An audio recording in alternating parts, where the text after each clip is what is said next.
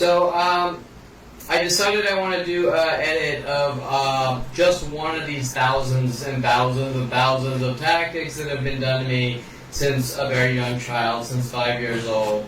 And this is the people launching cars at me or trying to figure out ways to get me to lose focus while I'm driving and cause accidents in such a way that it looks like I'm full of anger and rage and plowing people in my car.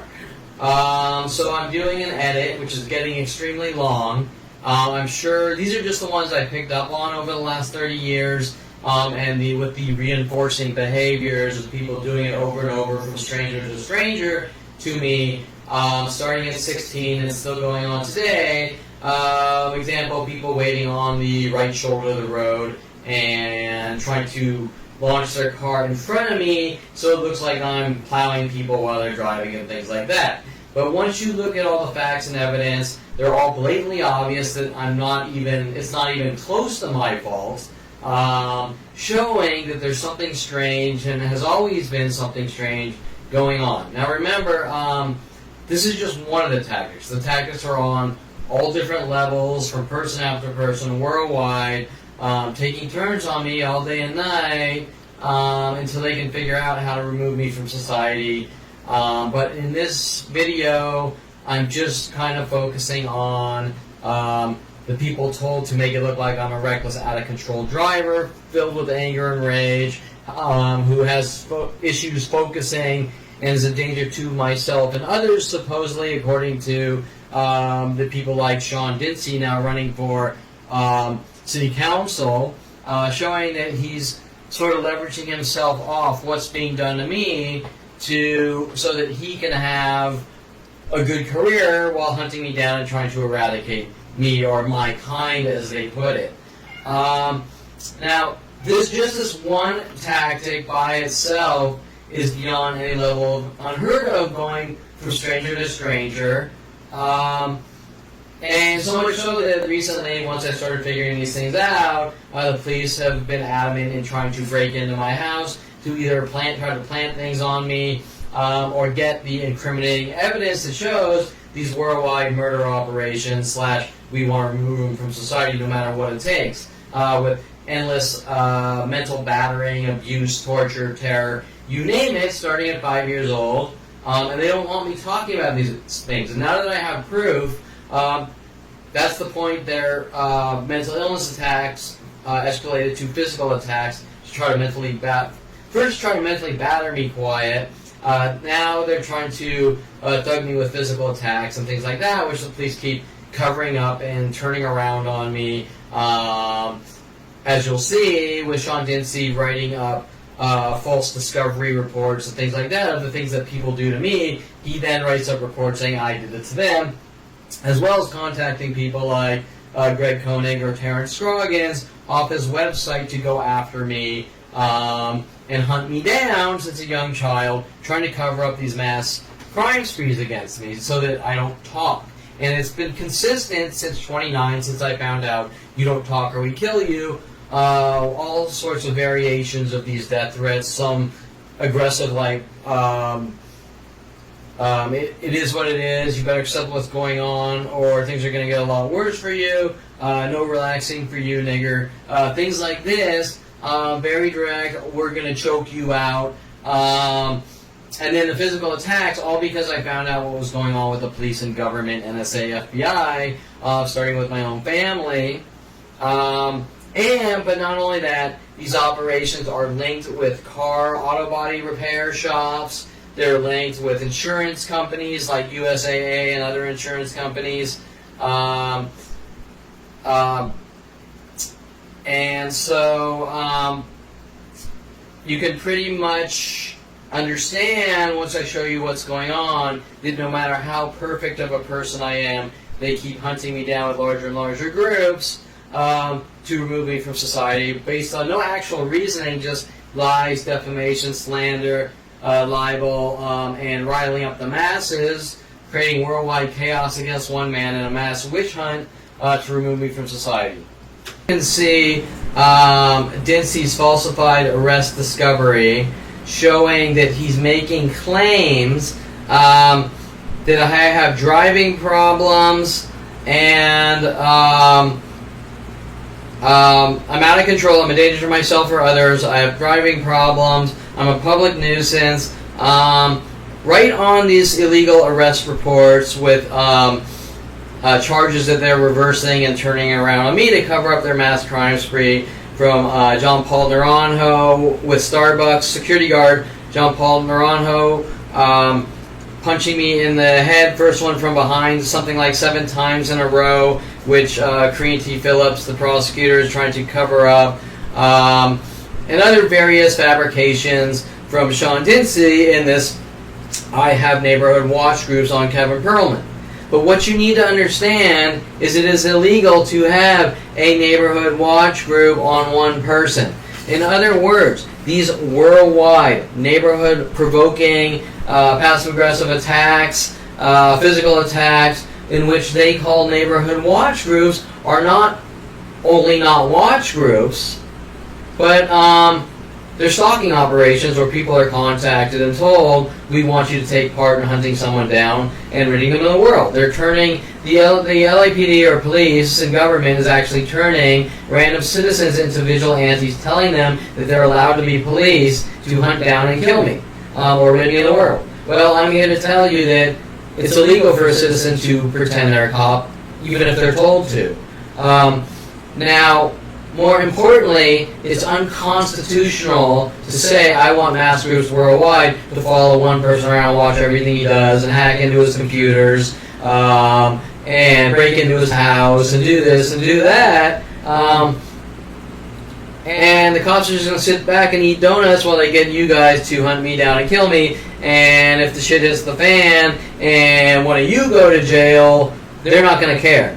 But anyways, back to the point is that right on the arrest discovery is illegal paperwork showing constitutional violations that Sean Dincy with the LAPD government are using excessive force based on their overactive imaginations and theories about me.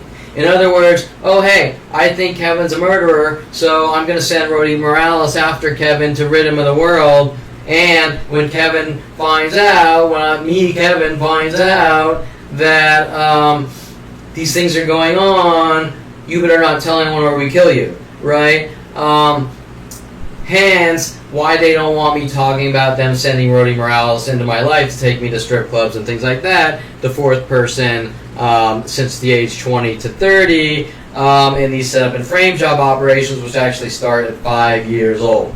But once again, in this discovery, it is proof of illegal government operations. We have neighborhood watch groups on Kevin Pearlman. Well, the definition of a neighborhood watch group isn't a group of people stalking someone. The definition of a neighborhood watch group is concerned citizens that want a nice area to live in, and if something happens, they call the police, and that's it. But to follow someone around, provoking them, and threatening your life, or watching you over and over, just like the police video I have, we're watching you, Pearlman, those are all unconstitutional and thugging actions that we're going to just hunt you down if we don't like you. Well, nowhere in the Constitution does it say we're allowed to hunt someone down if we don't like them and kill them or remove them from society. Policing and crime is based on criminal acts only, and not weird statements like, I think Kevin's crazy, so we're going to rid him of the world. Okay, so another thing you might ask is, does Sean Dincy and these mass groups that Sean Dincy is working with know that I'm under full-scale attack and that I'm obligated if people want to hunt me down and kill me to defend myself? Now, all me defending myself has been very passive. It's been First Amendment. I'm going to pass out cards. I'm going to put up a website to tell the people worldwide who have been lied to in illegal operation. It is beyond any level of unconstitutional. So worldwide groups, we think someone's killed someone, or we think someone's involved in fraud, or we think this, or we think that, because it's known as hearsay or opinion or whatever, and people are welcome to have their opinions. but once they start investing billions of dollars with the government to rile up the masses against someone, those are all civil crimes known as lie, smear, defamation, slander, with damages to destroy someone, or in this case, my life. So, what I'm saying is the police, with people like lead officer Sean Dincy, the LAPD, the government, unconstitutionally destroyed my name, my reputation, my life, stopped me from having any type of aspect of life with insane amounts of damages, which they need to be held accountable for. Hence, why they're ramping up their attacks, you don't talk or we kill you. And so, the next point I'm getting at is, Sean Dincy claims that I'm crazy and I'm imagining all these things, and he doesn't know what's going on. Well, the next video clip you're going to see is Sean Dincy flat out admitting that he's seen my website many times. Well, if you see my website, you know what's going on. There's no if, then, but. You have a website and you're crazy because on the website is over 10 terabytes of daily stalking operations worldwide, from lawyer conversations saying, yeah, I know what's going on, to the video proof and photo evidence of these mass attacks against me, even though it's completely impossible for Sean Dincy or most of the world not to know who I am at this point, what's been done to my life. Sean Dincy claims that he has seen the website, and I'm crazy and I'm imagining it and I need to get help while they're trying to figure out how to remove me from society. My point is that Sean Dincy is a liar involved in these illegal operations, so much so that I had to call Internal Affairs on his partner Jensen in 2013. Hence, Sean Dincy's arrest in 2017 with these illegal police discoveries showing that while Sean Dincy is running for city council, he has all these skeletons in his closet of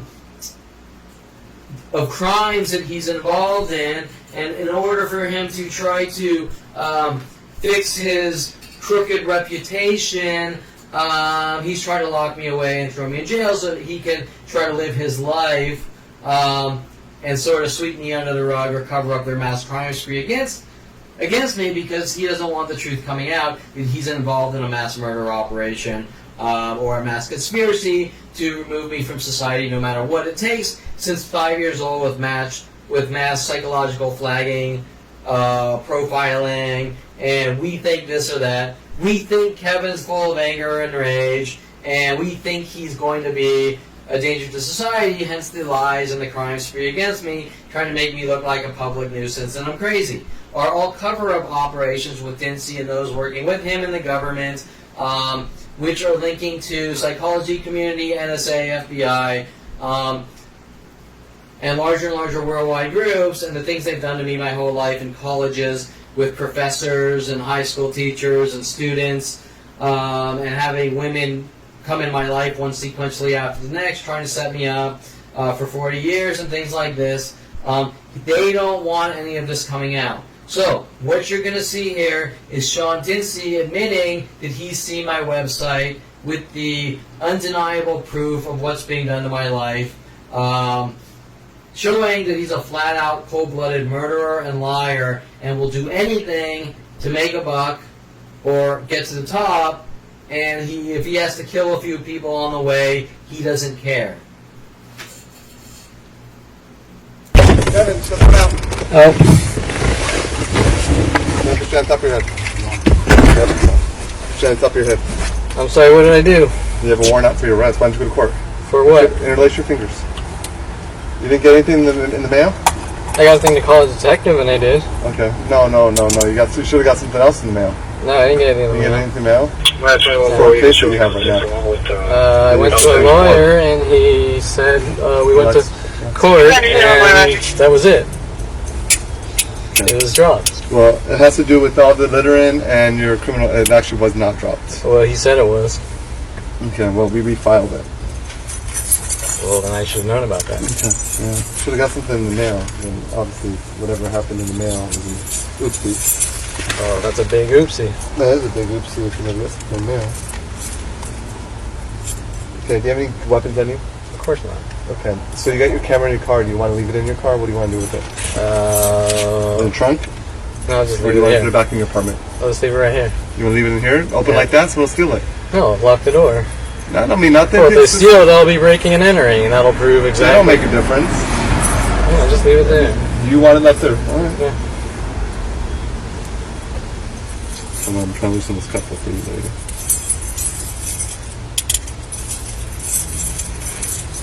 Yeah, that's pretty strange. What's pretty strange? Nothing in the mail, nothing said by my lawyer. No. Door 30 up.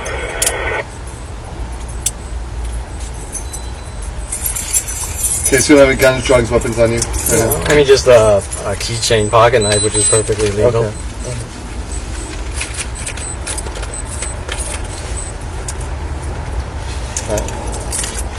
Yeah, it meets all the criteria. Again, give you a quick 20. Battery, do you want the battery in here? Yeah, just throw it in.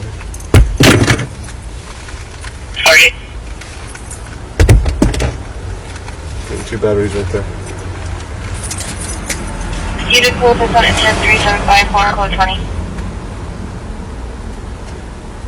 Hey, Sarge, you up?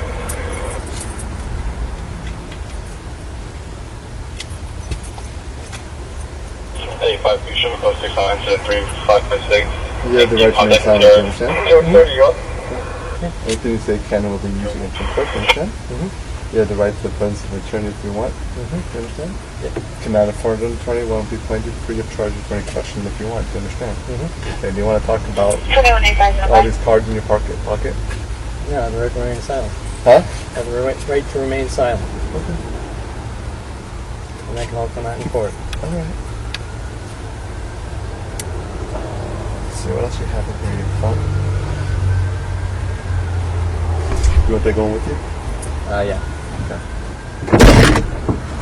I'm gonna just put this towel over your camera because as much as you might not care. Well, the times that we don't Yep. You want to bring it back and change it, please? put your wallet here. Highway George 2176.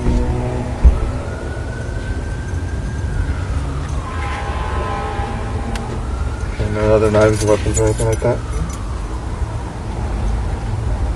You guys have your psychological warfare weapons. There's no psychological warfare at all. No one's trying to hurt you, or no one's trying to attack you, Kevin. It's all on the website. I know, I've seen your website many times. Sure, and you won't be quiet about it.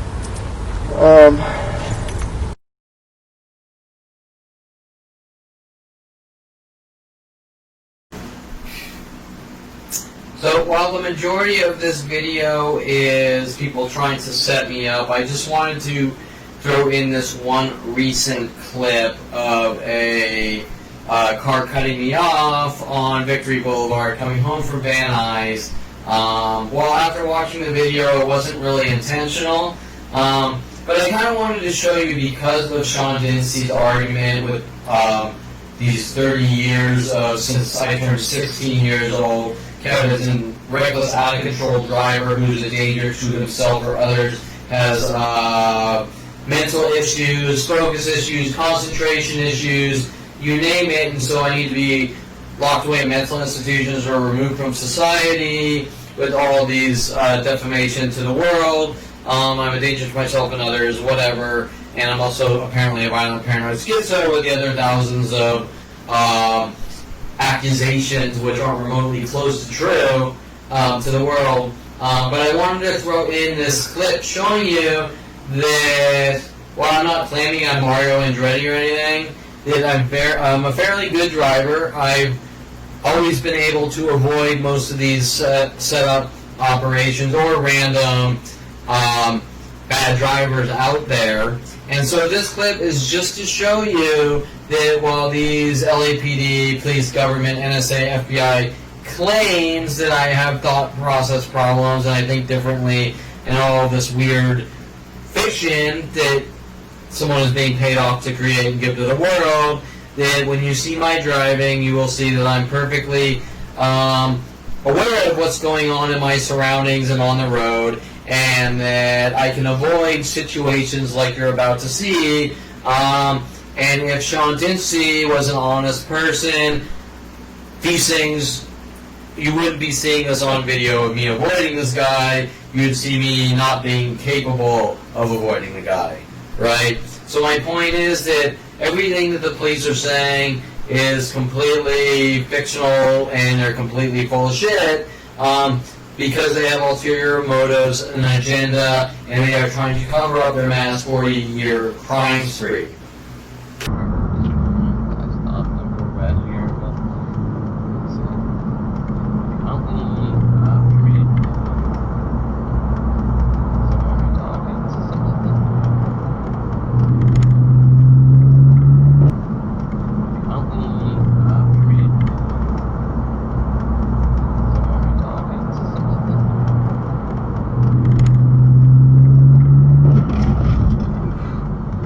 Okay, so I don't know if that was intentional by this truck or not, but he just kind of cut me off.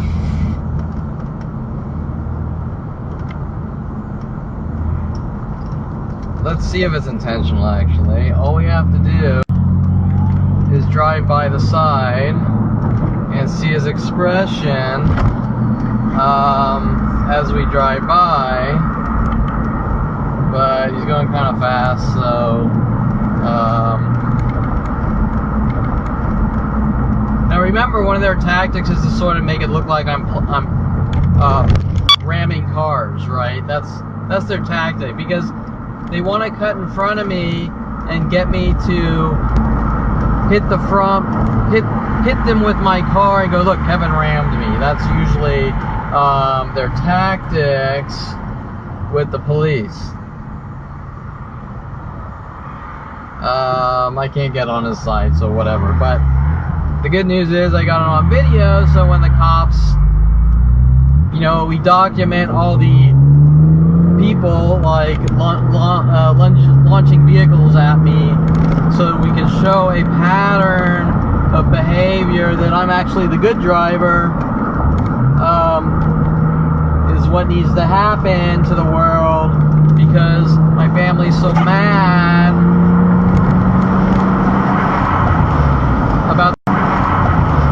about the truth coming out.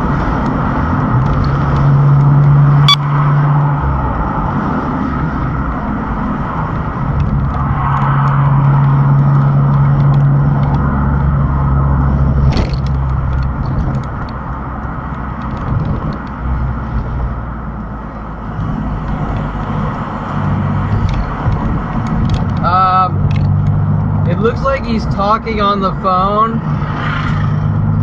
It looks like he's talking on the phone, so I think it was just some dude not paying attention instead of the usual angry person trying to set me up. So he looks like he's just a bad driver or not paying attention. Wi-Fi on.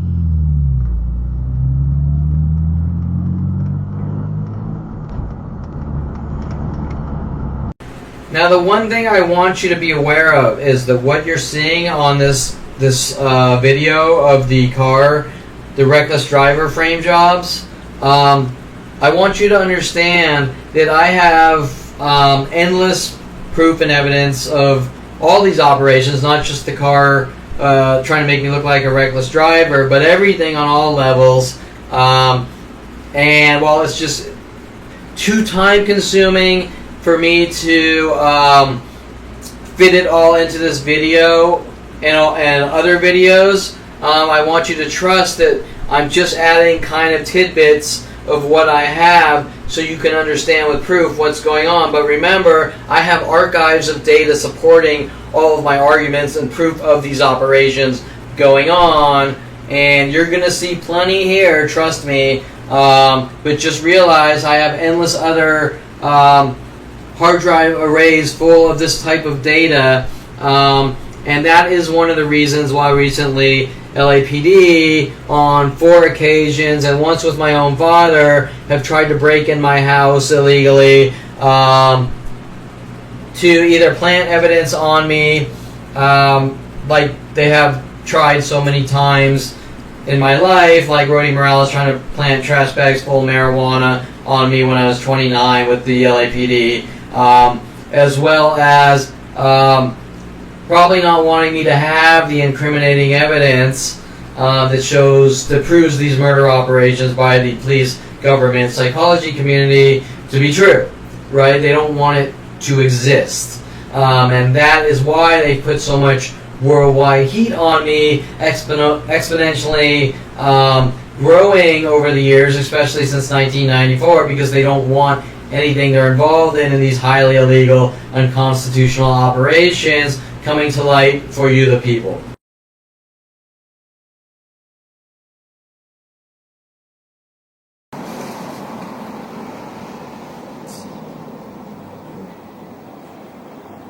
Okay, so this video is going to be about the car setups to try to make me look like a reckless driver, and the things with Tom Farley, high school setup operations with the police and government once I turned 16 to try to turn the world against me. And also I'm using a new cheapo gimbal stabilizer, so there might be a little learning, but this isn't really about Hollywood productions here. I just kind of wanted some smooth video, since it's a pain in the ass enough to have to watch me talking for hours. Maybe make it a little easier for those who really want to understand what's really going on. Okay, so the first thing I notice here is a black Jeep. Whether that's here intentionally or not, I can't tell you. But what I can tell you is that this is the location where Tom Farley was driving me to Calabasas High, and he almost hit someone crossing the street. Now, that's not really a big deal, and it's not anything that anyone could care about, and I don't know if this is directly related to the situation, but I'm just going to kind of document this time period so that people can understand the types of things going on, and you can kind of be the judge due to the level of Tom Farley's involvement in these mass stalking operations now going on over 40 years. But the one thing I wanted to show you, okay, so we're at Calabasas Road, and I don't even know what street, oh, Park Granada. Okay, so we're at Calabasas Road and Park Granada here.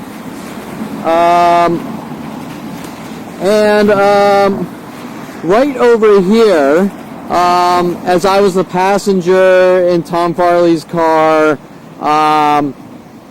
hanging a right turn with Tom Farley. I believe he was in his red and black Jeep, but after that he bought a green Jeep Cherokee. Now, ironically, Tom's big on the Jeeps, and so was Kelly Hatch, sent after me to follow me from Calabasas High to Southern Oregon State College to stalk me with the police and government, which I never really was friends with Kelly Hatch or even in her clique. I just barely recognized her at Southern Oregon State College because maybe I'd seen her around Calabasas High a few times, right? Yet she, I guess, fit the profile of someone that you could pay off to hunt down and kill people and tell them what they wanted to hear to get them involved in these mass murder operations. Well, some of these setup operations were for a 422 criminal threat, falsified police charges, sort of linking buses and Kevin Perlman working some weird angle that I did something wrong related to buses and this and that. Basically arresting me for criminal threat, which I believe links back to me flirting with a girl on a bus at University of Colorado asking her for the time. Yeah, I know. That doesn't really make much sense. You ask a girl for the time that was in one of your classes to try to talk to her, and you're hunted and killed over it with billions of government dollars. Doesn't make much sense. Now we have a guy here who's whistling at me because it's their little threats. You're a whistleblower type of thing, and so they pretty much don't want me talking. So like people will come up and ask me about my life as if they don't know me, and then they'll start whistling, hinting that you're a whistleblower and we're going to hunt you and kill you, with larger and larger groups showing up, and they kind of think it's funny and a joke, playing games like you're crazy and it's not happening. But anyways, back to the point. This is where someone was walking across the crosswalk and Tom Farley almost hit them. He didn't see them. And you're going to say, well, that's pretty trivial and it's 30 years ago. Who cares? And normally you would be right. You would be right, because who would care? Except the problem is that everything that Tom Farley was doing and my friends, they were pinning everything on me in what they call their laundry list to the world. So distinguished officer, lead officer Sean Dinsey telling half the planet that I'm a bad driver, I need to be watched, all link back to things like Tom Farley here at this intersection, who almost hit a person walking, and these are daily things. This happens with everyone. He didn't see a guy, and then he stopped really fast and whatever. These are daily. Oops. Sorry, I'm not used to this gimbal, but these are daily types of operations for me, where Tom Farley might hit someone in a crosswalk, and then all of a sudden the world's told that I almost hit someone, to pin everything he's doing on me, not because it's the biggest deal in the world, but to try to make it look like I'm an out-of-control, reckless monster to justify removing me from society. So ironically, when I see this black Jeep just sitting here on the street when they could park in that parking lot there, I think, and Tom Farley was driving his red and black Jeep, or green Jeep Cherokee, but I think it was the red and black Jeep, there's a good chance that that person actually put his black Jeep there to hint about me, to try to guilt me, if that makes sense, into false coerced confessions while there's a worldwide campaign to remove me from society. So while this seems very trivial on the surface, it's not, because they're creating this imaginary rap sheet to the world that I'm out of control monster. You've seen Sean Dinsey's illegal discovery. We have a neighborhood watch group on Kevin Perlman. He has driving issues, fabricating not only illegal, unconstitutional operations that, because I think you're a bad driver, we have the right to notify the entire planet and destroy your name, reputation, violating all privacy and things like that. But on top of that, none of it's true. Not only do I have a great driving record, that's all that should matter. Kevin has a great driving record, and he's not in any major accidents, or like 100 major accidents, and his driving record's better than everyone else. So how can you justify unconstitutionally telling everyone on the planet to make sure my driving is completely perfect? Completely perfect. Oh, there's another black Jeep here too. I didn't even see that. So there's a black Jeep here, and then there's a blackish gray Jeep here. And you've seen on all my other videos the tons of Jeeps, black Jeep Rangers, kitty corner by my house to guilt me about Jeeps, Kelly Hatch, Tom Farley, sent after me to have me killed and things like this. Okay, so like I said, there's a black Jeep here, and there's a black Jeep, and there's a black Jeep over there. Not a coincidence. And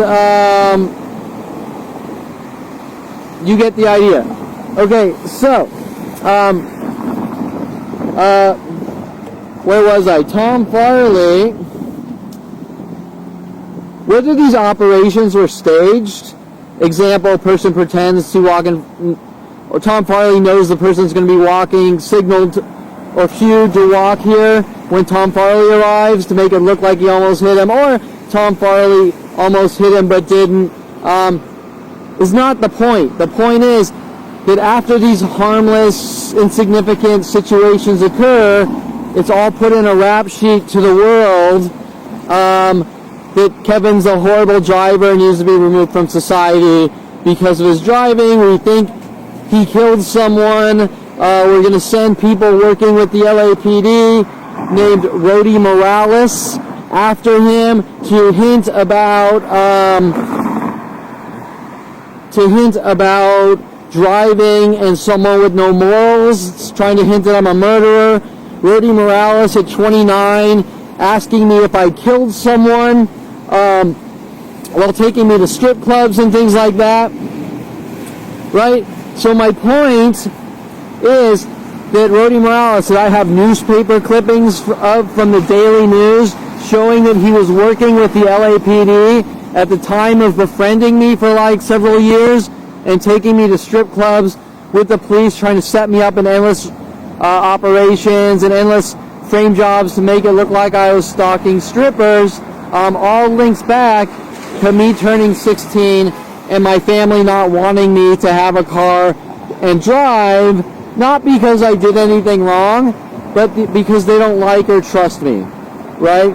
Hence, destroying my name and reputation worldwide with illegal neighborhood murder groups that they call neighborhood watch groups that are involved in endless provokings and mental illness tactics that you've seen here. The black Jeep there, the black Jeep here are mental illness tactics to try to create anxiety, terror, torture, mental illness, and provoke me into reactions and probably cause car accidents, try to make me have car accidents to remove me from society no matter what it takes. Now, if we talk about what Officer Sean Dinsey's Neighborhood Watch Group is, there's no such thing as I have a planet full of people following you from place to place provoking you, and that's a Neighborhood Watch Group. The first thing that you need to understand is that the definition of a Neighborhood Watch Group is concerned citizens that want a peaceful area, and if something happens, they call the police. That is a Neighborhood Watch Group. Anything that involves a private citizen taking part in a police's job is called a vigilante, okay? Terrence Scroggins, vigilante, right? But the point is, while the police sit back and eat donuts at the police station all day, they're telling citizens worldwide that they're allowed to hunt me down and kill me based on their lie, smear, defamation, slander, libel, with criminal intent, okay? Just like Officer Toro said, if you ever take a picture of a person, I will exercise the law in his own way. Oh, actually it's 423, not 422. If I ever take a picture of a person, Officer Toro, which wasn't really a real name because he freely gave it and he was hinting about a person in Southern Oregon State College sent after me named Javier. If you ever take a picture of a person, I will exercise the law in my own way. Why did Officer Toro not want me getting into studio photography with Aubrey Fisher or documenting mass murder operations that had me killed? Because they refused to stop even now. Think about that. So anyways, Officer Sean Dinsey's illegal paperwork, which is on the front of my website. Kevin has driving problems and I have worldwide neighborhood watch groups on him. Well, the first thing you might ask is how many neighborhood watch groups do you know that go past the jurisdiction of your local police office anyways? So for example, Woodland Hills Neighborhood Watch Group would consist of Woodland Hills people, and what does that have to do with Mexico, Florida, Las Vegas, you name it, all across the world, of random strangers watching everything I do and collecting everything I do to use against me with 25 years since 1994 of computer privacy violations by the masses with the government and NSA and FBI have to do with anything, because none of that is legal. Those are NSA murder-kill operations. That's the point, is when Tom Farley drives here and he hangs a right turn and almost hits someone and the world is told that I did it, along with Tom Farley egg-mobbing Eric Johnson and the world is told that I did it, and Tom Farley hitting Eric Johnson in the back of the head and the world's told I did it, Richard Grunberg stealing Ian Woodman's skateboards, the world's told I did it, my brother going out doing his road rage crap, the world's told I did it, from thing to thing my entire life. Oh, Brian Weaver doing all his road rage shit, or his shit with Pineapple Joe at Hawaii Racing, and told I did it. Okay, so you get the idea. Now my next stop is going to be up the street a little here, at Calabasas High. Now, Calabasas High is where I went to high school, and it's 16 years after buying an 85 Trans Am and working on it instead of all the little spoiled brat BMWs like everyone else had, like the 16-year-olds with all their BMWs or whatever.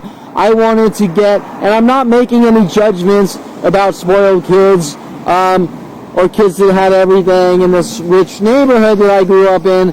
My point is that I chose a different path, and I'm being judged for being open-minded and creative. And I couldn't care less if some 16-year-old actually gets a brand new BMW or whatever. I'm too focused on myself. But anyways, the point is that the 16-year-olds, I didn't choose that path. I didn't want a brand new nice car. I wanted a car I could work on and learn. So I got an 85 Trans Am, started modifying it.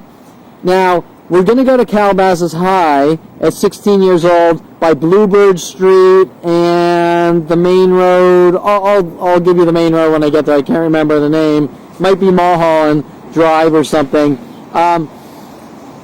Bluebird and Mulholland Drive, when I was driving to Calabasas High at 16 years old, on a day just like this one, maybe a little bit heavier rain, a guy in front of me intentionally slid his motorcycle and told the world that I hit him with my car. He slid the motorcycle in front of me. He instantly got up. He was fine. He had no injuries.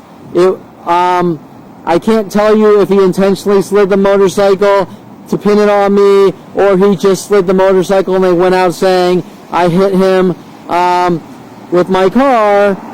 Or yeah, exactly. Or I nudged him, I hit him, I rammed him with my car. But what I can tell you is the world is being told that I hit a guy on a motorcycle with a car. And once this video progresses, you'll understand what I'm talking about and how these covert events link together from one event to the next. Establishing a pattern of behavior of frame jobs and setup operations and just fabrications and cry wolf tactics to remove me from society for absolutely no reason at all, but I don't like Kevin or I don't trust Kevin. The next stop is Bluebird, I think Mulholland, right in front of Calabasas High, where I was going into the school parking lot at 16 years old, I believe staged. I believe the guy was waiting for me and queued to drive in front of me and slide his motorcycle. even if that's not the case. They are involved in saying that I hit a guy on a motorcycle when none of that ever happened, just like Tom Farley almost hitting a guy here in his red and black Jeep Ranger, and saying I did it to the world. Remember, when these things are said that I did it, they're disseminated to the entire planet in secret, behind my back, in propaganda across the internet with internet-based tools.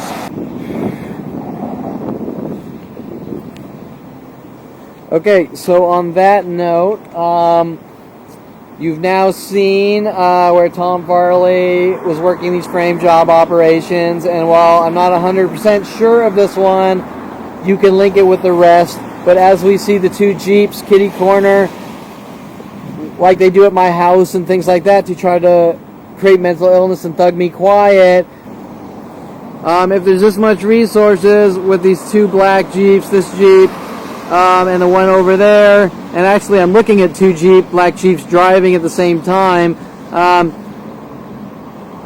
If they're exerting that much resources, then it probably is true what I'm saying, because they really don't want me talking about any of these things. So the next stop will be Calabasas High, Mulholland, I think, and Bluebird Street, where the guy in the motorcycle slid his motorcycle in front of me, telling the world that I hit him with my car.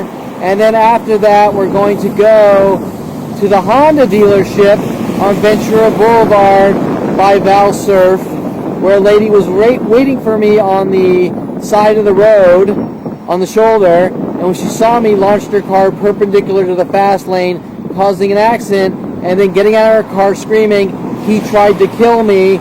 And when being called by the insurance company saying weird things, that it's a 50% fault, try to make it look like I'm crazy and hit her and things like that. And me telling them no, it's not even at question. I was driving straight down the fast lane. She threw her car in front of me, claimed I tried to kill her. Now finding out that she was working with the police on these operations. So those are the next two stops, and there will be several more after that.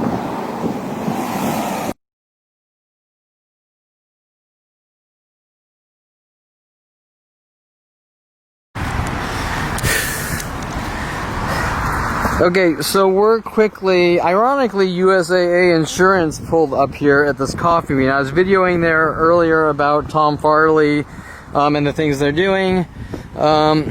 Ironically, USAA Insurance pulled up over here. I'm also kind of documenting the cars around me, which are probably intentional, like the Mini Coopers and the Jeeps. Remember that I mentioned on the other video camera that Tom Farley drove a red and black Jeep Ranger, just like this one, parked there towards the street.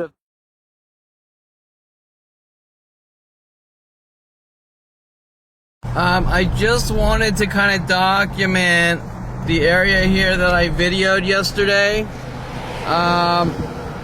You will notice that the Jeeps are gone, right? So all Jeeps are gone, and I'm just quickly going to document right here before I do my next kind of segment for the video I'm working on. But I just wanted to show you that all the Jeeps from yesterday are gone. The two black Rangers. We're gonna quickly drive through the shopping center on the other side where there were several Jeeps, and more importantly, the red and black Tom Farley Jeep that I was talking about on the video, the same exact model, build. There is two Jeeps together here as I'm cruising around, and a guy in red and black watching the two Jeeps there waiting for me, right? As I drive through to quickly document that those Jeeps have now left that were parked there for me, right?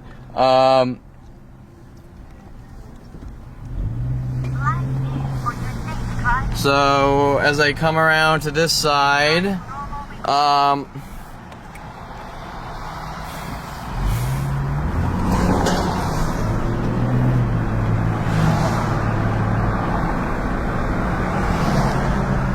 There's also a white Jeep here backwards. White Jeep Cherokee by where the guy is waiting. Now we're gonna go into this lot where we were yesterday getting food, and there's a coffee bean here because there were some Jeeps pointed towards the street as well, and one was a red and black. The exact Jeep that Tom Farley, I believe, was driving when he almost kind of sort of hit this guy. Just as we drive here, there's some 2 cars backwards here by the subway together in pairs.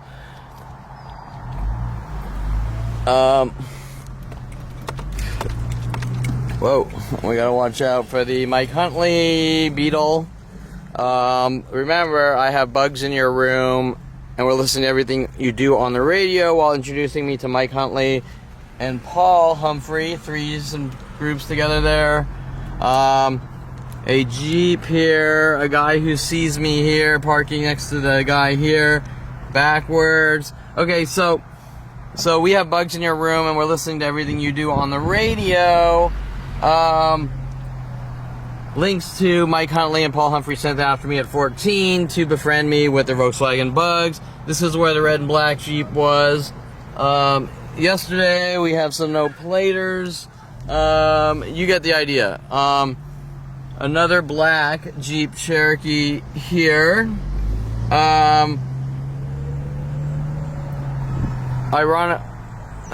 Oddly enough, most of the cars are back or forward, or I should say a lot higher rate. Okay, so now I'm gonna go off to where I'm gonna video, and you can kind of see how every time I try to do something, I'm met with worldwide groups trying to work on me with psychological warfare operations, and you start at 5 years old, we're going to remove you from society.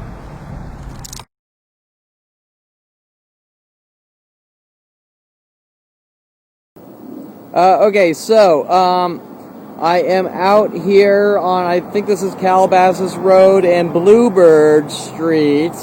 I'll double check the streets when I get up to Bluebird Street. Now, I never even realized that Bluebird Drive existed, and if I think about it, it might not have existed in something like 1988 when I was 16.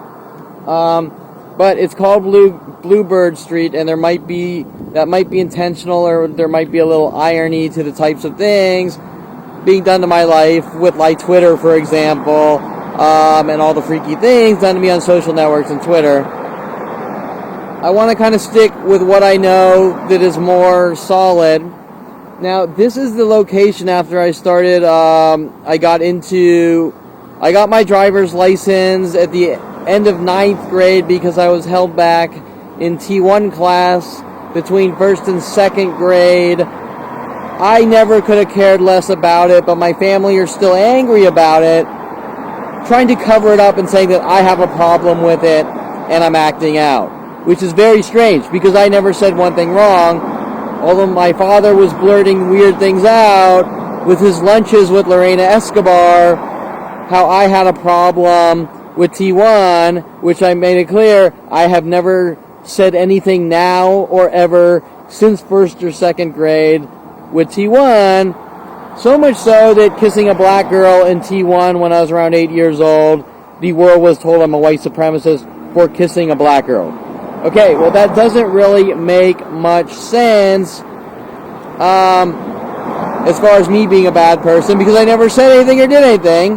But remember, their propaganda, gossip, drama, libel, slander, hearsay, if you want to call it, to the entire planet is based on complete fiction and anger, rage. You do what we say or we kill you. Okay, so this is the location. This is the location where I was driving to Calabasas High parking lot, 16 years old, somewhere around 1988. I'm driving, we get to basically where a little past Bluebird Street here is.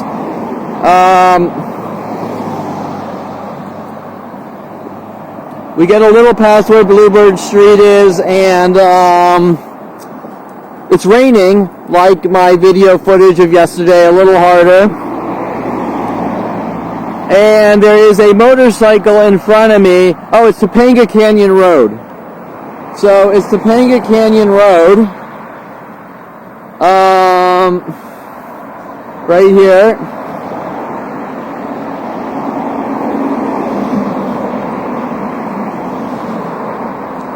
Bluebird and Topanga Canyon Road. Okay, so this is all. This wasn't here before. And so you get the idea. Topanga Canyon Road and Bluebird. And Bluebird Drive. Okay.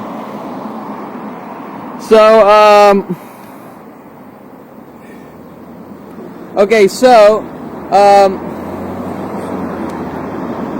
I'm driving to Calabasas High parking lot to go to high school in the morning. I'm guessing around like 8 a.m., maybe 7 a.m.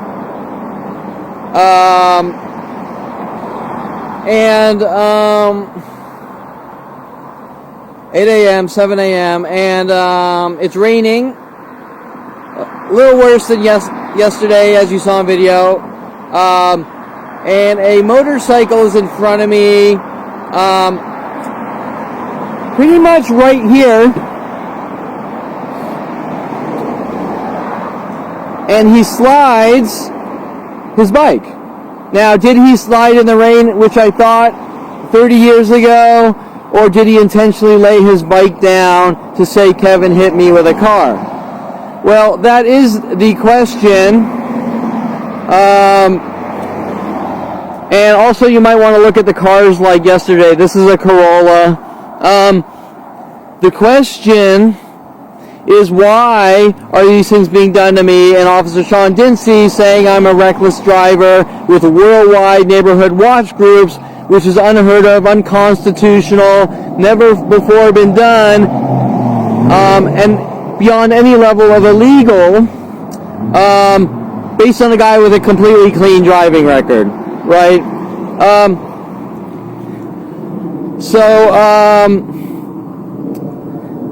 Actually, I think I was a little closer to here.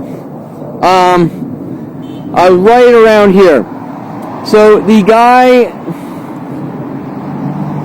slides his bike, he gets right back up, he has his riding leathers on, there's absolutely no injuries. That's that. I go to school, I don't really pull over because I'm not really involved in an accident. Around the age 26, Paul Humphrey making comments, suggestive messages about things like that, or not being careful and checking on the guy, or things like this. Trying to work the asshole, you're reckless, you're careless, and then covering up the crimes that you hit him with your car. Okay.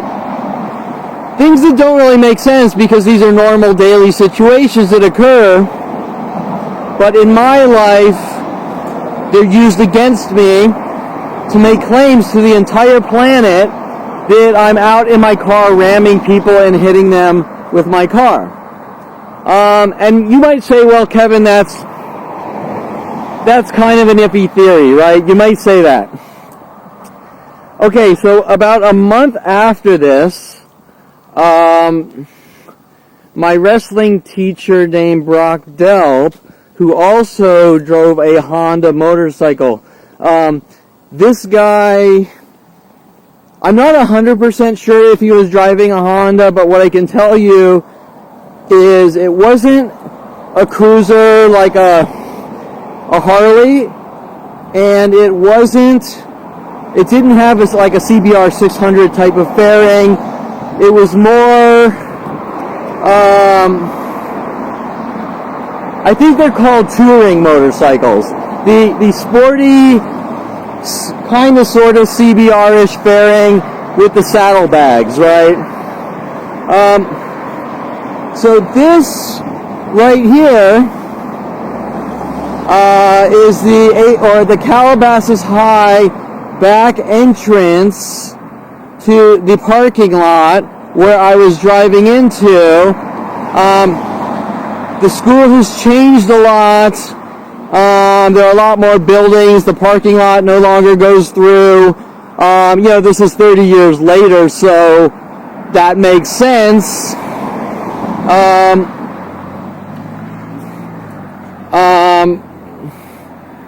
And this street over here is called Palm Drive. Just to note the street names, because a lot of times those are relevant to the mental illness tactics used on me. Okay, so we have the parking lot here. We have, from the other direction, me driving behind I'm guessing, I think it probably was a Honda, but I'm not 100% sure, motorcycle who slides in the rain, which does happen, and all of a sudden, behind my back, which I didn't know was going on, people are told that I hit a person, I rammed a guy with my car in the rain on a motorcycle. Now, I don't have direct proof and evidence of that, but after this, about 10th grade, beginning of 10th grade, maybe even around the same time, I'm not exactly sure, my wrestling coach, Brock Delp, who drove a Honda, very similar type of motorcycle,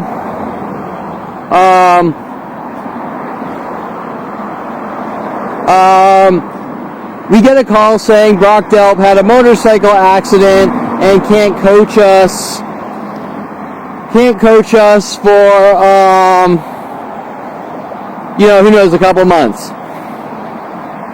Different situation. So they send in a coach named John O, which everyone loved, and they all wanted to kind of get rid of Brock Delp. That's a whole different non-related issue of kids being kids.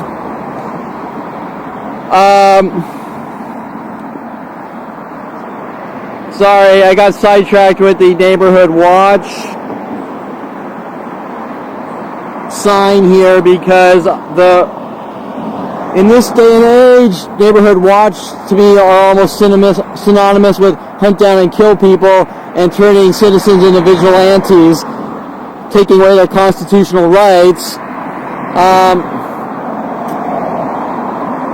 So needless to say, while on the wrestling team, remember that my family and these mass groups worldwide were labeling me a white supremacist in 1st and 2nd grade for kissing a black girl.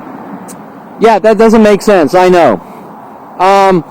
Because kissing a black girl shows openness and affection to other races and cultures, meaning that you need to question why the people are saying and doing what they're doing, and it's not for good, honest, decent reasons. It's out of hate, rage, jealousy, control, fear, whatever.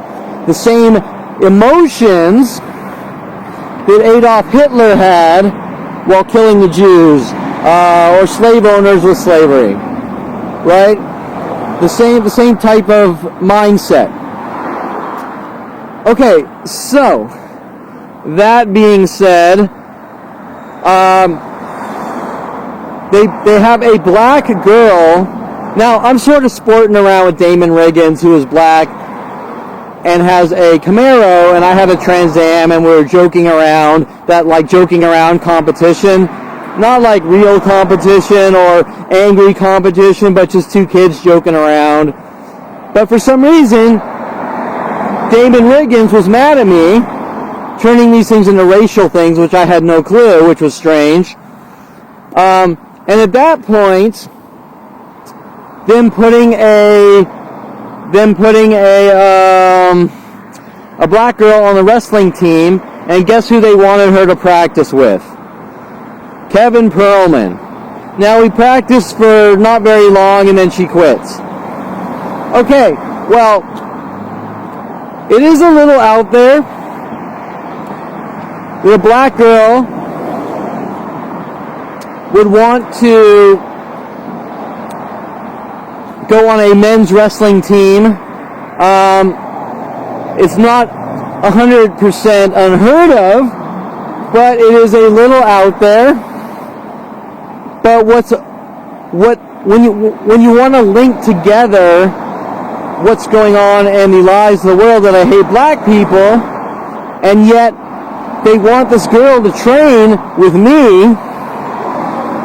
Remember, at the time I didn't know these things were being said and given to mass communities before the internet. Once the internet came around in 1994, these lies were disseminated as worldwide propaganda. But before 1994, just local areas were notified, or small city groups, right? You move to Oregon, and the people in Oregon are notified, the largest area they can, by word of mouth or other means. But as I get older and technology gets better, more and larger groups are notified of these never-ending lies, right? So my point is that even though I didn't know it, they were trying to make it look like I hate black people by putting a black girl on the wrestling team and her quitting immediately, as if I think life is a game or a wrestling match, and I beat her to death on the mat, right? You get the idea? They're trying to make it look like I hate black people, and I got her on the mat, and I punished her and beat her so bad, and she quit. That's what they're trying to make it look like, right? Now, remember, this switches from thing to thing, from racial to reckless driving, to Asian groups, to Hispanic or Latin groups, to Persian groups. But the one common denominator is riling up the masses against me to remove me from society and make me look like anger, rage, crazy man that is a horrible asshole and just doing horrible things and terrorizing people, none of which is true, which is why you need to question the motives of why someone needs to keep on a daily basis spreading newer and newer lies to the entire planet in secret and then saying you're imagining it, right? What is the reasoning? The reasoning is to remove someone from society, and that is it. There's no actual reasoning. And I was just kind of looking at the police, kind of looking at me like, what's he doing? Although I'm sure they know what I'm doing, because they spent so many years trying to silence me since I found out at 29. Okay, so now I want you to understand the connection between the Honda motorcycles, two of them. I'm not 100% sure on the first one, and I'm about 90% sure on Brock Delps. But now we're going to head down to Ventura Boulevard, and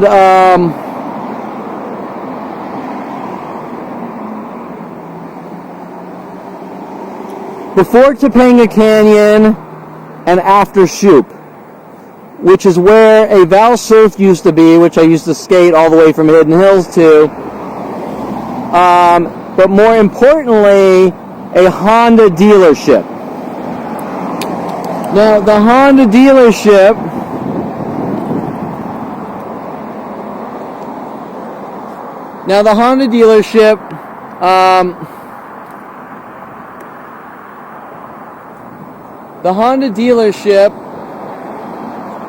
at 16 years old is where a lady was waiting for me on the shoulder of the road, and as I drove by in the fast lane, she launches her car from the shoulder,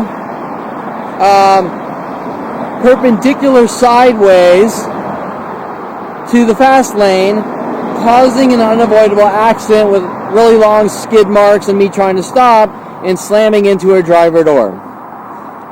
She instantly gets out of the car, almost like a packaged response. Well, it was a packaged response, and she yells in front of everyone, "He tried to kill me." So, think about the situation. You're driving straight down the Ventura Boulevard, in the fast lane. I believe it was a 45 mile per hour, still is. Who knows? Maybe you're going 50, maybe you're going 55, maybe you're going 40. Trivial things that nobody cares about. Lady on the right shoulder throws her car perpendicular to the fast lane. You try to avoid her. You hit her. She screams, "He tried to kill me." The insurance companies call, or we call the insurance companies. I'm a 16-year-old kid on a family plan. The insurance companies call saying weird things that don't make sense. Well, we're going to put you at 50% fault. Now, why did the insurance company say that? That's very strange. That's totally out there, right? That is a black and white, no-brainer, no contest, obvious situation, and no one's going to question that. So they say it's 50-50. Remember, tow trucks are coming out. I'm sure the police came out.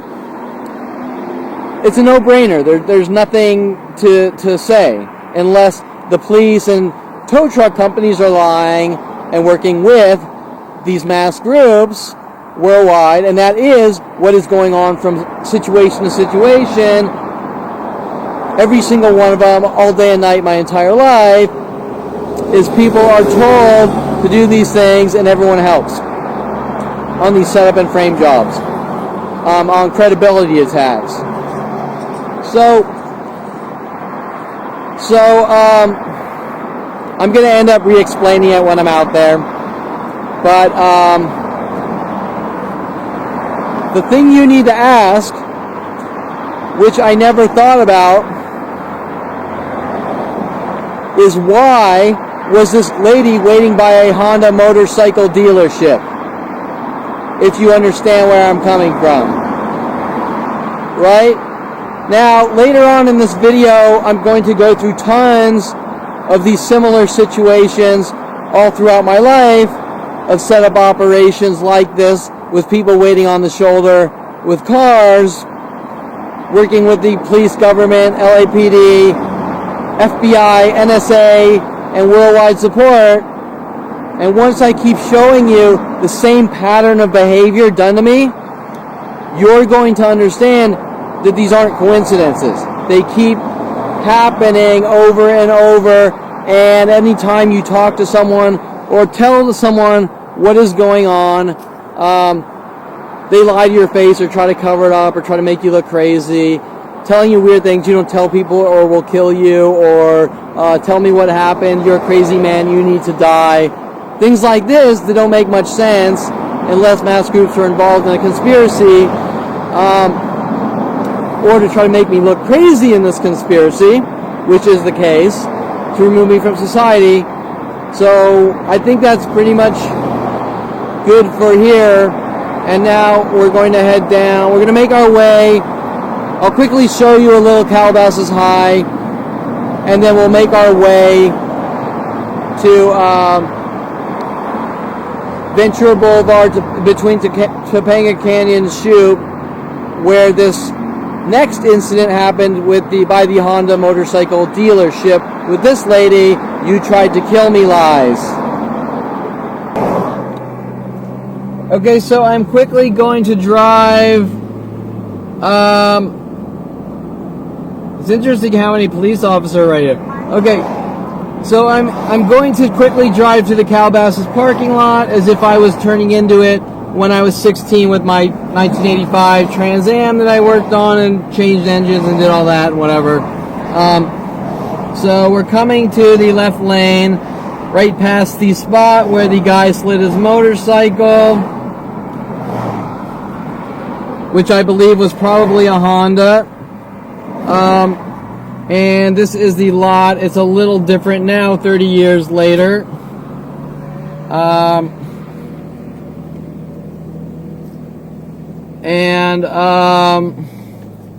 This entire section here is new. I don't think that existed.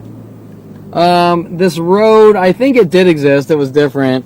And this was the main parking lot, and still is, for the cars, which yesterday's footage, they were all backwards right at this section, which I found very interesting, because that means that the kids in the high schools are notified of the lies, right, and taking part. And you can still see over here a large number of backwards, which, yeah, sure, sometimes people park backwards, but most people normally park forwards, and that starts around 2011,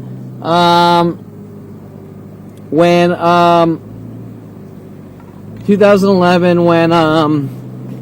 I parked my car backwards once at Encino Starbucks. The tennis courts, I believe, were here. And we're getting to the spot where Corey Bixby wanted me to drive her home in those frame job operations. I think I was parked right around here, or this is the area actually where she was mad at me because I asked her later on if she could drive me home when my car was screwed up, and she got mad because she never really said why she was mad, but she was instantly mad at me after driving her home, but nothing happened. Like, I didn't say, I didn't rape her, I didn't say, go out with me or I'll kill you, or things like this.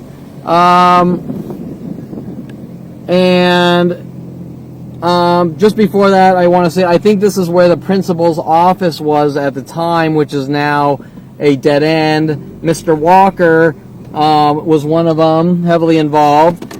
Linking to Victoria Walker, by the way.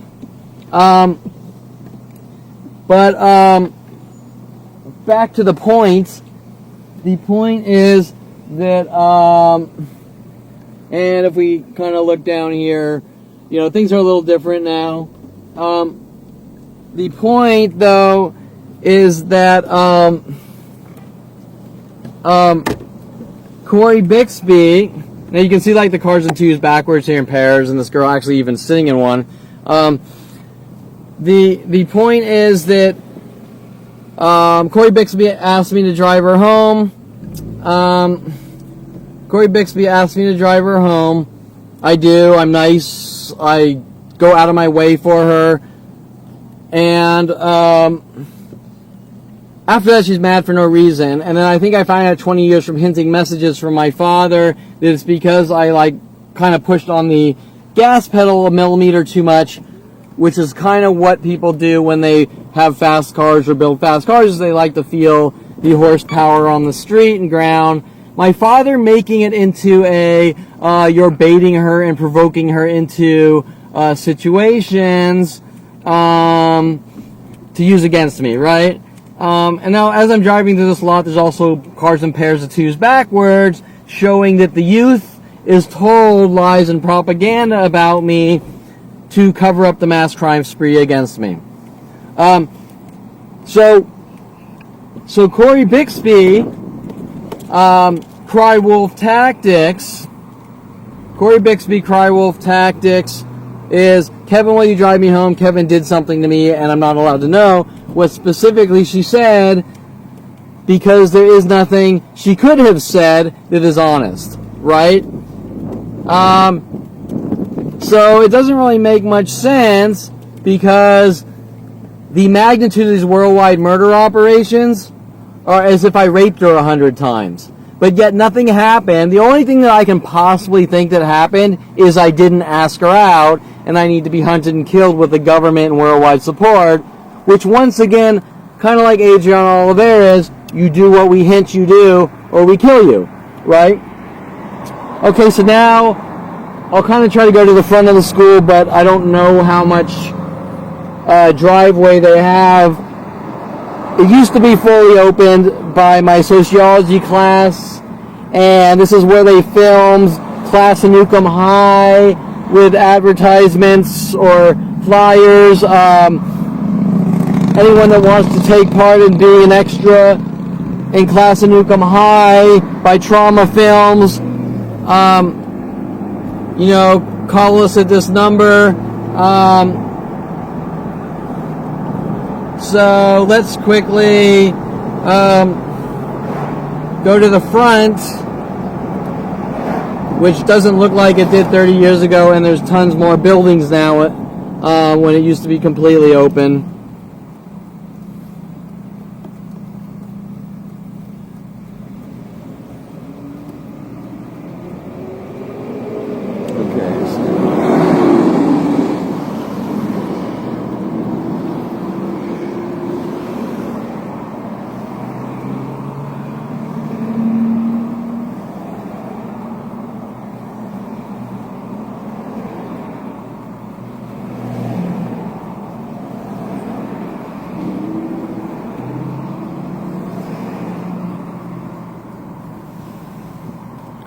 This is Old Topanga and Mulholland, and my father lives up here right next to, very close to where Carissa Brands was sent after me with Paul Humphrey when I went to Calabasas High, and some other angles that they were working on. I don't want to get too deep into. She was pretending to be depressed and suicidal and says that she checked into a mental institution, and then they said that I somehow did it to her, except I wasn't really friends with Carissa. My friend Paul Humphreys, who I thought was my friend, sent after me, was dating Carissa at the time, but I really didn't have much contact with her, and then supposedly she gets suicidal and it's all my fault, and I need to be hunted and locked away and killed. Okay, so this is the front of, whoa, hold on, we're getting a little squirrely. This is the front of Calabasas High. Back in '88, these buildings weren't here, so you could drive all the way back.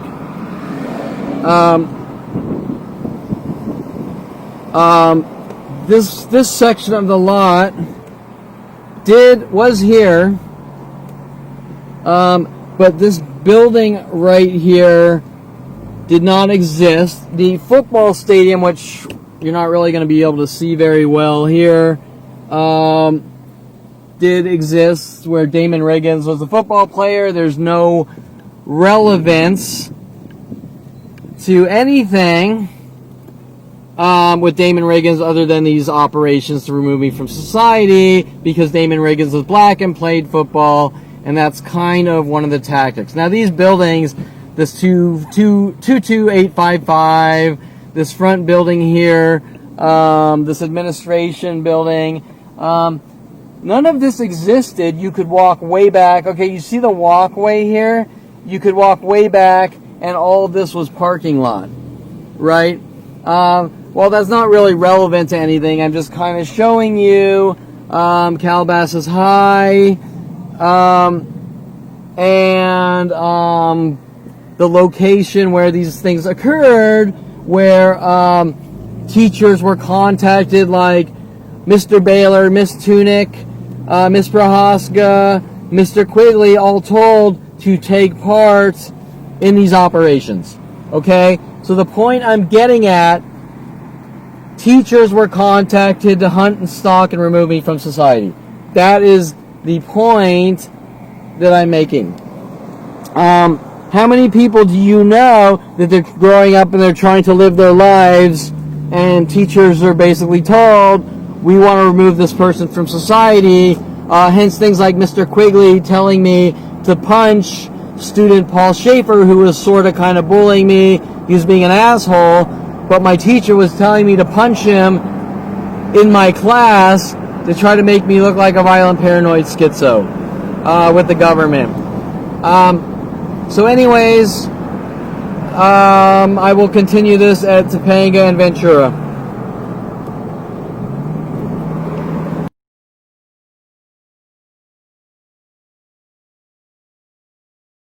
Okay, so I'm just videoing this Elite truck because a couple weeks ago we had an Elite camper hinting about the movie Hackers and Elite at my father's office who they were stalking me, and while I don't know the relevance of anything, I just figured it could come in handy in about the next half an hour if we see more Elite vehicles or things like that following me. Now I'm going to do my next location video about people launching vehicles at me, and I just did the first location, so we most likely might have people prepared profiling, okay, this is where we need to be before Kevin arrives because we know what he's doing type of thing. One of the cars that they like to use to wait around or parking patterns is Altimas, especially white Altimas, and I see one there. I'm not saying he's involved or anything, I just sort of the first thing I noticed, so I just kind of have my video camera pointed that direction, because that's where the Honda dealership was. This is the Altima. He's just sitting doing nothing. There's another white, I don't know what the, Malibu. They do have used a few Malibus after I went down to Malibu. So I just sort of want to document the area, and especially the lot here, because all the cars are forwards and a lot, except those two cars look like the same cars. I can't see. But this guy's in my way, so... She's like yelling at me. She's almost backed into me and she's sort of like yelling at me. I'm like, why are you yelling at me, right? Okay, there is a black Infiniti here.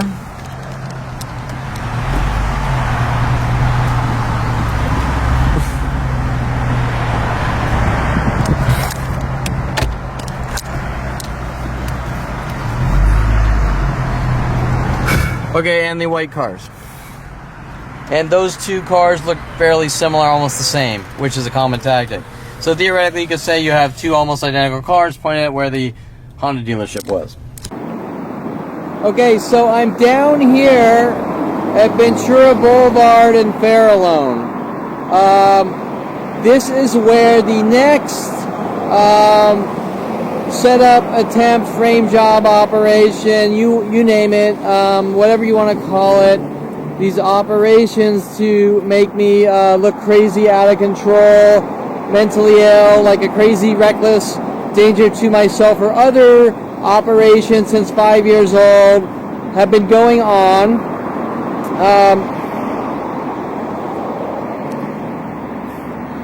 As you can see here, Ventura Boulevard, Farallone. There was a Val Surf right here, which me, Tom Farley, Richard Grunberg would skate to all the way from Woodland Hills, or all the way from Hidden Hills, and then go to my father's house on DeSoto and Avenue San Luis, which all these things were being done to me there too. Okay, so now as we come down this way, we have this VCA, Veterinary Specialists of the Valley, 24-hour emergency. We also have a guy in a white Malibu waiting in his car with a girl, and he's wearing blue jeans, yellow shirt, which is from time to time one of the tactics. Black pants, groups of people, black pants, yellow shirt, and yellow shirt and blue jeans. Me handing him a card, him doing the man tactic, saying man over and over with groups of people in repetition, saying man, showing that he knows me and he's trying to make me look crazy. Okay, so he is parked very close to where the girl waiting for me on the shoulder of the road was. Now, the VCA veterinary specialist of the Valley in 1988. In 1988 was a Honda motorcycle dealership. So, I'm coming down this way. I'm driving in the fast lane. And I get right to where this motorcycle dealership is. And exactly where this Malibu is, someone is waiting for me to drive by. Remember that this is in the time period of the location where I was just at, where the motorcycle slid, the motorcycle rider slid, and the world was told that I hit him with my car, and then after that Brock dealt with his Honda, just magically can't coach us anymore because he's in the hospital for like a month or two. And Jono, the new coach, everyone loved Jono, and they wanted Jono instead of Brock Delp, which I have a feeling they're trying to make me look like the ringleader of something that kids generally do anyways. But just to sort of create that fake profile to the world based on propaganda and information dissemination. So, I get to about here.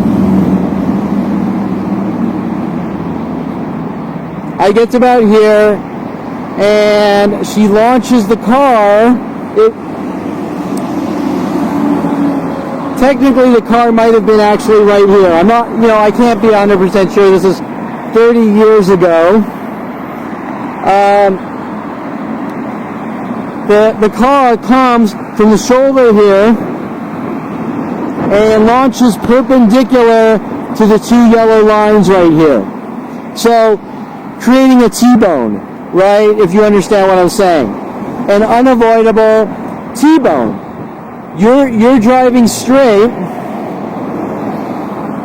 You're driving straight down the fast lane, and a car comes out and it goes 90 degrees and stops in front of you in these two yellow lines in fast lane, right? So what are you going to do? Well, you're going to do what anyone does, and you're going to slam on your brakes and try to stop.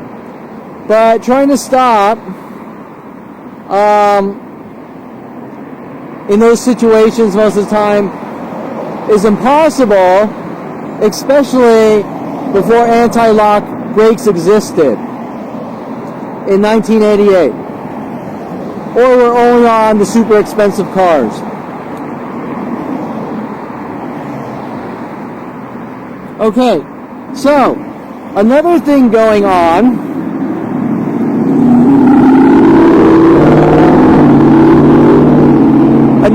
that was going on was, I believe I was working on my Trans Am and it wasn't driving, and I was driving my brother's 323 Mazda,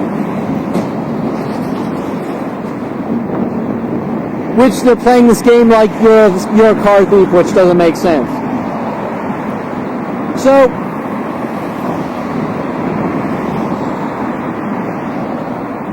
let's do the math.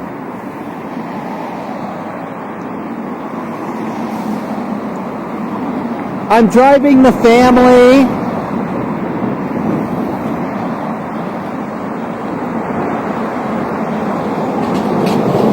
It's really loud and windy and I don't have a microphone. I'm driving the family insurance policy family car of my brother's Mazda 323. My brother had put a license plate frame. I swerve and hit people at random. Why? I don't know, but he was involved in all sorts of setup frame jobs and weird things to remove me from society.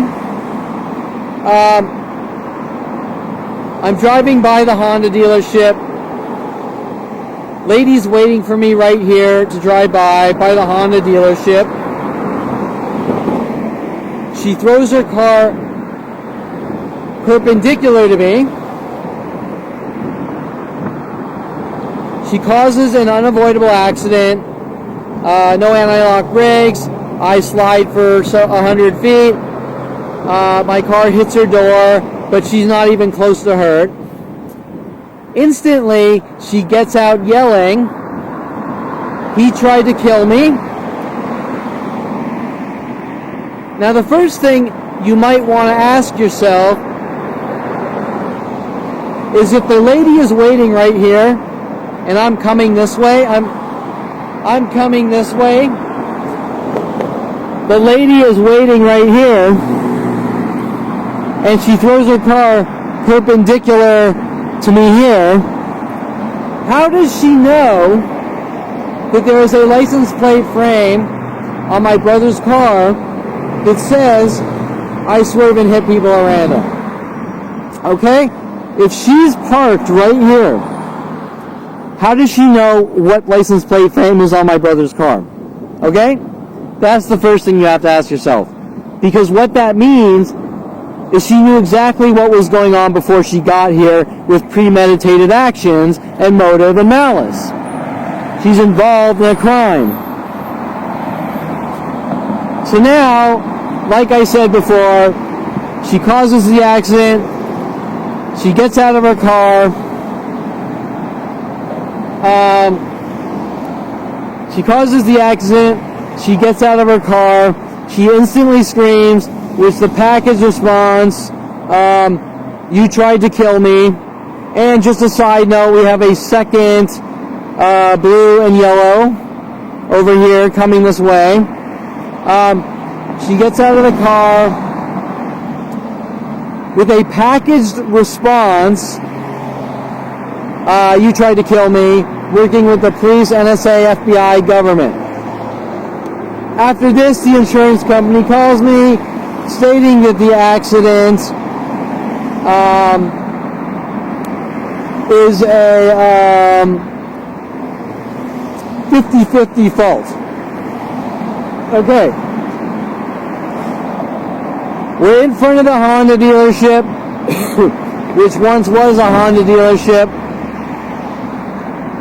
in a situation that is beyond any reasonable doubt them at fault. Whether it's intentional or not, they are at fault. Launching a car perpendicular to the road in front of someone, or accidentally doing it on this U-turn, right? This U-turn from the shoulder here, parked from the shoulder, and launching someone, or launching the car perpendicular. There is no if, then, but. Who's at fault? So why is the insurance company, with a car, a tow truck, police, witnessing after the accident, obviously, but the placement of the cars, saying that it's 50% fault? Because they want to make me look crazy, or make it look like I have doubt and I have no clarity or thought process or memory. Now, when things really get bad for me,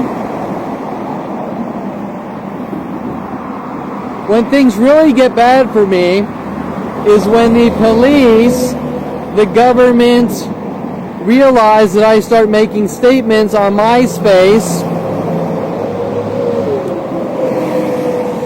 figuring things out.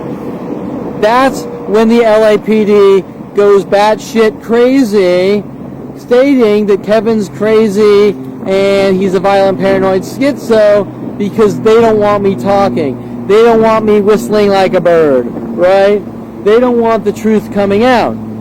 They don't want mass groups aware that I've done nothing at all but find out since 5 years old there's mass operations to exterminate me and remove me from society based on simple flagging. We don't like you, trust you, and you're a dead man, starting at 5 years old with my own family and father. And that is it. There's no actual reasoning other than we're going to exterminate you like Adolf Hitler does. And they've managed to rile the masses worldwide into this. Okay, so now, just to kind of show you, we have a person waiting in a car there. We have a guy that was waiting in this 200, red 200, which just left behind the Malibu. We've had 2 blue and yellows. We have people in their cars now waiting for me, which some might or might not be. The guy here in this Explorer, I think it is looks like he got in his car waiting for me. We do have a no plater and a backwards. Oh, a second no plater. We have a second no plater. Remember, they do groups of no platers and groups of 2s of no platers. Here's 2 of them. Usually they're together. And we have looks like a Jeep, a Kelly Hatch Jeep that showed up by the massage, which they use a lot of these white Jeep Cherokees because they sent Kelly Hatch to follow me up to Southern Oregon State College from Calabasas High to hunt and stalk me with the police. There's a second black Jeep Cherokee, the same model, the same similar car as this Jeep Cherokee. Remember yesterday out doing the Tom Farley crosswalk corner where he almost hit someone? There were 2 black Jeeps and a lot more showing up.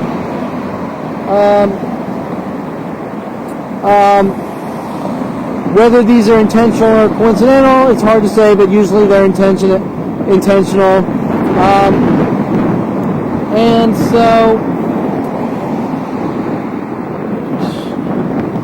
so you kind of get the idea now what's going on as I'm documenting at the actual location. These events, starting from Farallone and Ventura Boulevard, where the Val Surf was, 1988. This VCA was a Honda motorcycle dealership linking the sliding the motorcycles to frame me to people launching their cars in front of me to make it look like I'm ramming people and things like this with the police and government. And so next we're going to go out to where a Peruvian restaurant was or is off Tampa, Victory, Tampa and before Roscoe. I'm not sure of the exact street.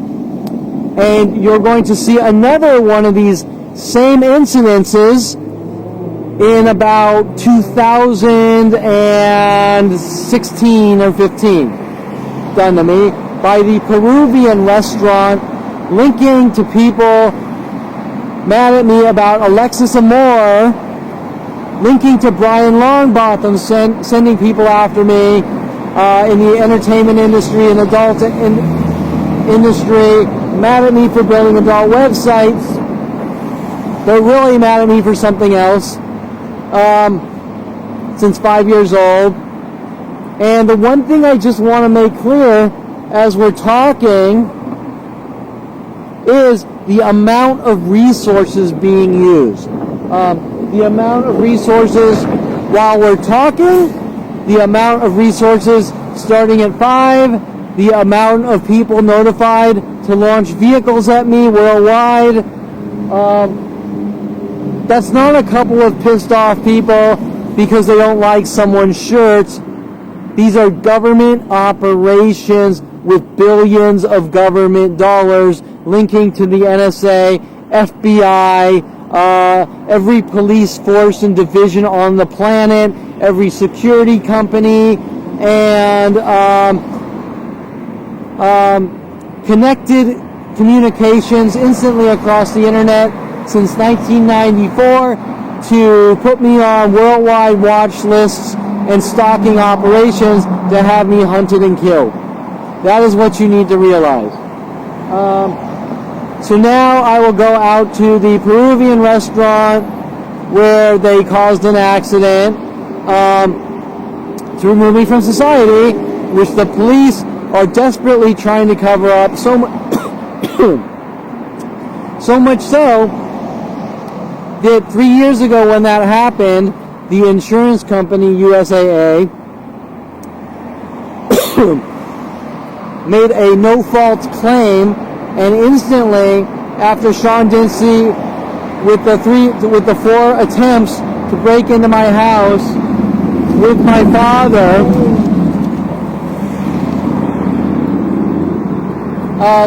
a couple of months ago, after posting a video of the LAPD, three break-in attempts, a 4th with my father, trying to break in my house due to the amount of incriminating evidence I have against them, and probably trying to plant things on me, just like they tried with Rody Morales back when I was 29 with a trash bag full of marijuana, which didn't work, to set me up, to remove me from society, to try to make me look like a drug dealer. Once that video went up a couple months ago, the city and LAPD, out of the blue,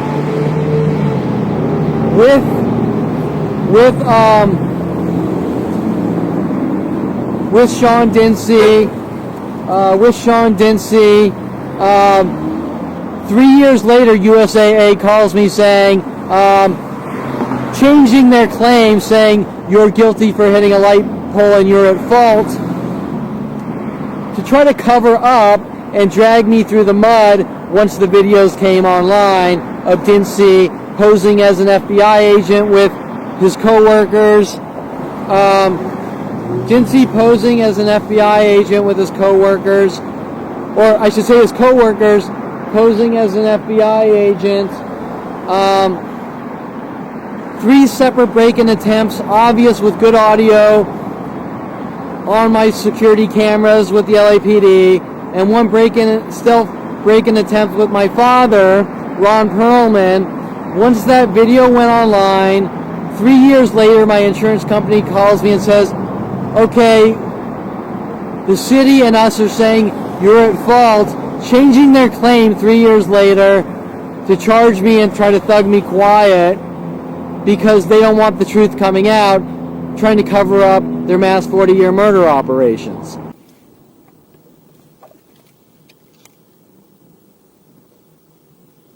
Okay, so as I'm leaving, I kind of just wanted to video the guy and girl in the yellow and black kind of came back to the car, and they're still kind of just sitting in the car, not leaving, kind of showing that it looks like they're waiting around for me. And the girl that just came back here in the car with the no plates is wearing the gray and black pattern tactic.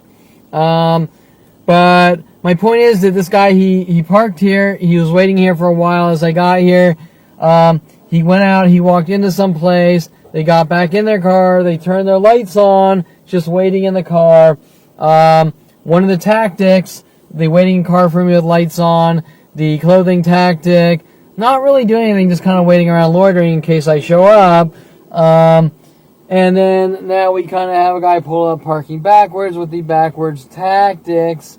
So while some of these may be and some may not, it doesn't really matter if it's one person by themselves stalking me, trying to gaslight me. That's all you need to know. But in this case, it's worldwide groups all united together, using internet-based murder tools provided to them by the police and government to have me killed since 5 years old. Okay, so now off to the location where we are going. Oh, and just before I almost turned off the camera, the lady in the car here, the red car here, honked her alarm horn twice, which is one of the tactics. I'll do it on my car so you can hear it. Oh, I accidentally did 3 times. But you can hear how I did it. There, people worldwide are told to do that to me to get reactions to remove me from society. And there's thousands of other types of things like that, right? Oh yeah, and the guy in the yellow and black here, as I said before, said man, with the man tactic done to me over and over in mass groups. So, now let's go to the Peruvian restaurant. Okay, so I'm leaving, and just when I start up my car, the guy in the white Malibu starts up his car or her car, and they leave. This is a common mimic tactic done to me, progressing since 5 years old to remove me from society by trying to make me look crazy, things like that.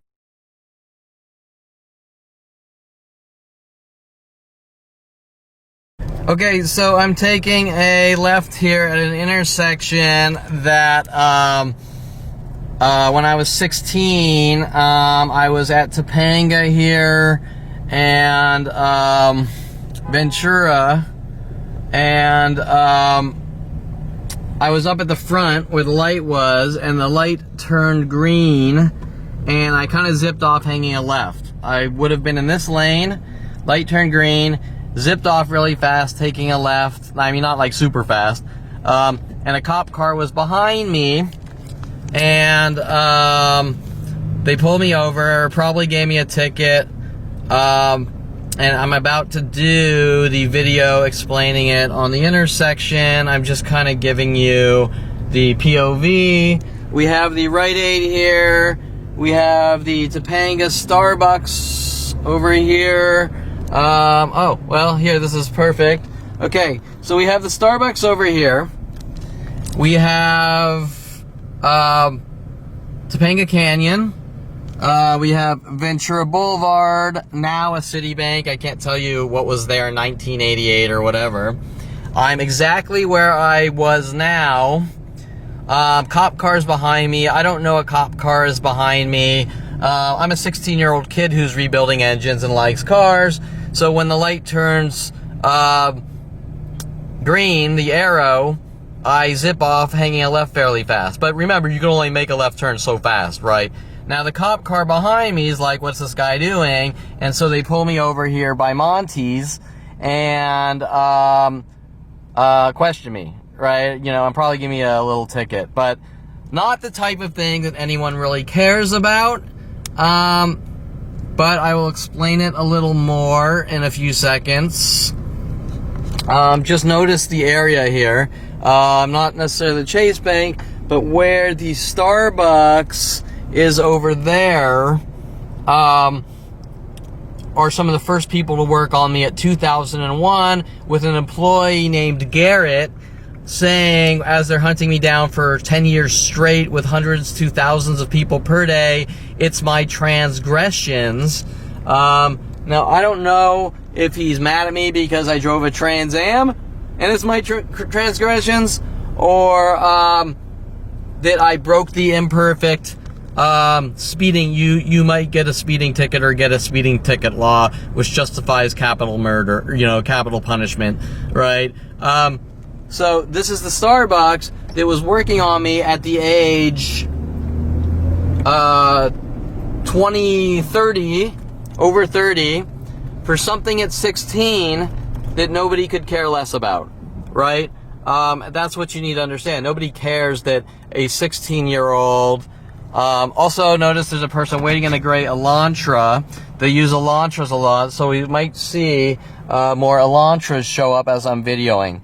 But my point was that nobody cares 20 years later that when you were 16 you sped or you jetted off on a left turn quickly. Okay, so I am here at Topanga Canyon in Ventura. We also have this Elantra or Elance, whatever, gray Elance, and he seems to be kind of waiting for me. Now the first question you're going to say is, Kevin, how would he know that you're coming here? Well, they're using every resource known to man, but one of the resources is the, who knows, 25 years of computer privacy violations off the internet. So if I write notes on computer apps that go on the cloud and this and that, they kind of look at the notes of what I'm going to do. If I write notes down, and today I wrote notes of what I'm going to do. So this guy, probably with these worldwide groups, trying to get whatever they can to use against me and make me look crazy with their spy game tactics, so to speak, with Brian Longbottom, is waiting for me. So anyways, here we are. Let's just, okay, so we are at Topanga Canyon Ventura Boulevard.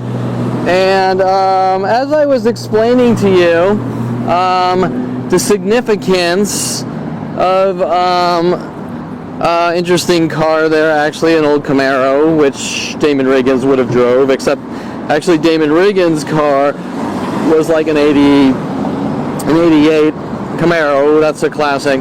Anyways, the significance here is at Ventura Boulevard and Topanga Canyon. Is as I was explaining, I was waiting. Now first, like I was explaining before, let's look at the location of what's around, and also remember that this is in 1988, so things were different. These banks weren't here. This Starbucks by this Rite Aid, and the Rite Aid wasn't even here, I don't believe. But this Starbucks plays a significant role with the entire Starbucks Corporation since 2001, working with Paul Humphrey.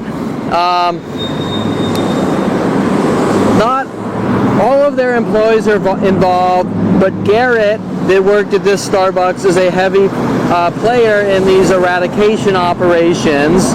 And why are the police so mad at me? Well, let's talk about this. In 1988, yeah, I know, 1988. In 1988, we're here at Topanga Canyon, Ventura Boulevard. Let's just kind of get the area. The Honda dealership that I showed you before, with the lady waiting for me, launching the car at me in front of the Honda dealership. And there's also a black Infiniti over there, which looks like he's probably waiting for me with the lights on. But the Honda dealership over there, which is now, I think, the VTA, veterinary clinic or whatever.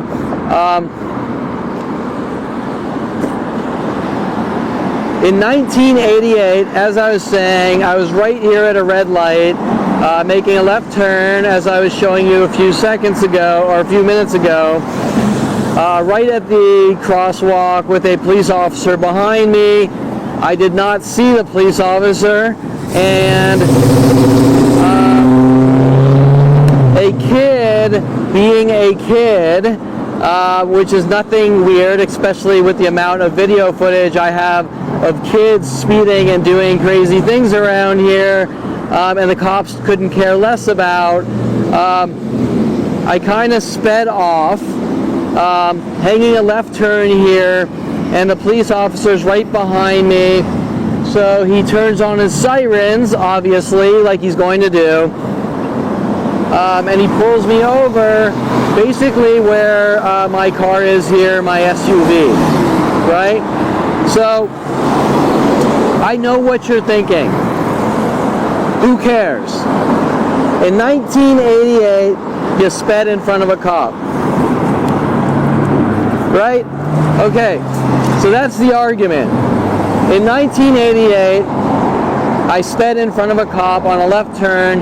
He pulls me over right about where I'm parked now, where the E-Lance is, and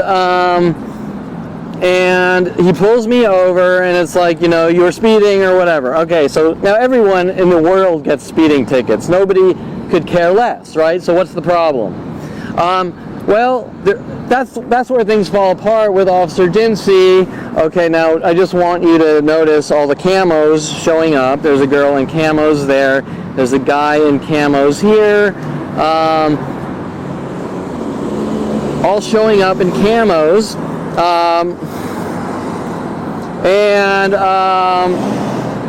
So the cop basically pulls me over right pretty much where I'm parked now. You know, the usual cop routine: get out of the car, why were you speeding, why did you take off, blah blah blah, who knows, right?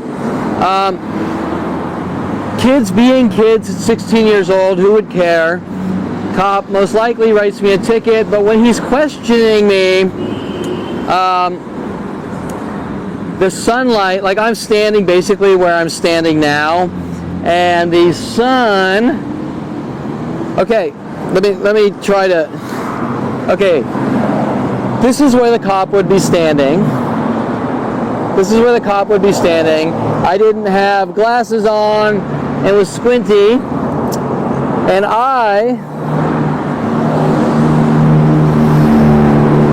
this is the location where I would have been standing. I would have gotten out of my car and walked to the curb. The cop, once again, standing here, probably with a partner, talking to me. I can't tell you who the cop was. I really didn't care then, and I normally wouldn't care now, except for their 40-year personal vendetta since 5 years old of us burping up breast milk wrong or something like that. Now I do care. And the sun would have been right there kind of in my eyes, right? So I didn't have glasses on. The sun's in my eyes. The cop pulls me over. The cop asks, "What's wrong with you? You know, why are you squinting like that?" You know, basically the sun's in my eyes. I don't know if he asked, but he mentioned something about my eyes. Now that's pretty common sense if you have a glaring ball of fire in your eyes, and you're squinting. Now, you're a kid, why did you take off on a left turn so fast? It's a kid being a kid building cars, okay? Now, they're trying to turn that into a worldwide public nuisance. You sped. You sped, I had to give you a speeding ticket. You're a worldwide public nuisance. We need to remove you from society with every resource and billions of government dollars to have you hunted, tortured, killed, or locked away in mental institutions or jail cells, just like Sean Dinsey states. Did anything imperfect, needs to be forced into mental institutions, and anyone that he thinks might have mental illness or be crazy needs to be eradicated and forced into mental institutions.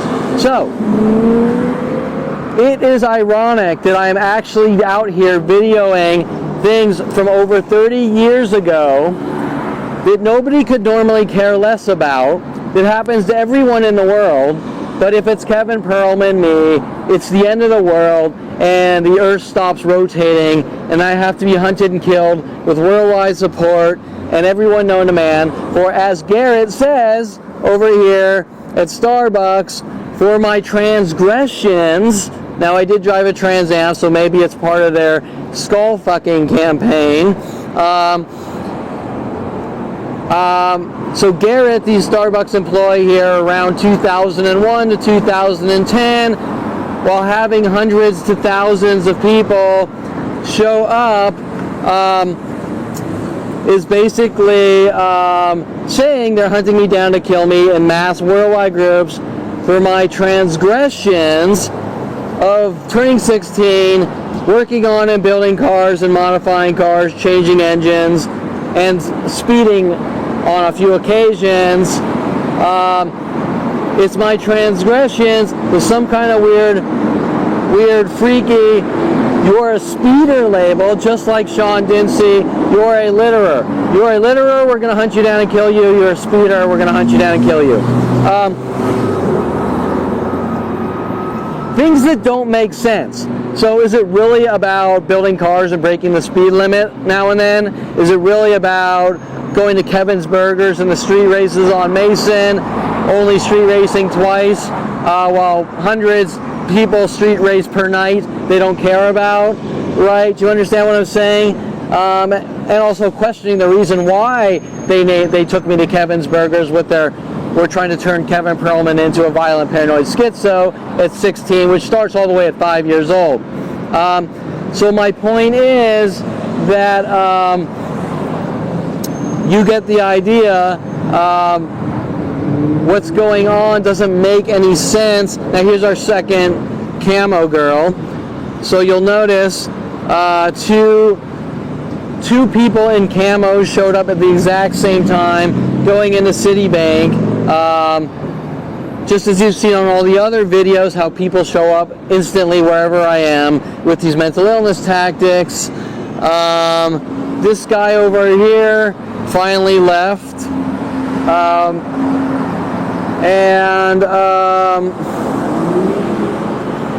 I can't really say much about this black Mercedes unless it's a 300, and it looks like it, because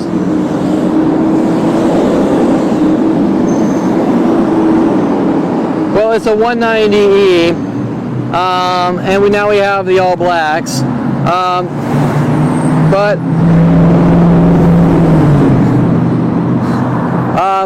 the reason I mentioned the Mercedes is because my father with the LAPD put a bullet hole in his 300E Mercedes, telling the world I tried to kill or scare him, and telling Paul Humphrey, supposedly my friend sent after me by my brother with Mike Huntley, telling Paul Humphrey that he wanted to see my father's gun in his lockbox to try to set me up and frame me.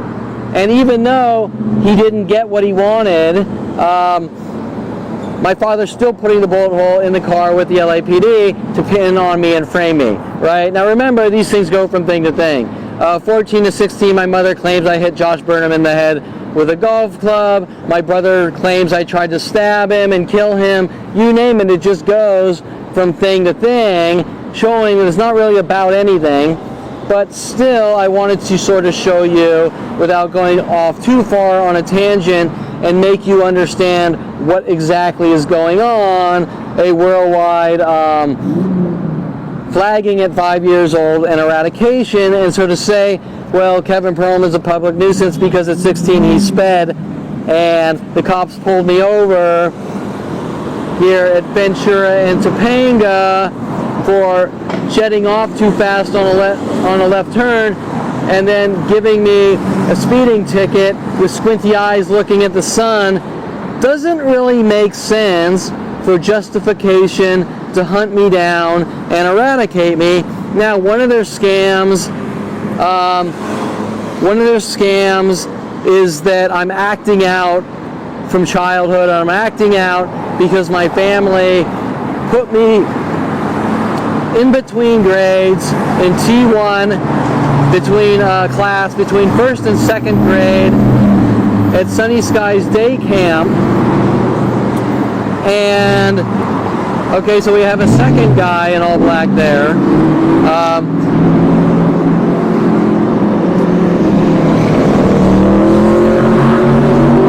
I'm not sure if it's the same guy or not, but I see someone in all black there.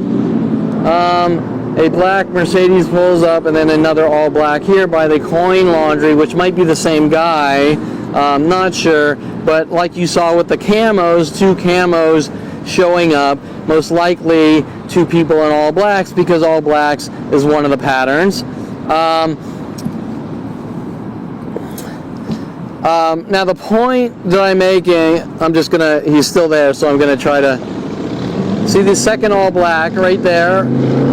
Two all blacks. So now you've seen two all blacks come out of their houses and two camos come out of the houses at the same time. Just like you're seeing everything else. So I lost my train of thought. The point I'm making is there's a lot of resources and billions of government dollars to have me hunted, killed, eradicated, and removed from society. And I can assure you it's not about jetting off on a left turn too fast at 16 and getting a speeding ticket, right? The point is that this starts at 5 years old. These are pretty much government flagging and kill operations. Why? What's it about? Well, like usual, there's no reason, just to gaslight, gang stalk, make me look crazy, to figure out ways to remove me from society, just like you've seen on Sean Dincy's website how to force people into mental institutions. Well, the only reason you would try to force someone into a mental institution or a jail cell or get them to kill themselves is because they know too much and they have information about a mass crime spree or someone trying to kill someone. Hence, LAPD being accessories to a mass murder campaign and starting the mass murder campaign to have me killed with the psychology community. And I can guarantee you this is not about going 50 and a 40 with worldwide support to kill me, saying you're a public nuisance because you broke the speed limit, right? Or built cars. It's about things that the government doesn't want me talking about because the things I talk about affect all of our safety and lives. And while all these people are actually being reeled into this, told that I'm on the run and committed some crime and supposedly killed someone, coming from for no reason, they're just saying it because it's some kind of personal vendetta, starting at the age 5. Starting at the age 5 years old, which doesn't make sense either. And the only correlation that I can make is my father's story about Officer Romo pulling him over when he was right after they had me, I guess, and moved to Woodland Hills. Officer Romo supposedly pulled my father over for making a right turn too close to the curb, which I've never heard of anything like that. And my father was pissed, so because he was going to do surgery or something, and he told Officer Romo if he or the police ever came into the police station or into the medical office, he would never help them. Now there's a pattern of things going on that mass groups hunting me down since 5 years old, trying to kill me, and me going to the police endlessly and them saying we're not going to help you. But now let's talk about this whole story about Officer Romo. I don't believe it to be true because I've traced these events all the way to 5 years old. My father told me the story, I think in my 20s, maybe mid-20s. I think he was just fabricating the story to try to make it look like I'm angry and bitter at the police for something they did to my father. And my father has proven to be a pathological lying murderer, showing that he will say and do anything to try to lead me down the wrong path and things like this. So I don't believe the story of Officer Romo to be true, but I can't tell you 100%, but what I can tell you is the police have been hunting me down with worldwide support since 5 years old, and they refuse to help me, and there's no actual reason behind it, except this is worldwide, with someone's personal vendetta notifying the entire planet to hunt me down, kill me, for the last 40 years on government flaggings and kill operations. Is it linked to Officer Romo? Is that really true?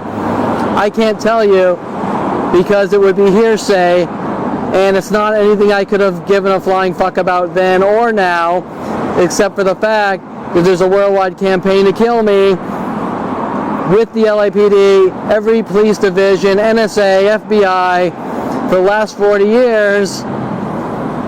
And I'm going to put that filed in the something's not right is going on, which the world knows category, but I'm not going to tell you if it's about Officer Romo. I think that's just a scam to say Kevin conforms to his father and is too sensitive, right? Just like my father is saying that I'm acting out because of T1 class between 1st and 2nd grade, right? So anyways, that is it. That is it for this location. Now I'm going to go down to where the bowling alley is, between, it's like Fallbrook or Woodlake or something. It's been so long I can't remember the streets, and talk about that incident with the LAPD at 16. Okay, so as I leave, I'm just going to document my surroundings, because now I'm headed to Woodlake Bowl, at least was called Woodlake Bowl. When I was a kid, I think off Woodlake Street, which would make sense. Let's quickly zip around, see if people are waiting for me. We saw the two people in all black, the two people that showed up in green camos.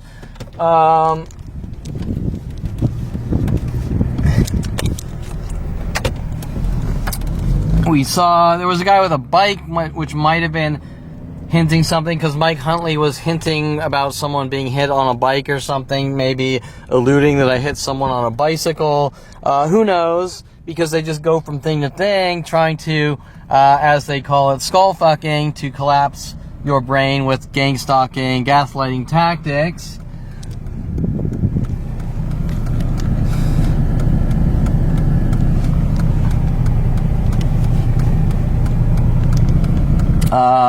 You can kind of see what it looks like from this side. If I were to kind of be speeding on a left, I mean, it's so cheeseball that I'm even talking about this, but they won't let it go. So,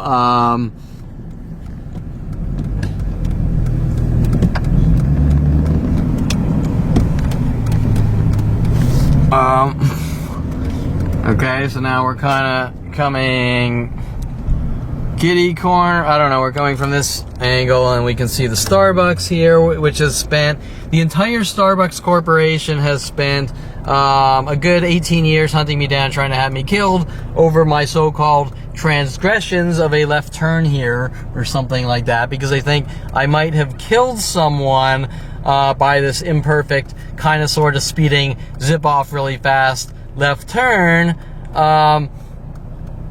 Doesn't make any sense. It doesn't make any rational, logical sense, and it's just information to tell someone to make them think that it's their fault, they're being hunted to be killed. And as we look down over this direction, Ventura, where that black Infiniti was probably waiting for me, I don't see anyone waiting. We're also going to check the veterinary clinic, which was the Honda dealership. And if this light ever changes, and if Dincy is watching, I'll make sure I go 10 miles below the speed limit so I can get a driving too slow ticket like Tom Farley claims he got while hunting me down, trying to kill me in his 240D Mercedes, right? But I can't do anything until the light changes.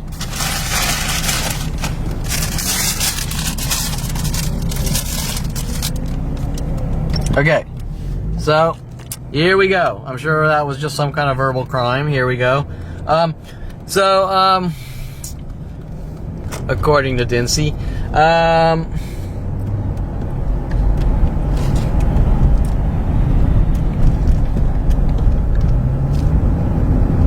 we're coming up on the right, where the VCA, where the Honda dealership was. Interesting that there's a black Jeep there. Is it something? Who knows?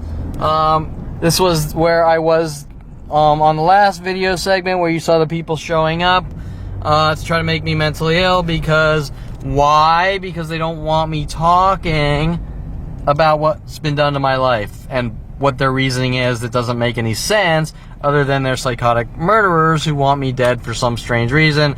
Most importantly, what I know.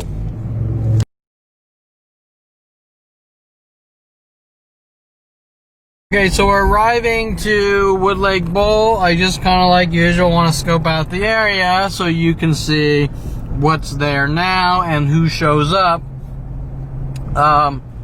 as I'm videoing, which applies to every location in the world that I go. Instantly, within 10 minutes, people show up with their mental illness tactics. Daddy's breakfast and lunch truck, that's interesting. And right now it doesn't look, it's now called Bolero, okay, but it was Wood Lake Bowl when I was a kid in 1988. So it's always been a gas station. Now we have a yellow and black Jeep, and there's nothing out of the norm except that's some of their color tactics. So be prepared to see yellow and blacks and possibly horizontal striped people. Shayna G license plate on this car. Don't know if that is left there for me or not. Okay, so I'm here at Wood Lake and Ventura. The first thing I think about when I see Shanna G is Shanna sent after me by my father and Lorraine. Shanna Brian Seva sent after me by Lorena Escobar and my father Ron Perlman at Golden State Sports Medical. Also, the X-ray tech they call G told to take turns stalking me at Golden State Sports Medical in these 14 years of endless stalking operations with every one of his employees and pretty much the entire planet to have me killed. But here we are at Wood Lake and Ventura. Now, this in 1988 was Wood Lake Bowl, which as a young kid we would go bowling and play the arcade games, whatever. Arcade games don't really exist anymore. I'm also noticing an all black, which could or could not be because she keeps looking over my direction. And it looks like she might have been in the black Infiniti pulling up. Needless to say, this bowling alley is where an event with the LAPD occurred. Who saw me driving in 1988 at 16 in my Trans Am. So once again, we are at Wood Lake and Ventura, and I was about right here before the light, and about maybe a couple hundred feet behind me, maybe less, a police car was behind me. Remember, it was late at night. It was maybe 8 p.m. It was dark out. A police car was behind me. And all I could see, I didn't know a police car was behind me, but all I could see were high beams pointed at me, like my mirror kind of blinding me, right? And my guess, I don't know why he did that, but my guess is because my brother and his friends were going out with strobe lights, flashing security guards.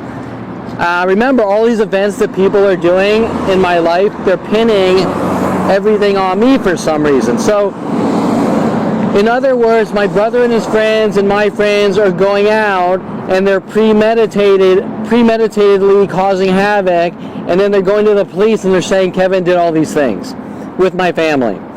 So, I'm right here. I see high beams in my mirror. I go, someone seems to be fucking with me or following me. And when I get to this light here at Wood Lake, it's yellow, and I drive through the intersection. Now, the car with the blinding lights behind me,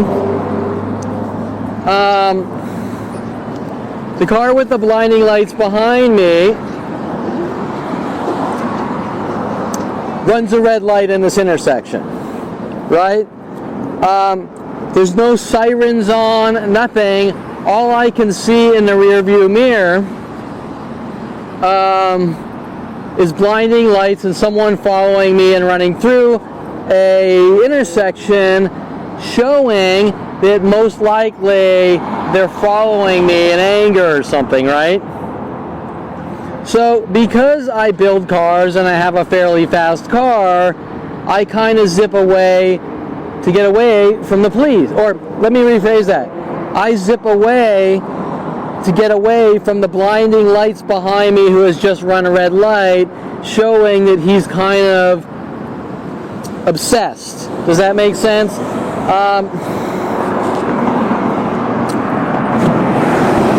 You're driving. You're looking in the rearview mirror. A blinding light is on, blinding you. You don't know who it is. You then notice you drive through a yellow light.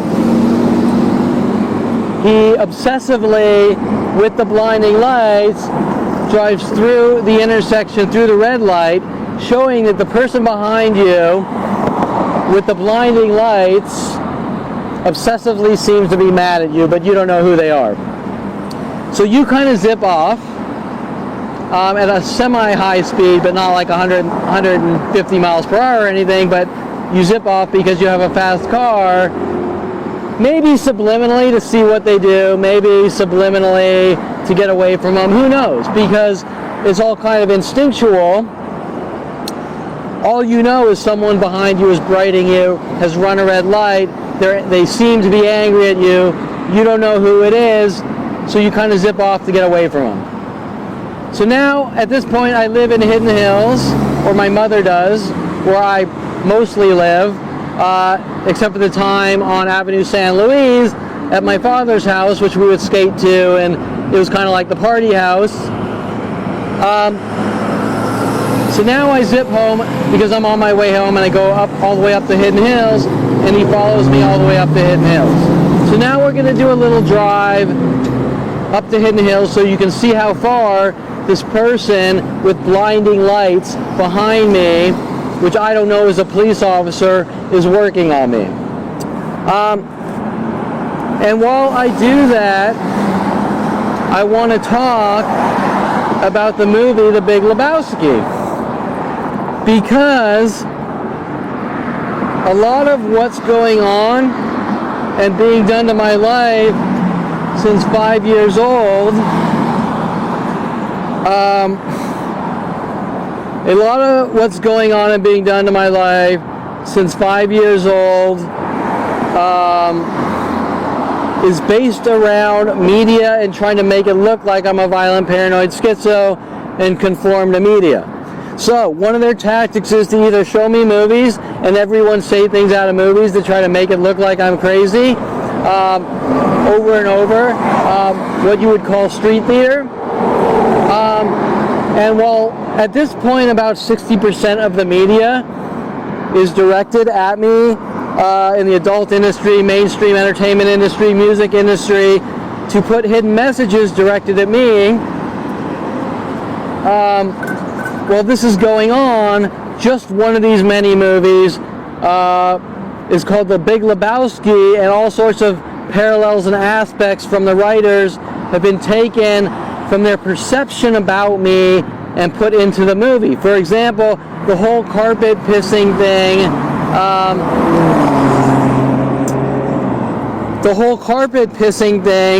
comes from Tom Hoke drunk at one of our parties, pissing on our carpet, and then them saying I have no self-control and I pissed on the carpet in my bedroom, right? That's where the whole carpet pissing thing comes from. Not only that, Tom Hoke, belligerent as hell and punching the Texas Chainsaw Massacre poster, and my brother graffitiing Tom Farley's face with a big 666 and spider web all over Tom Farley's face while he's unconscious.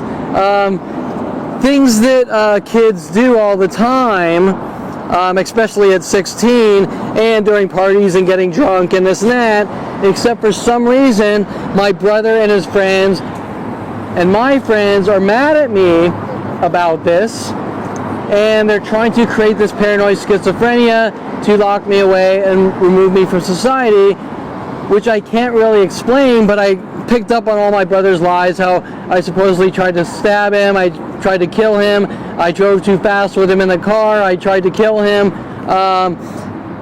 Darren Moselle, his Hollywood writer friend, mad at me because Navi, the neighbor, said let's throw rocks in his pool, make splashes when I was like 10 years old or something. things that people normally don't care about are all kind of being used against me with the government to remove me from society. So I just sort of wanted to explain the whole Kevin's the dude. Kevin thinks he's a private investigator, which they call a brother Seamus. Brian Weaver, my friend who worked on me with all these car angles and the police, telling me that it's a public shaming. You get it? Brother Seamus, public shaming. So all these crazy, unheard of parallels with cryptic hidden messages, references to try to make it look like I suffer from schizophrenia and suffer from having ideas of references, are all intentionally being done by my family, the police, the community, with worldwide support now, to try to make it look like I'm a violent, paranoid schizo, crazy, and need to be removed from society, stemming from things like me stopping my brother from bashing Gregoire's skull in with a crowbar, and my brother telling me that he and his friends that put a teacher in a mental institution, and now they have a bug in my room, and they're listening to everything I do on the radio, trying to flip me out.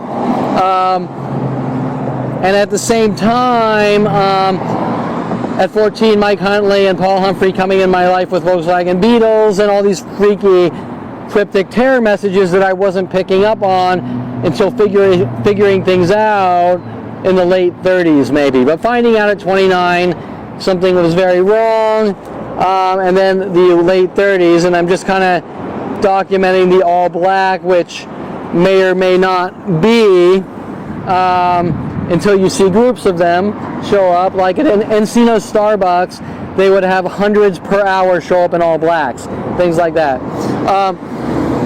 So now we're going to drive to Hidden Hills. I'm going to show you the distance in which the police followed me to try to get me to do something to use against me in what you call setups or frame jobs, right? Me not knowing it's the police, the siren's never on, just blinding lights from behind. Okay, so now we're leaving.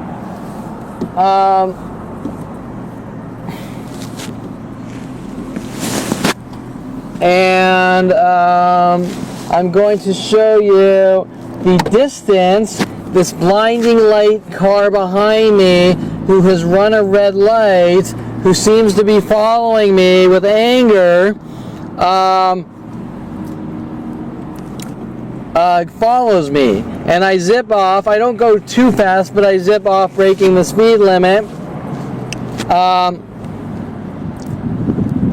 I zip off, breaking the speed limit, and obviously they're going to use that against me.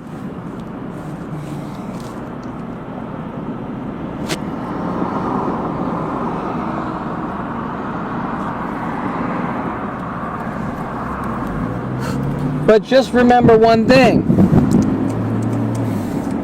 Okay, so this is where he is. I see the lights behind me. This light's yellow. I'm looking in the mirror. I see the blinding lights run the red light. Okay?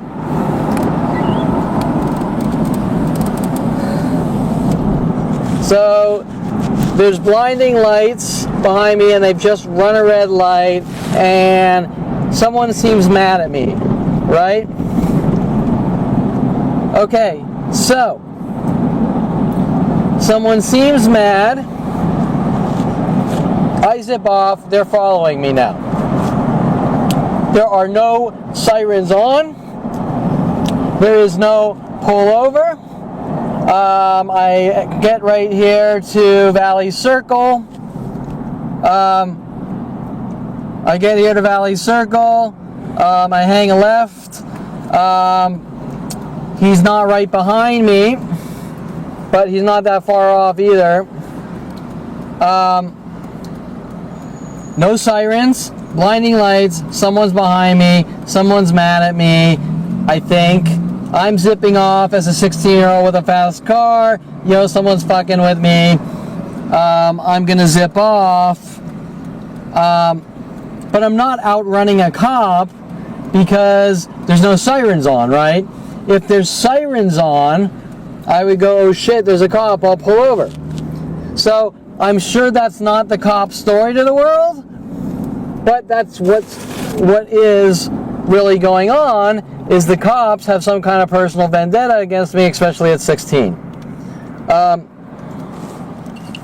So now I go, this is the 101 freeway on Valley Circle.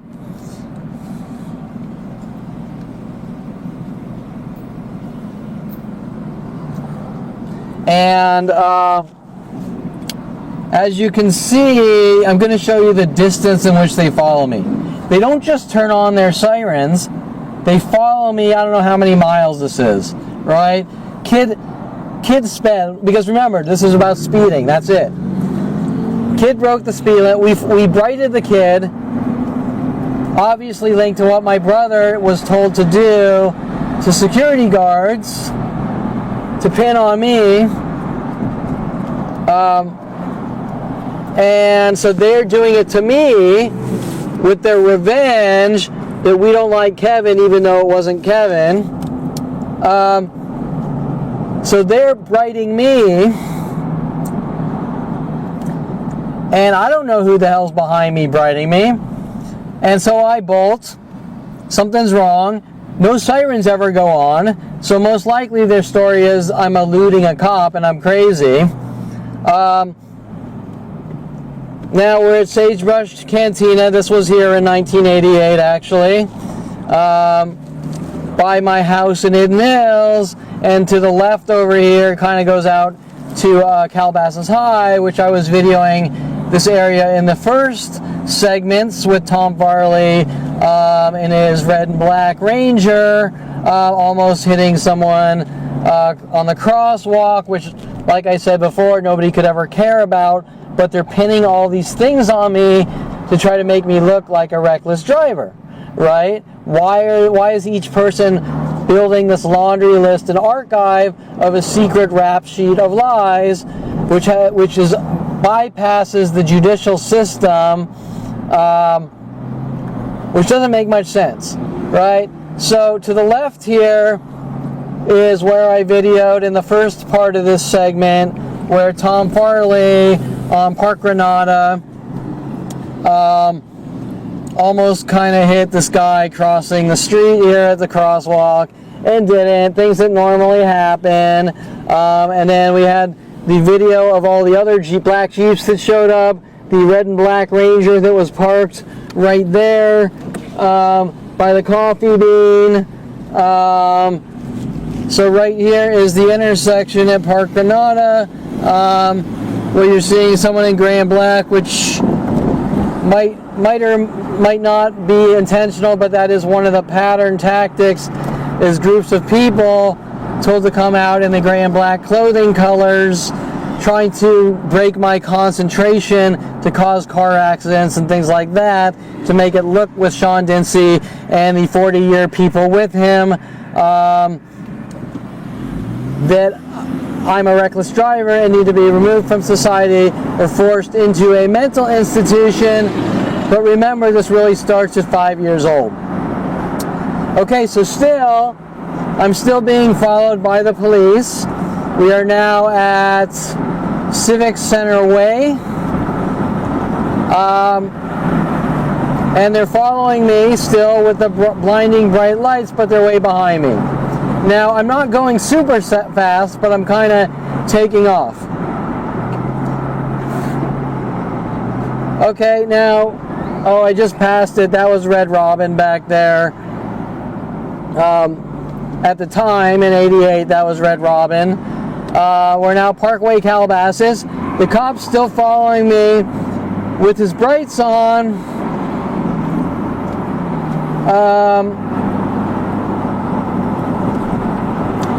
Has not turned on any sirens. All you can see behind you is bright, blinding lights. Did they intentionally put in brighter lights than normal? I can't tell you. In my life, probably so. But they were high beams, extremely bright.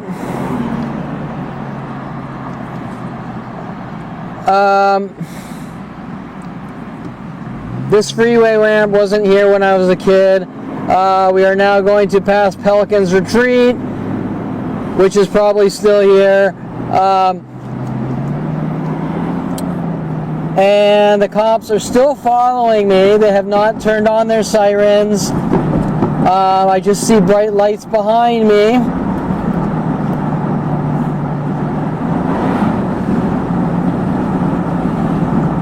And this is where Pelican's Retreat was. I guess it's gone. It's now car dealerships. Now we're headed towards Hidden Hills area where I grew up.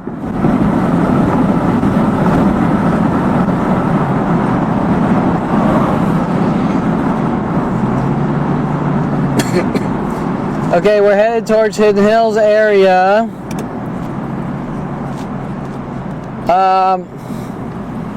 And we're going to Moreau. This is where the horses were.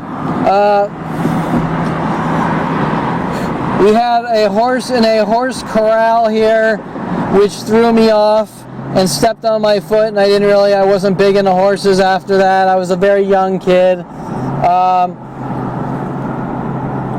Now this is where Round Meadow is. There's a lot to talk about the things in Round Meadow that they're trying to pin on me or make me look crazy. Round Meadow, and I'm not going to talk about that here on this video, but remember the police officer is still following me. So this is where they set me back between first and second grade, I believe, to this is Round Meadow School. They sent me back between first and second grade to T1 class, where my family's mad at me because they sent me to T1 at Sunny Skies Day Camp, where I kissed a black girl, and they've told the world I'm a white supremacist for kissing a black girl with these mass groups, which is strange. And then they say that I'm acting out because I was sent to T1 class. Doesn't make any sense because I never said anything negative. They're just mad at me to try to cover up something. Okay, so now this is Round Meadow. This is the Hidden Hills gate. Right here where the gate guard is. And right here in this parking lot is where the police finally turned on their siren and pulled me over. Right here. So I can't tell you how many miles that is, but I can tell you that he brighted me from Woodlake all the way here to the Hidden Hills gate where I lived. And he knew, well, Kevin's now going in to the gate where he lives, so we're going to pull Kevin over right here before he gets in the gate, and probably gave me a simple speeding ticket, right? Now, the question you might have is, why are people following me around saying that I'm on the run and I've committed all these crimes? I supposedly killed someone. The police are adamantly hunting me in every state worldwide with the NSA, FBI. They're saying I'm a violent, paranoid schizo. I'm crazy. My guess is that the cops are trying to cover up what they did by saying I'm crazy and tried to evade a cop, right? And I'm on the run. And I'm paranoid or something. Now, once again, if you're driving, you see some bright lights behind you, brighting you, you then see those lights run a red light, showing that it seems like someone's mad at you or fucking with you or something, and you kind of bolt off, and then they follow you all this way, and then they finally give you a ticket right here. Sirens never went on until right here in front of Round Meadow, and then there's a worldwide campaign saying you're on the run and we're all going to help remove you from society. if you can make those connections, and then Sean Dincy asking you questions during illegal fabricated arrests with Terrence Scroggins, having people hunt me down and try to kill me or remove me from society for life, which none of it makes any sense, and all the things these people were told to do to pin on me, you get the idea. Something freaky is going on with the judicial system, police, psychology, community, government, and mass worldwide groups now to hunt me down and eradicate me. Now, there's a lot more to talk about at Round Meadow here, and that's not for this video, but I'm sure I'll eventually get into those things that are being over-dramatized and out of control, lies and smears, defamation, fear-mongering, and things like that at Round Meadow here. Middle school, or not middle school, elementary school or whatever. So now we're going to go to the next location where I was building my 69 Firebird, and they pulled me over and searched the car. And as I'm leaving, I just kind of want to document the gate guard here and the surroundings in case people show up or this and that. This is the gate where Marcus Thuna at one point worked, a motorcycle kids, 14-year-olds cruising around on tiny dirt bikes, and Marcus and Wayne Thuna, maybe it was Wayne Thuna, drove 250cc 4-strokes, and I had like a little 180cc tiny little motorcycle. This is Round Meadow school, elementary school, which we'll talk about in other videos. This is back to Round Meadow Road, and I'm heading down this way where I was pulled over maybe a year later, working on my 69 Firebird.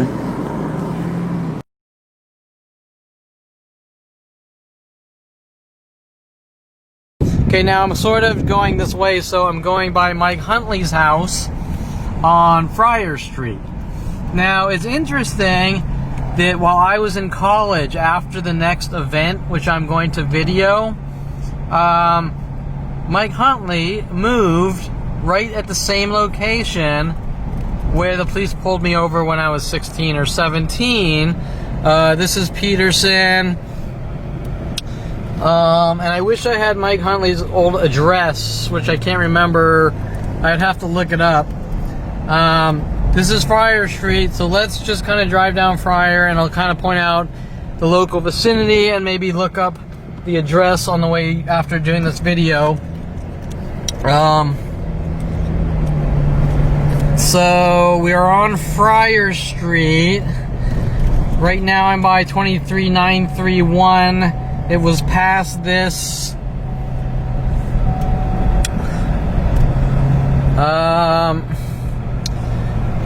It was a really long time ago, so I'm not sure which house it was. It could have been 24027. I'm not sure. It looked sort of like that, but these all kind of look the same. I don't think that was it. This is the local Friar Street area where Mike Huntley lived while I was in college and wanted me to come back and start a company with him so badly, to find out that this guy who I knew since 14 to 29, after 6 years of being in our company, Signetti Services, was actually, that could have been it. 24127 by there. I'm not sure. I'll look it up. He was right around here, actually. So I'm not sure which one was his, but we'll figure it out. So anyways, we're at 24130. So anyways, now this is interesting. Remember, at the age 29, Mike Huntley, I've given you enough rope to hang yourself. We're using the system against you. You're an out-of-control monster. You're too out of control for California. All these weird things. Singing World of Paranoia over and over. Putting papers on my desk about making people mentally ill to control them. remember, originally my brother's friends, he and his friends were going to put me in a mental institution after the crowbarring. My brother trying to crowbar Greg Waskallin. Showing that, oddly enough, Mike Huntley lives on Friar, right by the next location that I'm going to video. And there's also a no-plater Kelly Hatch Jeep Cherokee right here. Now we're coming to Valley Circle, and I'm going to circle around and video from the other way. Okay, so this is right by Mike Huntley's house, Sheltondale.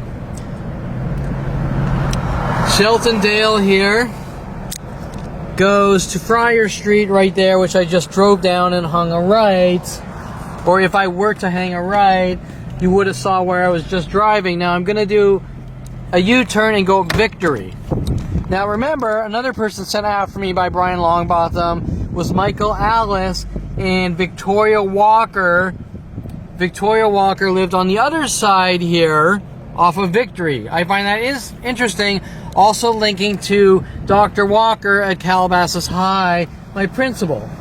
Okay, so now I'm going to drive up Victory like I was at 16. I'm driving up Victory here.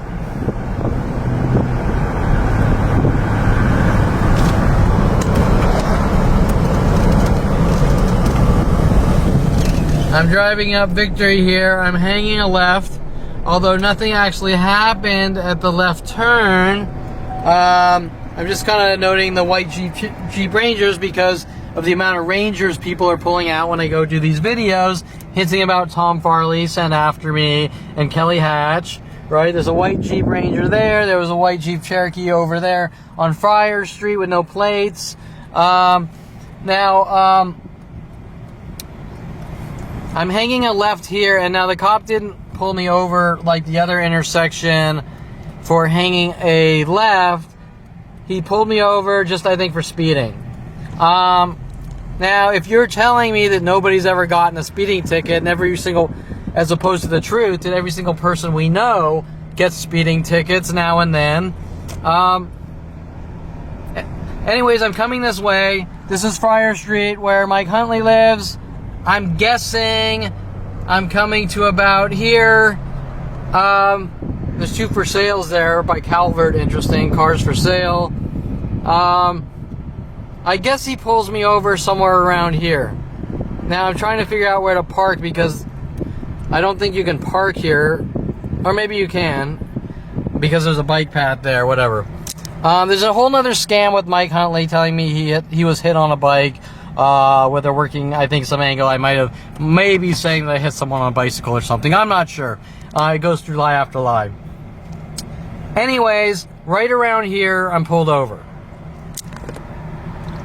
Interesting that Mike Huntley and Victoria Walker chose to move there while I was out at Southern Oregon State College, University of Colorado, and Mike Huntley wanted me to come back, to move back, with my father and mother manipulating me. My father saying you can live at my house for a year, manipulating me to move back from University of Colorado to start a company with Mike Huntley for 6 years. Well, Mike Huntley was stalking me to have me hunted and killed with the police and government right at the same location where the police pulled me over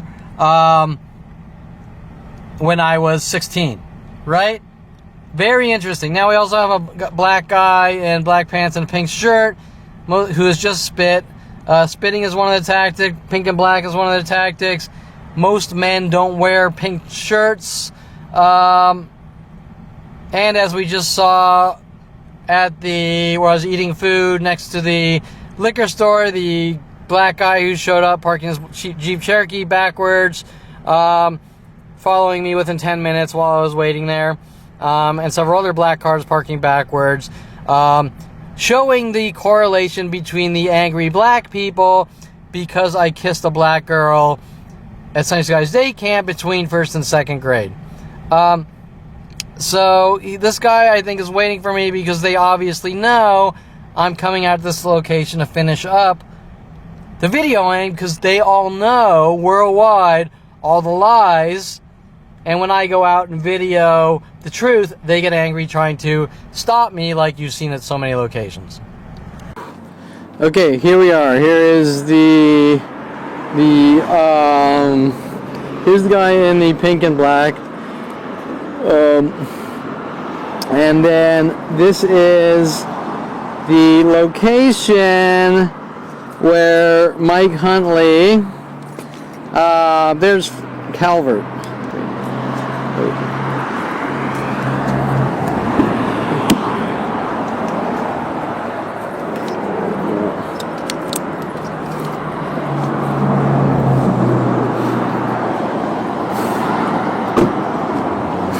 Okay, so the black guy sees me with a camera and just kind of bolted. But anyways, okay, so here we are. Calvert and, right. Okay, so this is Calvert. And then the next street over there is Friar. Okay? Now,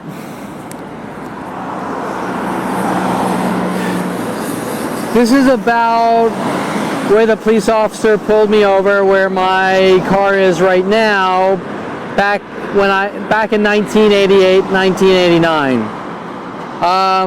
Now I'm going to walk towards the intersection where Mike Huntley lived. Highly doubt that's a coincidence with all the other things they're doing worldwide to me. And just sort of explain this very simple situation like all the other situations.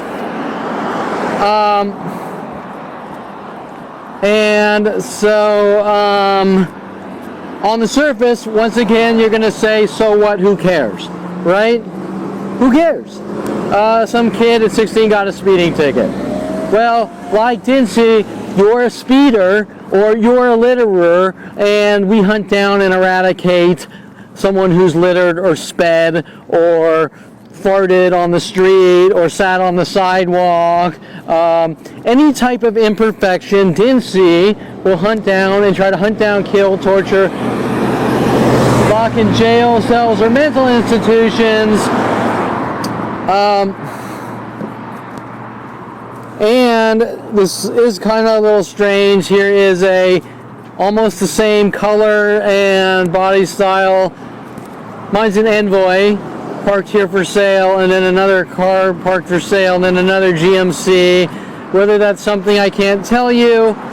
I'm not exactly sure if I was pulled over right here or down there. Either way, it doesn't matter. What's the most important is that where the cops' sirens went on was right here at Friar Street, where Mike Huntley moved in, working with my father and the police to have me hunted, killed, eradicated since 5 years old. Obviously connected events that the police don't want me thinking about and talking about in their cover-up operations. Okay, so once again, it's simple. I believe I hang a left turn from Victory over here. I'm coming down Ventura Boulevard, or sorry, Victory Boulevard. Wait, sorry, Valley Circle. I'm hanging a left on Victory. I'm coming down Victory. I'm hanging a left on Valley Circle. Right past Friar Street here. Also, I believe this is the location Mike Huntley claims he was hit on his bicycle, trying to hint that I've somehow plowed someone on a bicycle with my car. I don't really have solid logic or evidence on that one. It's just the way they worded it over and over and hinted about it, with the cops pulling in two bike racks, two cop cars at my father's office together with two bike racks, and the people following me around with bike racks. I just believe it's just one of the next set of hundreds of thousands of lies to the world about me, also known as propaganda, libel, slander, defamation, all coming from my family to rile the masses worldwide against me, to lock me away in jail cells and mental institutions out of their hate-raised jealousy towards me. Okay, so here's Friar Street. There's Victory, where Victoria Walker sent after me. Lived across with Brian, sent after me from Brian Longbottom. I hang a left onto Valley Circle. Cop sirens go on right around here. Cop pulls me over somewhere down here, probably closer to where my car is, but I can't tell you. That was 30 years ago.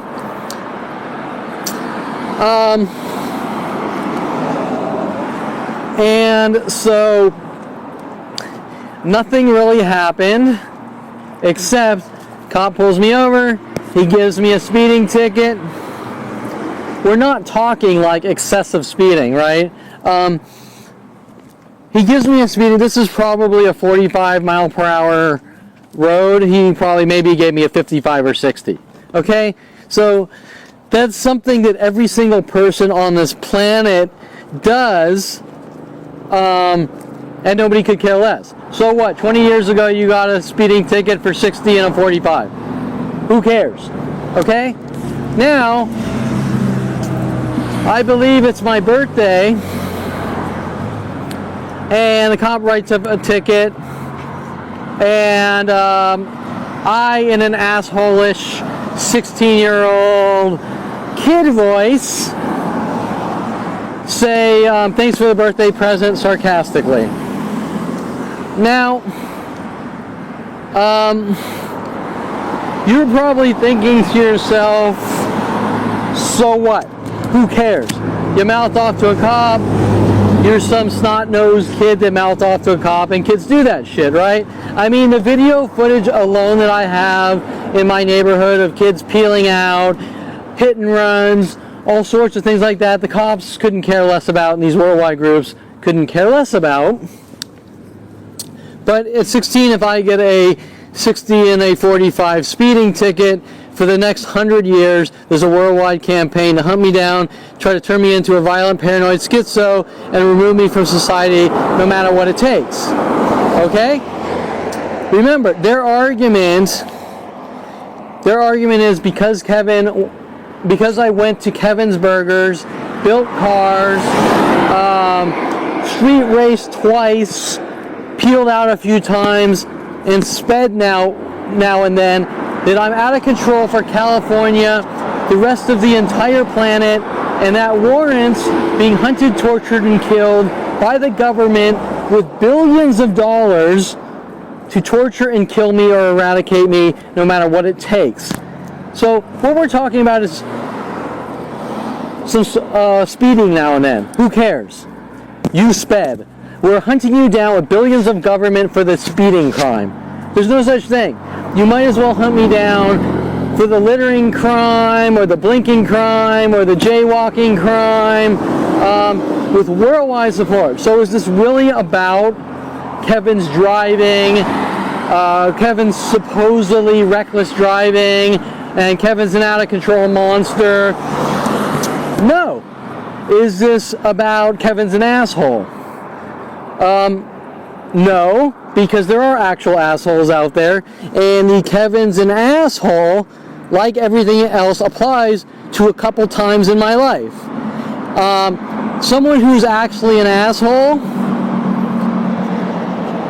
treats every single person he sees like shit and belittles everyone, and someone like me that's nice and polite to everyone he knows and once in a blue moon might be an asshole, or more importantly, someone that's shitting on me, I might be an asshole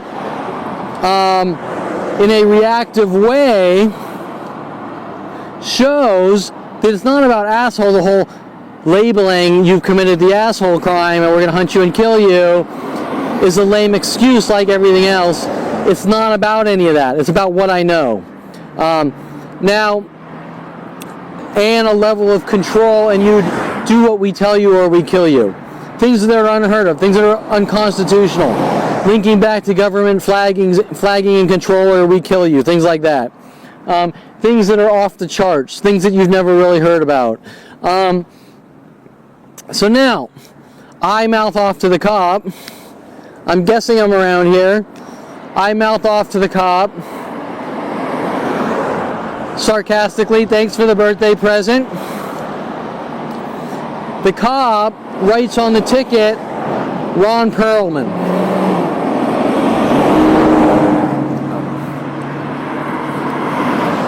So the cop writes on the ticket, Ron Perlman.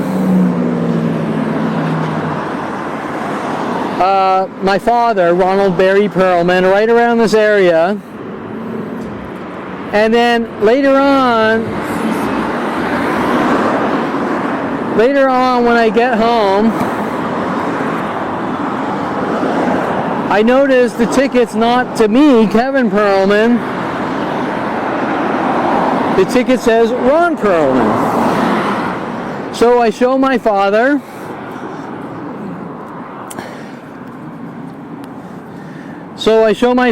My father kind of laughs, and he goes to court.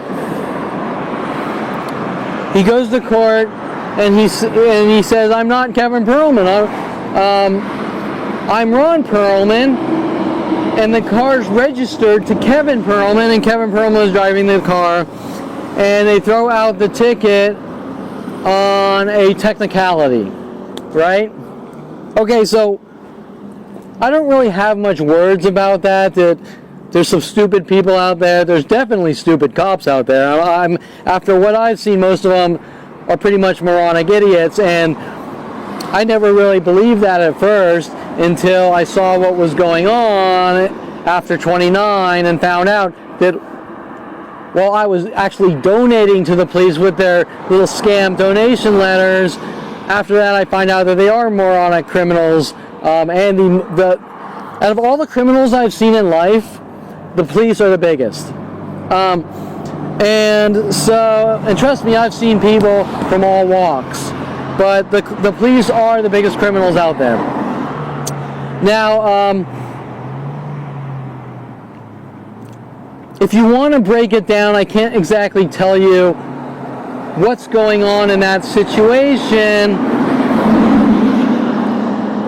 but I believe my father was working with the police to fabricate, to telling the police to put his name on the ticket so that he can say that I somehow made the cop write his name on the ticket or something stupid like this. Now remember, my father will fabricate anything. He's a pathological liar. Maybe he made up some lie. I had a fake ID with his name on it. Maybe he's making up a lie that I'm a schizo and it never happened and this is what I think. I can't tell you. I cannot tell you. But what I can tell you is that Mike Huntley here on Friar Street, moving on to Friar Street, while I was out at University of Colorado trying to get a degree in education, wanted me to come back so bad that my mother, father, and Mike Huntley all called me up working angles to manipulate me to move back 2 classes short to start a company with Mike Huntley, where Mike Huntley just wanted to keep tabs on me and get me close to my father while my father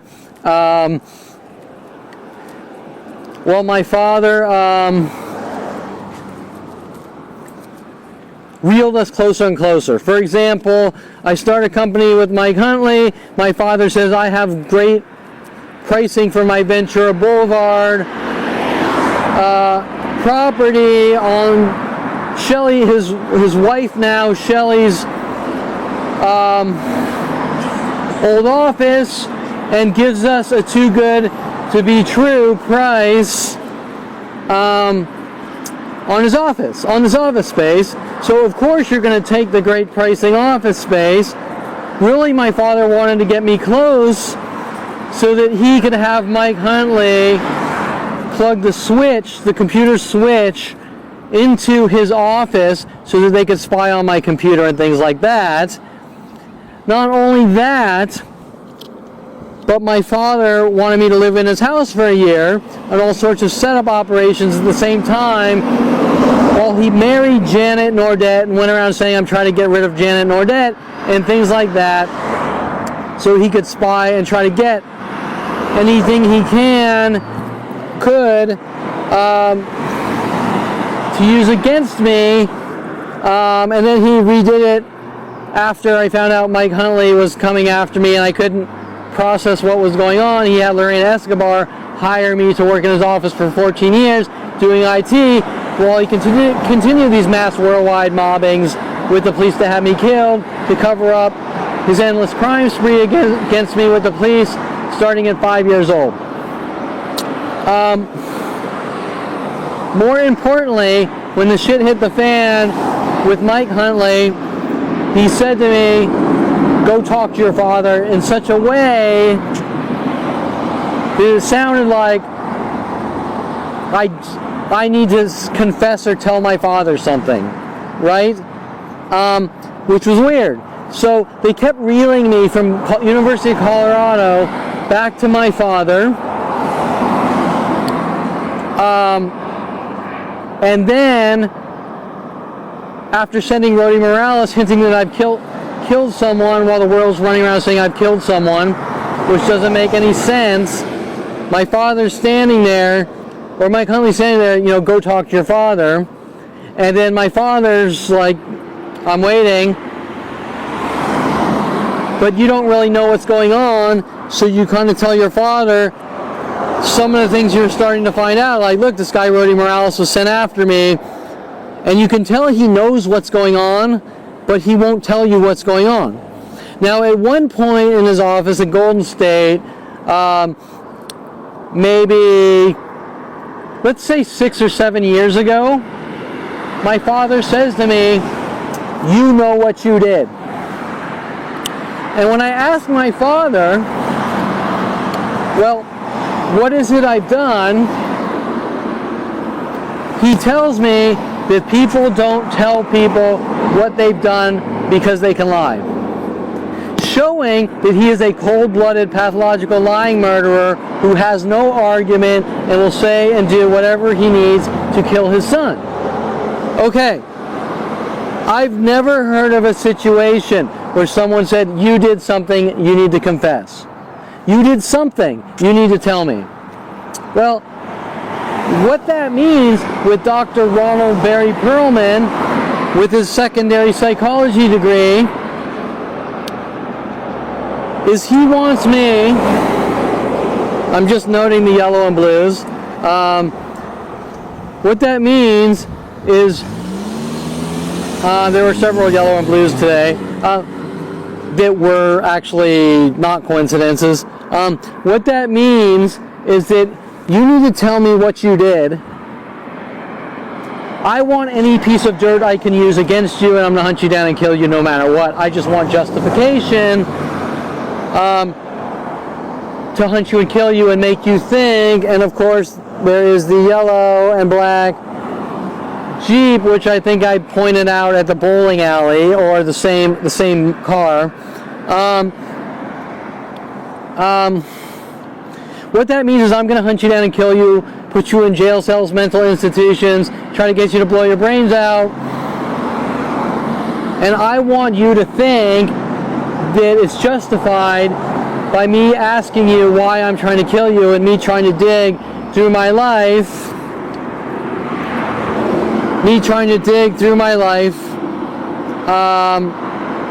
so that he can make me think about the psychology. I'm going to dig through my life and try to find, well, was it because of this?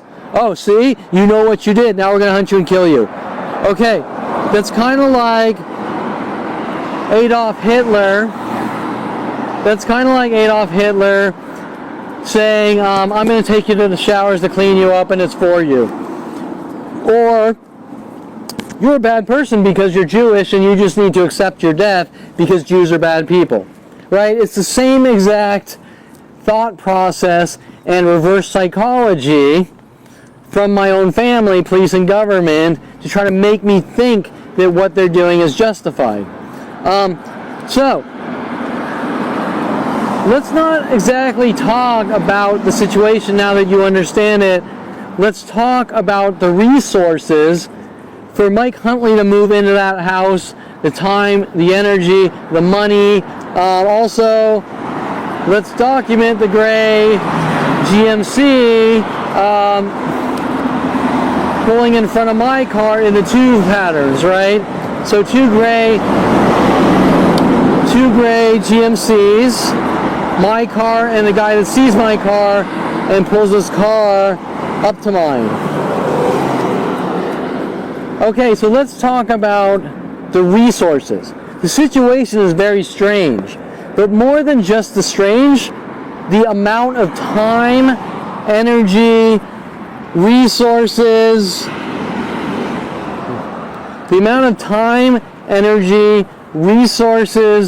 government involvement from state to state, country to country.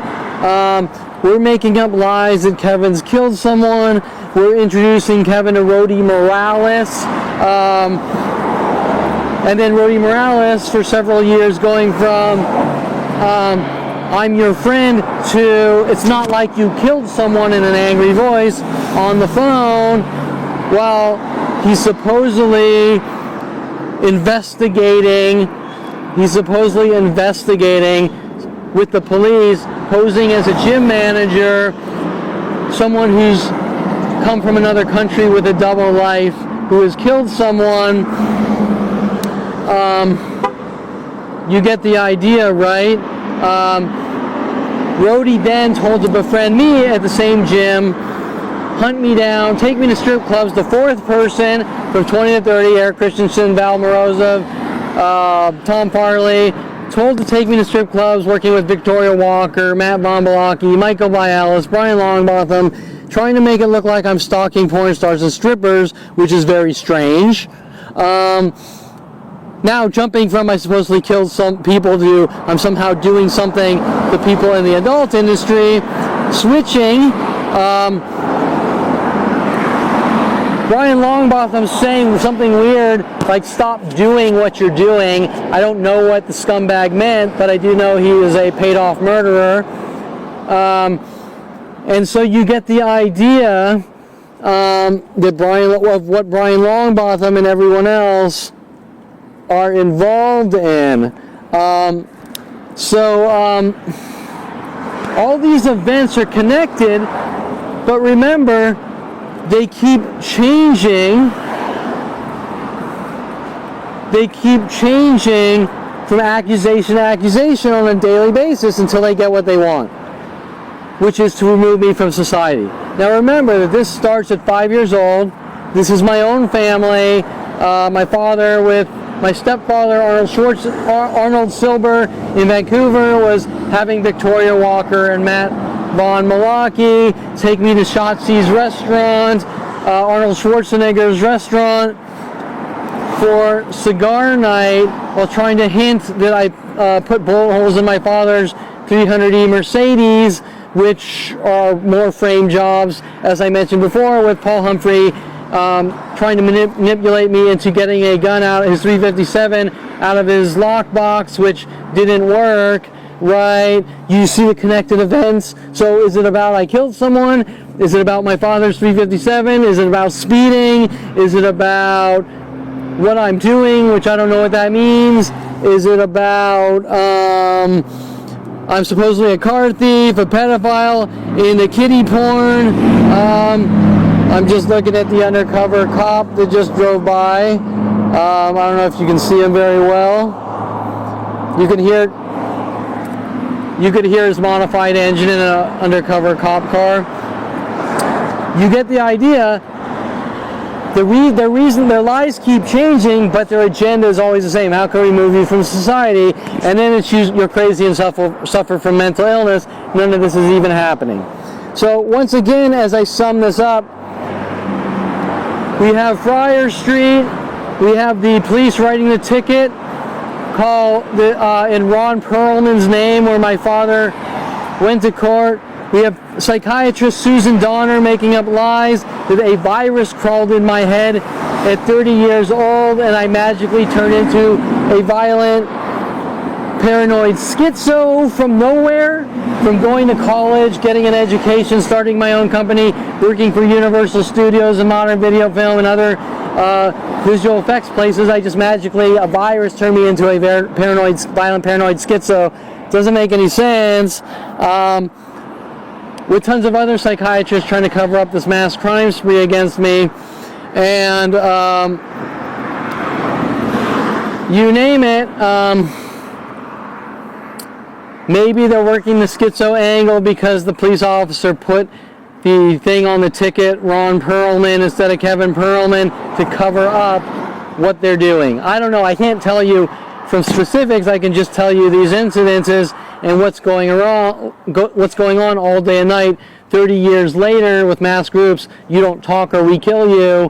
And they're all working with people like Officer Sean Dinsey, who has direct connections with Mike Huntley on the screenshotted Google blog with Met people stalking me, and the LAPD showing that Mike Huntley and Paul Humphrey poked their snake heads out of the hole when I started putting up a website with pages, people, and tactics explaining what they've done to my life.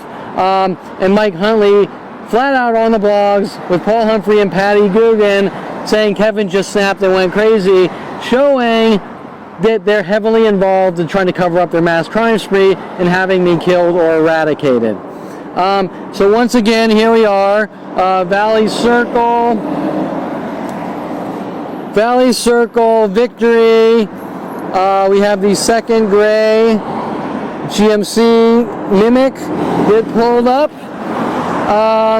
And Friar Street, where Mike Huntley moved on, and then wanted me to move back from University of Colorado so that he could get me close. You know that old, keep your friends close, keep your enemies closer.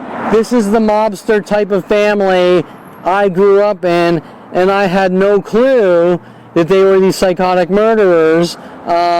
But how they have the police, government, NSA, FBI working with them with billions and billions of government dollars from 5-year-old flaggings with psychology degrees, and the psychology community is beyond any level of comprehensible known to man, but that is what's going on, and that is what my website shows and proves beyond any level of reasonable doubt. Hence the most recent arrest by Sean Dinsey, trying to cover up their mass 40-year crime spree against me. And remember that Sean Dinsey claims he's seen my website and I'm crazy and nothing's going on. I'm just some crazy conspiracy theorist. Yet on my website are over 10 terabytes of proof, and even have it showing Sean Dinsey trying to break in my house, 3 other police occasions. I think I have about 6 or 7 break-in attempts now. And remember, Sean Dinsey, working with Roy Morales, was responsible for trying to plant a trash bag full of marijuana on me to get in my house. The same guy working with LAPD, with newspaper clippings that he was working with LAPD, saying I killed someone, but also trying to make me look like a big drug dealer. I mean, if that isn't beyond any level of obvious, these things don't generally happen to people, especially someone like me, yet it's happening over and over since 5 years old.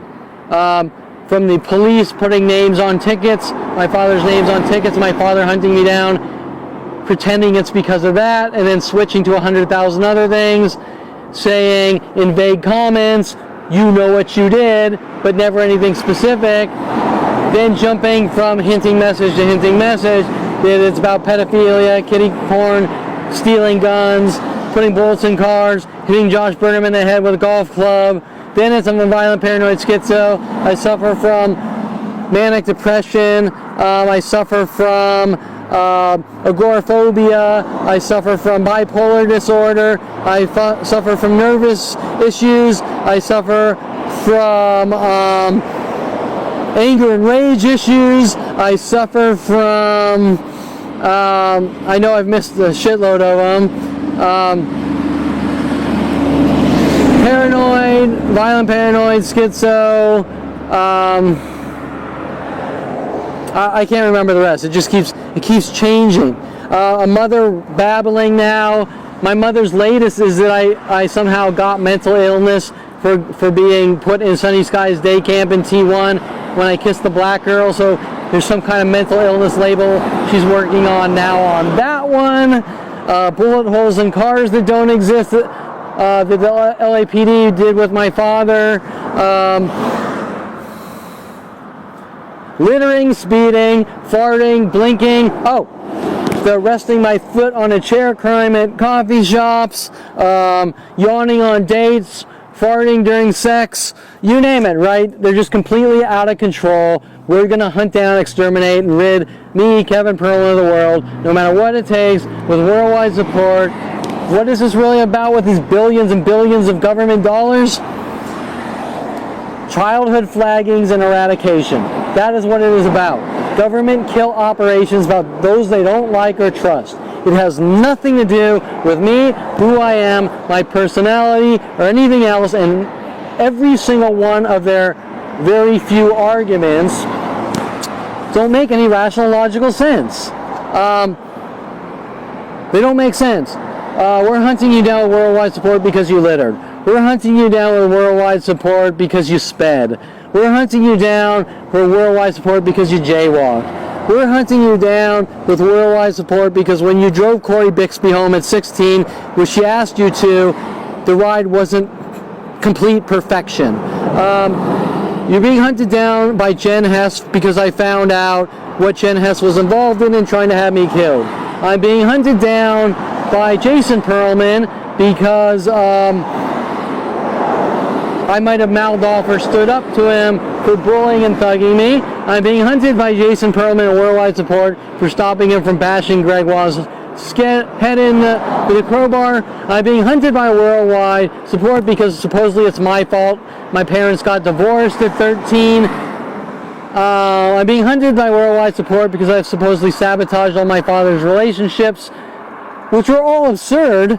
And let's say I actually did sabotage someone's relationship, even though that's completely absurd. Would there be a worldwide campaign to kill someone over it? No. Billions of government dollars? No. Okay, so it's not about any of the lies. It's about an agenda, and the lies are cover-ups and justifications, which still don't make any sense. Hence why they've spent the last 47 years trying to manipulate me into big crimes, and they failed at every single attempt, no matter what I did. Showing that I'm the good, honest person, and showing that the police and my father and family will do whatever it takes to cover up these mass murder operations. Now, I just want to see one thing. I believe this might be Temple Soleil. Now, I'm Jewish, and they're playing this number with 13 games. And if this is Temple Soleil, I will find that very ironic because they're playing this bar mitzvah mental illness scams. And 13's bar mitzvah scams. My family trying to turn me into like a devout Jew for some reason, which doesn't make any sense. So, oh,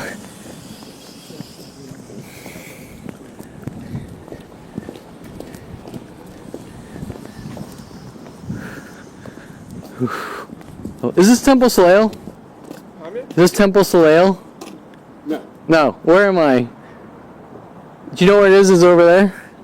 You mean the temple? Yeah, the Jewish temple. No. Yeah, I think so. Go further. Okay. Is this like a middle school? No, it's just like a kind of synagogue. A what? just like a church, Oh, sure. something like a church. For Christians. Temple, right? Christians or Jewish? Jewish. Oh, so this must be Temple Soleil. Here is the Catholic church. Oh, this is Catholic. Uh-huh. Oh, okay. Wrong place. They're next to each other now. Okay. Okay, so this is not Temple Soleil, but I'm close to Temple Soleil, which is like right down the street, which is where I went to Temple. Right side, go further. Okay, right side further. So the temple I went to up until graduation at 13 was Temple Soleil, which is a little down the street, I guess. So still, that's kind of ironic. This is, I guess, Christian church and so Catholic church. So I'm at a Catholic, and I think this is newer. I don't think this was here before. But there's a certain kind of irony to my lawyer's phone number ending in 13. My lawyer moving me to courtroom 113 with a newer judge. My graduation where my family's mad at me because I didn't continue my Jewish after bar mitzvah. I didn't say I'm going to go back to temple, which no one else does, especially my family.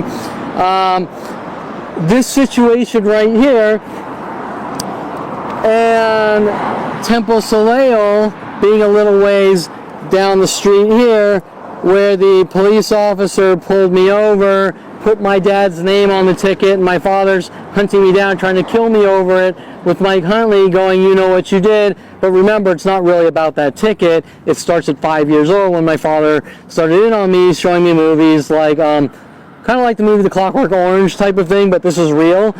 Showing me movies like Wizards by Ralph Bakshi, where my brother is playing as I'm the evil wizard and you're the good wizard, and they're trying to make me look crazy, going, I think Kevin has a gun, while my father's paying off Victoria Walker to give me toy guns with the LAPD and freaky things like this while they try to break in my house over and over. Right? Very strange.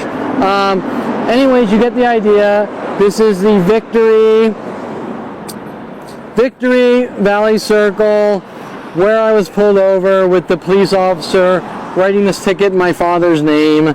Now, interesting enough, the license plate 4DJY007, whether that's intentional with my 007 jokes and things like that, because I watch so many stalkers that I can see my surroundings very well in a Lincoln Mercury car.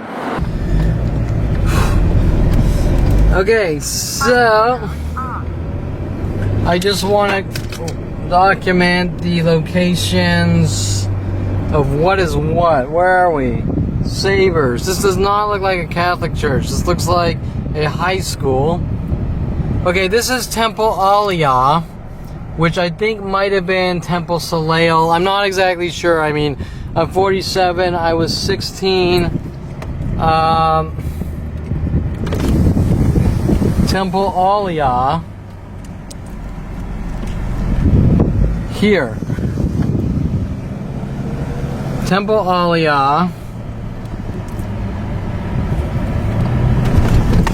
That guy says that's a Catholic church. I'm not sure because it said students. I don't know where the hell I'm going.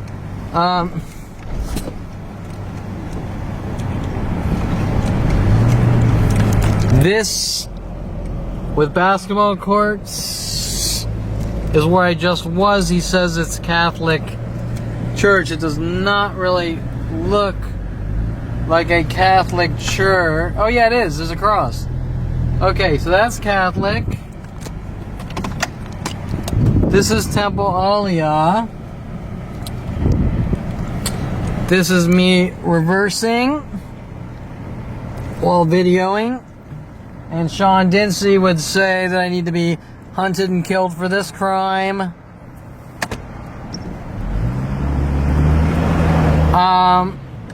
So he pulled me over by Temple Soleil. I don't know if it's still here. or Aliyah is Soleil, or was Soleil. And once again, we can kind of look at the cards backwards, directed at me like everywhere worldwide. And of course the 2s, backwards in 2s or 4s or in groups. Usually 2s and 3s, but sometimes larger. And this says wrong way, but we're going to commit another capital offense. Temple Aliyah right here. Okay, I just committed a crime that Sean Dempsey would hunt me and kill me with for worldwide support.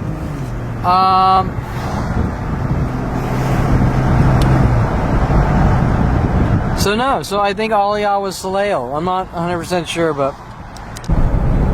Okay, so we're coming back the other way. I looked up Mike Huntley's address, 24101 Friar Street. Now, the first thing that comes to my mind is the 24101, which might sound strange to you, like we're teaching you a lesson 101, right? Victoria Walker, Dr. Walker, at high school, my high school principal, we're going to teach you a lesson, right? Now, you'll say, well, that's just 24101. Well, in my life, the people in my family and people around me send me these little cryptic messages like that while hunting me down, trying to torture and kill me with their lessons, so to speak. And there's a possibility that the reason he chose that house was to send me a little hidden message afterwards. We're teaching you lessons for the things you didn't do, right? That type of thing. But let's go down here to 24101.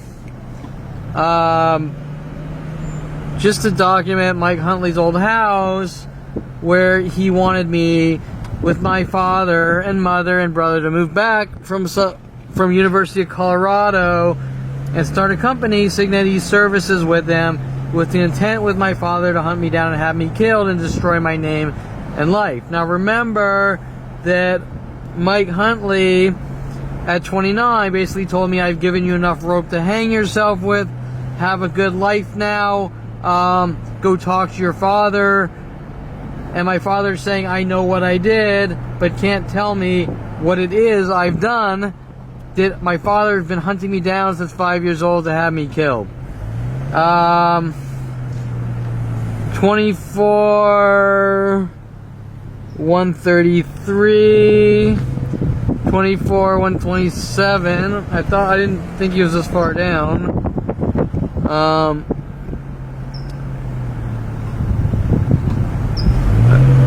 Here it is, 24101.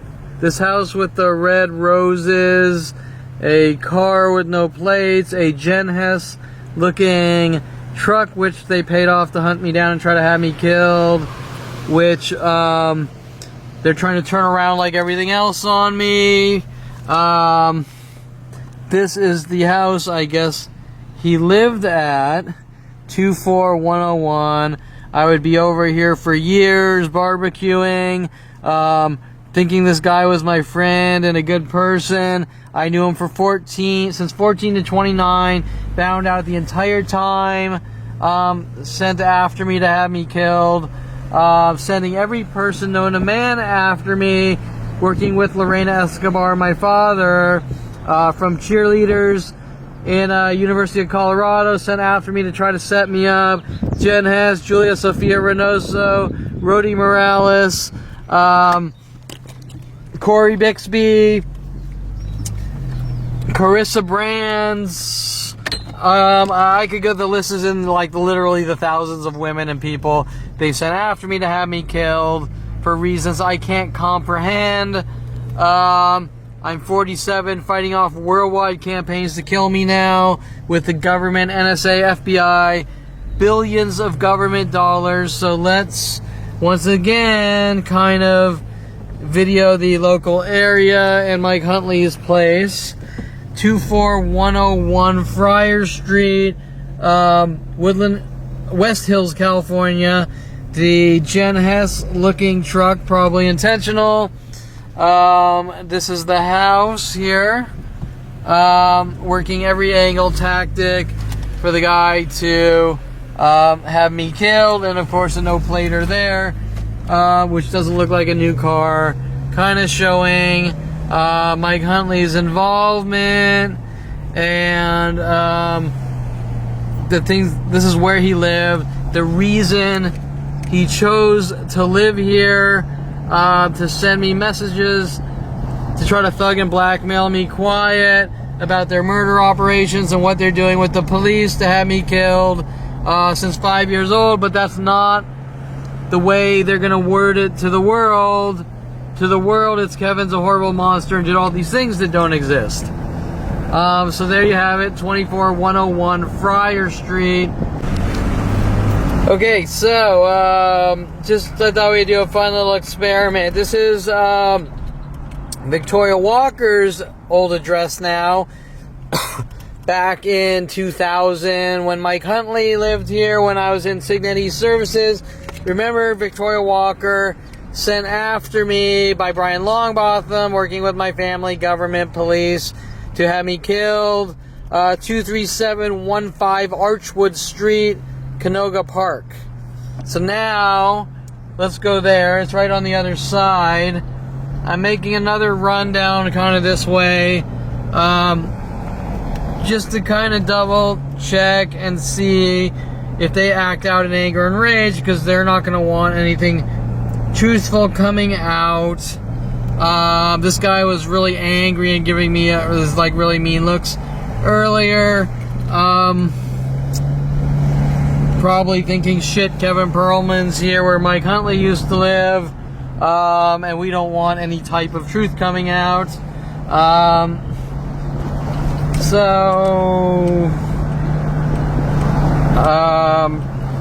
Seeing if I can GPS this 237 Archwood.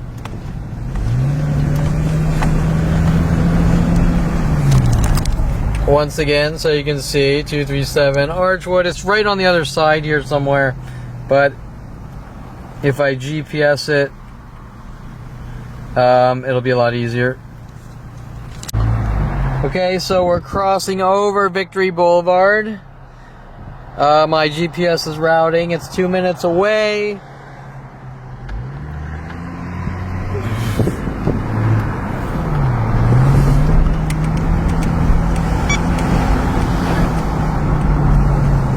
Continue on Sheltondale Avenue for half a mile.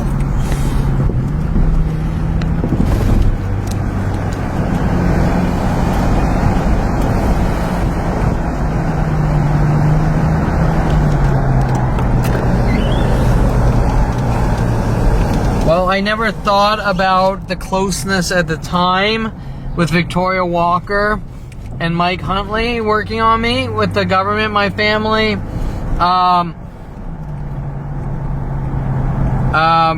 Now knowing, like here's the guy that took off his plate, now knowing that it was actually all intentional, both of Turn right onto Archwood Street. Both of them kind of there's Victory Street, and on each side, one or the other, right? I don't exactly know what that means. And Victoria Walker right off Victory, I believe not to be coincidences, just like now her moving to 187 Donegal, Newbury Park, and calling me up right before them throwing me in jail, trying to finish the job they started, so to speak. And having people write 187 on my car and letting me know that 187 is the penal code for murder. You get the idea. LAPD sending Brody Morales after me. Continue on Archwood Street for half a mile. Trying to get murder confessions, telling the world I killed someone, and Victoria Walker writing 187 with someone who's attacked me with his dog, with a police trained canine. Writing 187 on my car, trying to hint that I'm a murderer and they're going to hunt me and kill me with the police, which is all very strange, right? Makes no sense at all. But that is what's going on with my father and my mother, to try to have me hunted and killed and locked away for reasons I cannot comprehend. Okay, so now we're almost there. You can see how close she was to Mike Huntley, sent after me by Brian Longbotham, she just coincidentally happened to live out here when Brian Longbotham lived all the way out in by Santa Monica, who I worked for Modern Video Film, and then he hired me for jobs at Universal Studios, trying to make me mentally ill and destroy my name with the entertainment industry and every industry known to man with these worldwide murder operations.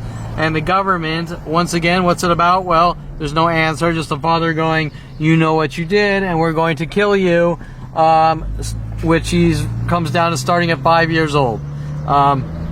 Okay, so we're almost there. In 800 feet, your destination will be on the left. 23715 Archwood.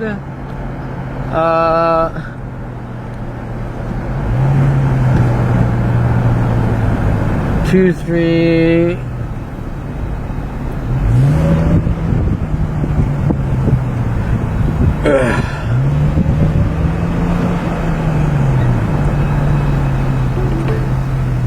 Your destination is on the left. Wait, which one is it? Oh. Someone honking 3 times, not once.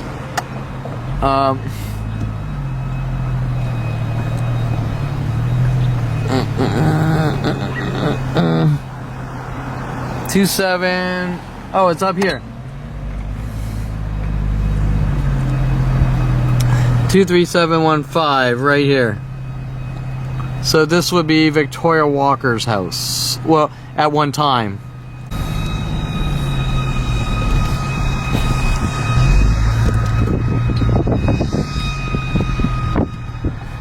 Okay, so just turning around, getting another angle. 23715.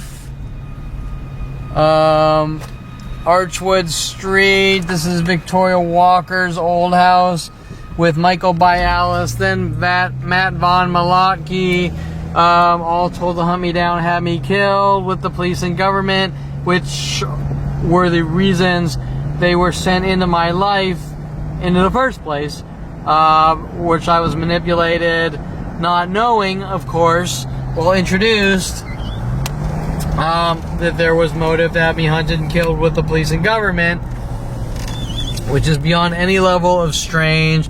Well, they're working their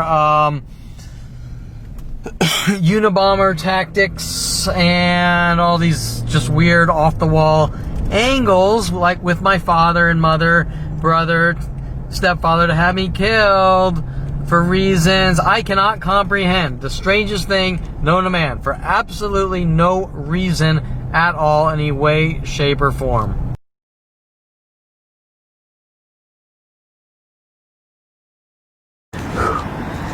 Okay, so we are at 9100 Mason Street.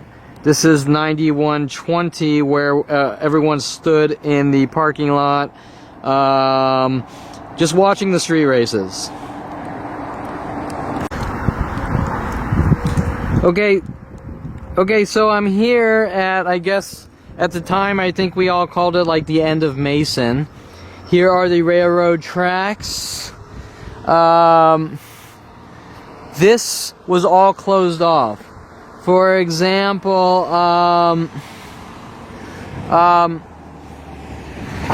there was like bushes and a fence here, right?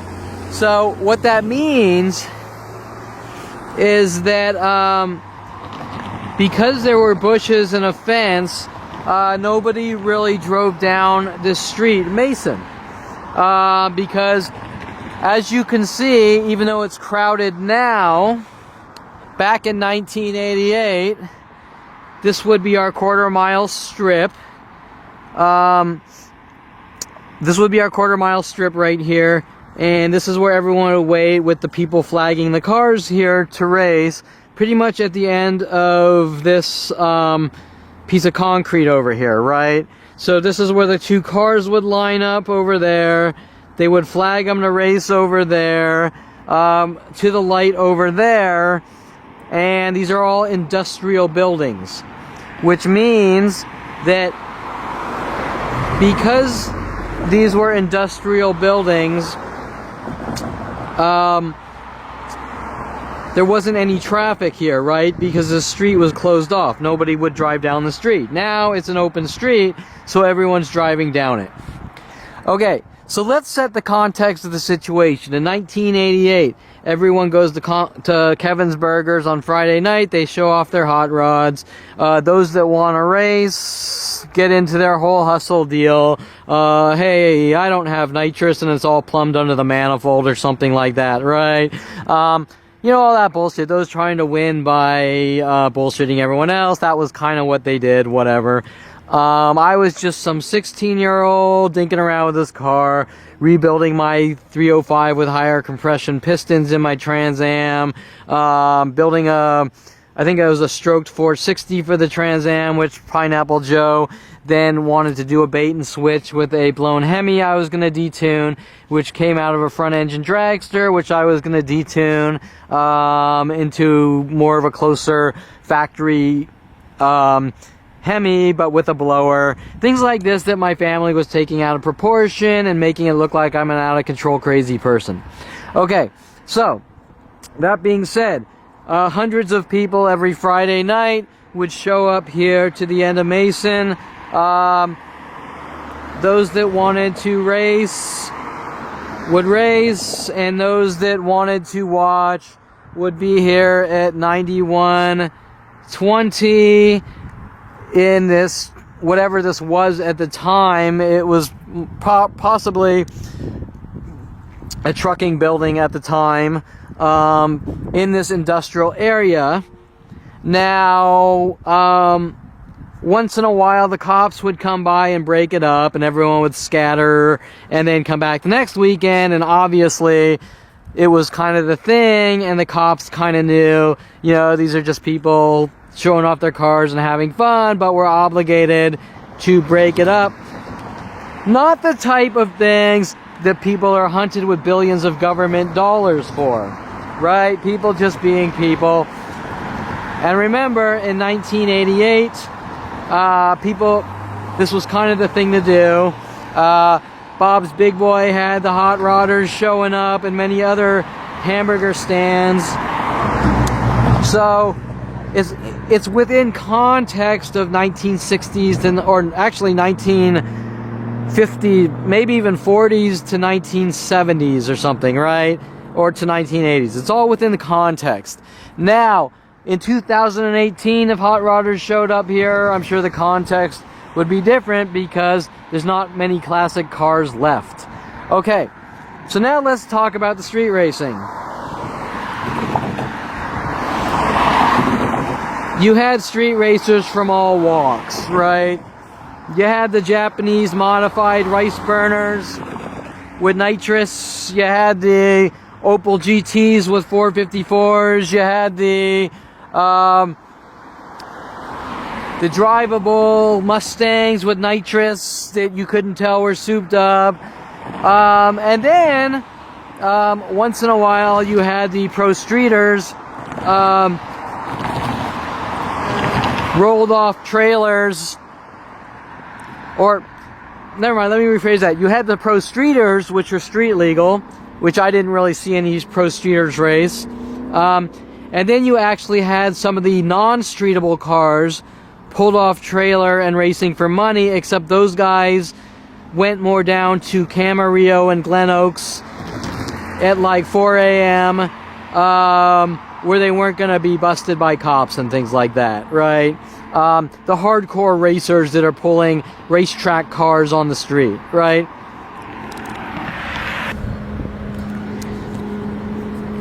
Okay, so now remember, the police are running around saying weird things, that I'm a crazy man, I've lived in a cave all my life, I'm a conspiracy theorist, all these things to cover up what they've been doing to my entire life. But the point I'm trying to make here is that the things the police and world are mad at me about aren't anything unusual. Example. All the people that took part in going to Kevin's Burgers and street racing or watching or whatever are not being hunted by the government with billions of dollars like Kevin Perlman, me, is. Why is that?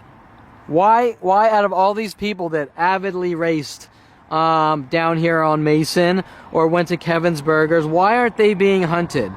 Right? That's the question you need to be asked. My family with the police and government are saying that I'm an out-of-control monster who is a danger to himself or others, but all the people that mostly street raced, they don't care about. Now, did I street race? I'm guessing I street raced about twice. I really didn't have that fast of a car. I had a 1985 Trans Am. I pulled out, modified, rebuilt the engine, modified it. Maybe 350 horsepower, I think. Probably not even that. Nothing compared to the other cars. One race, I raced Brian Weaver in his 454 red and black Chevelle, which is a no contest because a 305 like that without nitrous or anything isn't going to compare to a 454, which I have a whole story behind Brian Weaver intentionally blowing up the engine with nitrous so that he could tell his family lies that the engine went bad. So I raced Brian Weaver and I accidentally ripped the shifter out of the car, which was kind of funny, and put in a new shifter.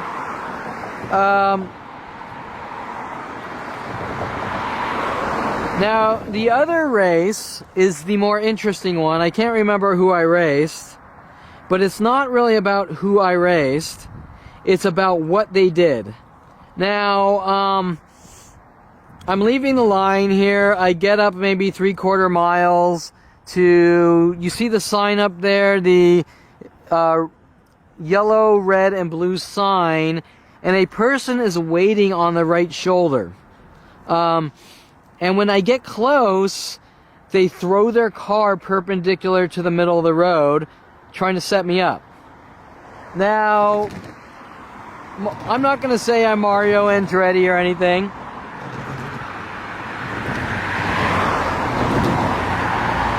But I'm not going to say I'm Mario Andretti or anything, but at the time, I managed to sort of throw my car, the rear of my car sideways and managed to slide around him, and I was pretty damn lucky. But the point is that that person was intentionally waiting for me to launch his vehicle at me to cause an accident. Now, this tactic alone has been done to me my entire life, especially around 16. A lady in the Honda on Ventura and a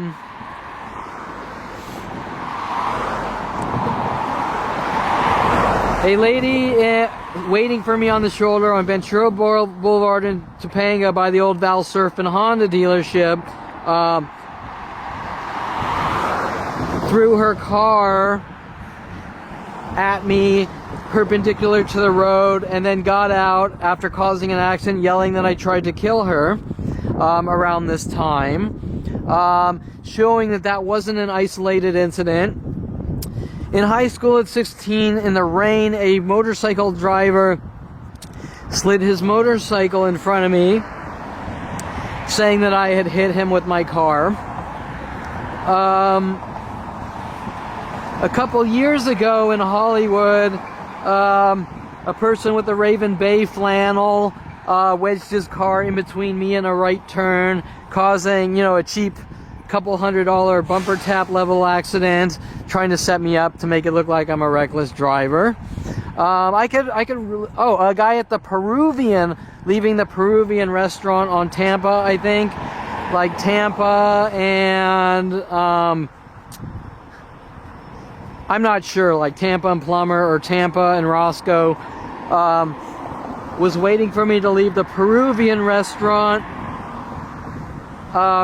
Waiting for me on the right shoulder, launched his car in front of mine, and I managed to avoid him, but the GMC rear end couldn't take that kind of maneuver, and then fishtailed into a light pole, which the police are trying to cover up.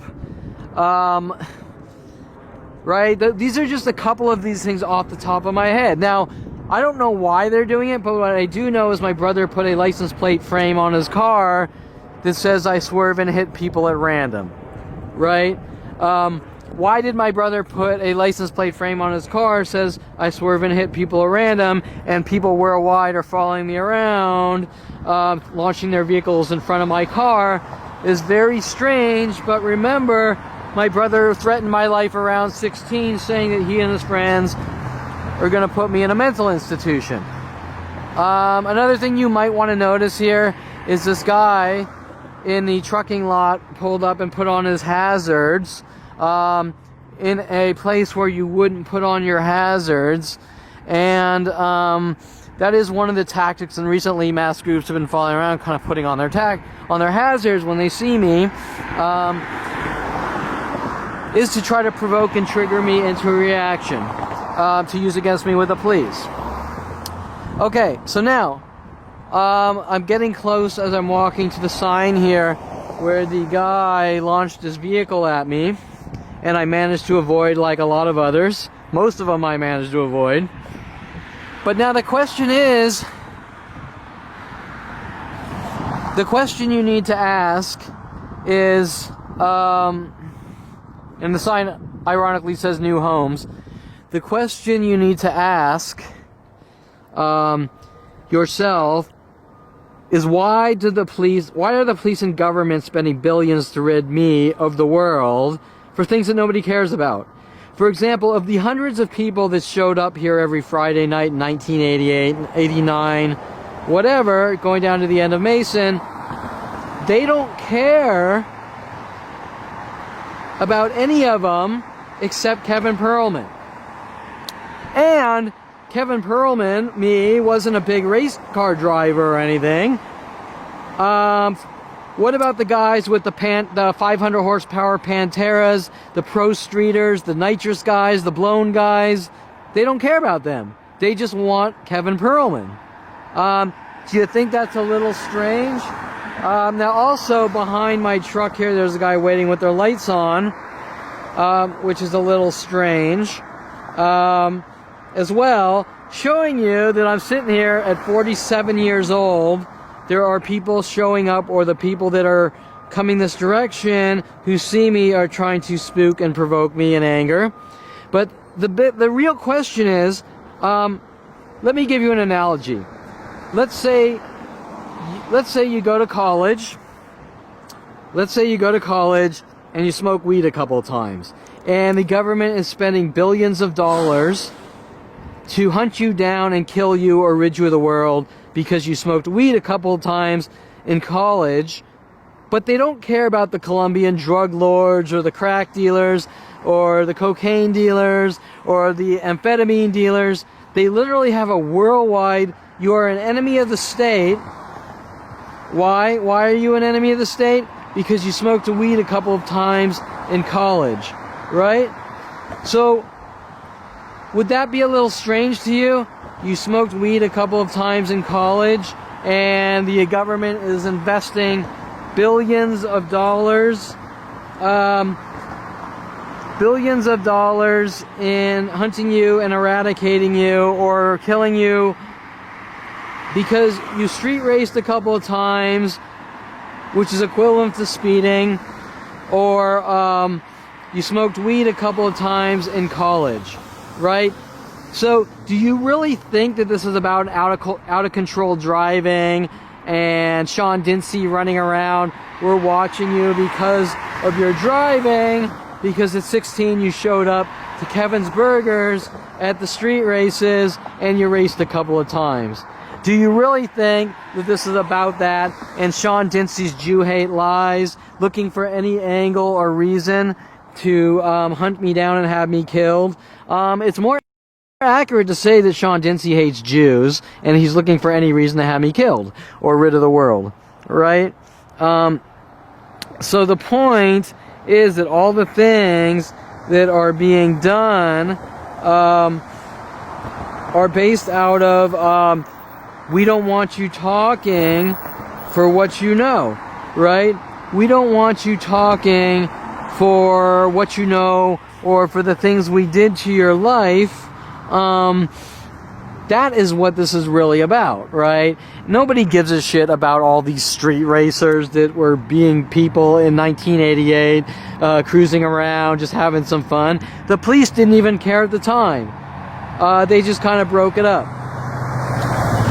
So, why is it that out of all the people street racing, with the real hot rods, the pro streeters, the non-streetable cars being trailered off trailers, why are they exerting absorbent amounts of time, energy, money to have people launch vehicles at me to try to make it look like I'm a reckless driver and things like that? Wouldn't you find that a little strange?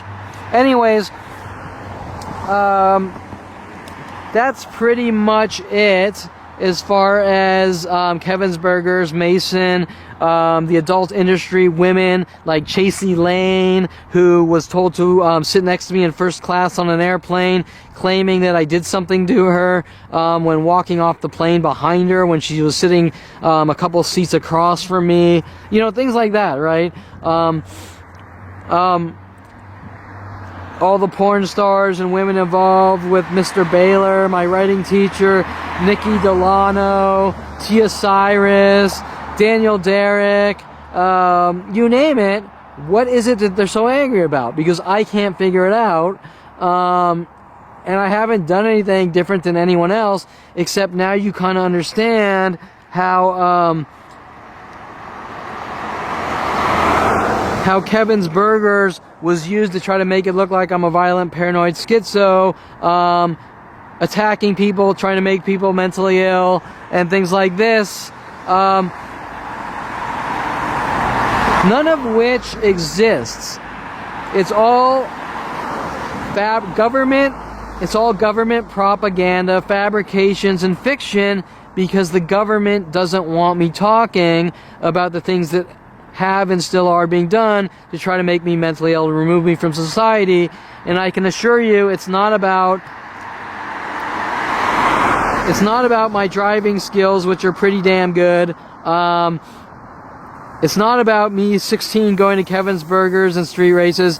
These operations start at 5 years old, with my father showing me the movie Wizards and trying to have my brother and people reenact parts out of movie scenes called street theater.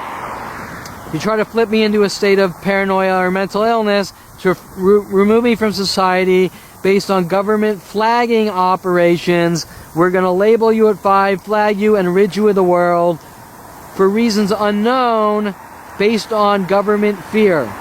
But more importantly, the type of government fear that Adolf Hitler had, exterminating the imperfect or Jews. The same fear that racists had, enslaving black people and not accepting black people. The same kind of fear which has been going on my entire life. Somehow I'm a danger to myself or others without me ever doing anything wrong, and a family doing whatever they can to stop me from having a normal life and succeeding in life with the government and psychology community out of anger, rage, and jealousy towards me. And that's really what all this is about. It's not really about anything I've done wrong.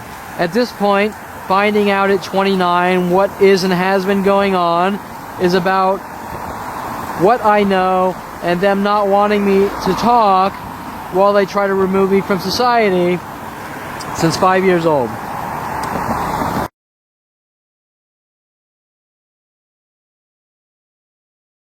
Okay, so this is Round Meadow Road. We're still right by Hidden Hills. This goes out to Agoura. And I was working on my 69 Firebird, and I was driving down this road kind of testing something I was working on. And I was pulled over right around here. And I will explain that in a few. Okay, so here we are at Mountain View Road and Round Meadow Road.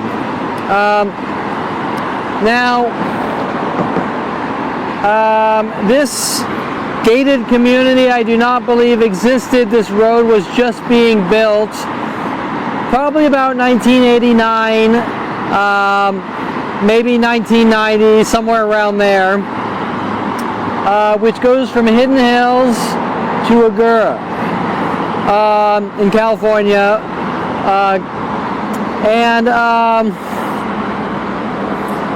So at this point I'm building a 1969 Firebird, and I drop a 350 Chevy in a $300 piece of shit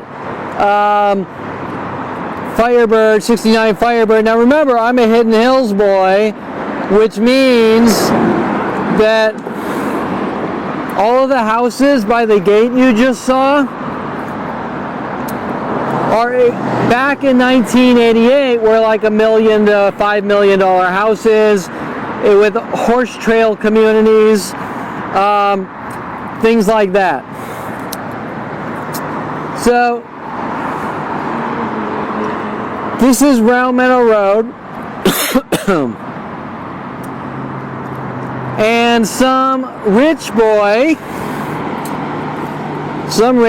me is building $300 1969 Firebirds and building 350 Chevys and dropping them in. And I'm building them myself. For example, when Brian Weaver got into cars copying me, he paid Joe, Pineapple Joe at Hawaii Racing, to build the engines for him. For example, Brian had a Chevelle, and he put nitrous on it, and he intentionally put the largest nozzle so that he would intentionally blow up his engine. And then he pays Joe money to build the engine. Well, I was building the engine myself with like books, how to rebuild engines. I was just reading at night in my bedroom. So I would read the books and then just bought engines and started rebuilding them, doing it myself. Except for the things you couldn't do, like honing blocks where you needed machine shops. So in a way, Brian was told to compete with me, to sabotage me. Now, I buy a $300 69 Firebird, and I build a cheap 350 Chevy, and I put it in the Firebird. Of course, Brian Weaver's mad with my family. They don't tell me. They're trying to destroy me and make me look like a crazy person. Now, I get the car running. I drive down this road, which is just coming right out of the Hidden Hills gate, which you saw by Round Meadow. The police officer sees some rich boy in a... Oh, Brian Weaver and friends, after that, started calling me Kid Taco. Now, my family and the police are running around that I'm crazy, and everyone calls me Kid Taco because I talk to myself and I can't stop talking. Well, that's all fiction. Those are all cover-up arguments. Kid Taco is about a kid, a rich boy, that built a 69 Firebird he bought for $300 with a 350 Chevy with the red headliner, partial black paint, Bondo, shitty wheels, like no wheel covers, a complete piece of shit beater. So all my friends in Calabasas High, Brian Weaver, Shane Weeks, started calling me Kid Taco to joke around and belittle me. Now, I didn't really give a shit, just like Bucky didn't give a shit that they called him Bucky. And I just want to make it clear that making this statement that everyone called me Kid Taco about my car, I want to make you understand that they're going to try to say, now they're going to change their argument, that because everyone called me Kid Taco for having a Mexican looking car, like a beater, in a rich boy neighborhood, they're now going to try to link it to Shane Weeks and lies and fabrications about that, which I'll talk to on other videos about the paint gun and Brian Weaver seeing me pointing at Shane Weeks and reloading the paint gun to set me up and frame me, but that's a whole different conversation. So, the real reason, not like my attorney, the judicial system, psychology community is saying, has nothing to do with me talking to myself. It has nothing to do with me being crazy. It has nothing to do with me being a rat or a snitch. It has nothing to do with talking. It has to do with a piece of shit beater, Mexican looking car, and my friends are basically saying, Kevin's a Mexican. Now, once again, I'm not saying anything bad about Mexicans or Latins, or even you, Alexis Amore, reeled into this with Brian Longbottom. I'm specifically saying, based on the types of wording and things that people say, that car looks Mexican. Kid Taco, inferring that I'm a Mexican and that car's a beater, and these are all rich kids. That's the point. And the fact that I have to justify every single thing I say is the real problem, based on the situation of what's been done to my life, in which they're covering up because I have to walk on eggshells based on what my family and the government has done to my life. Okay, so I put the 350 Chevy in, I'm test driving the car. I'm on Round Meadow Road here, coming back this way. The police see me.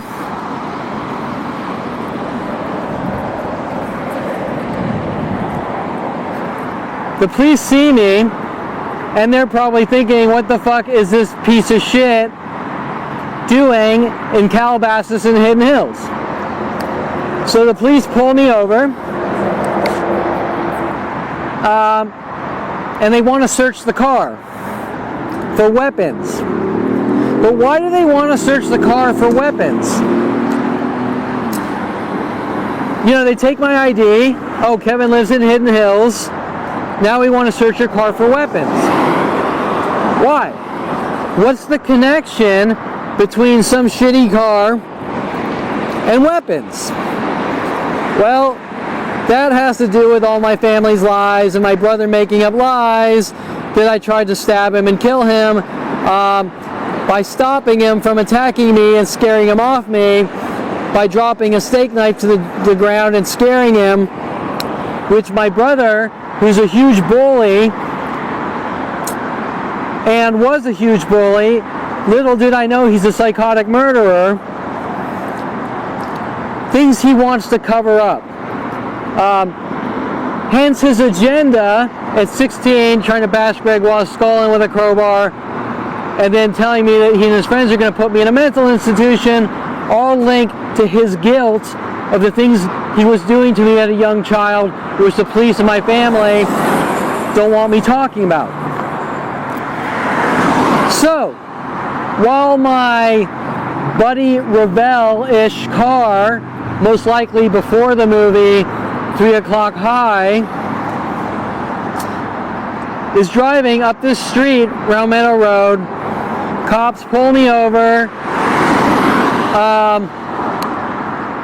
want to search my car, not really with any probable cause, just like they keep trying to break into my house now for no reason at all. And my father planting toy guns on me with Victoria Walker, trying to break in my house for no reason at all. To try to plant things on me or try to get anything they can use against me to remove me from society. Right? This has been going on since 5 years old. So anyways, while it doesn't seem like a big deal on the surface, I'm simply pulled over. We want to search your car. It's a total piece of shit from a rich boy who built it. They searched the car. They probably gave me like a little speeding. No, I don't even think they gave me a ticket. And that's it, and off I go. But little do I know, my family's using these things against me. Our son's crazy. They're looking for weapons no matter what place or state I live in to try to use against me. They're sending people like Rody Morales after me at 25, 26, trying to take me to strip clubs and make it look like I'm stalking strippers and I'm the next Unabomber, which just jumps from thing to thing my entire life, every single day, until they get what they want. Now, I believe, no, that incident of searching the car was after the Trans Am pullovers. So I had the Trans Am, and then I started building the 69 Firebird, and I was driving the 69 Firebird around after the Trans Am. So if you want to understand the progression of following me home in the Trans Am, the left turn, which isn't a big deal, the 69 Firebird I bought for $300, put the 350 Chevy in it,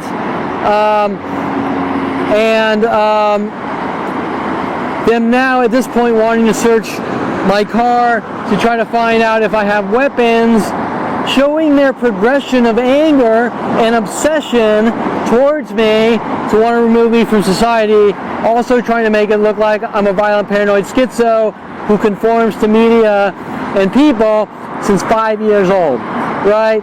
And the whole thing about T1 class is all fiction like everything else.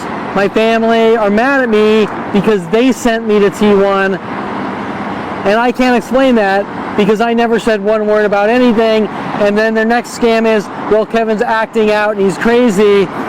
Just the stupidest, moronic, idiotic shit that nobody normally would believe because it's so stupid, moronic, and out there. Showing the true intent behind what's going on that any 10-year-old with common sense can see. So while this one incident on the surface does not seem like a big deal, the whole thing about Kid Taco and how I'm a crazy rat who talks to himself or switches, first I'm a rat, then I talk to myself, are all scams with the police psychology community, NSA, FBI, government to try to make it look like I'm a crazy man who talks to himself, is a violent paranoid schizo, is 5150, suffers from agoraphobic, suffers from anxiety issues, suffers from manic depression, is bipolar. These are just a couple of the labels. And then, of course,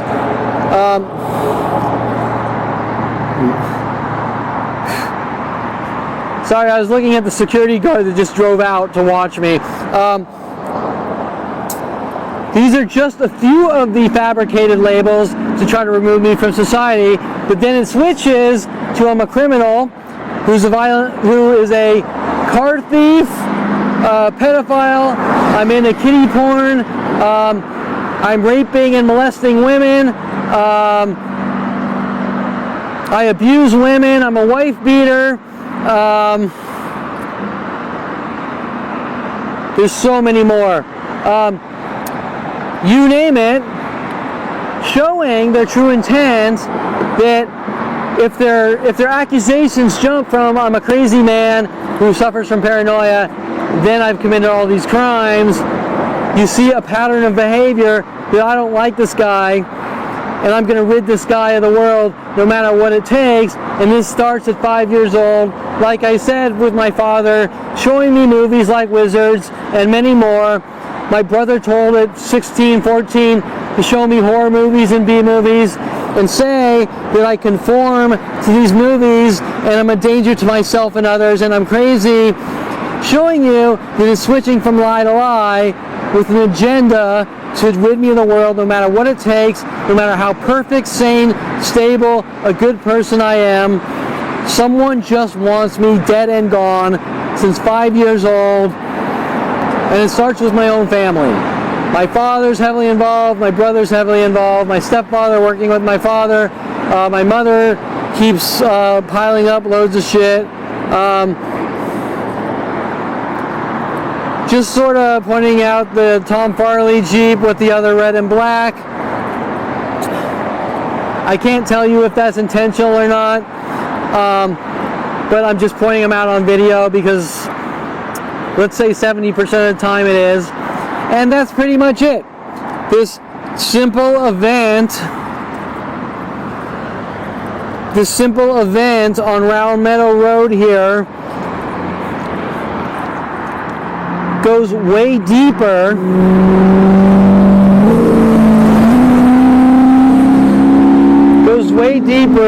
than what you might think.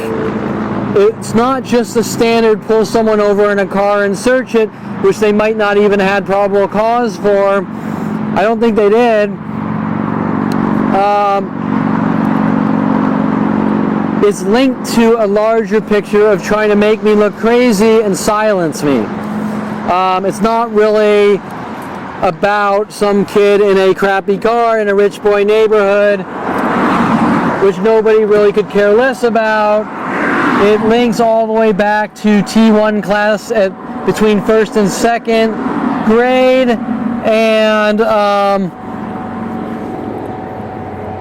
my family with the police want to cover up all these things by saying I'm crazy and mentally ill and all these things. Okay, so as we leave, I'm just gonna document how close this road is to Hidden Hills and where I live, Mountain View Drive.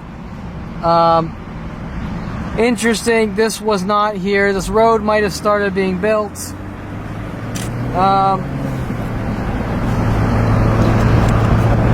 My father, I believe, lived at DeSoto Avenue, San Luis.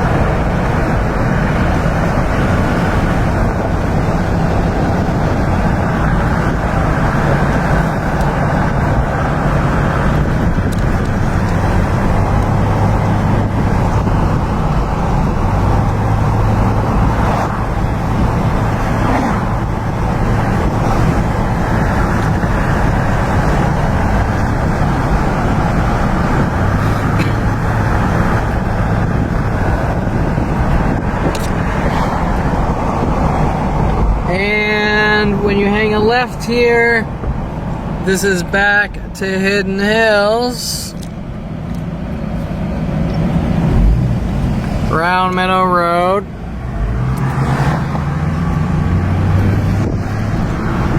Okay, so once again, where they pulled me over, right here, this is exactly where the sirens went on, right here by this crosswalk, and they pulled me over right here, and that's pretty much it. They give me the ticket or whatever, probably telling everyone that I tried to evade a cop or am on the run and this and that, or that I'm paranoid. Leaving out the entire story like usual, that the cop flashed his brights, the gate guard where Wayne Thuna worked in, or you have to go in to Hidden Hills, and the Round Meadow Elementary School. where the cops are leaving out the full story, trying to make me look crazy and mentally ill and paranoid, and things like that.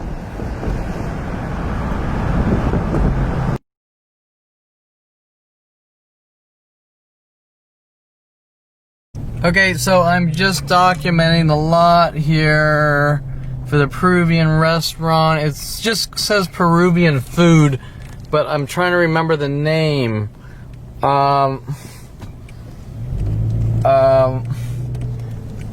The forwards and backwards cars, because I might come back here in an hour.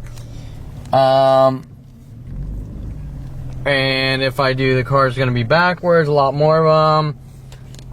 El Incomparable. El Incomparable.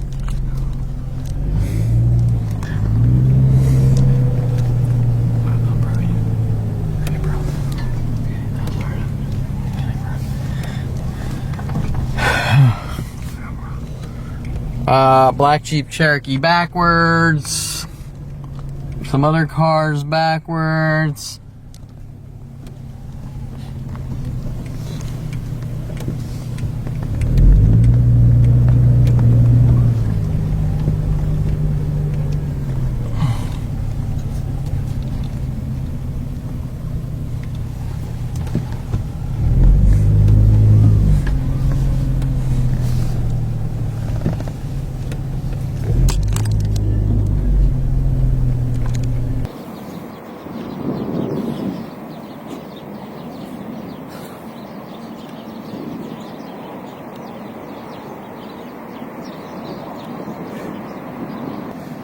Okay, we are at Tampa and Keswick, by the Peruvian restaurant,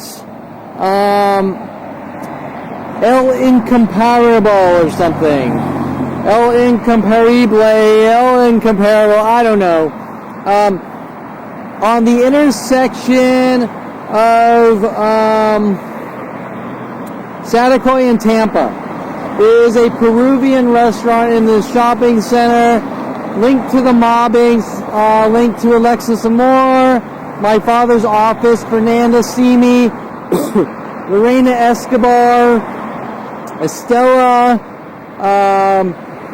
Lenore Calderon,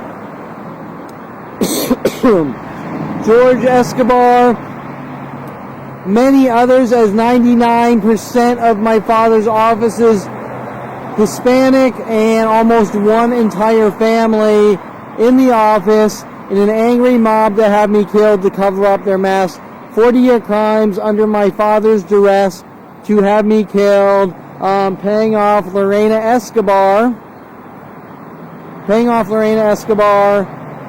to follow me since 16 from college to college, paying off people to have me killed and things like that, sending endless women after me, then hiring me in around 2005 with my father to work in my father's office for my father to finish the job and have me killed.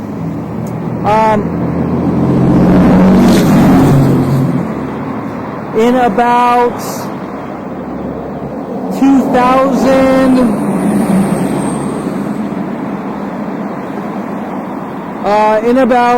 2016, maybe 14, I'm not sure, a person was here. Actually, let me point something out first. Over here, we have two similar Mercedes together, not a coincidence.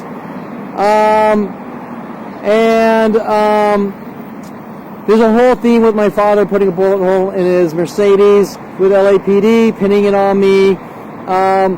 This goes back further and further back to early childhood on operations just like that with the police to have me killed.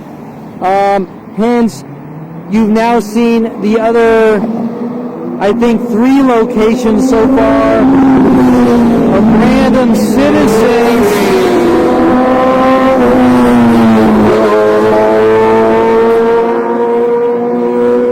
You've seen, sorry, it's really loud with those motorcycles. You've seen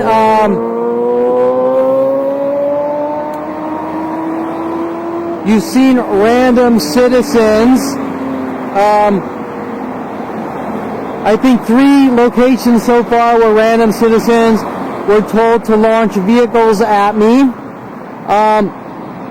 Now, going out to lunch from Golden State Sports Medical or on my way to the office, sometimes I would stop at this restaurant Incomparable, or however you want to pronounce it. Each and every time, hundreds of times, people showing up in the parking lot, people showing up as I wait to get the food with color patterns, cars backwards in twos, identical cars, people following me while I go there, people waiting for me while I go there.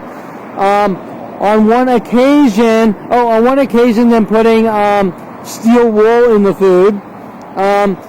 But on one occasion, as I was leaving this parking lot over here and coming out this way past Keswick here, there was a person waiting on the shoulder of the road here, and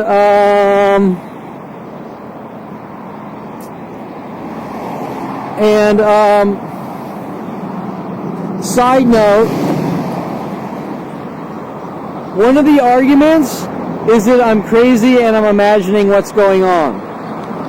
If I'm crazy and imagining what's going on, how do the people know to wait for me and park cars in twos and things like that at the locations that I'm going to document the crimes against me? So the argument is that I'm crazy and imagining it, yet you're seeing on video mass groups stalking me as I'm videoing, and mass groups parking cars or wearing clothing colors within the locations, or as I arrive, or waiting for me before I arrive, profiling what I'm going to do based on, for example, they know if I go document where Tom Farley,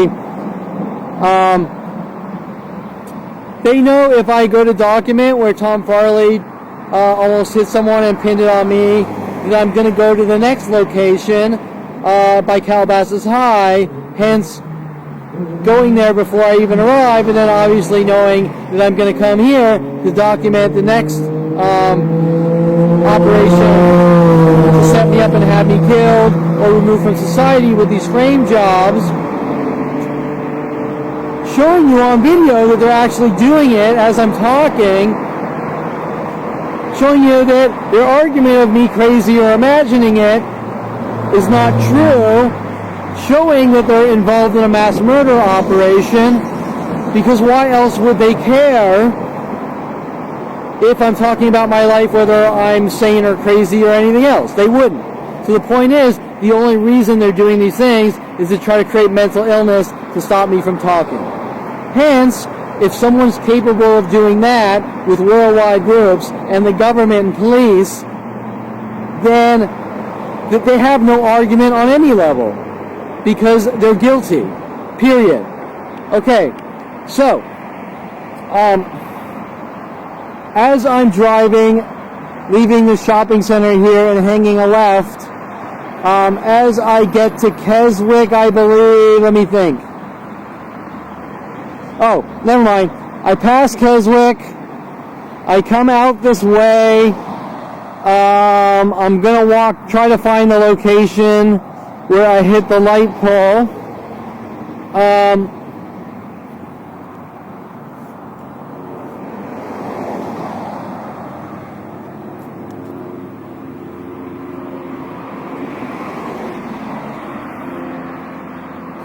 As I'm walking towards the light pole, I'll explain the situation, I guess.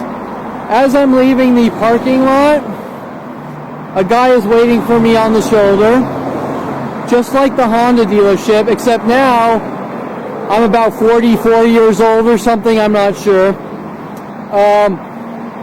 They're mad at me for going to the Peruvian restaurant, playing mind games that I've somehow done something to Alexis Amore, a Peruvian. Of course, Alexis Amore is linked with Brian Longbotham, Rody Morales, the Spearmint Rhino operations to frame me, Foreplay operations to frame me, Brian Longbotham working with Universal Studios to frame me, Brian Longbotham working at Modern Video Film to frame me. You get the idea, right? And without going into the specifics, of those operations, which I do on blogs and other video diary entries, you get the idea, right? So they're not mad at me for doing anything to Alexis Amore. They're just sort of using it as these fictitious justifications with worldwide support to have me killed, to sort of try to brainwash me and make me think that it's my fault they're hunting me down to kill me, and that somehow it's okay to hunt me down and kill me. Well, it's not okay to hunt me down and kill me for any reason at all, ever.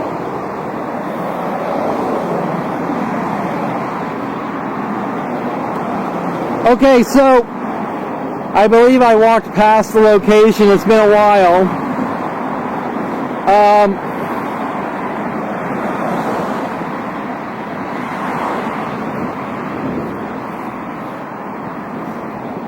I believe, and I'm not 100% sure, that this is the light pole that I ended up hitting. And what happened, which the police are trying to cover up,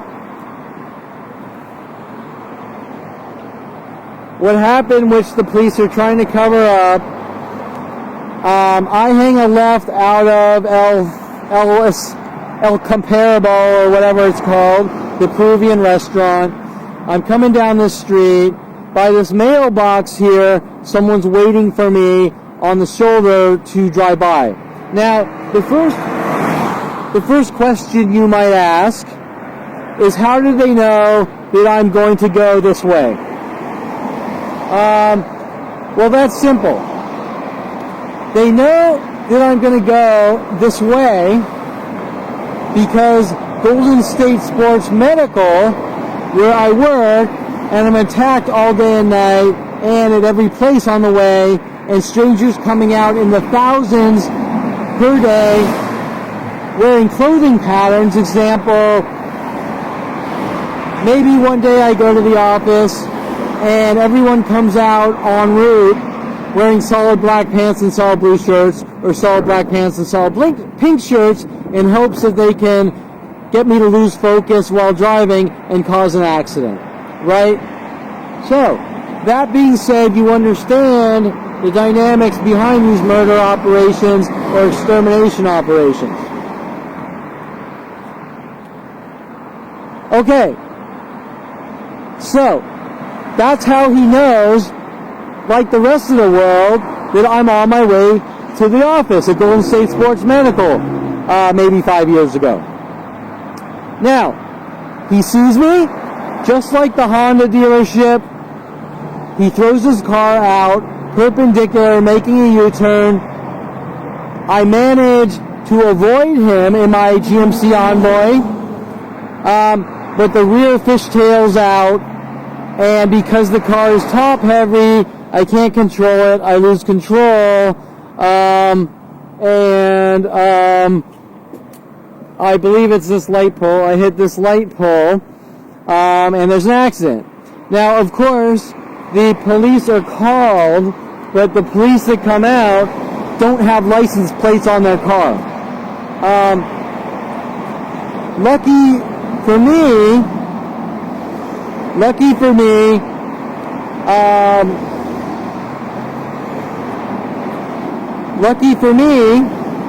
I have photos of the whole thing showing it, cops showing up without plates. I have cops writing reports, which USAA Insurance tells me on the phone, where's this fictitious police report that you supposedly have, which they got.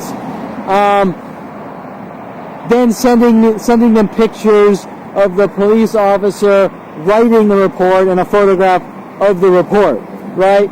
So my point is, while once again USAA is linked to these illegal operations, you get the idea what's going on.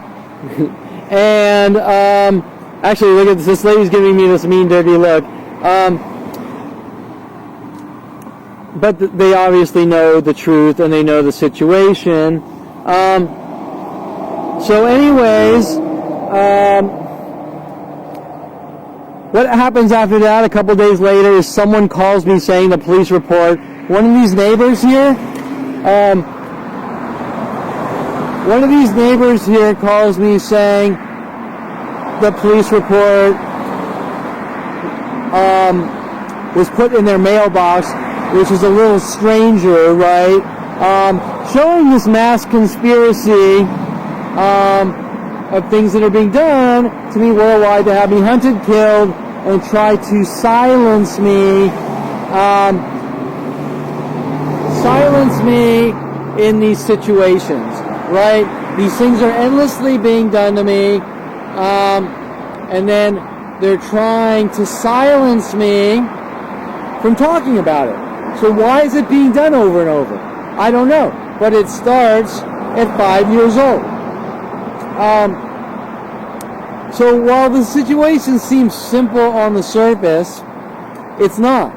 Now, there's all sorts of endless lies to the entire planet, how I'm stalking strippers and porn stars and this and that, which are actually stalking me in these cover-up operations. But once again, these endless setup attempts, frame jobs, lie, smear, cry wolf operations from one person sequentially to the next, jump from person to person. Since 5 years old, my own brother told to hunt me down and kill me with all his friends and my friends. Right? Okay. So,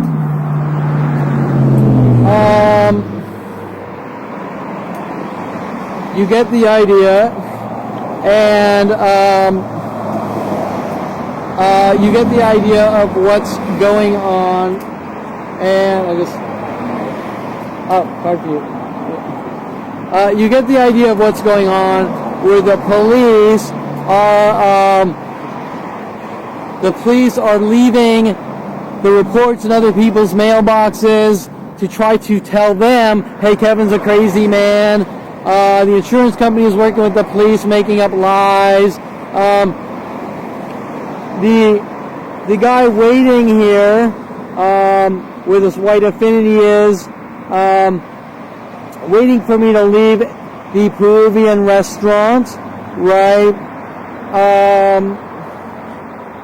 And things like that are all linked, connected in mass conspiracies and cover-up operations. And these tactics of launching vehicles at me and try to make it look like the guy who's a really good driver is an out-of-control, reckless driver and suffers from anger and rage and has focus issues, are all fabrications and operations with motive, premeditated operations with motive to hunt me down and incarcerate me for life. Just like my attorney Seymour Amster flat out told me that they told him they want to incarcerate me for life, but yet there's no reason why. It's not about it. We had a really mean look from one of the people working with the Sean Dinsey and these setup and frame job operations to have me killed. By the way, Sean Dinsey, ironically, is running for,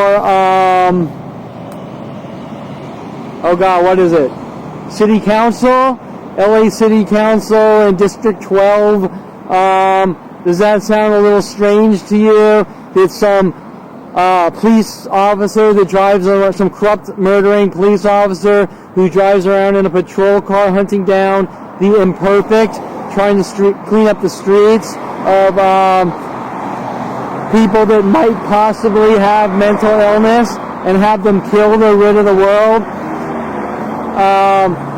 With mail fraud operations, working with paid off people like the dog attackers paid off to assault and battery me, the fourth maybe assault by people paid off to physically attack me, even with John Paul Naranjo in the Gateway Plaza Topanga shopping center hitting me 7 times in the head to have me killed. to try to silence me. So my point is that Officer Sean Dinsey, Mr. I'm a Good Guy on different news channels, is involved in every illegal operation known to man to try to hunt down and kill the imperfect, violating constitutional rights and protections. And so he's running all of a sudden for city council. Do you see a mass cover-up operation with Dinsey trying to have me killed and all those things, right? The people around him are trying to boast him, to cover up, to give him credibility that he doesn't have.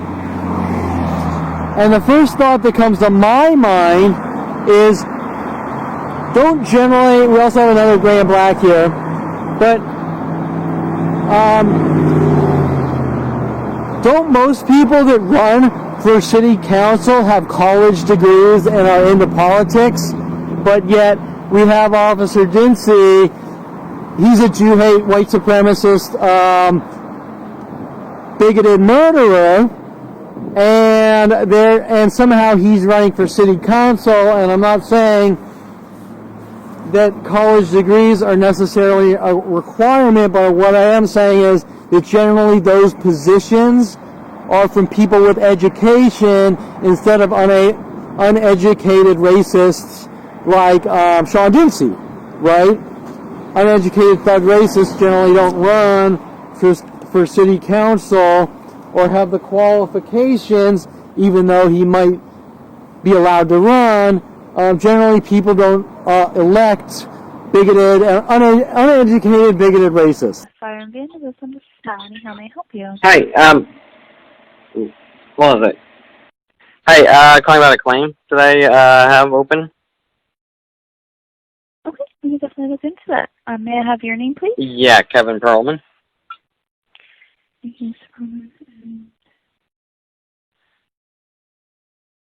What about your username for USAA.com? I think it's Vertigo262, which the police think is a crime. And this is about... I have two claims actually, and I actually mistyped. One says 1124 is meant to be 1224. If you could change that. Okay. Okay. So the one for 1124 should be 1224. Yeah.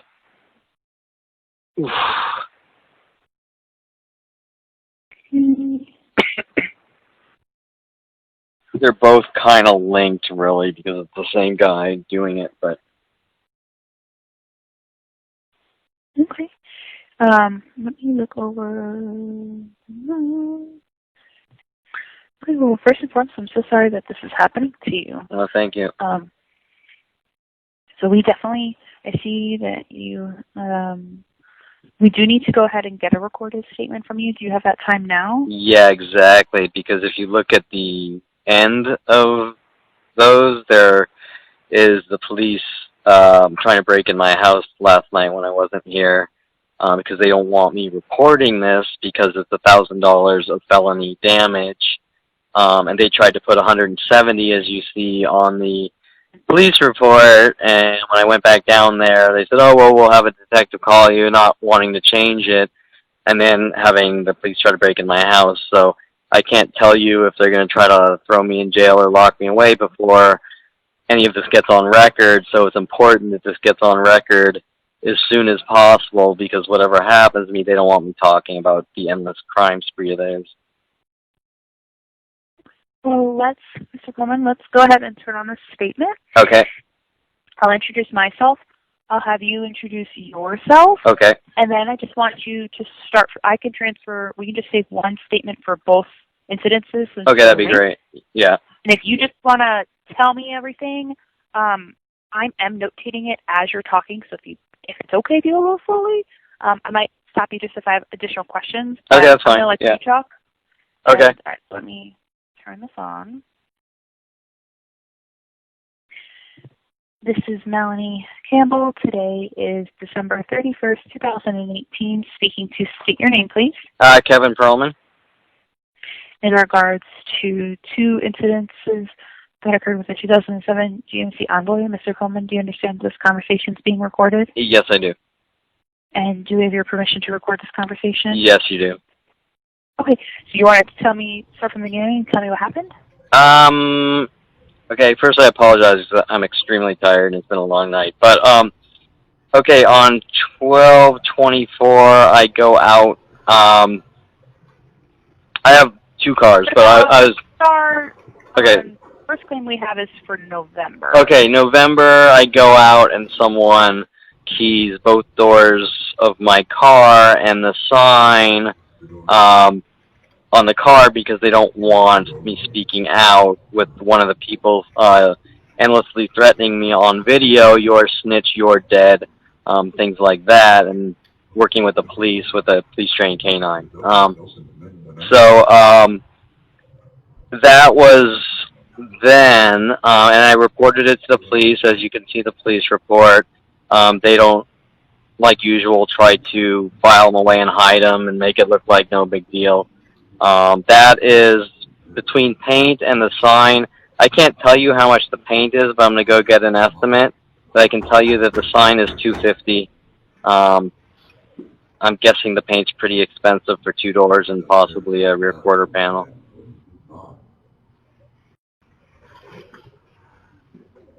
Any questions or? Do you know why they're targeting you? It's simply about the information I know. I don't know how deep you want me. I have a website, kevinperlmantarget.com, and it explains a lot, and it has daily videos of mass people basically threatening my life with the police saying, "You don't say anything," but it goes from thing to thing since early childhood. And one of the bigger things, I could talk for hours, so I don't want to waste your time, but one of the bigger things is I stopped my brother from bashing my friend Gregoire's skull in with a crowbar, and he told me that he and his friends are going to put me in a mental institution, hence me growing up, my brother kept introducing me to his friends and things like that, me not understanding that he had full government police resources, and so come 29, I started a company, or 6 years before 29, I started a company with a guy named Mike Huntley, who was originally my brother's friend, introduced to me at 14 years old, and it turned out at 29 that he went from friend to enemy to,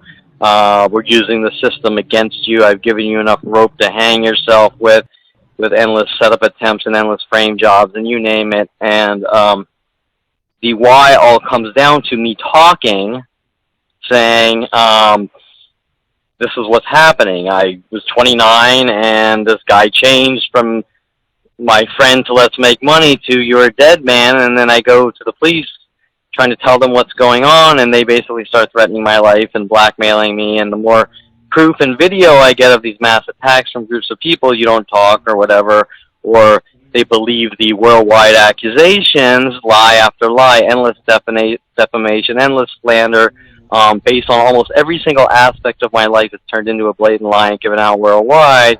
And every time I tell someone, especially the police, that none of it's true, they get angrier and angrier with endless death threats and attacks, to the point where there's all sorts of illegal arrests and illegal court trials with, you can actually order the court transcripts, and some of the people that came after me flat out admitted on the stand that they were contacted by the police to act as vigilantes and things like this.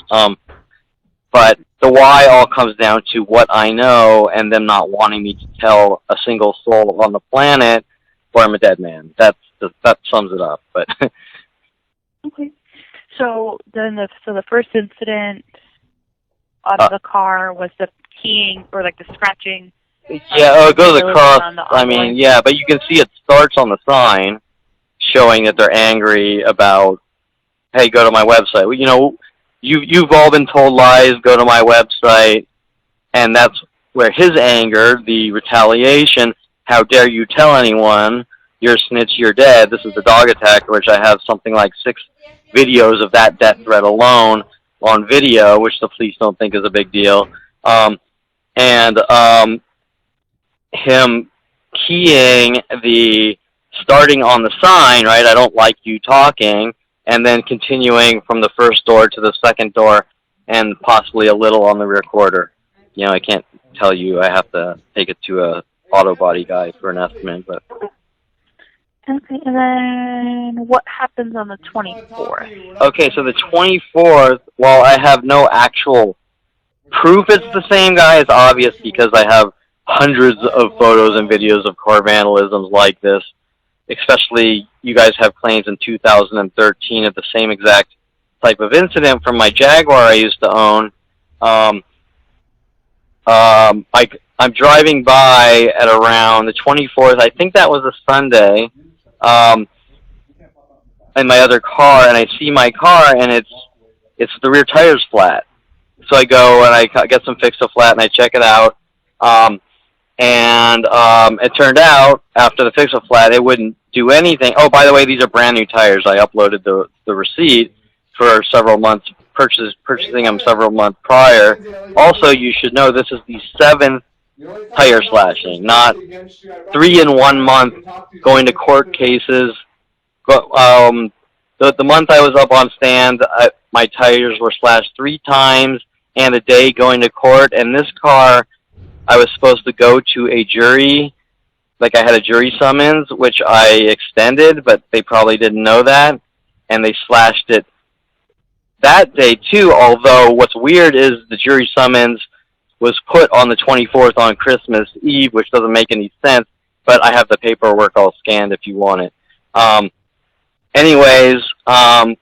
Once again, supposedly going to court, someone slashes both rear tires, just like in 2013 on my Jaguar, 2 tires at the same time, showing that there is no coincidence, there's no possibility of a faulty tire, and putting the Fix-A-Flat in it shows where it comes out a slash in the side, which I've uploaded pictures, which is a puncture from the side with a knife object, which, you know, I don't know any road objects that act like that, and happened to 2 tires at the same time.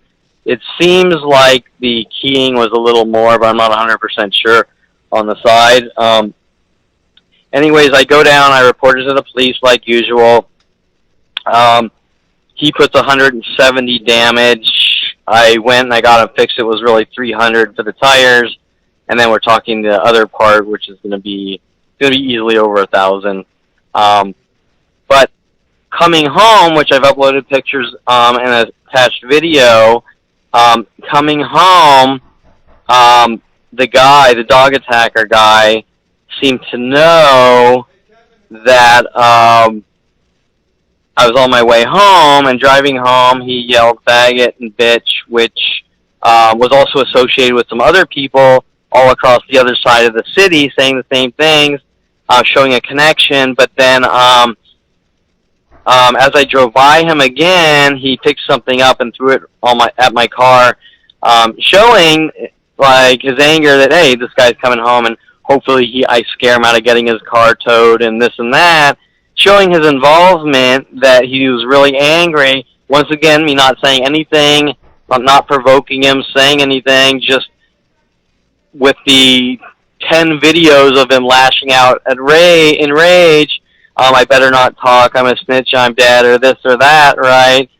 Showing that after going to the police department that he was back in his rage, showing his connection, right? And so, anyways, the police didn't really want to take a report of that, and they did their same game, where here's a detective, call him, and I haven't even had a chance, because I think that was around Friday or something, and I was about to call him today, and then, of course, tonight,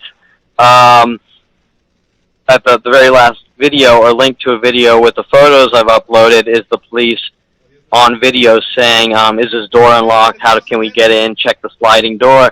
Trying to break in my house to try to get whatever they can get to arrest me, because obviously they don't want, just like the hundreds of police reports that I filed, they don't want any of this on public record that I'm being targeted and these things are being done to me. So they want to throw me in jail before I can probably make this claim and get something substantial that proves that I am literally being stalked and hunted by these groups of people, and this one guy who's keeps doing things to my cars over and over, which if you went to my website under the section police refusing to help, and date by date, every time I go to the police station with these events, you would be in shock. And then if you looked at how they're behaving, like, oh, nothing's going on here, right? You'd be like, that, right? Anyway, so you get the idea. They don't want to. They're aiding and abetting a crime, and so they want to bury me. That's the point. Okay. And who is the person? Do you know if it's a specific person who's doing all this damage to your vehicle? There's kind of like they're kind of like network terror cells. Like, I know the one dog attacker because I have video footage of him attacking me with his dog, and hospital reports and things like that, which Detective Shapiro says absolutely nothing happened, even though I have hospital reports with photos of bloody legs and ripped clothing, right? And it's all, the entire event is on video and audio recorded, and she just can't seem to see it, right? It's like, that guy seems to be, right now, the guy that's doing these things. For example, when I drove down the street, he yelled faggot and bitch. And if you see on the website of the pictures I uploaded, it says faggot on one car and homo on another one of my cars, right? So you can pretty much, by deductive reasoning, go, okay, well, it's obviously this guy, right? I mean, he's yelling it straight out in public on video. On the YouTube, I think I attached a link to the YouTube of him yelling faggot, and then the pictures with faggot and homo. So now you should know that the police refused to give me his name so that I can file a restraining order against him. No matter what I do, if I order the investigative report, they leave it out. If I call up the detectives, can I have his name?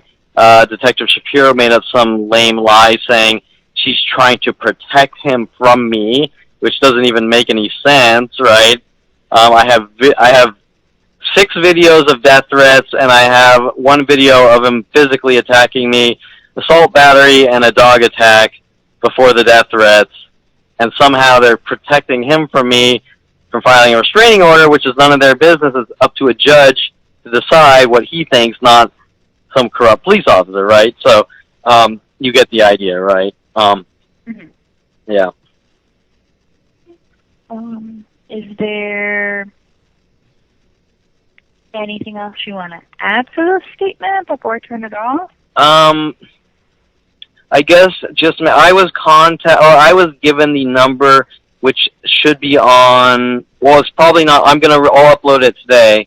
The second time I went back to the police department to try to get the pricing updated on the report and report him yelling at me on video and all those things, they told me that a Detective Alvarez, I think it's Alvarez, something like that, would contact me, and they gave me his number, which I'm probably going to call today, although I don't know how well it's going to go with them trying to break in my house today. But I don't know who you guys are going to contact with the claim or not, but I want to make sure that when you contact them, you definitely make sure that the pricing isn't, it's going to be what the pricing is based on the estimates, and that there's foul play going on. I don't know what your boundaries are or whatever, but definitely make sure that you can see, look, there's a $250 sign. I'm going to get the estimate on the paint, and there's $300 receipt for the $300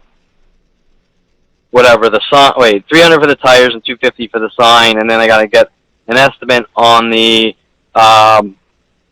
paint. And so just make sure that everyone knows that, look, this is on record, and this, we see this is happening and whatever, because I can't tell you, when the police are sitting there trying to break in your house or trying to rid you of the world every day for simply saying, look, this is going on and please leave me alone, and will you as the police, will you please stop these people? And then they arrest me every time I ask them to stop these people, right? You understand where I'm coming from, that this needs to be kind of documented and everyone needs to be professional and make sure that they don't try to slip and slide any shady things coming your way. Okay. Well, what am I doing this for? I'm going to go ahead and turn off the statement now, okay? Okay.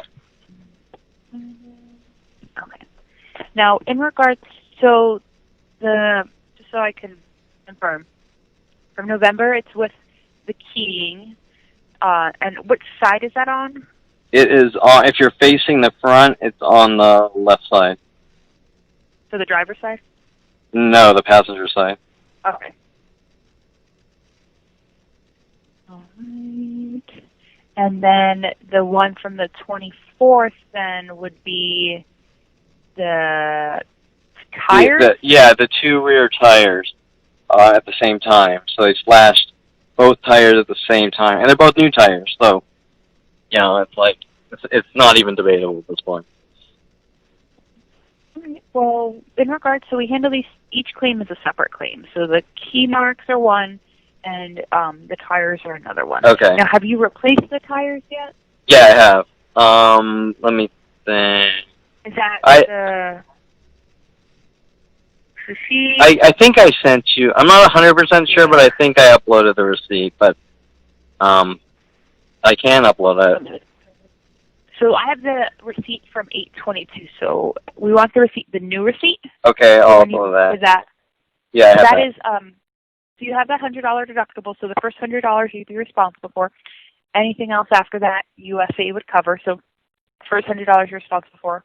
Anything else after that, and then for the key mark now, we do have a lot of shops in the area we do work with. They do provide high quality repairs, service, and a limited lifetime warranty. However, you're not required to get your vehicle repaired at a particular motor vehicle repair shop.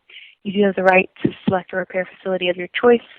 Your selection of a repair location does not affect our obligation to pay for your covered claim. Would you like the name of one of our shops that's convenient to your no, I think I got one. Okay, do you know what it's called so we can get information? Oh, no, I drove, okay, actually, well, I drove by today and I took a picture of one I thought I was going to take it to, but actually, since the time constraints and all the chaos in my life, actually, let me just do one of yours so everything's set in stone right now. So the closest one we have is Cooks Abra Canuga Park, and I can text you this information. Okay, yeah, that'd be great. All right, let's do that, and then we pay them directly. You would just owe them the $100 deductible, so I can text their information. Is this the number you're calling from a good number? Yeah, that's fine. Yeah. Okay. All right, and then while your vehicle is being repaired, if they need it for over more than a day, you do have that rental car coverage with a standard size vehicle. Okay. Yeah, I don't need that. Yeah. All right. What questions do you have for us at this time? I don't think I have any. I'm gonna try to get it there tomorrow. Okay. But just to put you on alert, I don't know what the cops' today's new angle is, right? Because if they're trying to break in my house last night, you know, I don't know if they're coming back or what, right? So, anyways, I will try to get it there tomorrow. I think it's important that all that gets on record. Oh, that's what I did have a question. I forgot. I wanted to get all record of previous claims, especially the 2013 Jaguar. They slashed 2 tires, they slashed the paint, and they slashed the top. I wanted to get all that information, plus not just the Jaguar, but all the other information as well. And then there's only one of the collision ones actually had a police report. The one where the vehicle that was a phantom vehicle that had we never received the police report number though. A phantom. Was filed, but we didn't have. When a vehicle U-turned in front of you and you swerved and hit a. Oh yeah, that guy. Yeah, that's a tactic that's been done over and over to me for since 16. But yeah. Oh, you don't have a police report for that. Okay. You just let us know. Yeah. Okay. But there was no. We never got the actual number. Okay. Yeah, I don't know how many of those people I've avoided doing those things. Ironically, that guy was waiting for me by a Peruvian restaurant, so I'm sure you'll make that connection. But anyways, okay. You've been very helpful. And just a note for your edification. When I went into the police department, I think it was yesterday or the day before, the second time for to get the price right on the report, when I mentioned to the police officer that I needed to get the price right, but for the damages, because I'm for the insurance company, one of the police officers was pacing and staring out into space, extremely nervous. So hence, looking at your website, where everything's kind of been wiped, kind of makes sense now. But I mean, it all makes sense because they don't. The things I know, especially with Officer Sean Dempsey. But anyways, so you've been really helpful. And so you're gonna text me the. I already did. Oh, you already did. Okay, great. So I'll hopefully tomorrow I'll take it to the shop. And then just upload the receipt for the tires. Oh, that's right. Okay, I'll do that now. Yeah. Thanks. Okay, you're welcome. Oh, thank you. Thank you. Bye. Bye. First unheard message. Hello, Mr. Perlman. My name is Jeff with USA Auto Insurance Claims. I'm giving you a call back on your voicemail regarding claim number 1321059-8. We don't show that anything was deleted from the claim here. I'm seeing pictures that you gave us from September of 2016, so I'm not too sure what you're talking about things being deleted here from the claim. And the reason that letter was sent to you was because the claim had been closed for a very long time. But recently this month, we got a demand from Los Angeles, City of Los Angeles.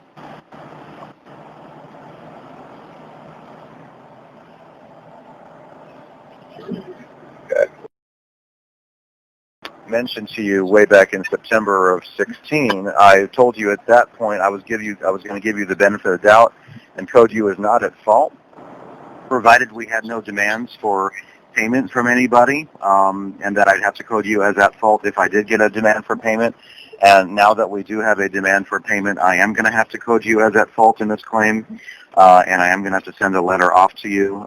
We can only pay out under property damage liability coverage when one of our insureds is considered to be at fault in the accident. And I did review the police report, and it did, find you to be at fault as well. So that's the situation we have right now on this claim.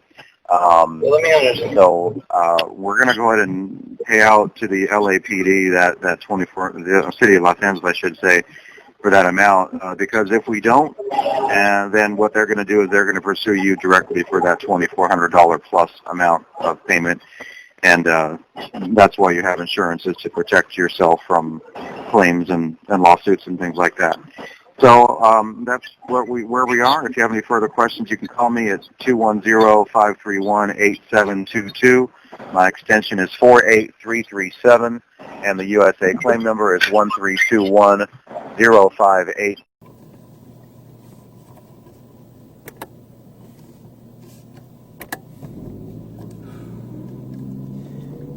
Okay, so now we are going to go in, and I just need to get some food. So I figure I'm here, and I like Peruvian food, and they're going to try to turn it into this competition. Oh, interesting, we have a police officer. This guy actually has plates on his car. Imagine that. How many police officer cars do you see that pull out to scenes with no plates on their cars, right? Okay, so they're going to play it off as Kevin's competing with Alexis Moore, just like they said with Damon Riggins, the black football player, and all these scams and disinformation to the world, orchestrated by my family, Mike Huntley, my brother, and worldwide support since 5 years old, to rile the world against me, to have me hunted and killed in such a way that looks like just random worldwide chaos and drama, which doesn't make any sense, right? So remember, every time I've ever been here, people have followed me here with clothing patterns and provoked me, whistling from the chef, things like that. We have our people waiting in cars with lights on for me because I was down the street. People parking backwards. Right. You get the idea. Right. More backwards in pairs of twos or threes, actually. Groups of threes here. This is El Comparable. It just says Peruvian food. We are on Tampa. Nobody's in there right now. We are, and I guarantee you, after I go in, groups of people are going to show up. After Tampa and Saticoy in San Fernando Valley, Woodland, or Canoga Park. Some other cars, the girl in the red and black Mini Cooper, they parked tons of those on the streets around my house after going to Long Beach and security companies with groups of those cars following me. The black Jeep backwards here, like you saw at the first video segment I did with the Tom Farley location where he almost pelted someone with a car and is pinning on me in cover-up operations of things nobody could care less about normally, trying to attack my credibility to the entire planet, to remove me from society in such a way that looks like I'm just a public nuisance and need to be removed from society, to put me in mental institutions, just like my brother's death threat at 16 after I stopped my brother from bashing Greg Wall's skull in with a crowbar. He gave me the blood is thicker than water speech and then basically told me that he and his friends are going to put me in a mental institution, linking back to all of these operations. And you get the idea, right? So now I'm going to park and go in, but you understand how these things are progressing from 5 years old, and my brother threatening to have me killed because I stopped him from bashing Greg Waz head in with a crowbar. But where things break apart is where I've been hunted for over 30 years, just from that incident alone, saying, well, we don't believe you, and we think you're crazy, except where things don't make sense is I never really told many people or the police. So if I didn't tell anyone, and they're saying we don't believe you, we think you're crazy, and my brother's blood is thicker than water mobster speech didn't work, why is there worldwide groups hunting me, right? Well, just remember that Mike Huntley at Golden State Sports Medical, they wanted me to come home with my family and start a company, Signet E-Services, going from I'm a 25-year friend, from 14 to 29, to I've given you enough rope to hang yourself, and I'm working with the police and government to have you killed. Not that direct sentence, but you'd better live a careful life. Singing World of Paranoia, dropping papers on my desk about South Korea making people mentally ill to control them, and all the things associated with Mike Huntley. Mike Huntley was originally Jason Perlman, my brother's friend, right? Well, me and my friends are going to put you in a mental institution, and things like that, right? Okay, so now let's go in, get some food, and make sure, and just order food, and I'm sure there will be, like usual, harassments, especially after I hand them a business card stating this is the truth and everything else is lies. They're going to go irate, like every other location in the world.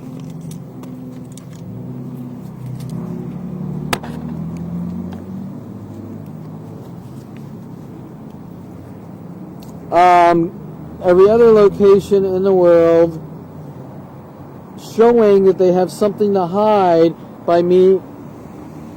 I'm going to hand them a card, and they're probably going to go ballistic, showing that every location in the world is getting mad, not because I'm doing anything wrong, because I'm exposing the truth that I have done nothing wrong. And when they get mad over me simply saying what you've been told isn't true, we'll show you the reaction of a murderer, right? Good, honest people don't get mad for you saying you've been lied to, okay? And good, honest people don't have worldwide propaganda, internet-based murder operations, making up daily lies to the entire planet to have you killed for reasons that are unfathomable, because they start at 5 years old, and they start at 5 years old, which doesn't make sense. What was my crime? Breastfeeding incorrectly or burping up some food? I'm going to sort of explain some of the things that happened over and over. So let's say I come here and I'm on my way to the office. I want to pick some food up and then go to the office so I have food for lunch. I go in here and the chef would whistle as I'm sitting waiting for the food. And this isn't a one-time thing. It's every restaurant in the world, right? Now, a guy kind of came out here in all black smoking a cigarette. May or may not be something. But the point, so now the point I'm making is people know I'm on the way to the office, and they know that I'm coming to Incomparable here to get food. And so what happens is as I'm waiting for food, looking out the window, people will start walking by. They'll start coming out of their cars in the same exact clothing pattern. So you might see like 5 people walk by in solid black pants and a solid green shirt. Or then after that, you might see 2 people walk by, solid black pants, solid yellow shirts. People sitting inside talking will be mimicking things off my social networks to try to bait me into a fight. The cars will all be backwards like we're seeing now in the pairs of twos, lights on. Like, for example, if I go here, you see the gray and blue car in pair of twos, backwards in their twos tactic to try to make me mentally ill, right? And so, remember, this never stops. It just keeps going on over and over and over, right? Right now, there's only one guy that came in. Whether he followed me, I don't know. She's acting more professional and standoff. Like, oh shit, now he has endless videos on his website, which we didn't want to happen. I gave her the card. She didn't, which is rare. She didn't start acting out, lashing out in anger and rage. That you're not allowed to tell anyone what anyone's done to your life or will kill you, which is very strange behavior I'm watching now for 40 years, or technically 42 years because now I'm 47. So right now it's not crazy like before, but you can still see kind of what's going on in the parking lot. Now, I've left my other camera in there running so that if he's whistling at me, which I'll check later, the chef, then we'll get it on video. So now I'm going to go in, I'm going to sit down, and the chef is now here.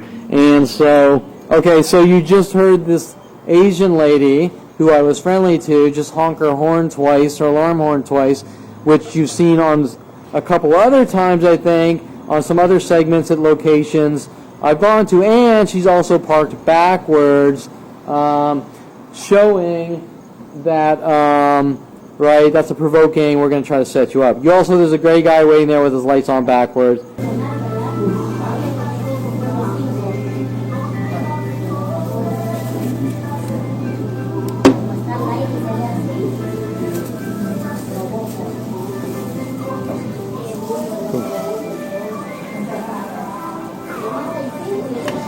That was a heavy oar. Okay, so there's a lady that pulled up in a red Focus watching me. Now I don't see anyone to pick up. They weren't whistling like usual, but this girl pulled up watching me. Now let's hand these. Oh. You need to chill here because the juicy one is going to spread it out on your back. Oh, yeah. Yeah. Okay. Carry like this. Okay. Yeah. All right, thank you. You're welcome. Okay, so I want you to be aware of the timing of the security guard, right? Leaving the restaurant, security guard comes out, and a girl's waiting for me in the red Focus, trying to sort of intimidate, right?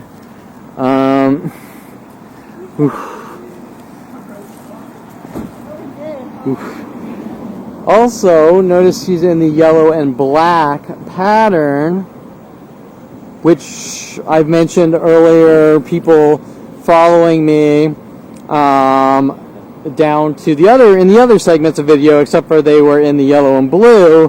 But yellow and black is one of the patterns.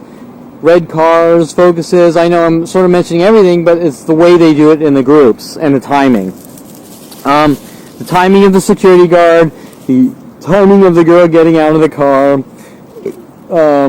all these things which look very subtle and gaslight you, make you look crazy. In this lot alone, there's several hundred cars parked in such ways to try to make me mentally ill and get a reaction, but more importantly, the timing of the events, right? The girl showing up in the red Ford Focus, which, for example, we have a red and a blue Focus, which is parked on my street in twos and together for years, maybe 5 or 6 years, trying to provoke me into a situation. Red Focus pulls up, girl's watching me, security guard comes out as I'm walking out to try to intimidate me, all timed, trust me. Girl wearing the yellow and black pattern, which I have tons of Jeeps and twos. Like today alone, 2 yellow and black Jeeps at 2 coffee shops in the same shopping center, Gateway Plaza, Topanga, directed at me, parked backwards on my other camera and video, right? All these things are very stealth if you don't know what's going on or aren't looking for them, but once you see it, once you figure out that you're being hunted and stalked and you're a gang stalking target, you're watching these mass groups try to kill you. And the thing is, you'll notice they weren't really scared of the camera or this and that. A lot of times they try to trick me into making me look crazy and telling you things. It's illegal to take video or pictures on private property or absurd statements like this. Well, the police follow me around, but there's nothing illegal about taking photos or video on private property. Hence, them trying to cover up and immobilize during these murder operations, if that makes sense. We're going to hunt you down, try to torture and kill you. You don't tell anyone, and you don't get proof of it. Therefore, the security guard walking by is a pathetic intimidation tactic to try to intimidate me quiet, right? Well, he was very passive. He didn't do anything. He's working with all other security companies, the police worldwide, to hunt me, torture me, stalk me, immobilize me while doing it until I'm dead and gone. And I'm told I'm not allowed to tell anyone. I'm told by security companies alone that I'm not allowed to have signs on my car like this, which makes no sense other than you don't talk or we kill you. And then, of course, the more aggressive people, you don't talk or we kill you. It is what it is. You better accept what's going on or it's going to get a lot worse for you. No relaxing for you, nigger. You get the idea. In this worldwide mass murder operation, the real question is, why isn't anyone saying a planet full of people trying to hunt down and kill someone with people like Mike Huntley, Rody Morales, Tom Farley, Adrian Olivares, Ron Perlman, Lorena Escobar, Paul Humphrey, you name it. Why is it okay for them to randomly target, single out, and hunt down and kill people with worldwide support, no judicial system, just I don't like that guy and we have a planet full of people to kill him and he's not allowed to tell anyone. These are the real important questions, and you're not allowed to go to the police because they'll make up lies that no crime has been committed, violating every constitutional right and protection known to man,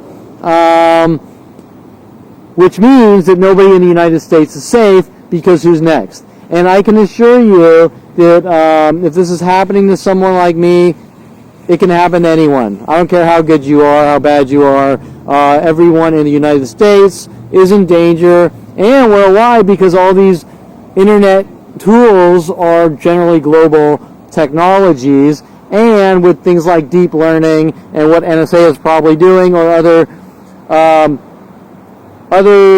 organizations that we don't know about, like NSA, I'm sure exists. Nobody is safe. So just think about that.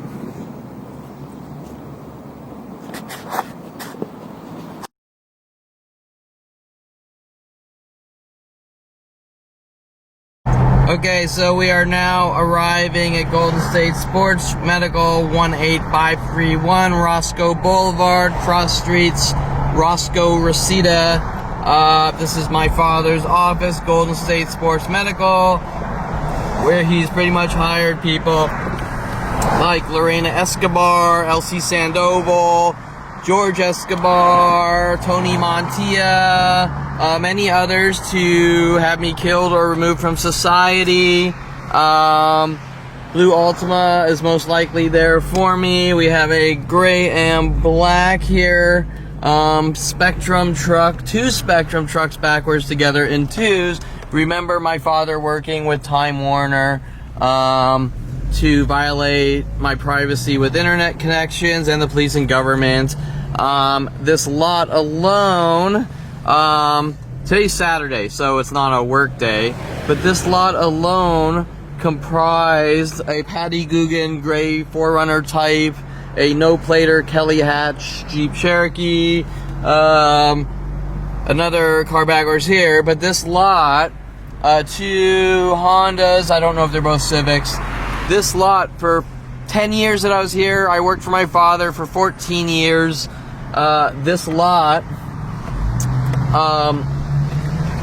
the cars in, aside from the entire office taking turns on me every few minutes for 14 years at every location in the world or wherever we were, this lot had thousands of cars per day showing up with the mental illness tactics, people waiting, watching me in 2s if I go out and smoke a cigarette, identical cars in 2s, like 2 Civics, 2 Jeep Cherokees, sometimes forwards together, sometimes backwards together, clothing color tactics, people waiting for me to come out of the office to get food, things like that,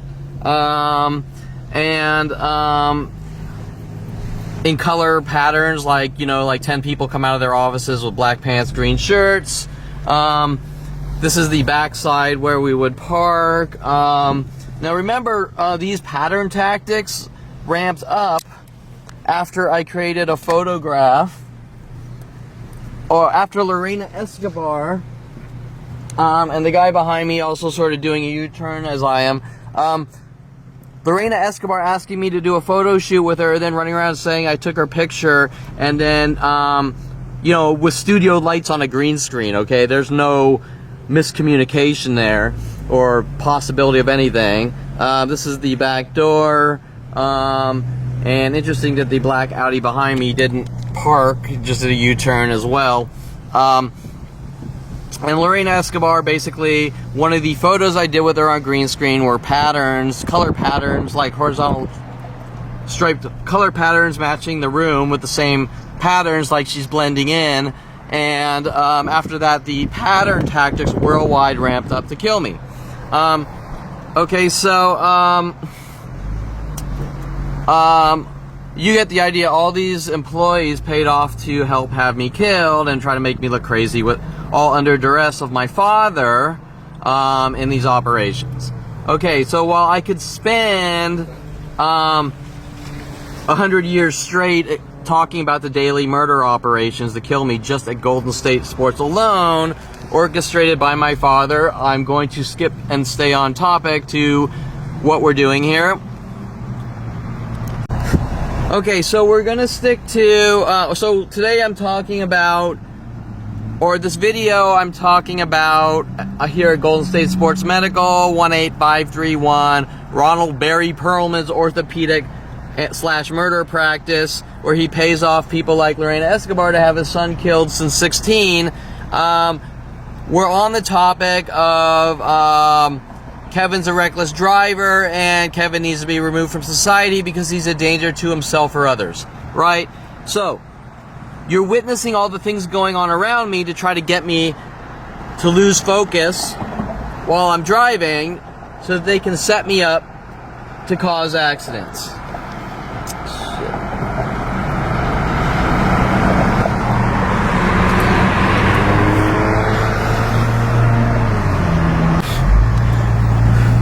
Now this is the location that I used to park my car, which you are allowed to during business hours. Right here. So I used to park my car right here. And they had left, someone sprayed graffiti on the sidewalk here, and it said like, no mobbing, I don't mob bitches, or something like that, right? Now, the reason they put it there was to make it look like I parked here and I wrote it.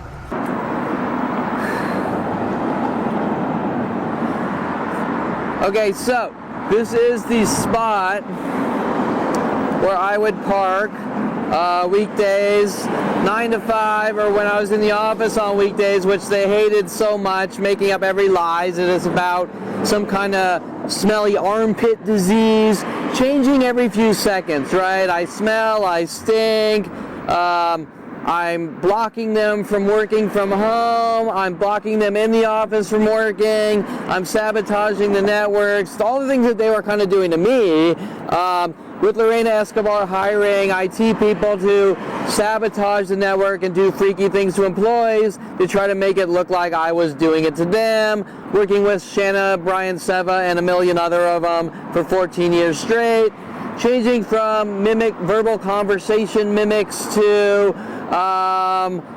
set up batams, frame jobs, you name it, everything. You've seen, I spoke about the cars. I didn't really speak about what they were doing inside the office to me. That's for something else that's up on my blogs and other videos. But let's talk about one of the things they did, which is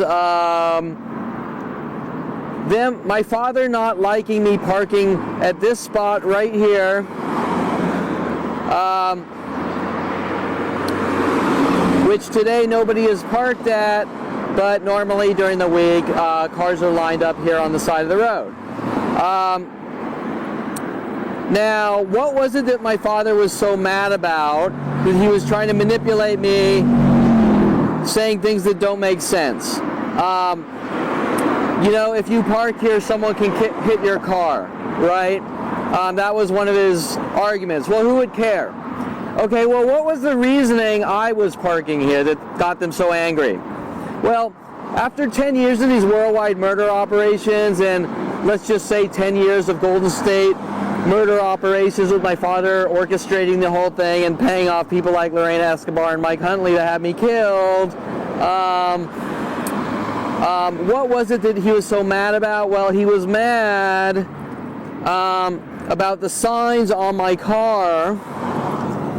KevinPerlmanTarget.com, a worldwide campaign to remove me from society since childhood, because finally at around who knows what age, I realized that they just weren't going to stop, and they still really haven't stopped, right?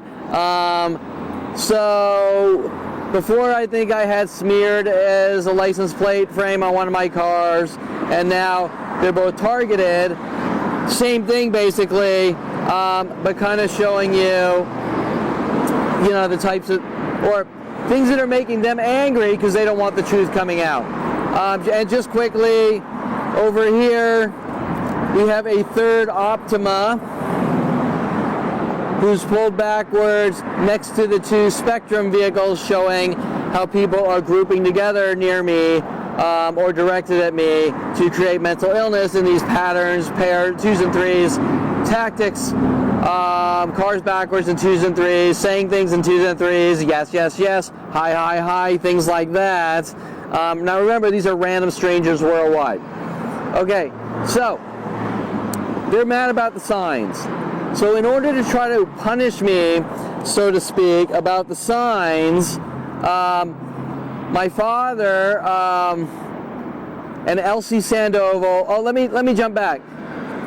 So I buy a GPS Garmin, which sits on the dash. Older technology, now it's all in your cell phones. So I buy a GPS Garmin, and it's on my car's dash. And my father and Elsie Sandoval with Lorena Escobar see it as a excuse or justification to tell one of the people, I can't tell you if they worked here or not, because the scope of their reach is worldwide. And what they do is they have someone park in front of me.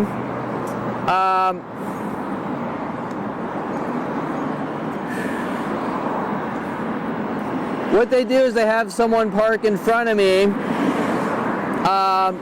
and when they're backing up here, and maybe I was a few spots back, when I was backing up, when she backed up, she backed into my front bumper. So why did she back into my front bumper?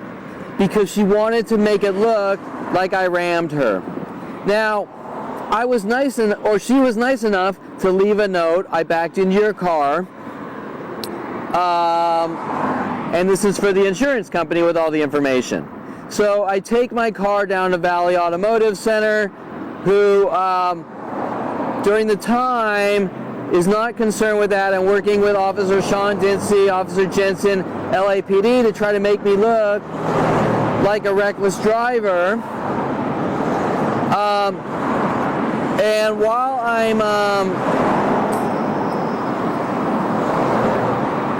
I'm dropping off, picking up my car, or them driving me home, they're trying to get confessions, false coerced confessions.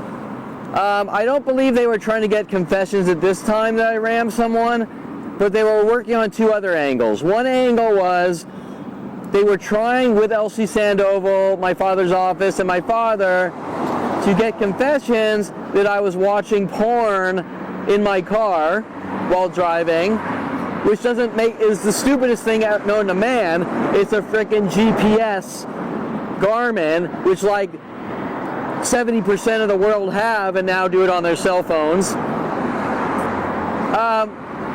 And the other thing they were trying to do, they were mad about, was this keychain boxing glove I have on my keychain, trying to sort of thug me not to have it, and things like this. Now you're going to say to yourself, so what? Who cares? Now, the reason they are mad about the boxing glove is because they went out telling the entire planet that I'm a violent paranoid schizo who thinks he's like Mike Tyson and is a woman beater, and I beat up and kill women and things like this. Where does that come from? Well, that comes from a piece of artwork in about 1996 in Jim Johnson's computer imaging art class on a website he put up in class he called the Sleeping Dog Contest, all relating back to my father's dog, Rhoda, the Rhodesian Ridgeback, the dog my father put shock collars on, and at one point my friend Basu stepped over Rhoda, and Rhoda lunged up trying to bite him. This all seemed to start with Rhoda, or restart with Rhoda, because I believe I told my pool player friend at University of Colorado, Daryl Oon, about my father's dog Rhoda and my father putting shock collars on Rhoda. Not in like a mean way, just talking about my life like humans do. Okay, so them realizing that I know too much information, or I have too much information, if that makes sense, right? Not wanting me to talk, even though I didn't really understand what was going on. Now, just to take it one level deeper, because all these things relate and connect, the real reason my father named Rhoda, the Rhodesian Ridgeback Rhoda, who he got from Donna, one of his girlfriend's friends, or no, from Donna raised them, his girlfriend at the time. The real reason he named Rhoda was out of the movie 1956, The Bad Seed, where the girl the 10-year-old girl or whatever, went out killing all the neighbors. Rhoda was the bad seed. So Rhoda, and I never would have made the connection until they sent Kelly Hatch after me to follow me up from Calabasas High School. In her white Jeep Cherokee, like Tom Farley's Jeeps and Jeep Cherokees, up to Southern Oregon State College, someone I was never friends with or knew. And after that, in 1992, Kelly Hatch wanted me to see the movie The Bad Seed from 1946 about Rhoda, the evil bad seed child who I'm supposedly a monster and like Rhoda, right? So her reasoning was to try to scare or guilt me into a false coerced confession with the police while working on me, and all sorts of other angles, stating I tried to break in her room for asking her to borrow an X-Acto knife to work on my car stereo, and then also making up another lie with the police that I stole her Jeep Cherokee, things like this, right? Showing that she had motive, and it wasn't just a coincidence, but she was actually working with the police on these operations.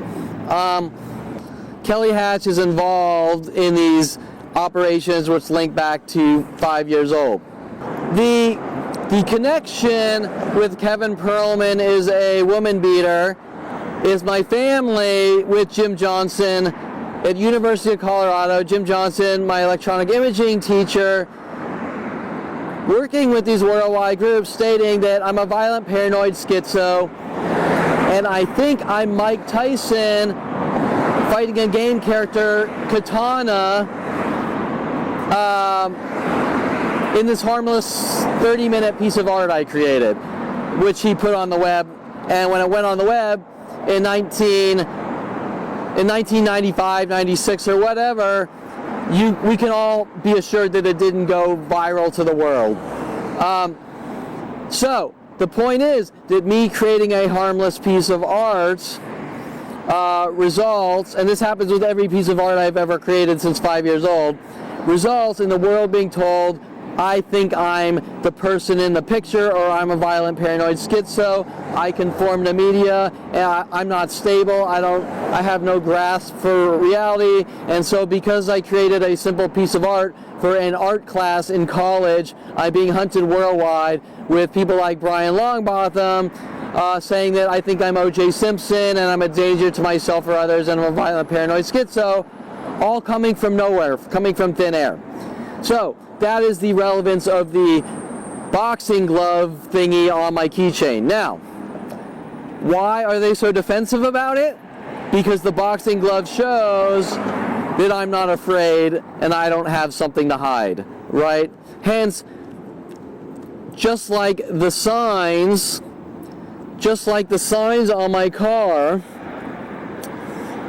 show that I don't have anything to hide. Hence, Lead Officer Sean Dinsey, Officer Jensen, with my sign smeared for creating art, shows that I don't have anything to hide, discounting their lies,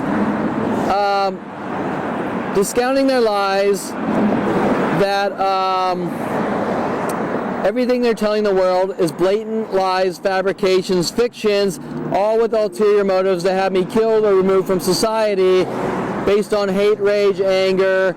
We don't like you, starting at 5 years old with government flagging and extermination operations, or operations to rid people of the world and lock them away that they just don't like, not based on any actual reasoning, kind of like Adolf Hitler, I don't like or trust you, so we're going to rid you of the world. So after this, I take my car to Auto Valley Motor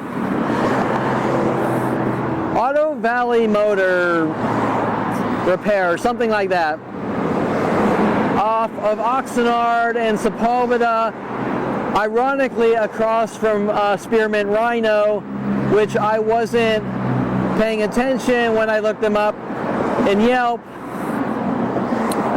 But ironically, that put them on the defensive too, because Spearmint Rhino is where they had Alexis Amore and many other strippers, porn stars, and people follow me in these setup operations after Rody Morales wanted to take me to Spearmint Rhino and other strip clubs on these setup operations and frame jobs. Now remember, it wasn't just Rody Morales who took me to the strip clubs on these setup frame job operations. From the age 20 to 30, Eric Christensen in Southern Oregon State College took me to strip clubs. Was trying to set me up and frame me. University of Colorado, Val Morozov, a Russian exchange student, wanted to take me to strip clubs and start a company with me. Moving back to California, Tom Farley and Rody Morales wanted to take me to strip clubs to set me up and frame me, make it look like I'm stalking strippers and weird freaky things like this. Working with Victoria Walker, Michael Bialis, Brian Longbotham, and so many others. And I don't want to get too sidetracked, but a quick note, when Rody Morales took me to the first adult con before 29,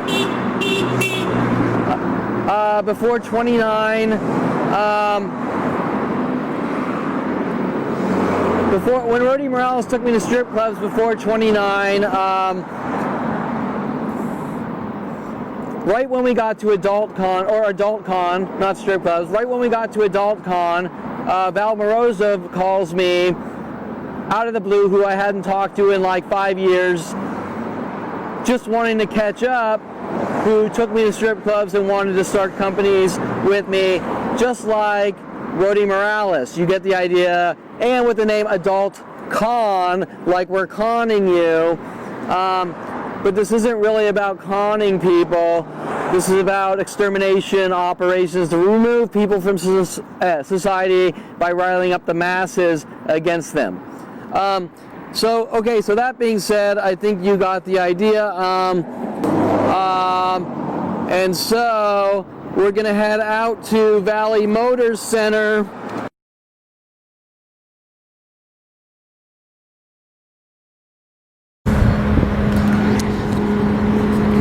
Okay, so now remember, the police are running around saying weird things, that I'm a crazy man, I've lived in a cave all my life, I'm a conspiracy theorist, all these things to cover up what they've been doing to my entire life.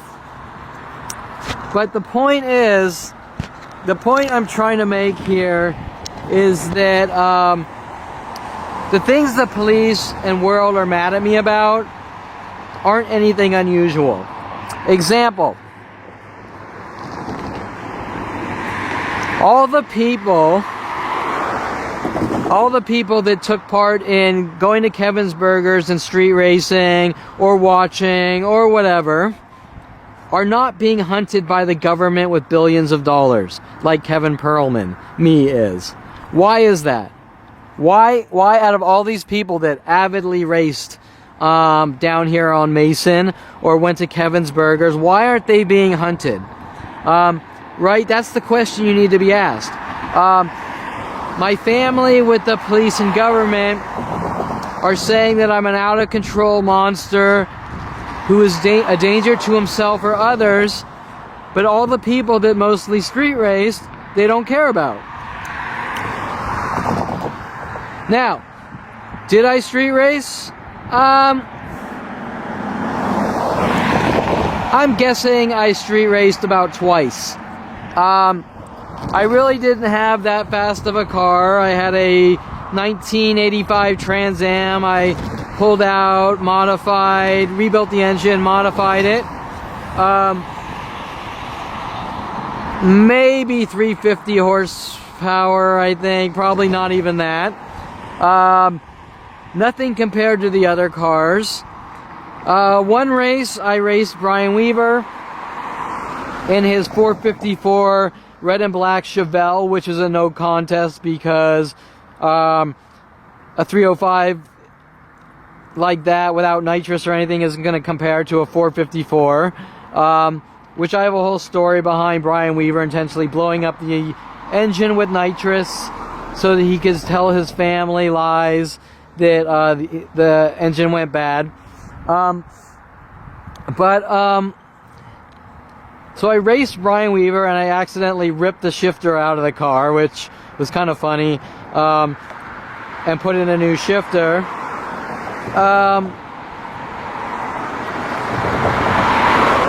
Now, the other race is the more interesting one. I can't remember who I raced.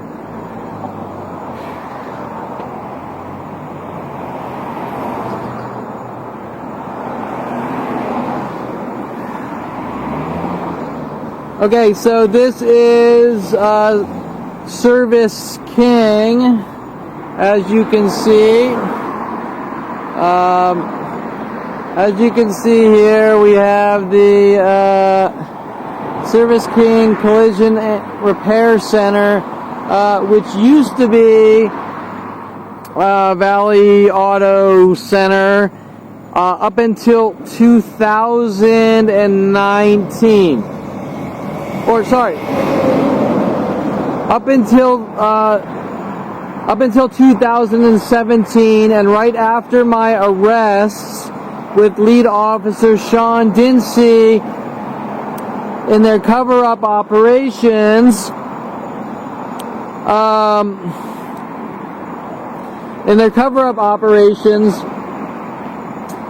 they changed their name to Service King Collision Auto and Repair, 14954 Oxnard Street. 2017 Valley Auto Center, where I would take my car for everything, instantly changing their names to Service King. Okay, so here's the Spearmint Rhino, the first strip club Rody Morales wanted to take me to around 25, 26 on Oxnard and Limona Street. All linking back to Mike Huntley when I was around 14 to 16, handing me a lemon drop he made at the bar and me knocking it out of his hand when it came behind me as a defensive reaction to my brother always hitting me in the back of the head or flicking me in the ear endlessly, showing me movies, because movies are also called flicks, lots of horror movies, trying to flip me out and make me look crazy. First thing I notice is an Altima parked here, may or may not be anything, but they like to use Altimas a lot.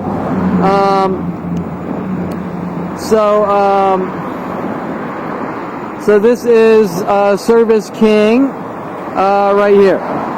Okay, so this is where, working with my father, Sean Dinsey, LC Sandoval, they are doing things like having people back into my front bumper, and then when I go here, these people working with the police, my father's office, when they're asking all sorts of interrogating questions in regards to about the GPS, the Garmin, about the keys, about my driving, and these questions don't just come from Service King or Valley Automotive Center. They come from my father, Lorena Escobar, LC Sandoval.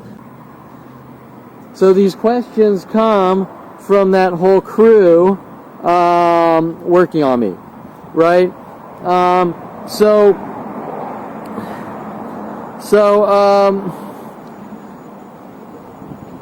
once again, this is the back of Spearmint Rhino. This is where Alexis Amore followed me with so many other people. Working with Brian Longbotham, Rody Morales. What was their motive? Well, apparently, since there's a worldwide campaign to put me in the ground, it wasn't good.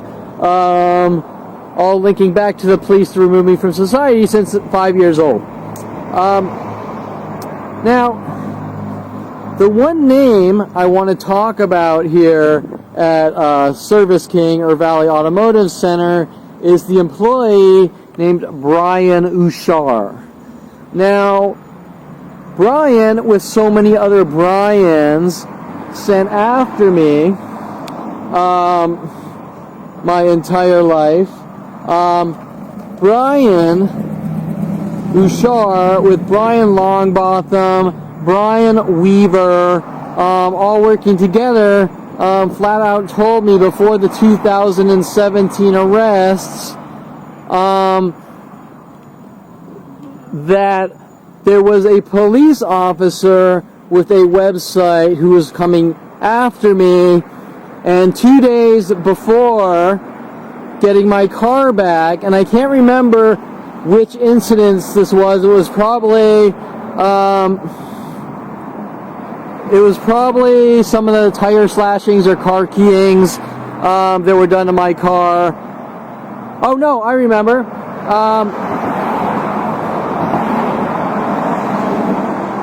It was the Hollywood Boulevard in Taft by the 7-Eleven.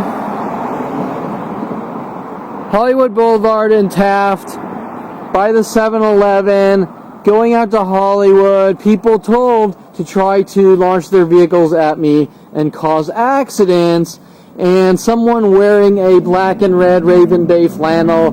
The reason I call it a Raven Bay flannel is because Raven Bay, porn star Raven Bay,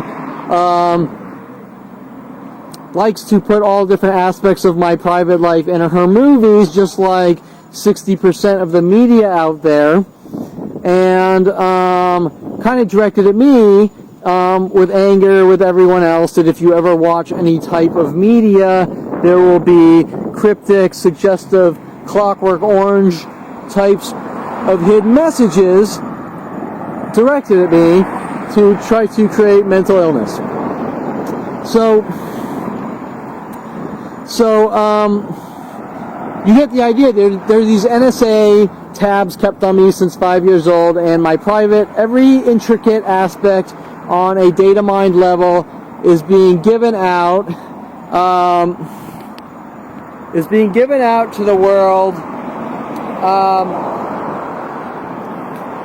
to use in what Brian Longbotham would call his spy game tactics. Also having me work on a pilot for Universal Studios called Spy Game, as well as Hollyweird.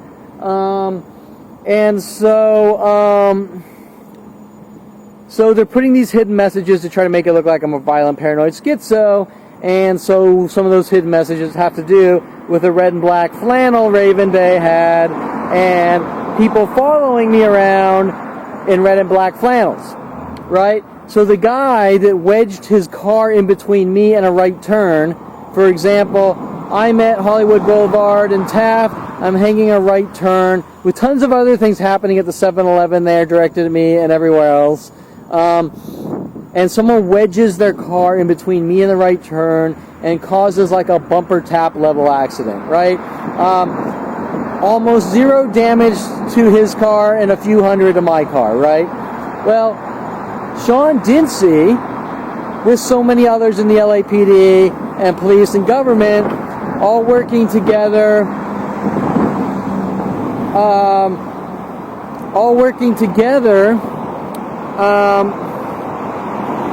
with these mass worldwide groups, are working with Valley Automotive or Service King, which they have changed their names, trying to cover up and hide, telling people to actually launch cars at me. So Sean Dincy, my point is Sean Dincy and LAPD are actually responsible for telling citizens to launch vehicles at me in such a way that makes it look like I'm a reckless, out of control driver and they need to remove me from society. Now, not only that,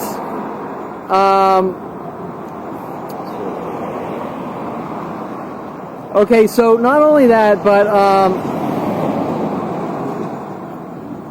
either that night or the week after, I noticed several other people told to wedge their car in between me and right turns.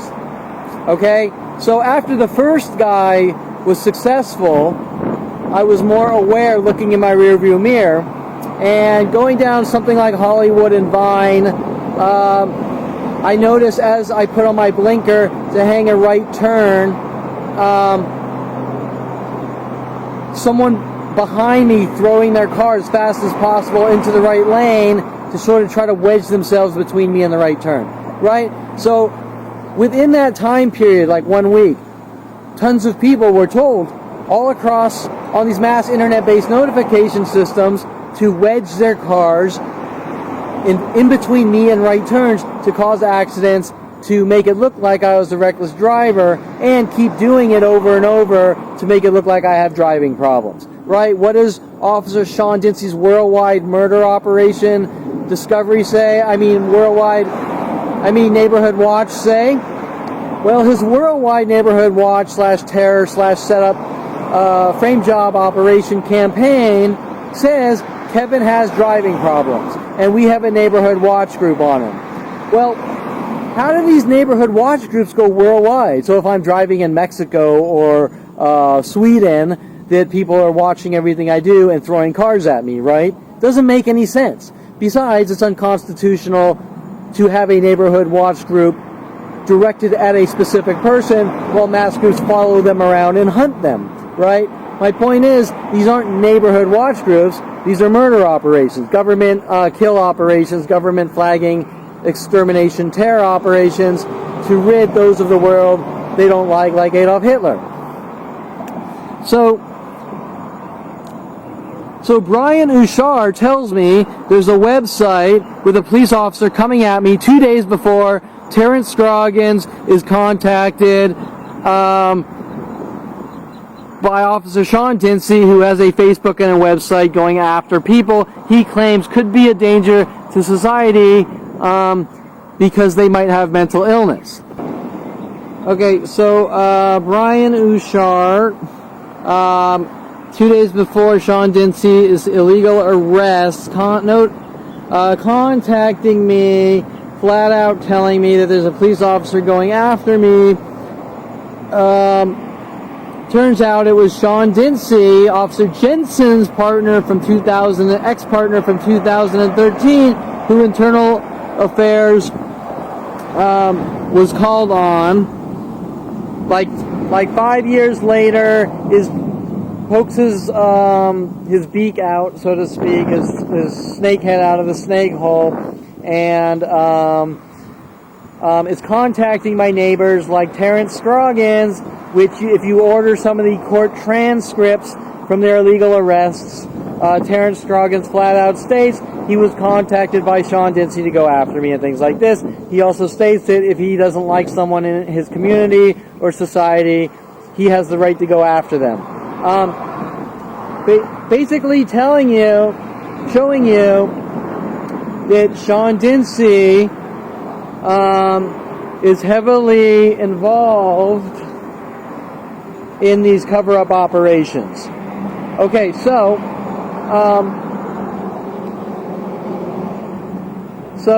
you get the idea. During those 2 days, there were endless attacks and people threatening me and things like this. And when the courts managed to illegally or stealthily give me the protective orders against me, I didn't even know who it was from because there were so many people. Because I didn't know who it was from because there were so many people working on me.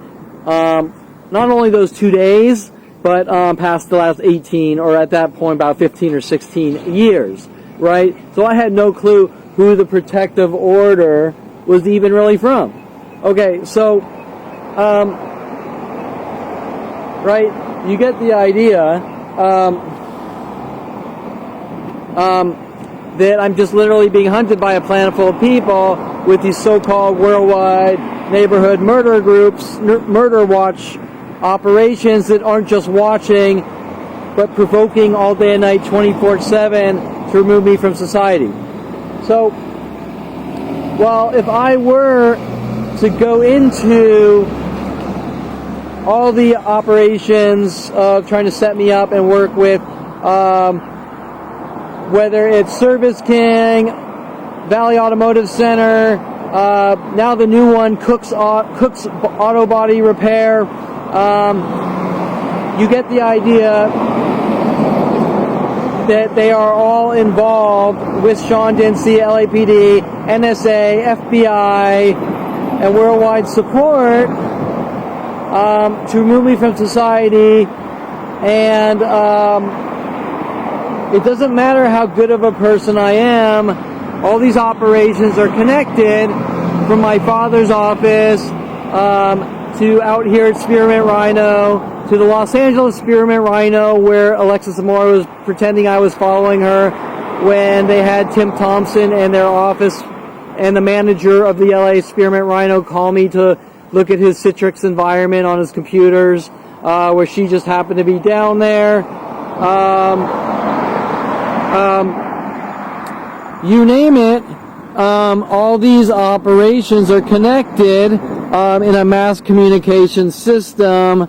And Service King, just to note once again, right after the arrests in 2017, this was not Service King, this was Valley Automotive Center with Brian Ushar helping in these operations, and you will hear an audio recording with proof of that and my phone call with him afterwards, after the arrests.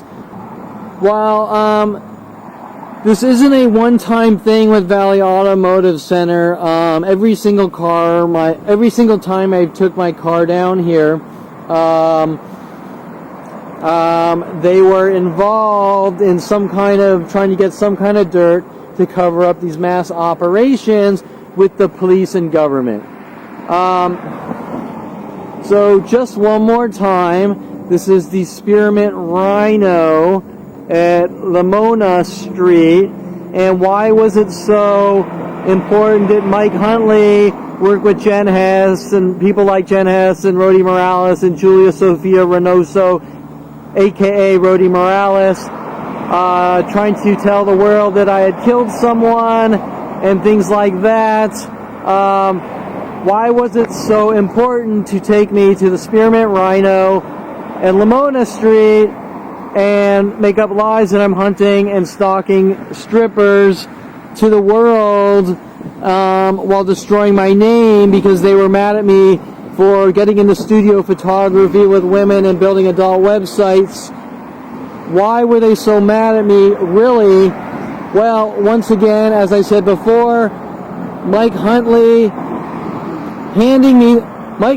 originally Jason Daniel Perlman, my brother, friend, at around 14 or 16, handing me a lemon drop drink he made from the bar, realizing that my brother had abused me, not to the point,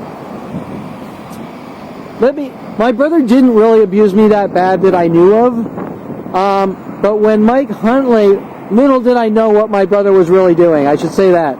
On the surface, it doesn't look that way.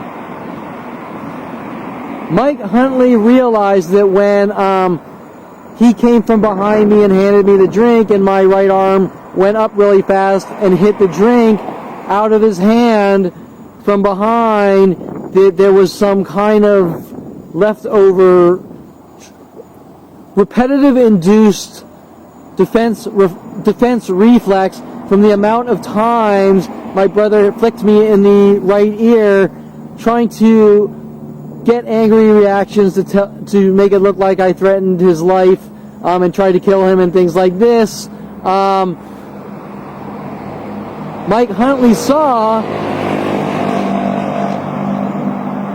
Mike Huntley, my brother's friend, saw that there was kind of like some subliminal trauma from my brother's slight physical abuse, therefore spending the rest of his life with my family trying to make sure that none of that ever came out. But once we start talking about the psychological warfare things they were doing on me, starting at 5 years old, example, the reason my brother was flicking me in the ear was to hint about movies, flicks, and my brother was told to show me movie after movie and lots of horror movies with his friends, so that he could say I conformed to horror movies, right? Saying that I'm not a stable person, I'm a violent paranoid schizo, and what you need to understand the most out of all of this is that these operations start at 5 years old with my family trying to show me media and mass groups working with them, and then them trying to reenact what's going on around me with mass groups for movies to make it look like I conform to movies and live in like a fantasy world, right?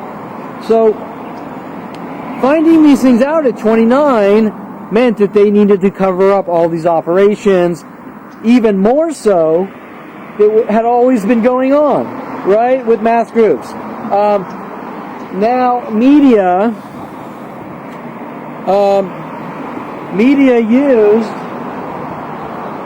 used all around the entire planet, 60% of media, to try to continually make me mentally ill, to remove me from society.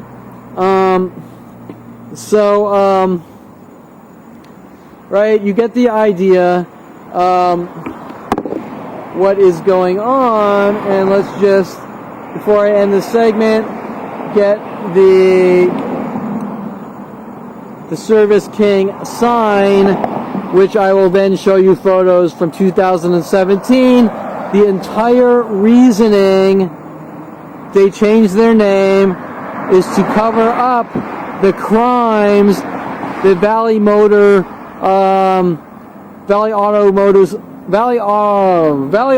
Center or whatever is involved in, and I can guarantee if you do the work, this is most likely the same exact owner, just changing the name. So now this orange and black car, since they're using orange and blacks and things like that, this is probably intentional.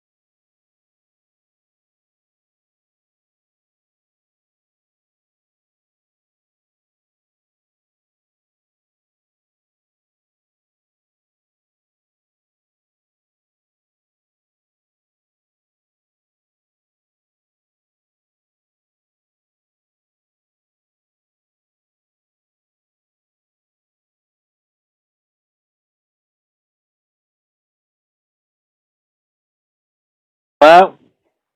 Hi, is this Kevin? Yeah, speaking. Is this Brian? Hi, Kevin. Yes, it's Brian. How are you? Hi, good. I was talking to you in a while. So anyways, I told the girl, and she said bring the car in. So, what time do you guys close? We close at 6, but I'm trying to think. You'd probably want to bring it, so we can do it all in one shot. But something needs to stay here for you. You probably want to bring it early enough in the day that if we need to get a rental for you, we can do that. You think you could do it? Okay. I mean, you don't think it's probably going to take a while, huh? I mean, does it look like the bumper needs to be painted again?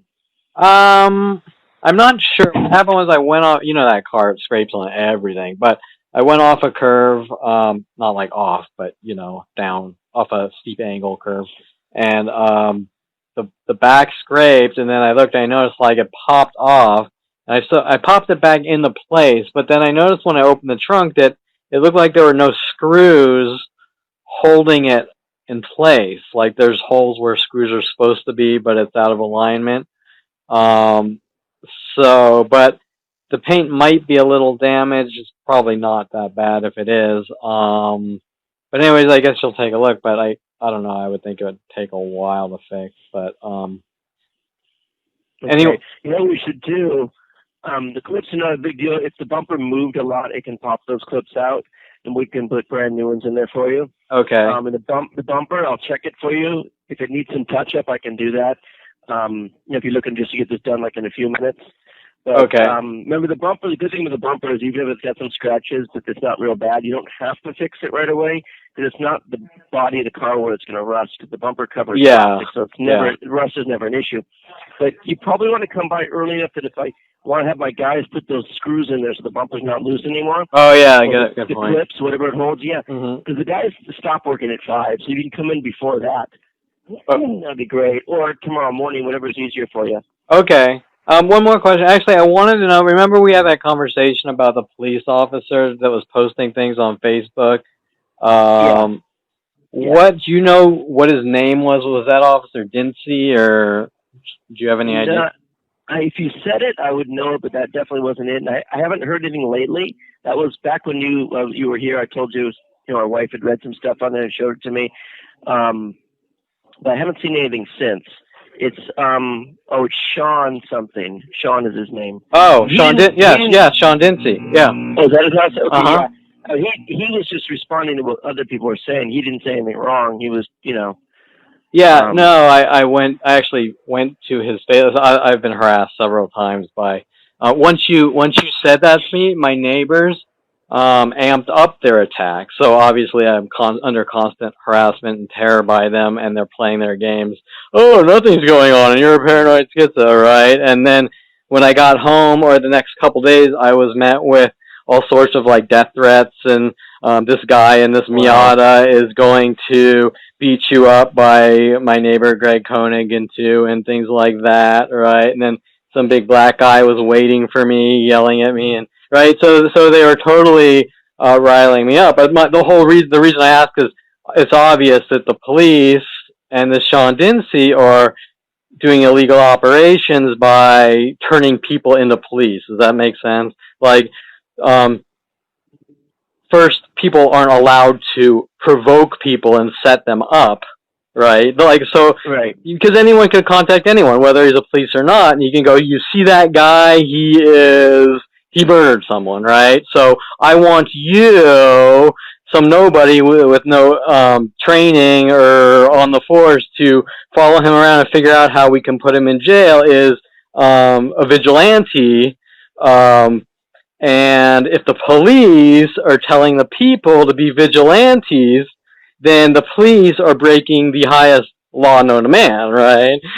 So, anyways, you understand where I'm coming from, yeah. So. Yeah, no, I didn't see any of that happen. It was people making it sound like they were making some threats. The police didn't comment in that way at all. They were just being notified by these people. That's all I saw. Yeah, no, they've been adamantly attacking me and calling the cops, and I walk out of my house and it's the things I have on video, the cars parked in pairs of twos, and those passive aggressive, way beyond subliminal level passive aggressive terror operations to get that reaction and they go, he's crazy and a paranoid schizo and a nuisance and we need to remove him from society. But like usual, if they weren't trying to set me up committing the crime, then everyone would be happy and the planet would rotate peacefully like it always has, at least on the normal level, right? So yeah, so anyways, okay, so yeah, so that's why I want to know, because I saw his Facebook and he says all sorts of crazy. First of all, it's a personal Facebook account, so why is this guy posting information? This guy's a possible suspect, that guy's a possible suspect.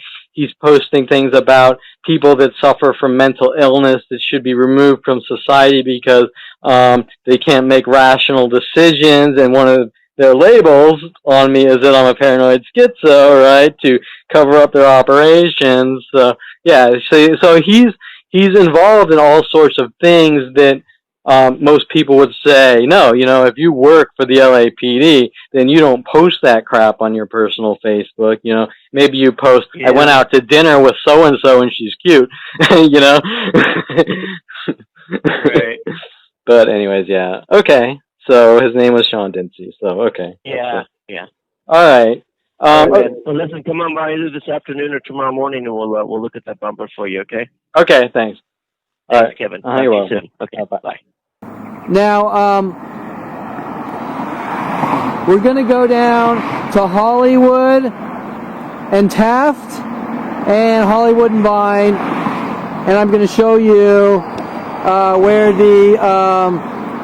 the guy with the Raven Bay flannel launched his vehicle in between mine, working with Service King / Auto Valley Motive Center, Spearmint Rhino, LAPD, NSA, FBI, and worldwide support.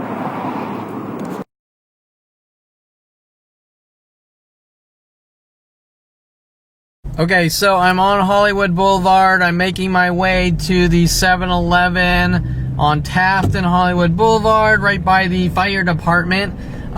Be prepared to see police show up in the parking lot of the 7-Eleven after I'm here.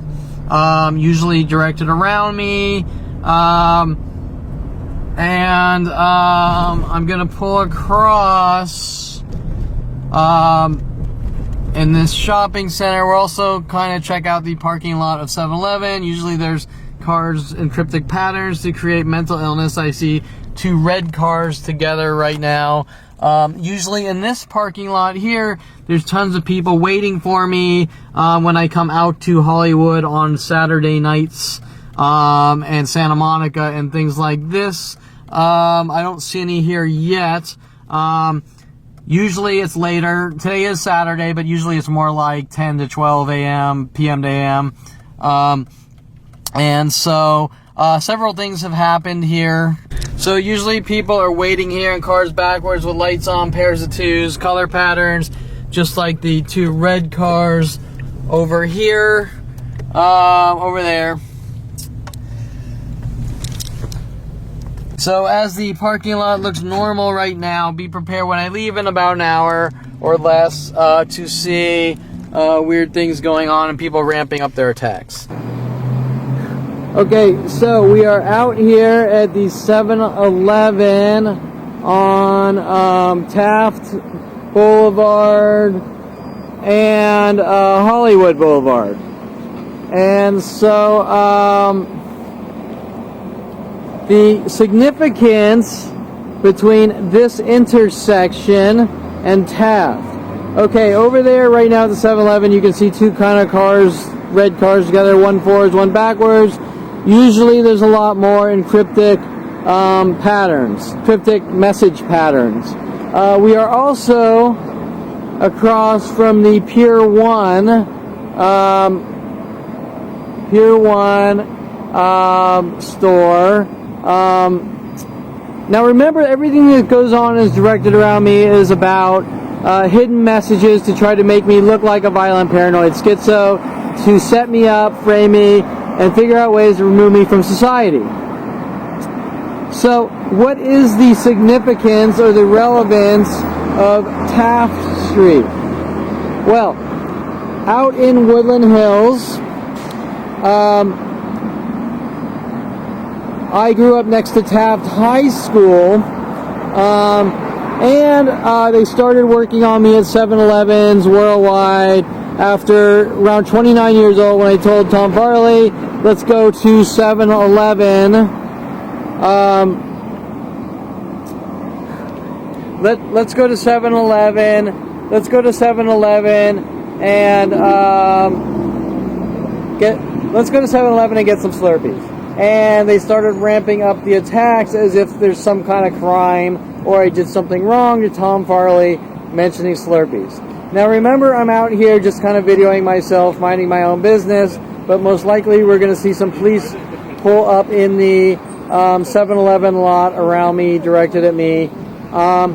Before I start talking about the wedging cars in between me and right turns with the guy with the Raven Bay flannel at this intersection, I first want to point out a couple of other setup operations. So, as I come out here every Friday night, or not every, but a lot of times on Saturday nights, they know I'm coming out. The entire city ramps up attacks to try to make me mentally ill. People driving down the boulevard might be told to say things in twos, like one guy might open his window and say, "Hi, how you doing, buddy?" And then 30 minutes later, a completely different stranger down the boulevard driving will say the same thing, showing that there's mass coordinated internet-based attacks with psychological warfare since 1994 going on with people worldwide. Okay, so what I want to point out is here is a lot of times, since they know I'm coming down to Hollywood, people will wait around on skateboards and bicycles and things like that. And as you can see, the entrance here to Pier 1, a lot of times, if they think that I'm going to turn in to Pier 1 over there, they'll be notified from someone watching, texting them and waiting in a car, or just looking at the police tracking on my my cell GPS tracking me. And as I pull in here or at the street over there, they'll try to get their bicycles or skateboards in front of my car to get me to hit them in hopes that I don't see them while all the other things are being done to me, right? They're trying to get me to lose focus and lose concentration so that they can make me look like a reckless, out of control who has thought process problems and things like that, right? As you can see here, there is another car who's pulled backwards, and most likely we're going to see things ramp up as I video. There's also two red cars in the corner by the California Donuts. So now remember, as I first started videoing these car launching, trying to make Kevin look like a reckless driver to remove him from society operations, people were a lot more aggressive in the beginning with the Tom Farley Jeep cars backwards and things like that. Some guy's waving to me and things like that. So guys waving to me, so they know me, right? That's the point. The entire argument is that nobody knows me, and I'm imagining it while the guys wave and give me the peace and all that. So they know me, or who I am. So now,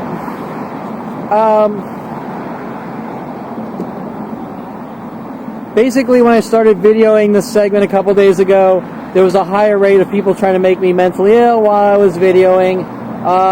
They've ramped down today.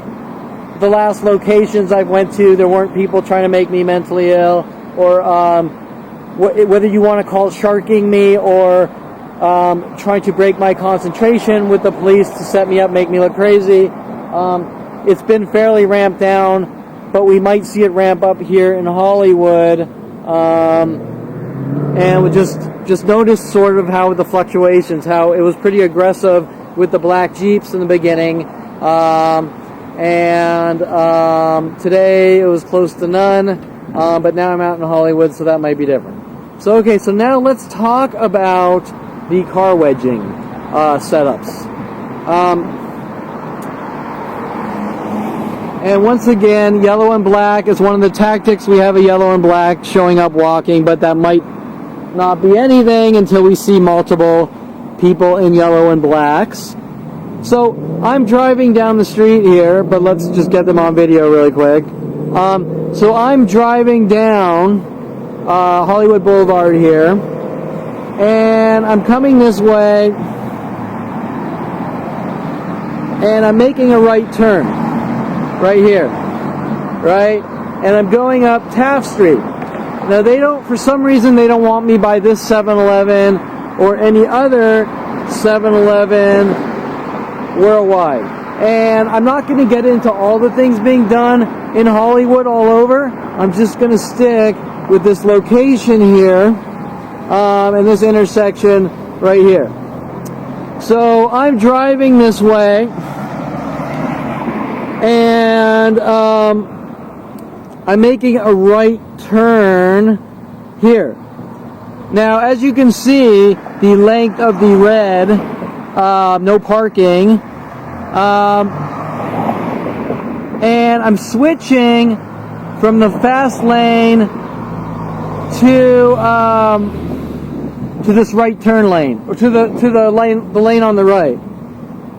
Now, I'm not switching way at the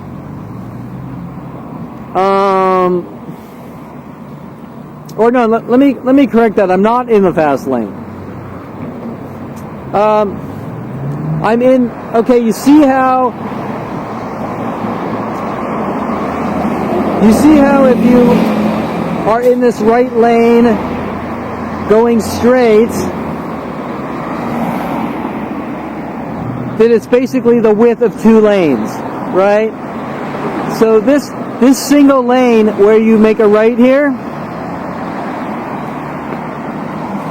is the width, and there's 3 Jeeps in a row here. That's probably a coincidence. So this right lane is the width of 2 lanes, and I'm about to make a right turn, and I'm right here by this tree, and I'm going from the left side of the right lane. I'm starting to go from the left side of the right lane and veer to the right side of this double lane, this double single lane, I guess you call it, where you just see this HL55. And as I'm veering to the right where I'm standing here, a guy who sees me from behind me, so he's right behind me. Does that make sense? He's not going to make a right turn, but he sees my blinker go on, and he sees me start to veer here towards the right. As we get right around this tree, or maybe where this fire truck is, he wedges his car in between me as I'm veering towards the right, in this right turn here, right? And and I sideswipe him as he sort of, I don't know how to explain it. My front bumper would be in front of his front bumper, but because he's wedging his car in between me and the red, my door or side, let me think, my side of my car hits his wheel, right? So the side of my car hits his wheel, and there's really almost no damage, right? We're talking bumper tap level damage. Does that make sense? So we come around here, we both pull to the side, we exchange insurance. Ironically, he has USAA insurance just like me, which is beyond any level of strange, because it is very rare that people have USAA insurance, and I think you have to kind of be in the Army, military, or your family does, right, to have USAA insurance, although that might have changed over the years. But my point is that we pull it aside. There's close to no damage on his car except for some paint. There's no damage on his car except for some of my car paint, and there's about maybe $300 or $400 of damage on my car. And of course, I take the car back to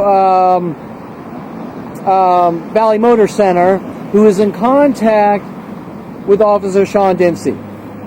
Okay, now the first thing you might want to ask yourself, if Sean Dinsey works for the Woodland Hills, Topanga LAPD police station, why is Officer Sean Dinsey have information on his neighborhood setup operations, murder operations out here in Hollywood? First question. Second question, if these crimes are being committed against me worldwide, why am I only allowed to go to Topanga Division, right? And each division plays the same game, even if I go out to a local coffee shop and something happens and I report it, right? So the point is that not only is Sean Dinsey operating out of jurisdiction, these neighborhood murder groups are worldwide and going on since 5 years old. And that's pretty damn relevant, because that is beyond any level of illegal. And then once again, it's illegal to have a quote-unquote neighborhood watch group following one man around with groups of people stalking him, because that's the type of thing that makes you look paranoid, right? In other words, their actions of "I don't trust you and we're going to hunt you down and kill you" make it appear that I suffer from mental illness. Hence, what they've been working on my entire life since 5 years old. Okay, so whatever. We get out of the car here. We are right around here.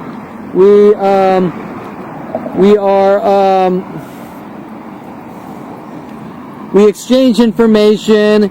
He's wearing his Raven Bay flannel, showing that he's involved. He doesn't want to say anything about anything, but he says enough that we exchange information and insurance information and let the insurance companies deal with it. But remember that USAA is working with the police in these operations, and no one wants me talking because everything going on is beyond any level of highly illegal and unconstitutional, right? So surprisingly, we haven't had any police show up yet while I'm here to try to intimidate me or whatever. Now, after this, I take my car to Auto Valley Motive Center, which you've just seen, linked in all these operations, working with Sean Dinsey, and them telling me that Sean Dinsey has a website and he's coming after me, right? By Brian Ushar at Valley Automotive Center, which right after these arrests, I was arrested 2 days later. Right after these arrests,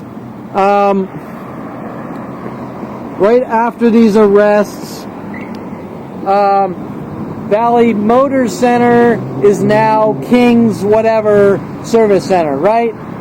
That's a little strange, right? You don't think they're involved in something highly illegal that they instantly changed their name 2 days later or after these arrests, right? I just want to try to video It's My Birthday on the gray 4Runner, because that might be something directed towards me, because people make jokes "It's my birthday" on Twitter based on the Jen Hess, them sending Jen Hess after me. So anyways, you can see how these are all connected and linked which is not normal. And so we are now going to go down to Vine, where wait, here's a police officer. Might be something, might not. We are now going to go to Vine, where I believe in the same night, or maybe the next weekend, but I think the same night, someone else tried to wedge their car in between mine.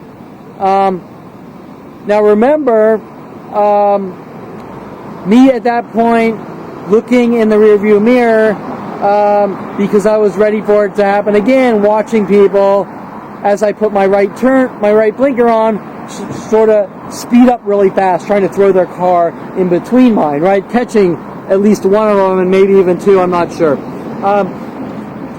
But you get the idea of what's going on these endless operations, plus the people told to try to bring their skateboards or walk in front of me, which has not only happened here at this intersection, all throughout Hollywood Boulevard. When people get mad at me, groups try to jaywalk in front of my car, and things like this, right? Showing the mass coordinated operations of the things going on. Now, I don't want to get too deep because these operations are endless and I'll talk forever, but I just kind of want to give you an idea of the things going on with worldwide support that never ever stop. And if you want, maybe we'll get some video from this angle so you can just kind of see that guy,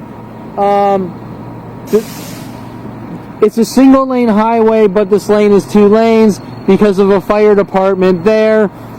As I'm going from the left side of this right lane, around where this first tree is, to the right, a guy's wedging his car in between mine, where things really get shady, and making it just not a random incident is where Officer Sean Dinsey is working with Valley Motive Auto Center and all the people in the 7-Eleven with the mental illness tactics waiting for me every Saturday night to try to break my concentration and provoke me into reactions, right? Just like everywhere else. Once again, this is Hollywood and Taft, where the guy with the Raven Bay flannel wedged his car in between me and the right turn, causing a harmless bumper tap level accident, and Sean Dinsey running around saying Kevin Perlman's a reckless, out of control monster, and I think he's crazy, and we need to remove him from society. And once again, as I've said before, it is not a crime to be crazy, and the police are not allowed to follow people around because they think they're crazy. They're only allowed to follow or stop crimes based on probable cause. And there's no probable cause, there's just labeling. You're Jewish, I don't like you, I don't trust you, you're a bad person, the inferior race needs to die. You're black, you need to be a slave. You're crazy, so I have the right to hunt you down and remove you from society because possibly if you're crazy, you could do something horrible. Well, the Constitution of the United States doesn't say anything about I think you're crazy so I can kill you. The Constitution of the United States says you are protected by the Constitution and are a free man no matter what, based on your race, religion, color, size, crazy, not crazy. You have the First Amendment to run around saying, I saw aliens and flying saucers, and you are normally protected by the Constitution of the United States of America. Now remember, these start at 5 years old for me, and people like Tom Farley told to run around saying that I saw an alien light in his bathroom, and things like this. which don't justify worldwide manhunts with Jew-hating, racist bigots like Sean Dinsey in these 40-year operations.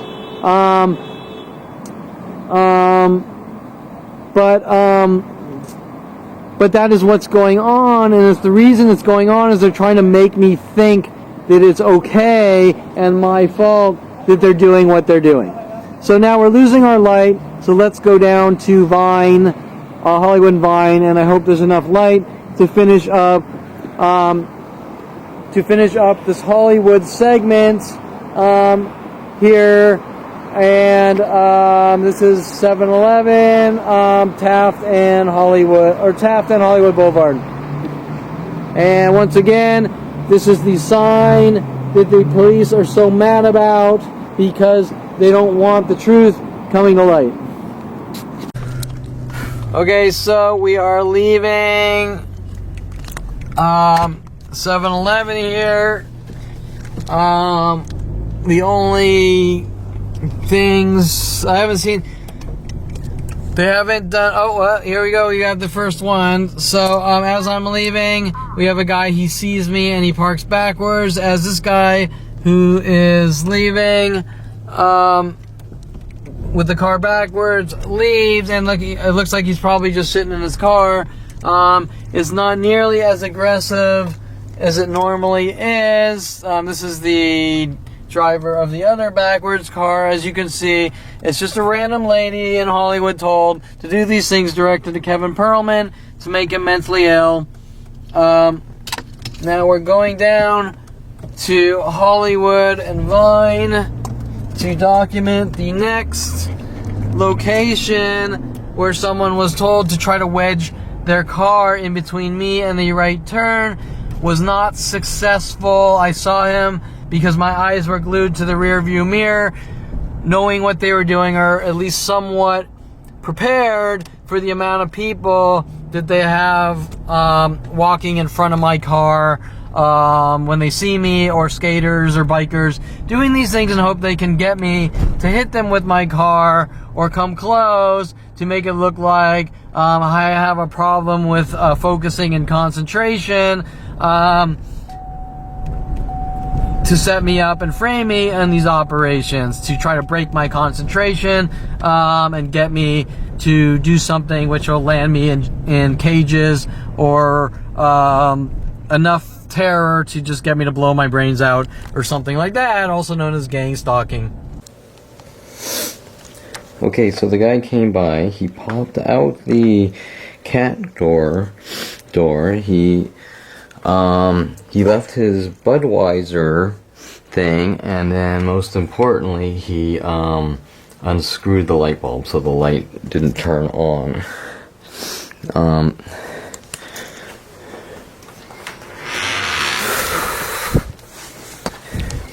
So here you can see the Budweiser can he left, the light bulb which he turned off. This is where he entered, which you can see off the security camera. And then this is the door in which you see him trying to unlock or get in right here, to break and enter, right?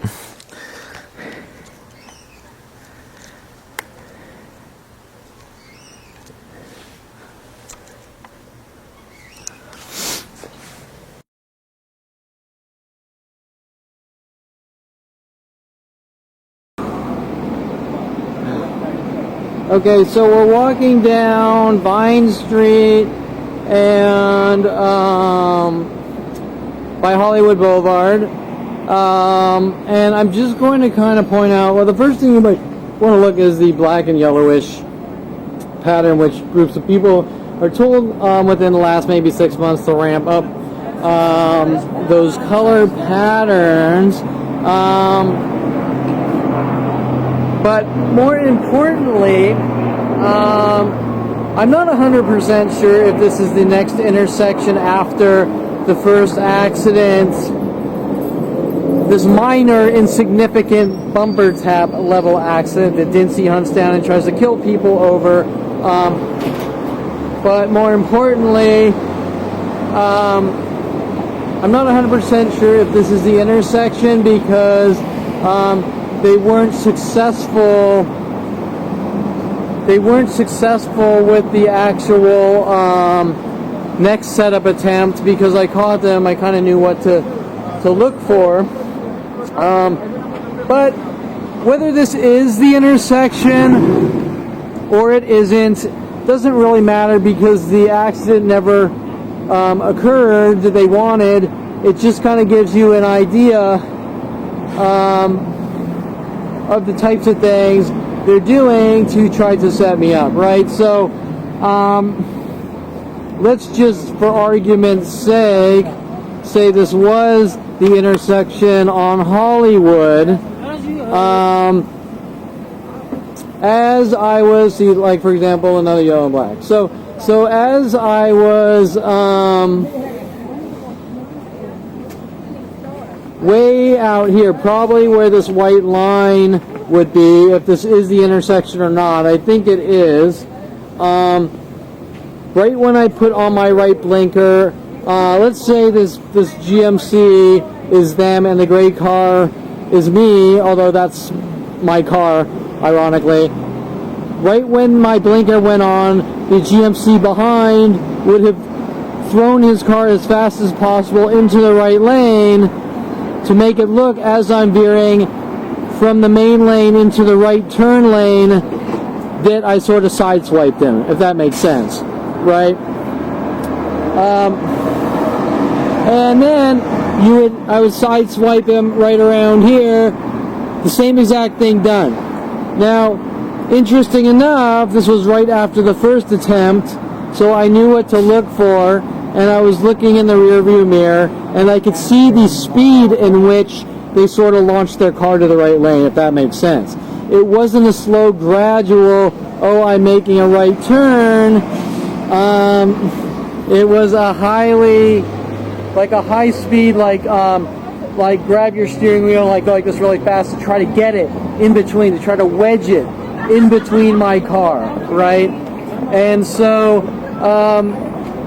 that's kind of what you need to understand, is that it's not just one person doing it for the last 40 years. Person after person is notified to do it, and when I say person after person, it's not a tiny knit group of people told to do it. It is literally worldwide strangers.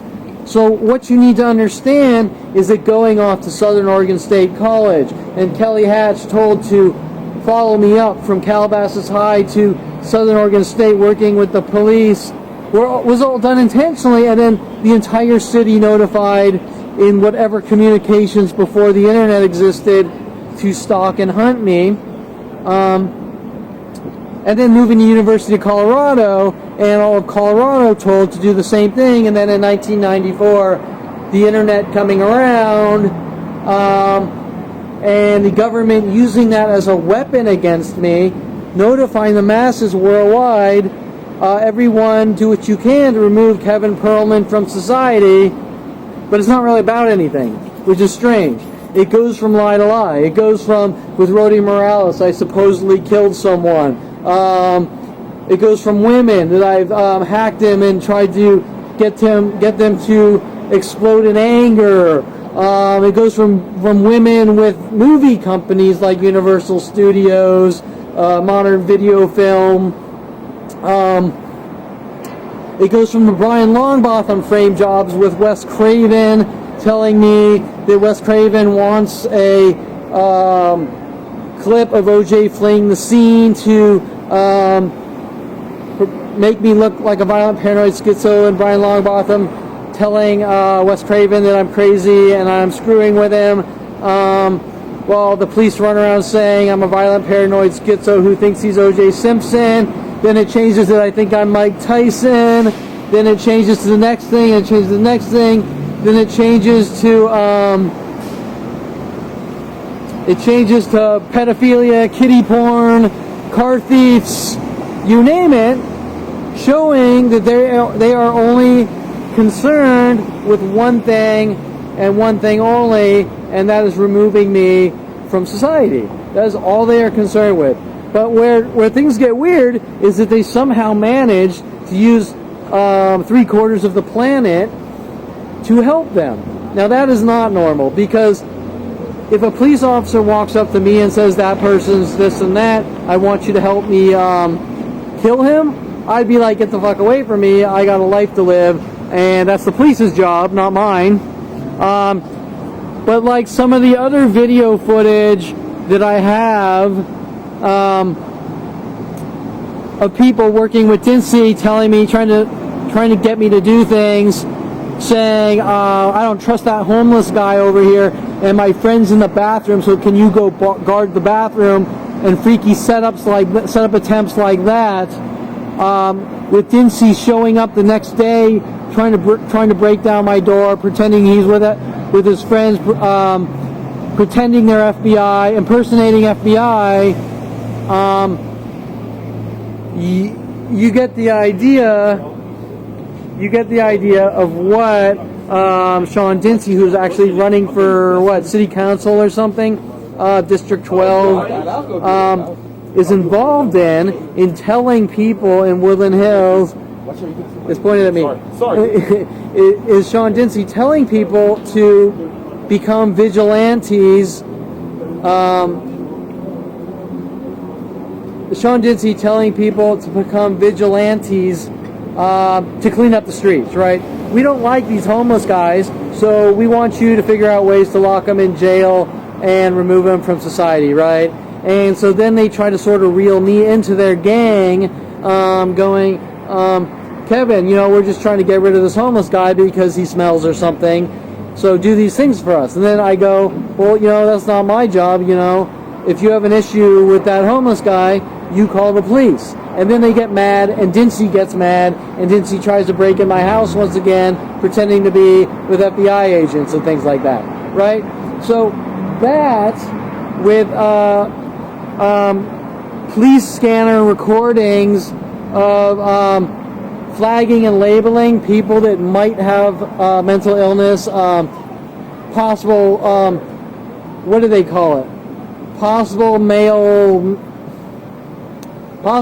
mental and things like that, flagging them and following them, has nothing to do with police work, especially if they're going to follow them from jurisdiction to jurisdiction, state to state, country to country. Well, I think you're mentally ill, I think you're crazy, so I have the right to hunt you down. Just like Mike Huntley sent after me, you get the idea. That's not about crime. Crime is crime, and the police's job isn't to profile, I don't trust you, so we're going to remove you from society, right? So you get the idea. If that was the case, all these people we're seeing here on Hollywood Boulevard would be hunted by Sean Dincy. Dincy would be running around going, we got to remove all these people from society because they pose as possible problems in the future, right? Well, there's only one real man in history that has really succeeded with that type of thing, and his name is Adolf Hitler, the inferior race. You don't fit the criteria of the ultimate race, you show imperfection, we're going to hunt and eradicate you, right? Now, ironically, I've seen tons of people watching me video here on Hollywood, and they're kind of like laughing and snickering. That's the crazy guy, blah, blah, blah. But the reality of the situation is they don't really understand what the hell's going on and what they're involved in. They're being fed propaganda. They're being fed propaganda. They're being fed disinformation, and they actually believe it, so much so that they're taking part in a mass crime to help Sean Dincy, the people like him, all these things coming from the top, actually. Remember, this all starts at 5 years old. Now, I didn't know it started at 5. I found out at 29, met with Mike Huntley's threats, you're a dead man, we're using the system against you, and all these things. And that's kind of it, right? I didn't just turn 29 and brag and go, oh, hey, I see aliens. No, I was met with Mike Huntley, Rody Morales, with their death threats with the police and watching what they were doing and the cover-up operations from my family and the police are that Kevin's crazy and he just snapped. So anyways, aside from what you're seeing here with Valley Auto Center, now King Service, to try to cover up, change their name to cover up what they're involved in, I will also show you some of the smaller things like people walking in front of my car trying to get me to hit them and things like that.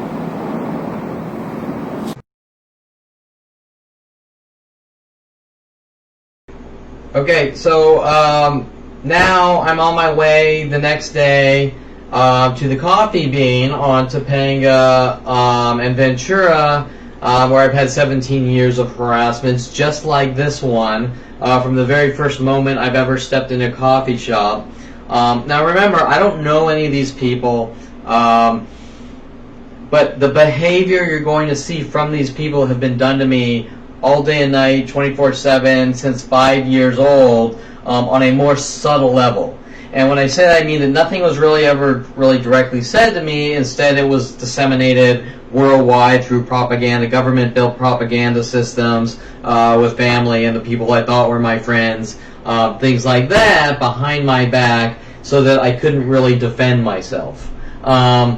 And so the point I'm trying to make is that the behaviors you're seeing, their behaviors, are just going completely insane and ballistic, and me, I'm just simply walking into a room, buying coffee, sitting down, doing absolutely nothing to anyone at all. And my point is that it doesn't matter how perfect I am, I'm going to be met with this anger, rage, terror, you name it, for absolutely no reason at all.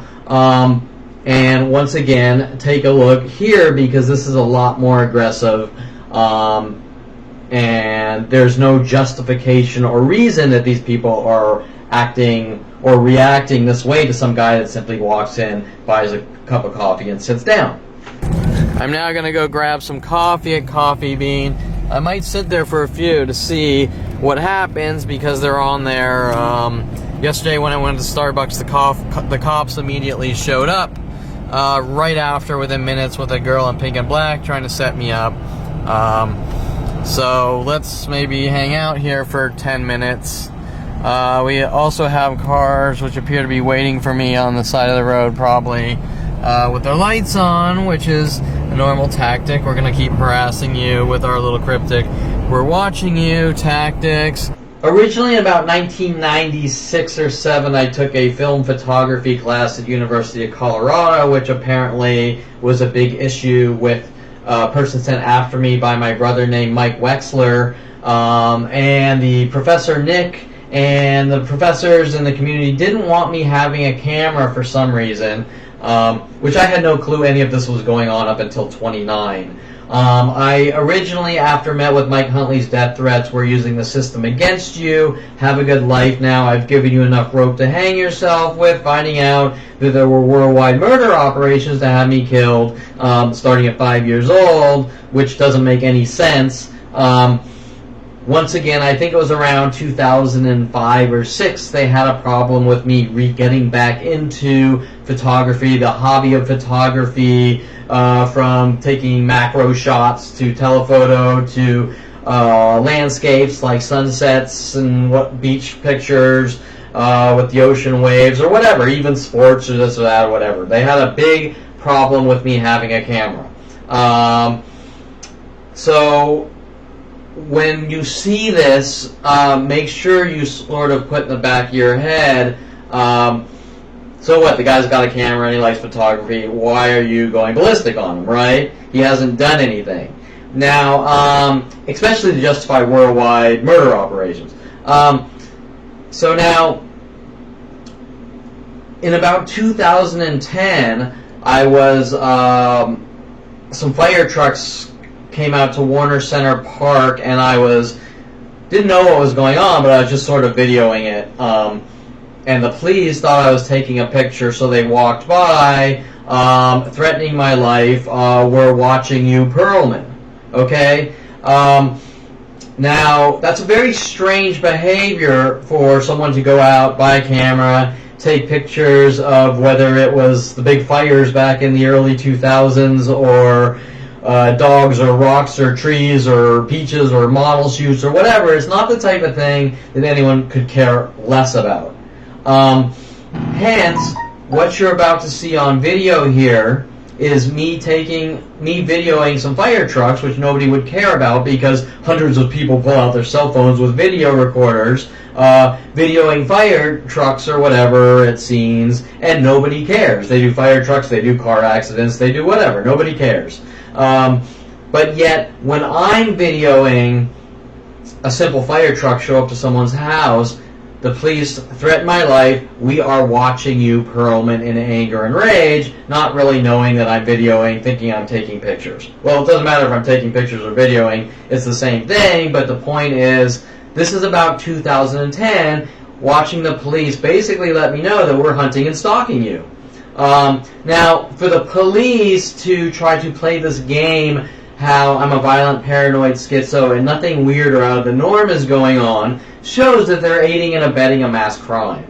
The questions of why this is going on, well, I'm not allowed to know why it's going on, but they keep trying to cover this whole thing up, trying to make me think that this is somehow my fault.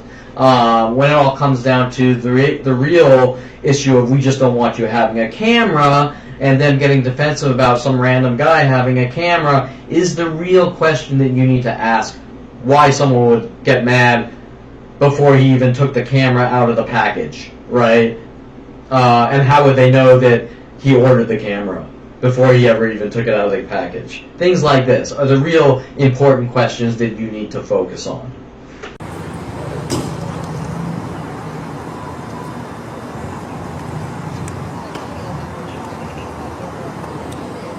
What is it?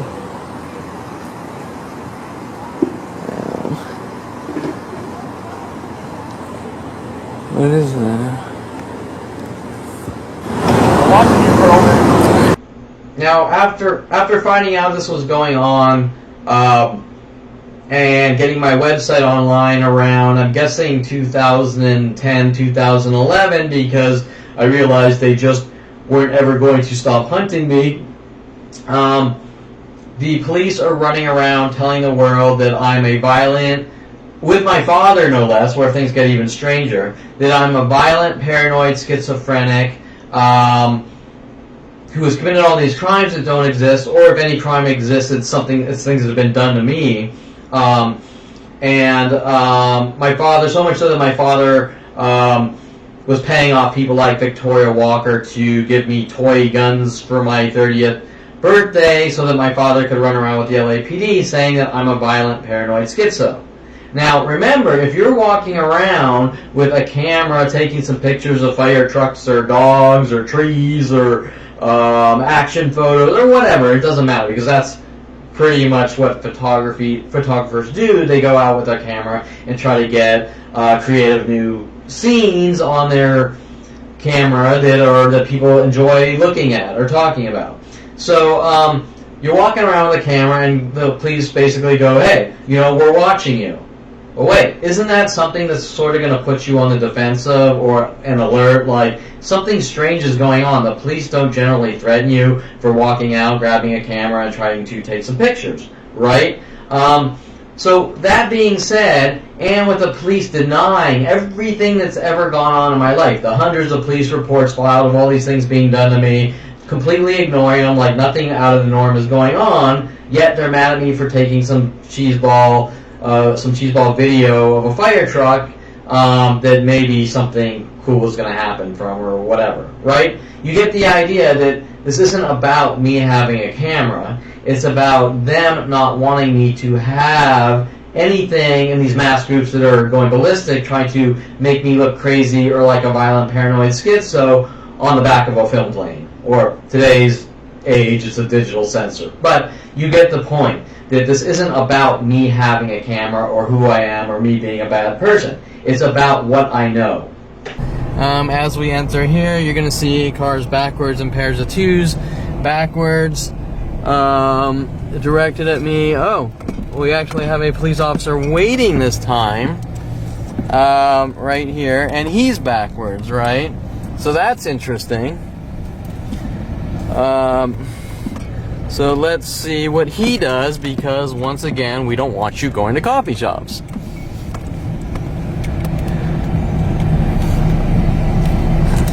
Okay, so the cops appear to be ramping up their attacks.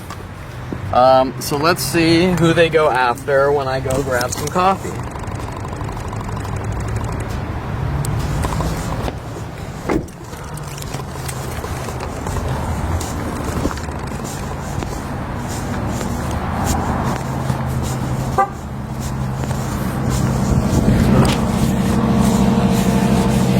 And he's sitting with his lights on.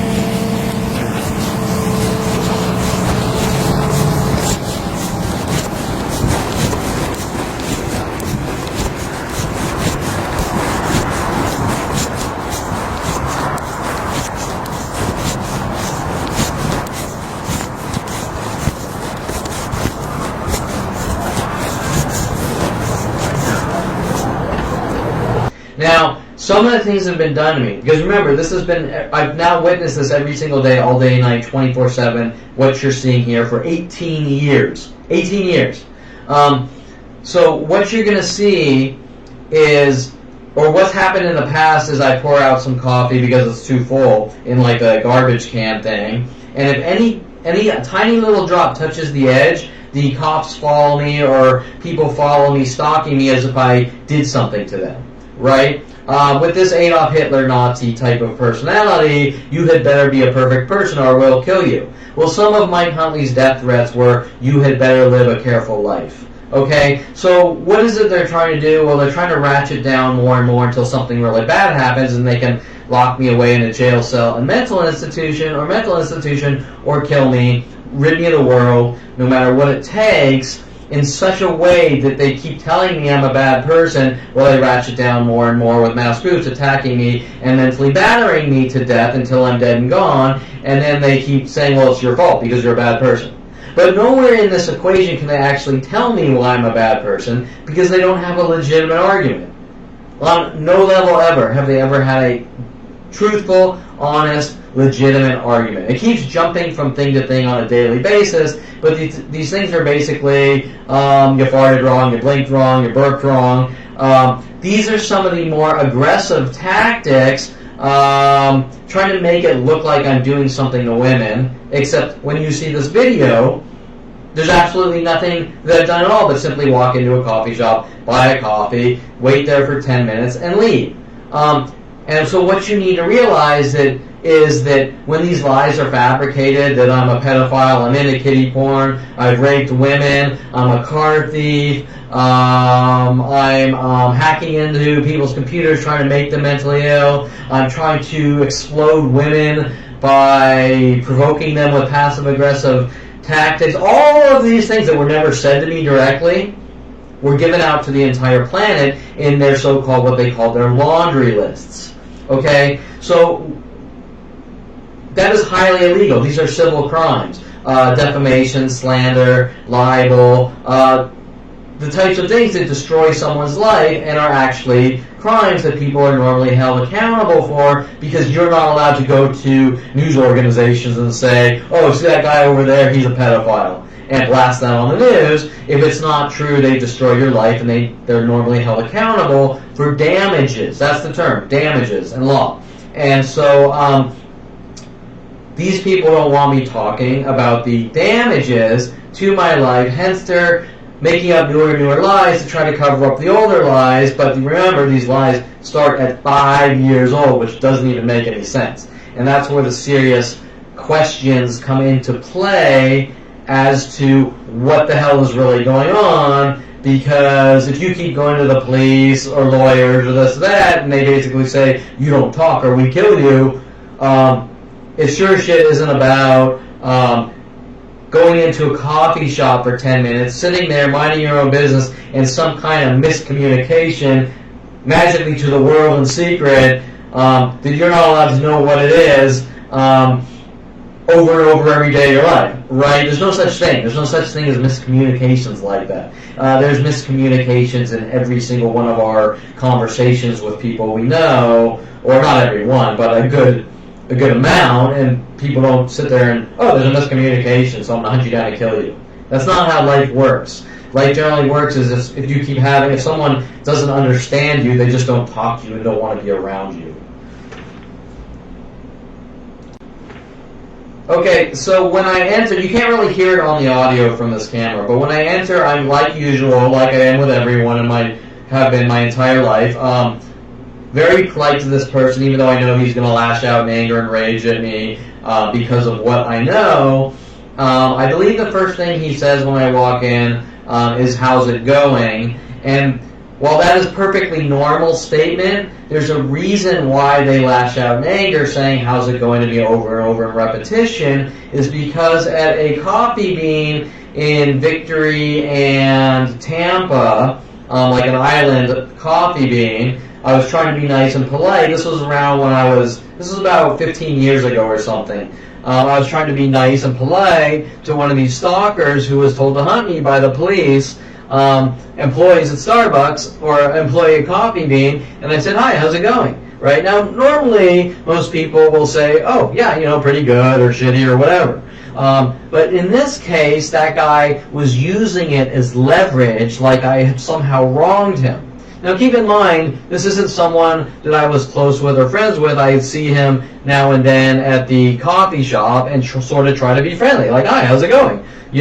Not trying to be his friend, not trying to go out on a date with him, not trying to schmooze him over, just a simple, normal human. Hey, I see you from time to time. How's it going? How are you? Whatever. Now, from there, the entire planet in the so-called laundry list of things to batter me to death until I'm dead and gone, they somehow put it in there that he somehow did something to me by saying, how's it going? Just like my father is hunting me down because I bought him a watch for one of his birthdays, and my father thinks that buying you a watch for your birthday is a crime. I mean, the guy is shitbird nuts, right? He's fucking just completely out there, just insane. Okay, so after I thank him, and for some reason they have a problem with me thanking them, like, how dare you be polite, I thank him. He says something, and I can't remember specifically, but I mention it later in the video, something like, take care, how's it going, which is also normal, but at the same time, it's a repetitive mimic which they have person after person do worldwide, like 100 times per day, until you pick up on these psychological passive-aggressive psychological warfare tactics, that something isn't right, and they keep saying the same things to you over and over, and when you test the waters, the new thing that you test the waters with is done over and over, right? And some of these things are totally out there, that I might say, to sort of prove a point. So after I pay him, I get the coffee, I thank him, he starts in with the passive-aggressive provokings. I don't react, and I simply go to fill up my cream and sugar or whatever. And remember, the girl is watching, the employee is watching, like, if you screw up, even though we're provoking you over and over, we're going to come after you with the police and government and every resource known to man across the planet and billions of dollars, which doesn't make any sense. Because why are they starting shit to begin with and then say you don't react? You're not allowed to defend yourself, which is what Mike Huntley and my father told me around when I was 29, when I'm looking at these people like deer in headlights, like, did I just totally get off the Twilight Zone train, right? Okay, so you get the idea.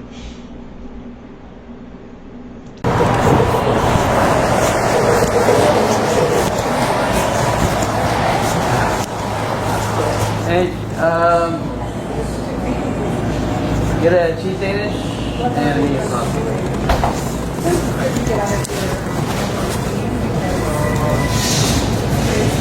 Just want one cup? Yeah.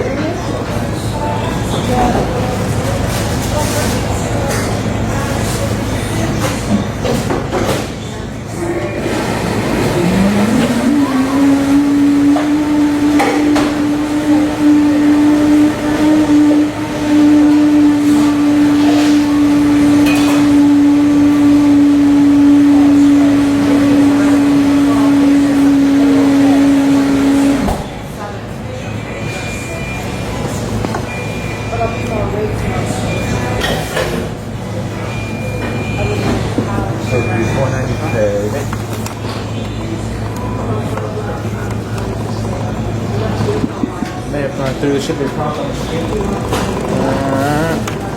There we go.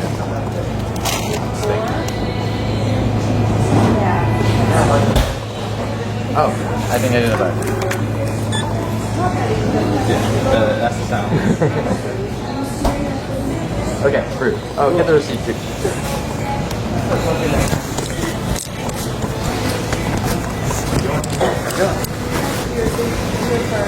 Take care.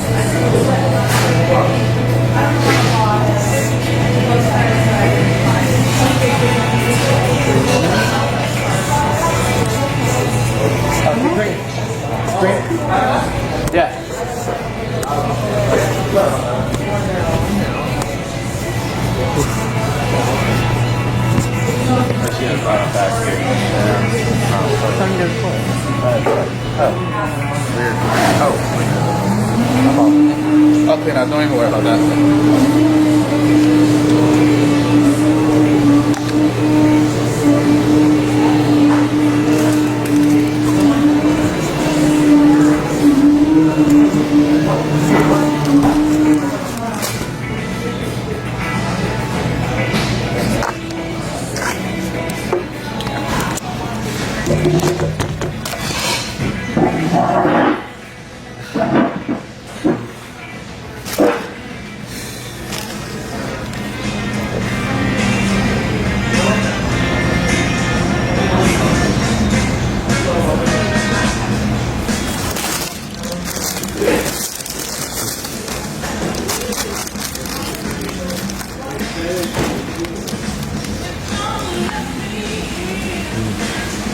Okay, so now I get my coffee and I simply sit down and I make sure that I point my camera away from any person because I want to prove a point.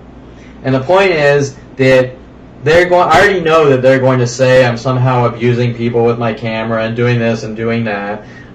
So I intentionally point my camera away. And I did this years ago at Coffee Bean on Victory in Tampa, and what they were doing was having people strategically sit in front of the camera no matter what direction it was pointed, right? I would turn it this way, people would move here. I would turn it this way towards the street, and people would try to sort of sit and get their chairs in front of the camera, and they go, look what he's doing to us. He's harassing us. He's abusing us. He won't leave us alone, right? This constant setup or frame job or keep crying wolf, so to speak, right? No matter how good of a person you are, they just keep sort of trying to frame you over and over and on a daily basis.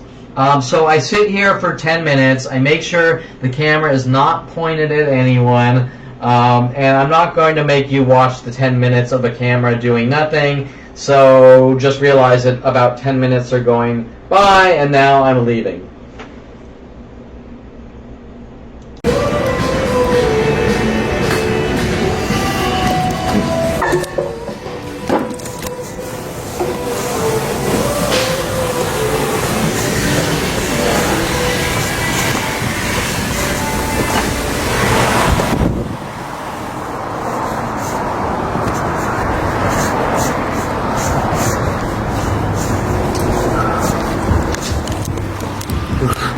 Okay, so the cops immediately left after I went in, and then there was another car waiting backwards with the lights on, and they're pointed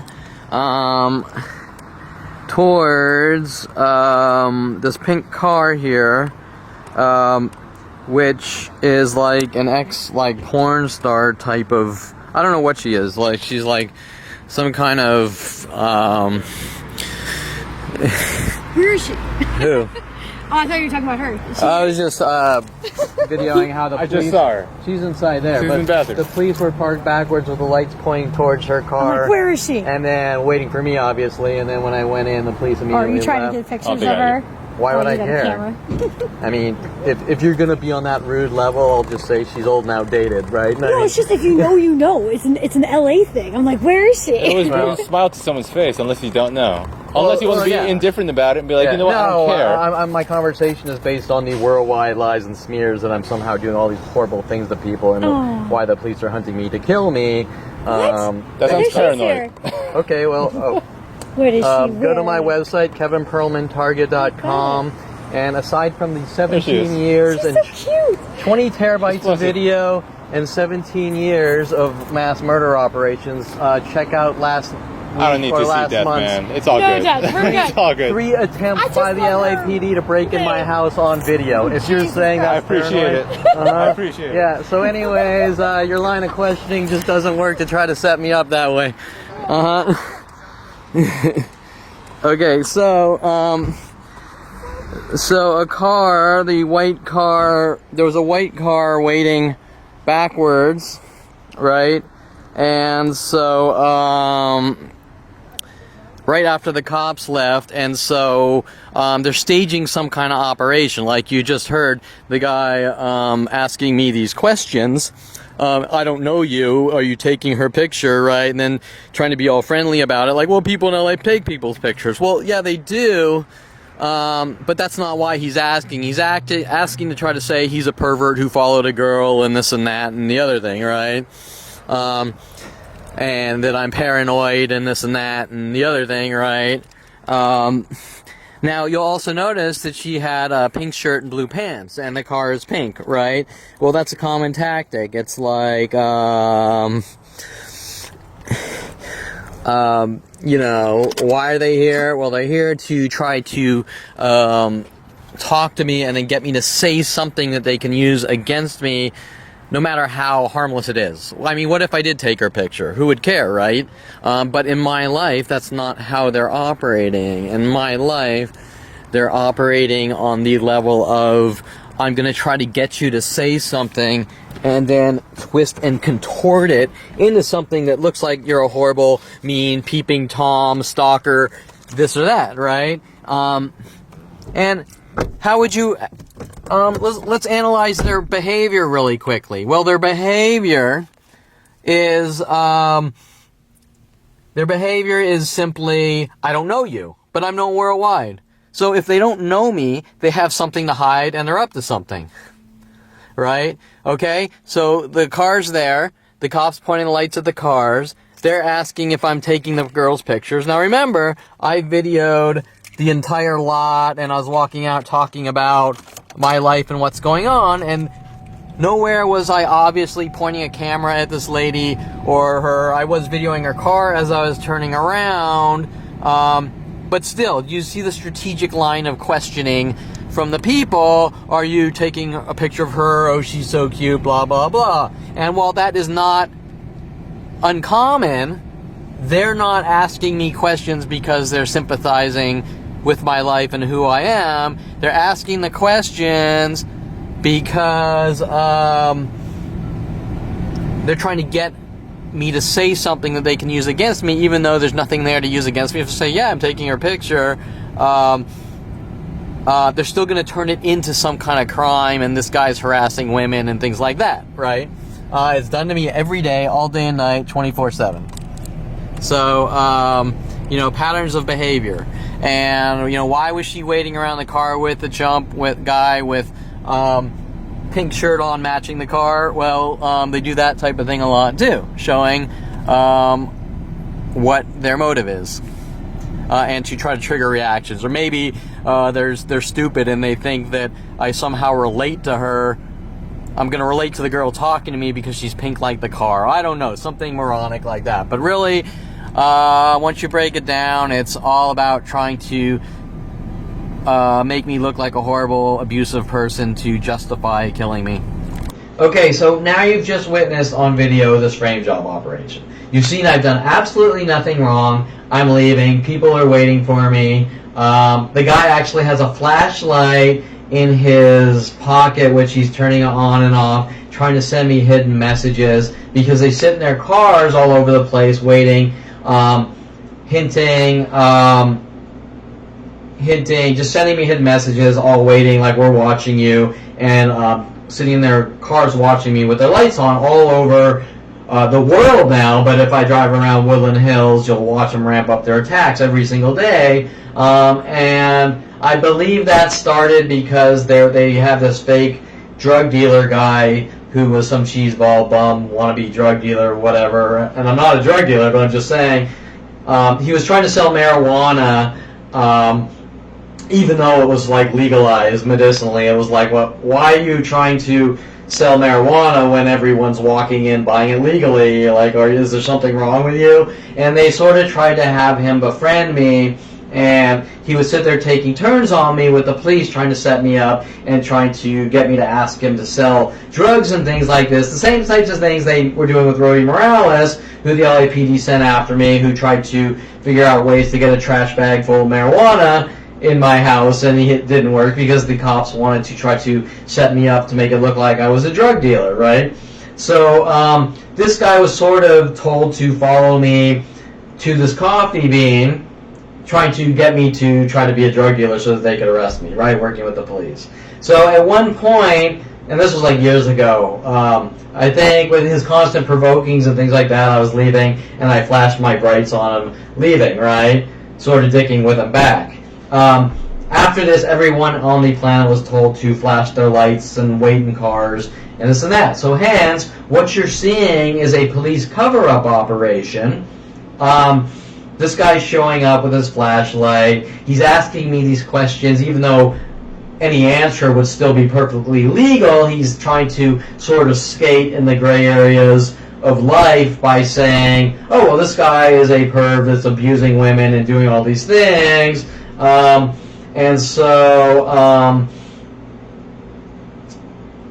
we're going to hunt him down and kill him because he's abusive and he's ruining people's lives, right? Even though there's actually in reality nothing's going on. Even if I took a picture of that girl or any other person, generally nobody would care. Sometimes people get offended when you point the camera in their direction and this and that, and if you were into candid photography or research photography, there's all sorts of topics on how to try not to offend people in photography when you're taking pictures of people.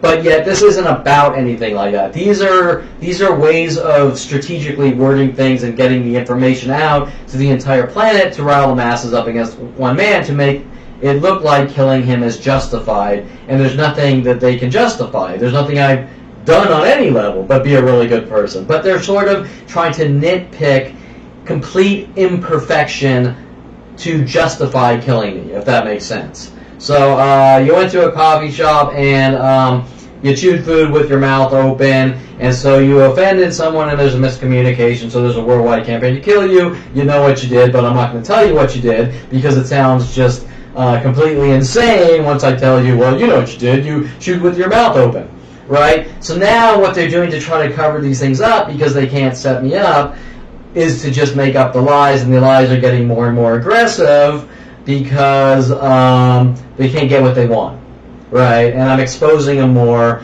and they're trying to desperately cover up these 40-year murder operations. So that's what you're seeing. And of course, once they realize that I can see right through what they're doing, they start mimicking me with the appreciated awe, things like that, which are mimic tactics from my conversations, right? Showing me, yeah, because if you're an honest person, you're not going to say, I don't know you. You're going to say, you're Kevin Perlman. What's done in your life is unacceptable. It's as simple as that. So now, I'm leaving. We have some groupings of red cars. All the cars backwards here are, we have a security guard, which is videoing and is mad. We have another car backwards.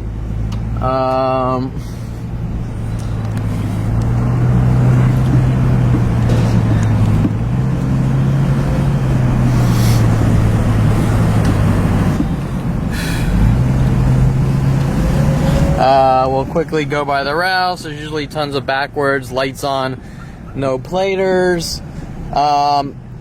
right? So the cops they were profiling me that we think Kevin's gonna go here, and so they set up this strategic operation. We got a guy waiting here, crooked or backwards, with lights on, or lady, right? And so how long was I at that coffee shop? Maybe 10 minutes tops, and I noticed 2 or 3 people follow me in, but most of all, the people waiting for me in the parking lot, right? Okay, so here they've tried this thing, like I document them, all the cars in this lot with every other lot, people trying to make me mentally ill, and they go, he's a pervert, he's taking our pictures, blah blah blah, right? But nowhere in the parking lot, nowhere are they concerned that there's 100,000 people per hour, like in this lot alone. That's, here's another lady waiting with the lights on.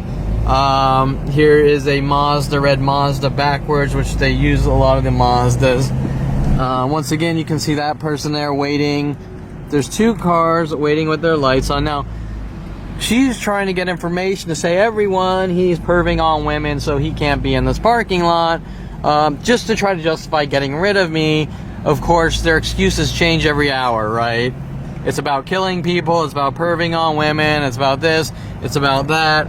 Okay, so here's this person in the Mercedes waiting for me, no plater. Right now, okay, so we have a security guard. Right now, why is the security guard amping up their attacks? Right? What did I do? Right? Everything's on video. I walked in. I sat down. I bought some coffee. That's it. Right? Now we have a security guard following me around, harassing me for buying coffee. Right? And so, right? Like, why is this person harassing me for buying coffee, going to a coffee shop for 10 minutes, and then leaving? You fucking weirdo. Right? I mean, right? So now she's yelling at me, you fucking weirdo, for going in. Everything's on video. Right? Walked in, sat down, bought some coffee, did nothing to anyone. Right? Explained the situation, and the security guards following me around, yelling at me, you fucking weirdo, you this, you that. You have the people on video trying to get some false confession that I'm somehow doing something to someone, to the lady in the coffee shop, who seemed to be strategically waiting for me with the cops. Right? Now the cops are pointing the lights at them, trying to play this game like we're on your side, we're on this side, we're on that side.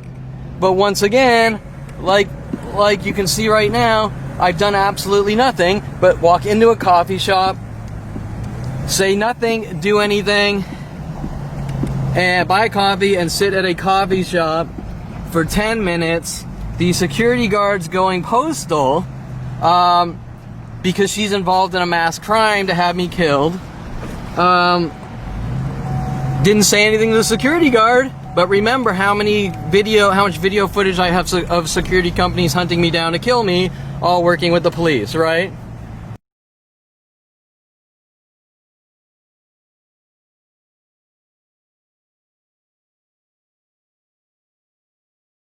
Okay, this is interesting. Well, this doesn't look like a big deal on the surface. It's one of their types of common tactics to make it look like I'm a reckless driver.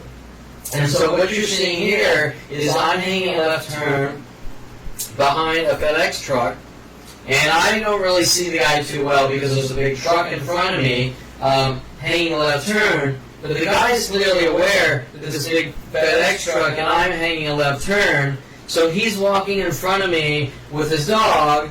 He manages to not walk in front of the FedEx truck, but he sort of tries to wedge himself in between me and the FedEx truck while we're both hanging a left. Because what he's trying to do is he's trying to make it look like I'm a reckless driver and I'm trying to hit people. And this is in the Warner Center Park area of Woodland Hills, which they've spent 20 years with mass attacks working on me to try to make me look crazy and things like this. Not only that, but you're going to notice that the guy is wearing the black and white pattern tactic, where groups of people are told to follow me around or wait for me in the types of places I go, like coffee shops, wearing solid black pants and solid gray shirt. So, not only is he wearing the clothing tactic, which the mass groups are told to try to make me mentally ill, make me look like a violent paranoid schizo, but he's also trying to walk in front of my car to make it look like I'm trying to plow him with my car.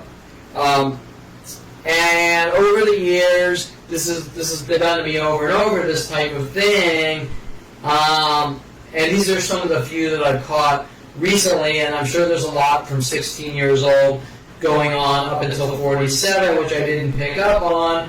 But after I figured out the endless repetitive patterns, I started videoing it so you can see what's going on. And in this case, it's one of the Warner Center people in these mass groups. We don't want your kind to exist, whatever that means. Trying to walk in front of my car to make it look like I'm a reckless driver, have no concentration, I'm trying to plow people in anger and rage, and am a danger to myself or others. And ironically, that's the same exact spot where one of Sean Dincey's Topanga Division LAPD officers was threatening me in about 2010. We're watching you Perlman because they were mad at me for videoing a fire truck at a scene or something like that. Or they thought I was taking pictures of a fire truck at a scene, which who would care? Letting me know that they're stalking me for some reason and have been since 5 years old, which doesn't make much sense. But because I have endless proof of these activities, you get the idea.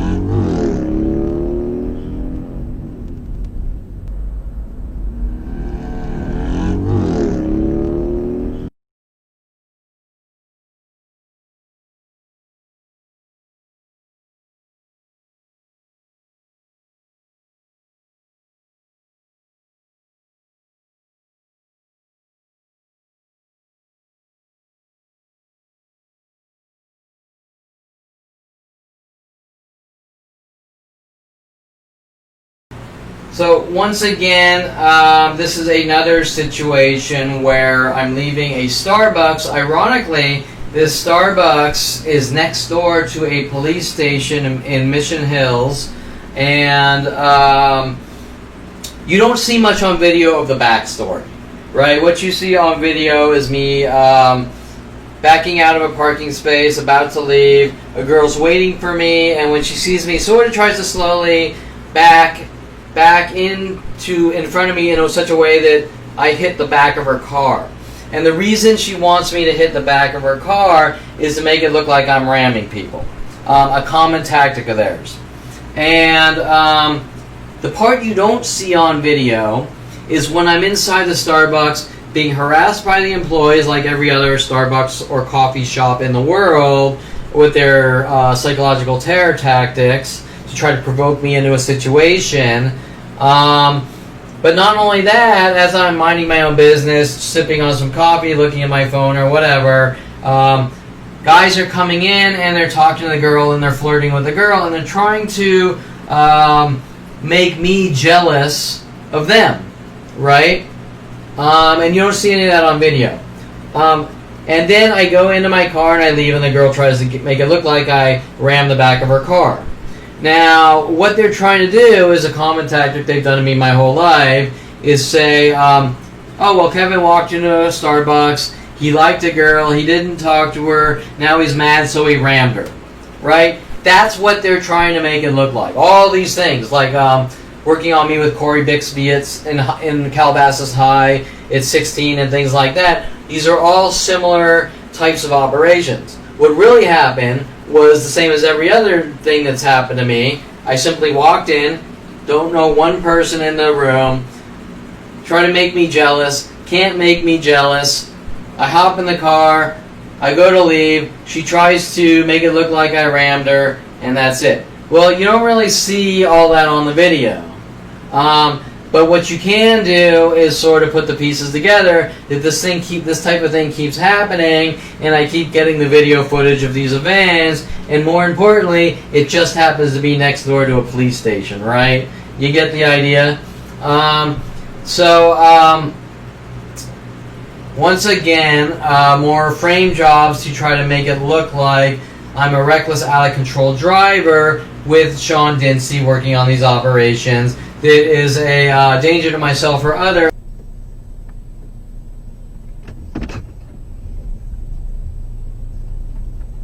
In a quarter mile, turn right onto Columbus Avenue. In 600 feet, sharp right onto Strandwood Avenue.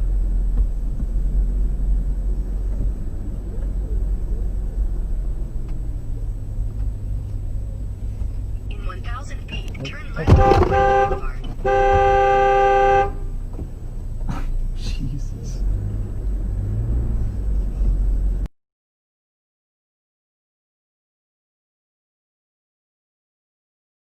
Okay, so this is Cook's Auto Body and Repair, which USAA referred me to because they wanted to play this strategic game of trying to scare me into coerced false confessions and cover up all the things that they're involved in, just like many other insurance companies that I've had over the years or growing up. And so what you're going to see here is, while this video is pretty boring to watch, I'm just going to let you watch the entire video. And the thing that you're going to hear based on their conversations are all sorts of provoking mimic behaviors, things taken from my social networks or previous conversations of other people I knew, and they keep mimicking them back over and over. Why are they doing it? They're trying to get me to act out in anger and rage and hit someone or do these things to make it look like I'm a violent, paranoid schizo. Well, if I'm the bad guy, then why do they need to do that? Right? In other words, they're trying to cover up a mass crime spree against me. Hence their threats: you don't talk or we kill you. But remember that Cooks here is working with LAPD, and the insurance companies all working together to stage, set up, frame, cover up, you name it, these operations, just like when the guy launches the vehicle at me by the Peruvian place and I avoid him and hit the light pole.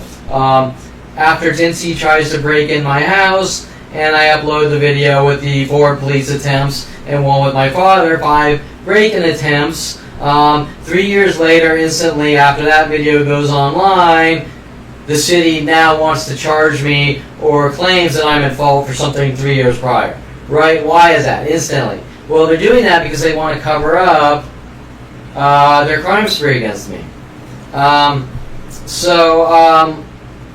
You get the idea. So what you're going to see here is nothing too exciting, but it just shows you that I'm sort of led to go to Cook's Auto Repair. They're using the name as little cryptic messages to try to get coerced false confessions and guilt me about things. When I'm talking to employees, they keep belittling me and harassing me and doing their little mimic things and clothing colors.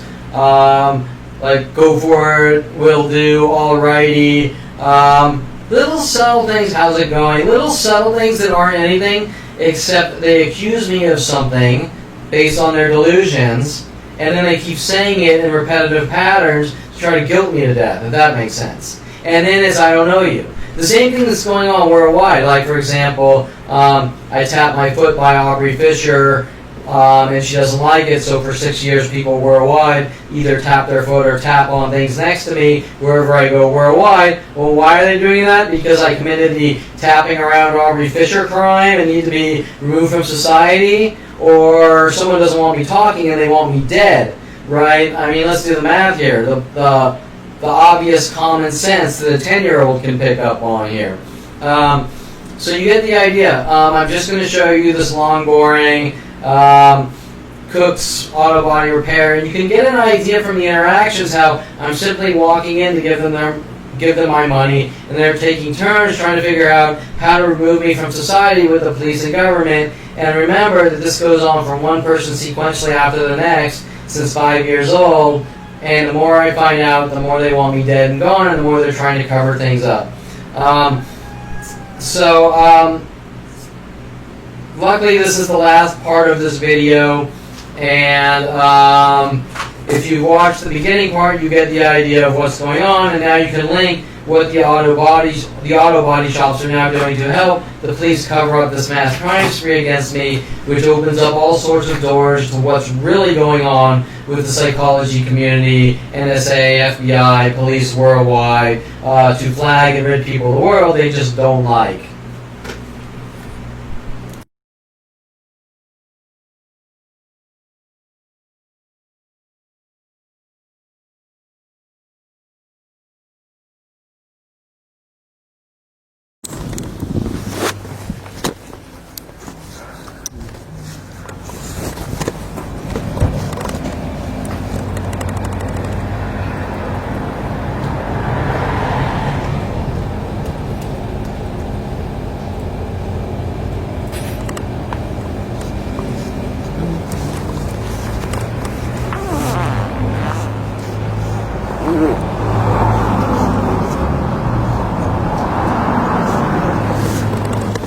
Okay, so I'm here at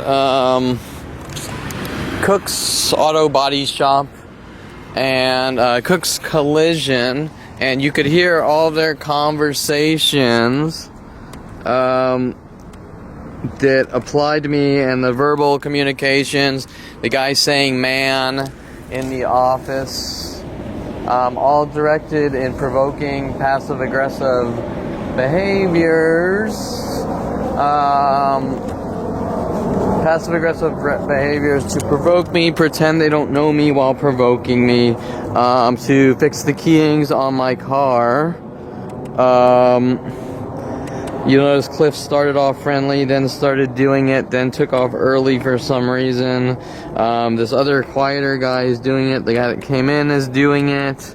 You'll also notice the logo here, which is by design, intentionally having me come here because it looks like some past artwork which they don't like. But remember, they go through every single piece of artwork ever created, working on me with every angle known to man, riling up the world to have me hunted and killed, hence coming in here as if I did something to them or someone else. You get the idea. But you can hear in the convo the tone of the voice, the man, which I have on video in every single coffee shop in a row for the last couple of weeks, which starts 6 months ago.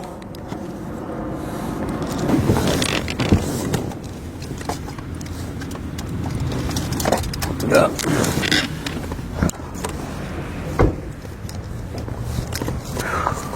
Hi, Kevin Perlman reporting for duty, sir.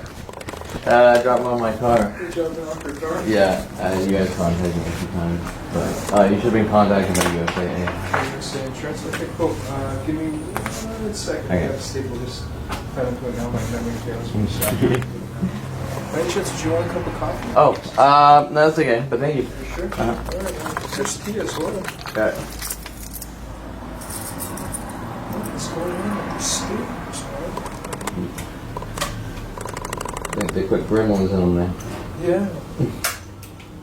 Oh, this one should work.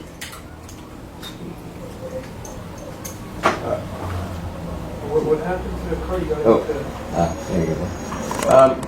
What is it? The truth. The usual, the cops and everyone working with them trying to silence me, so, yeah. What was two rear slash tires and a car keying, painting through signage, and, Weight trigger conceals past this, he did that. No way. Correct, Roddy Morales, working at Gold. I don't know who it was.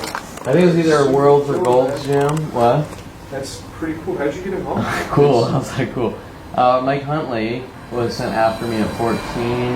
One of my brother's friends, who's a family working with the FBI, whatever, and so he spent from 14 to 29 trying to do whatever it took to rid me of the world. Hence why people are going around saying we think he killed someone with the police because when Roddy Morales... Which insurance company? Oh, USAA. USAA Insurance is dropping out. That's right. Okay, then what we can, let's take a look at it real quick. Sorry, I'm gone for the day, but we can take a look at it. And probably,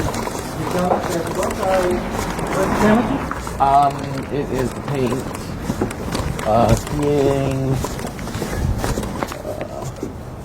This skiing. It looks like up to there, looks like there's a little bit of polish on this one. Both me and the gentleman who's my backup are off at 5. The yellow thing says and it's too dark. Oh no, we're open, but that's for customers to pick up. Stuff like that. And then obviously since the vehicle's drivable, if you're getting into a rental, it wouldn't make any sense to bring it in on Friday. They probably wouldn't cover it. I have another car, so I'm so you're not going to be getting in? Yeah. Okay. Then what we'll do, let's see. Again, because we're sort of skeleton crew. To pick up your cars and so we can talk things and whatnot. Let's check to see if we have an assignment. What's the last name? Perlman. Can you spell that? Yeah, Perelman. Yeah, and you guys are. USAA should have contacted you. And yeah, they do everything electronically, so I'm just going to take a look and see if they sent it to us. Not that one. P-E-R-I? P-E-R-E-L? Okay. I-L. Usually people say E-A-R-L, like Pearl Harbor or whatever. There we are. Oh, it looks like we left a voicemail. Yeah. Trying to schedule an appointment. Okay. A couple of them.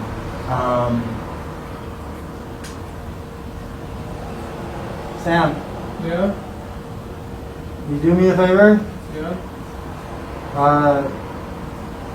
Just a quick visual estimate, get some signatures? Yeah. Okay. Make sure USA direction to pay. And then, do you have the ability to electronically sign and send back documents? Of course, yeah. Yeah, so what I'm going to do is I'm going to have them do all of them except for the vehicle check-in, which is walking around the vehicle looking for dings and scratches, stuff like that. I'll do that on Monday when I actually see the vehicle. Yeah, and like. And then I'll email it to you, and I'll get a signature on that before we touch the car. That's great. Yeah. Okay. Can you? There should be a folder already in next for PERD.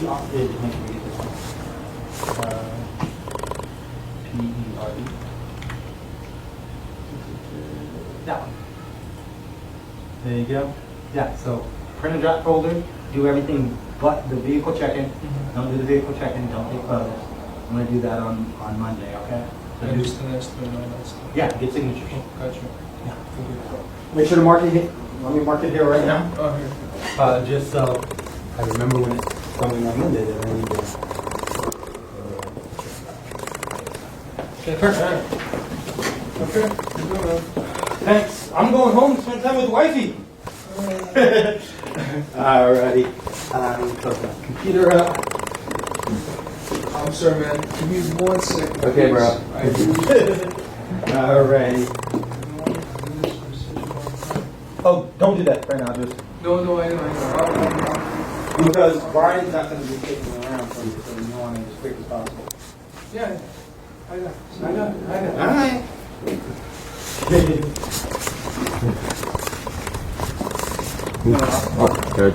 Oh, thanks.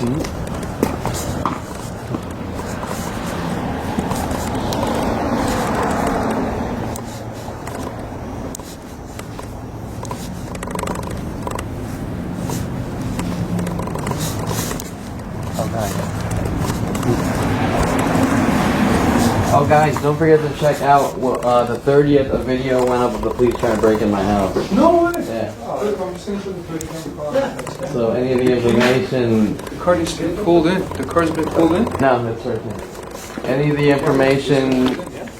Any of the information you got from like NC or Jensen or whatever, there's the rebuttal to cops who try to break into people's houses are generally not honest people.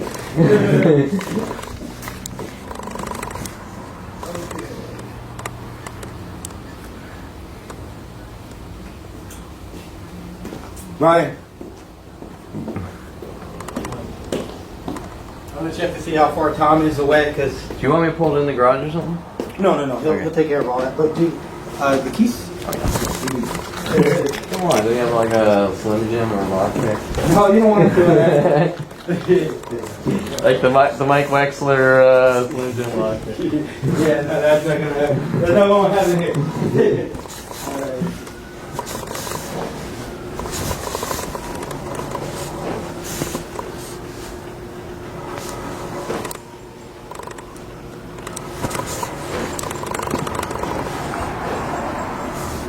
Okay. So, what happened about the cops trying to break in? This is a daily thing for 17/40 years, but the cops don't. The cops. How did it? The cops don't. I have endless incriminating evidence on the cops trying to have me killed. Hence why you guys are mimicking my conversations and all that. But they know that I have all the evidence of them trying to hunt me down and kill me on every level, from all the photos and video I get per day to the things Victoria Walker gave me, like when I was 29, she gave me a toy dart gun, which the police are saying he has a gun, he's a violent paranoid schizo, and they threw me in maximum security prison and all these things. A Playboy related to Victoria Walker, all with mental illness campaigns and trying to get confessions and illegal FBI frame jobs and setup attempts. Well, they don't want me having any of these things that can prove that they're murdering trash that has been hunting me with the psychology community since 5 years old. Hence, trying to break in my house, and the night before, and over from all sorts of different security companies, especially Allied Universal Security, saying it's illegal to take pictures on private property, which no, it's not. Why do you think they're so defensive, right? So all these things which instantly go up on the internet, so it doesn't matter if they get it or not. It proves their 40-year murder operations to have me killed. And so, and the endless cover-ups to try to keep making up newer lies that I did this and I did that to cover up what they started at 5 years old, right? And so, yeah, so they want to get in my house to try to get anything that can stop me from talking, whether it be fabricating I have this or that, or like fabricating I'm a drug dealer, like Roger Morales trying to plant a trash bag full of marijuana on me before marijuana was legal, to trying to get the incriminating evidence that buries him. Where's the damage? Okay, so it's not sexy or here, but yeah. It's just a keying, a long keying. So right front door. This Hey, one. Cliff. Oh, I thought you were Cliff. Cliff is one of my patients, though. But that's one of my that's my car. Is it cool if I grab something from the trunk real quick? Yeah. I just don't have the key though.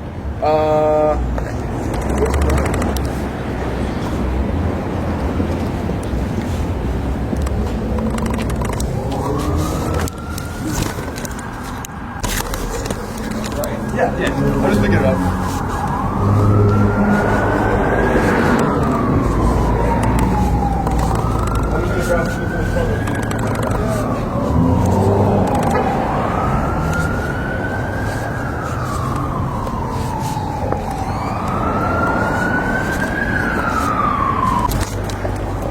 Okay, here you go. That's sweet. True. Cool. I like that, man. You like it. I don't like it, but the proof is there. Check out the video, one of the most recent videos from the 30th. The police trying to actually break in my house on video and stuff. Holy shit. Okay. Yeah. Damn, bro. Sorry. Yeah, it's fucked up, but.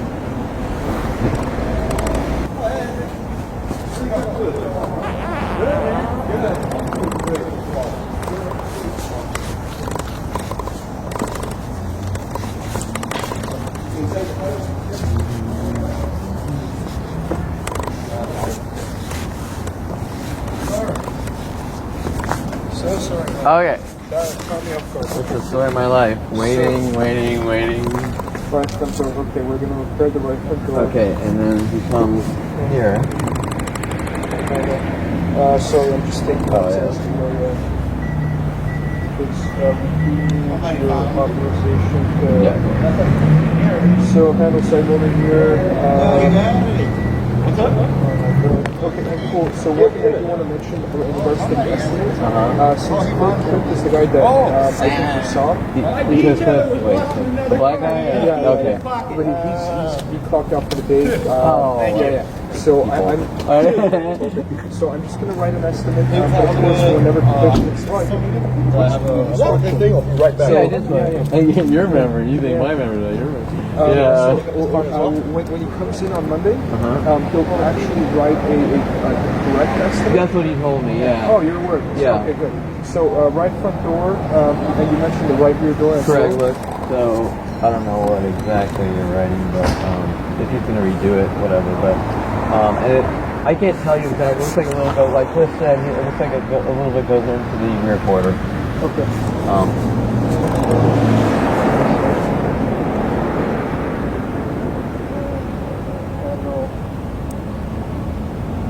Okay, so I got both doors, and you're saying that, yeah, it does look like the right quarter panel has... Yeah, I see some, yeah. Right quarter panel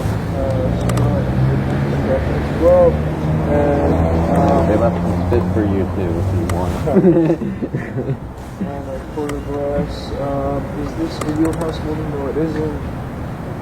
On our tail lamp, on our bumper. And then let's keep it at that. Once the thing will take care of the rest. Did anybody get keys? I think Cliff took the keys. All right. I am indeed. $500 deductible, is that correct? Yeah, I mean, I wish it wasn't, but yeah. All right, Andrew. Cliff, a pleasure, brother. Thank you for everything. I appreciate your help. That's it. Are those salts, bro? You want salts? I think so. Yeah, those are the Walters, bro. Yeah, these are sick. Those are awesome. Yeah. They have James Bond things in them, like, Hey, sweetie. where'd it ever come from? It's like, the employee rate, like, increased, like...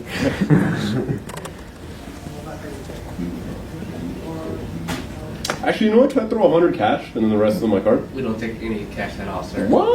Yeah. Damn. See how it is? I'm sorry. Hey, who's got the scam button on? When you're driving in with a dead body or whatever, you don't take that, you know, here's some cash, throw to the body. No, what you gotta do is you gotta have somebody back here who's like, all right, well, I'll take your cash and I'll pay for it with my card, but it's gonna be a 10% fee. 500 is gonna be 550 cash.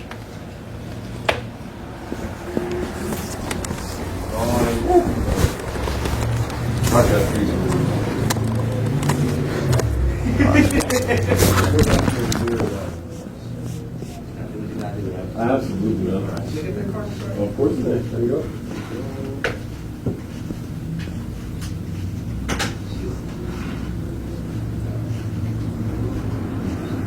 Now I gotta find out who's keyed my car to begin with. I assume got money back. You keep your car? My entire fucking car. Really? Yeah. That's like a full paint job, man. That's like... Find out. I have a camera in that parking lot where that key is. I cannot wait to find out who the fuck keyed it. Well, that's grand theft. Yeah, I mean, Or grand, whatever. Yeah, right. they have the the what amount it cost to fix it. So Yeah, like the dudes that keep my car also slash both the rear tires at the same time, right? So, yeah. So, but of course the cops, the Topanga LAPD are trying to dumb it down because they don't want investigations or anything. So. To them, it's just they don't want to deal with. Well, me it's different, but you might be right normally. But me it's we don't want a paper trail showing hundreds of connected police reports, right? Yeah. Yeah.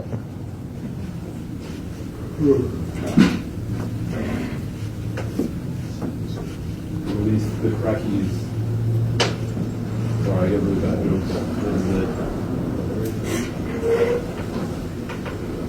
Fantastic. Sign those two. First one just cool. I'm just gonna grab the mileage. Okay. Initial it or? Alright. That one's just the receipt copy of the $500 we paid. Cool. I keep this? No, they didn't copy for now. Okay. Cool. So,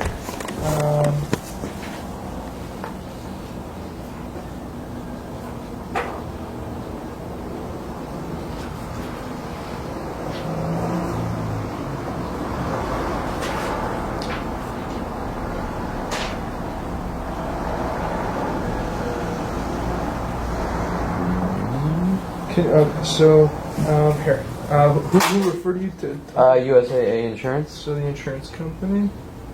Have we reviewed the repairs with you? What do you mean? Have we gone over what we're going to be repairing? Basically? Well, yeah, but Cliff. Oh, am I supposed to like confirm or something? Yeah. Aside from Cliff supposedly saying you're gonna do a estimate on Monday, then I'll put in the middle. Okay. And we haven't gone over pre-existing damages. I would say not, since he's supposed to estimate it on Monday. How would you like to be informed? Email, text, or just the regular phone call? Text is fine. Yeah, anyway, I don't care. Yeah, but primarily text, probably. Text, okay. Phone number you want the text to go to? 917-435-0286. 0286. 0286, yeah. And the carrier for the phone? Oh, why? The texting service requires it. Or if you want us to call you. Just call me, yeah. Okay. Email address? Driver is here. Email's Kevin@KevinPerlman. I'm just gonna, my Lyft driver, I think is outside. Look at Kevin@KevinPerlman.com, not Target. Let me just, where is he?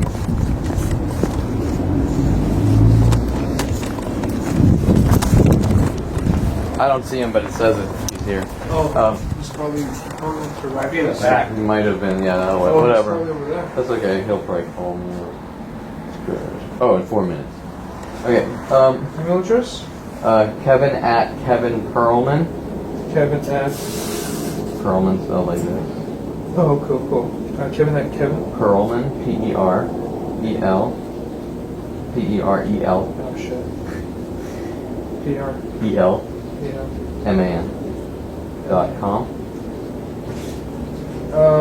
Do you have any particular concerns that we might not see now, but since you drove it here, you experienced it? No, I mean, I can't. Just make sure you see the entire car keying. Please see because that's going to go into a police detective report. Okay. So I'm just going to put please see all damages. Okay, and if you want, or actually Cliff mentioned to go around and just find, because the amount of abuse my cars take from people walking by and spitting on it every day and things like that, there could be some things that I missed that should go straight to the detective. Cool. Detectives. Yeah. Cool. Did you take all your belongings out of the vehicle? Yeah. Yeah, the dead bodies, the heroin, the marijuana, all of it. Yeah. Cool. I need your signature and the date. Sam, am I okay to park this in the back? Yeah. No, 4? Yeah. 19, and then we'll do this at the end. Okay. Let's do this. I will be waiting. Well, okay, yeah. You're going to be dropping off the car. You don't need assistance with rental. You don't need a shuttle service. If you have any particular concerns or questions, that's going to be please see all damages. Yeah. Okay. All damages, be honest. Referred by insurance.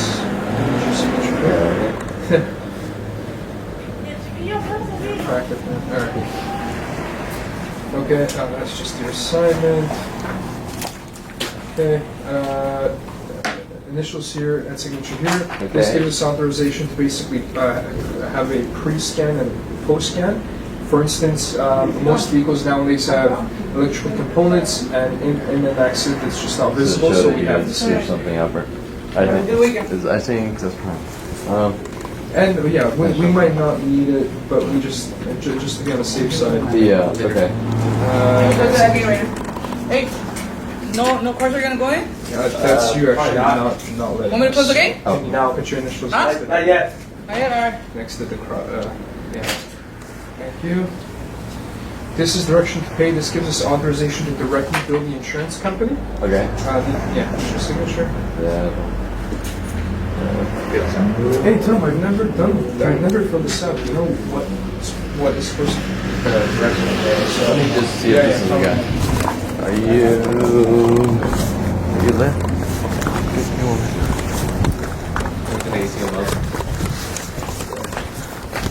But I don't know the USA number.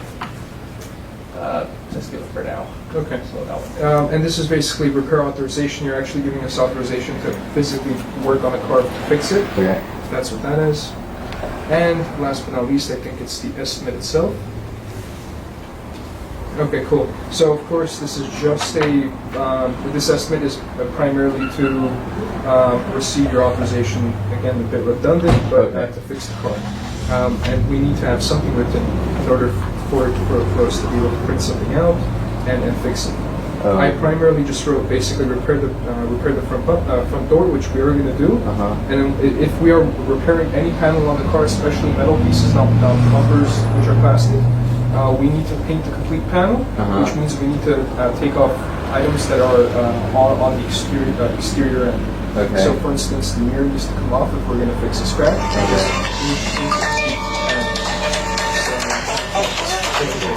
I'm not trying to. But what about the other? What about the rear door? Oh, I'm sorry. Corner? So basically, it's right front door. We're going to repair it, and then we have remove and install, and then the same thing. Rear door here. Okay. We're going to repair it, and then we have remove and install quarter panel. I put repair as well. Okay. So I basically marked. I've written for the things that you're saying are damaged, and then once Cliff goes through it, gives you a call. Hey, it's Sam missed something. Did Sam write something that wasn't there? Something like that. Yeah. Okay. Cool. And then, of course, Cliff will give you a call and then give you an actual accurate cost. Yeah, this is inaccurate. That's kind of just what you're doing. Okay. Well, it's. Yeah, I know. You kind of put it together really quickly and he's going to do it for I get. Cool. Authorized fine. Okay. And, of course, I'll give you copies of everything that we've done. Okay. And please mark in person. Cool, so let me give you copies of everything.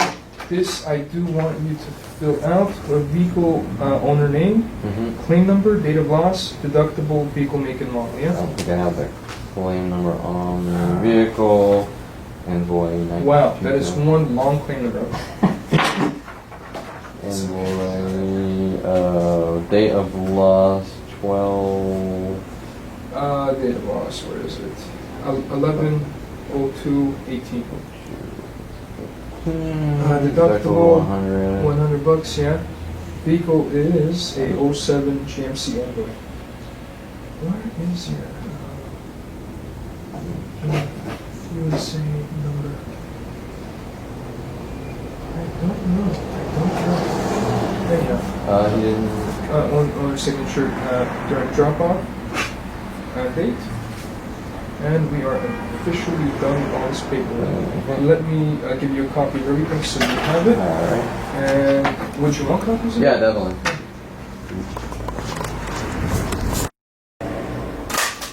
Good. Just want to make sure I got the work off. Oh, I did. I remember getting it. Cool. Oh yeah, we just don't know the USA number. You didn't write the claim number down.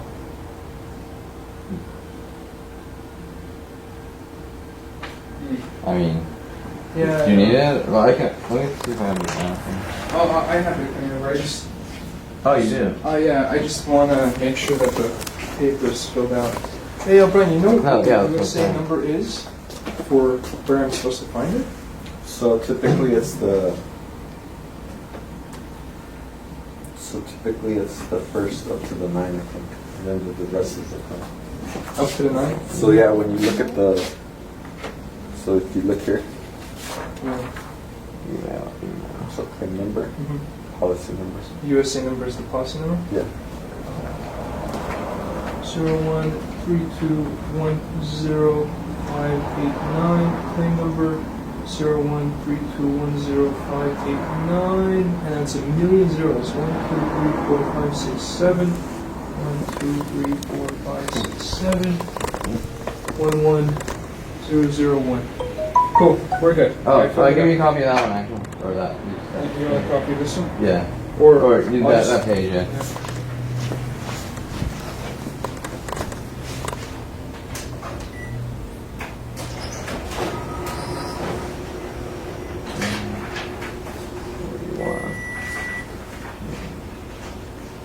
Okay, great. Thank you. Have a good one. So, you're gonna call me Monday? Yeah, so and basically just go over everything. Double ball whack. Okay, cool.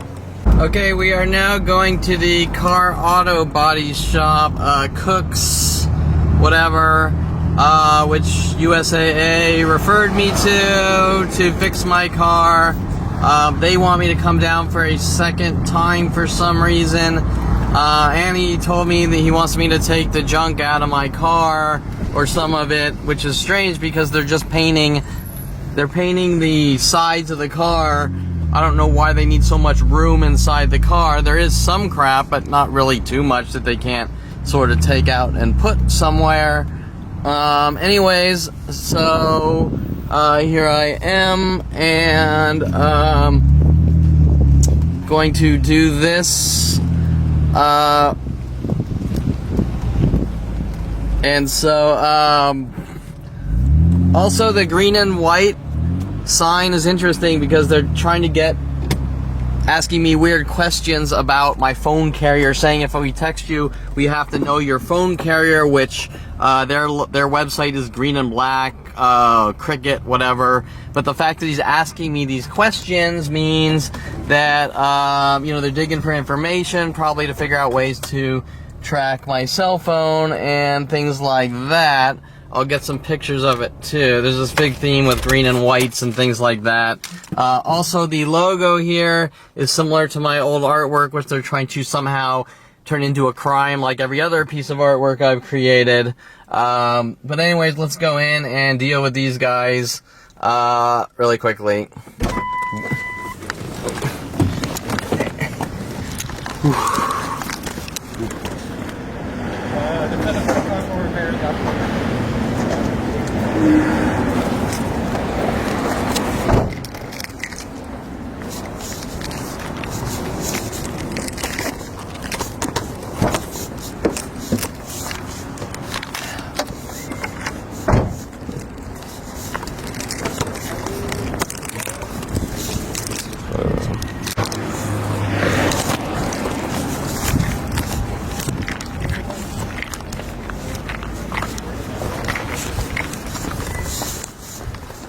Hi.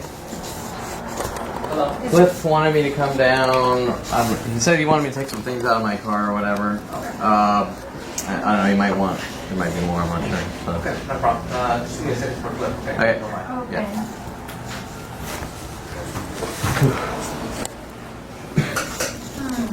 Okay. Let me do this. I just want to make sure. Hold on one second.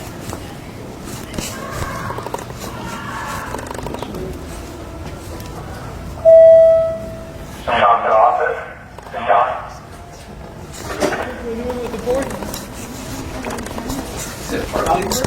Can you take this to Glenn? For the Highlander. The customer dropped it off. Okay. Hey, you ever heard of a company car Berkeley National? car insurance? I don't think we take that. Huh? I have no I don't think we idea. take this company then, because No, we take any company, but it's not in the RP, so just give it to what's his name? Sam. Sam. He's at to lunch. Sam's at lunch. Hey, Clip. How's it going? Good, yeah. Oh, set them up that we do take it. You know what I mean? Of course you know who I am. I'm no worldwide. Like AAA, those are, we have contracts with them. Okay. The ones we don't have contract with, we still take, but Take a it's a whole different process. company Just can help about it. The method is still the same, never changes. Who am I going to give that one to? That's what we said. Oh, okay. All right. Got it. Thank you. Okay, so thank you. Wait. Kevin! Saying who I am is like saying you don't know who JFK is before I got shot. Alright, well we've got a bunch of stuff in the car. Okay, keep in mind I don't have a lot of room in there. So, but what do you guys, I mean you're painting the outsides, right? So what do you understand? We take, we're not responsible for any loss of damage articles or anything. There's a lot of stuff in the car. Before I have technicians or anybody go in the vehicle other than myself, I want to make sure that it's clear for them. Just so there's no issues. Okay. Yeah, I got it. Oh, let me grab the keys. Yeah. Hey, those help.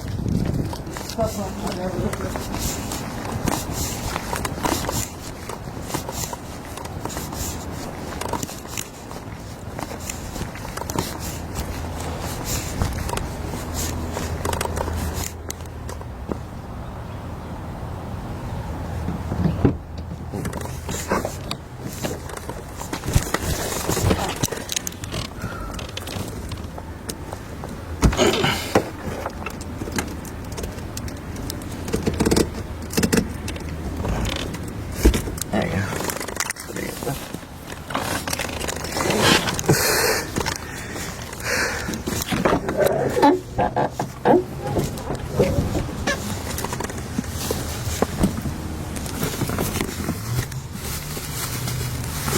Now that it's nice, bright and sunny, I just want to go over the damage with you.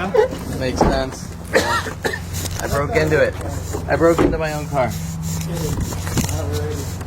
So, we have a scratch right here. Comes all the way through here. A big scratch, probably someone in the black community, you know, some fan. And it comes to the rear. Oh, and it even comes all the way to here. Okay.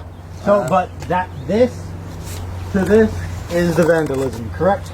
On the body, yeah, that doesn't count the car's tire slashes, but yeah, I guess what you're doing, yeah.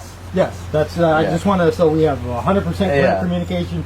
This is what's getting done because typically I go over the vehicle with it, you know. And I'm sure I'll be back with 100 cars tomorrow, but yeah, for now, this car's keying, whatever you want to call it. Yeah, so we're looking painting this door, painting this. And then this looks like this will probably polish off.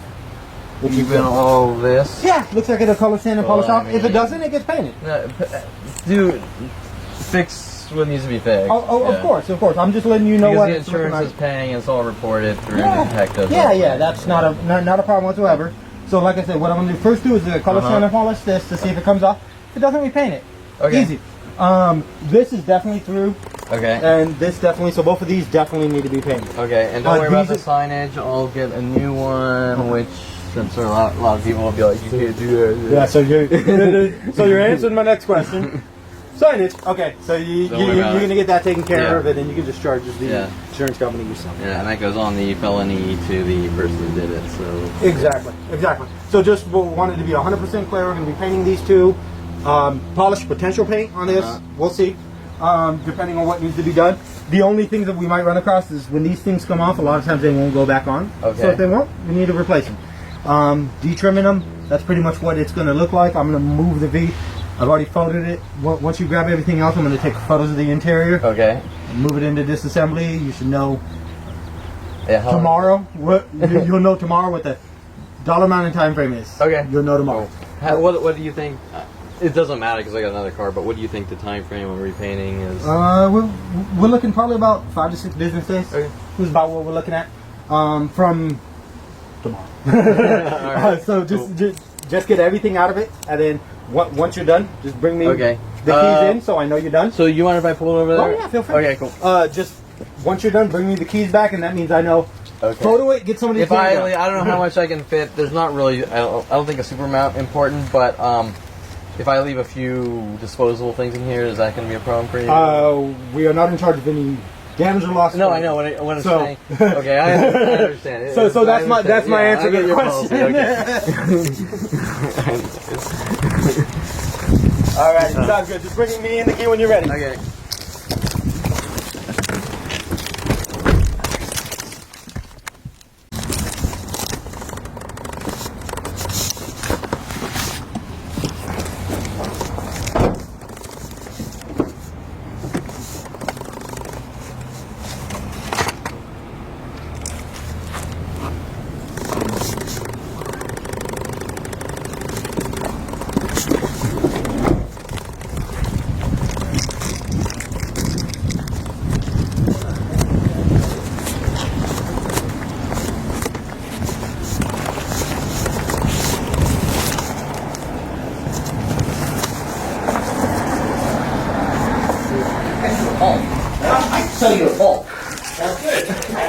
Okay, I got everything I need.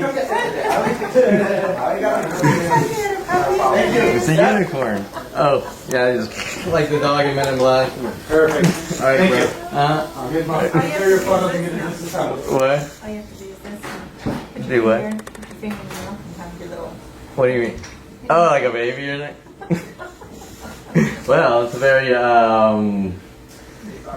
special baby, a very gifted baby. Hey, Cliff. All right, man. You take it easy and read those websites.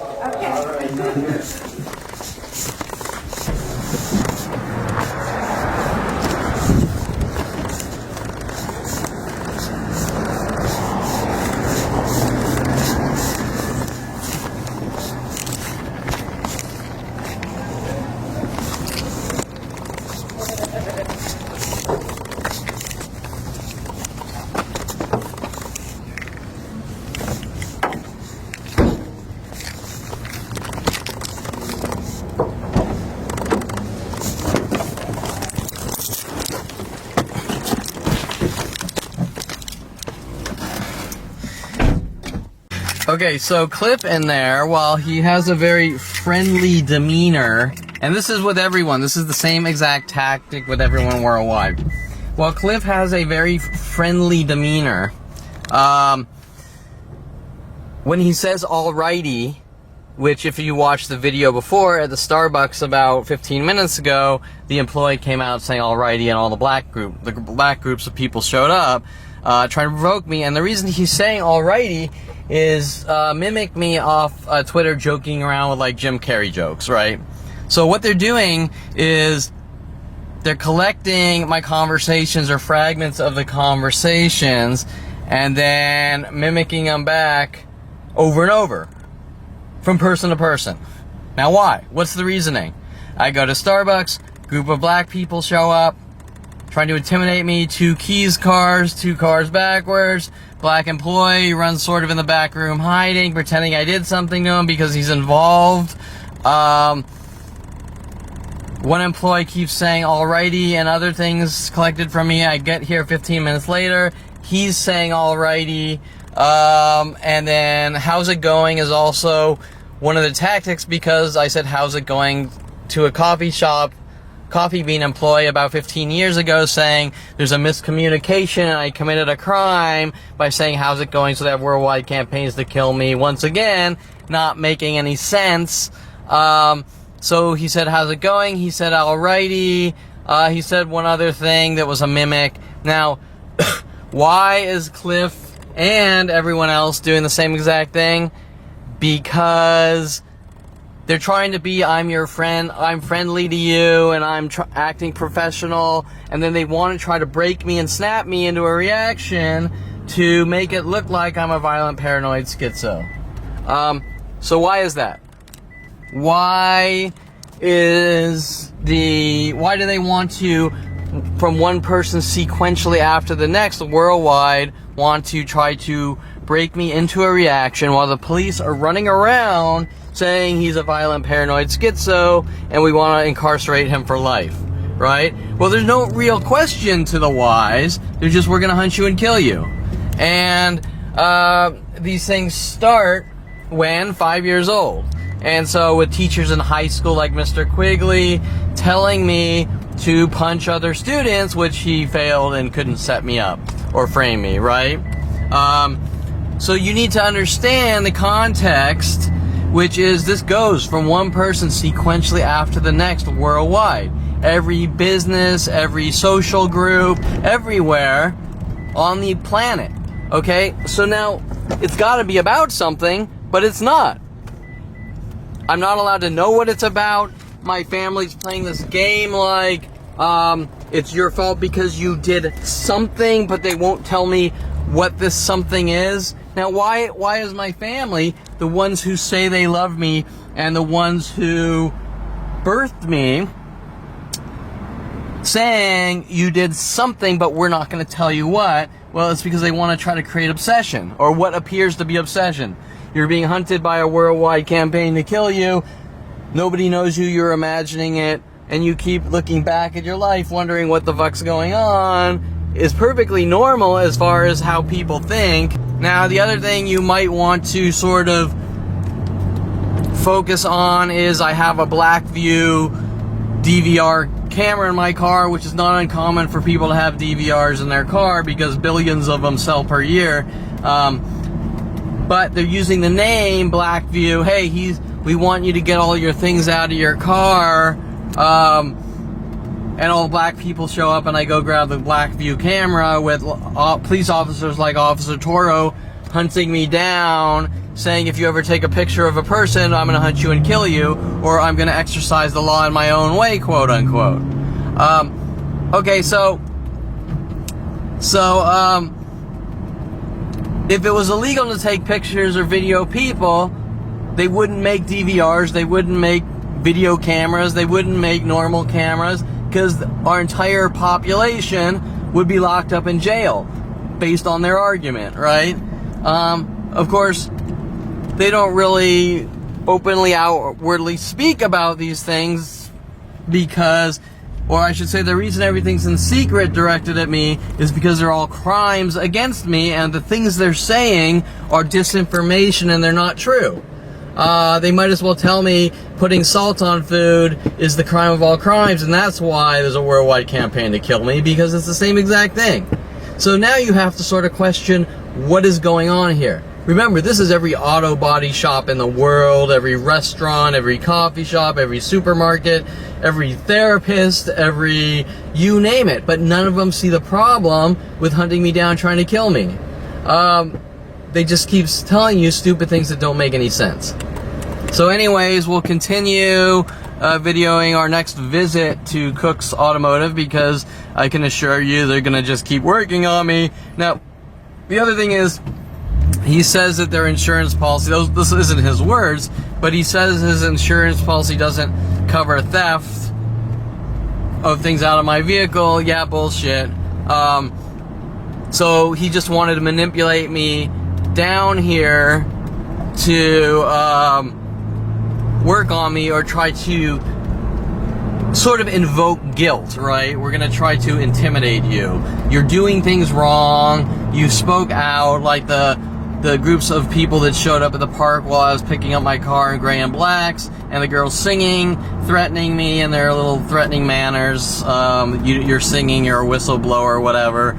And right? And then they're sort of trying to passive-aggressively thug me. We'll come down here and get this to, like, with death threats that you better not take a picture of anyone, or the Officer Toro, if you take a picture of a person, I'll exercise the law in my own way, right? Why? Because they don't want proof of their murder operations. Hence why the police tried to break in my house last week, because they don't want proof of hunting me down and having me killed. And they don't want their little murder friends going to jail or whatever. And so, you get the idea.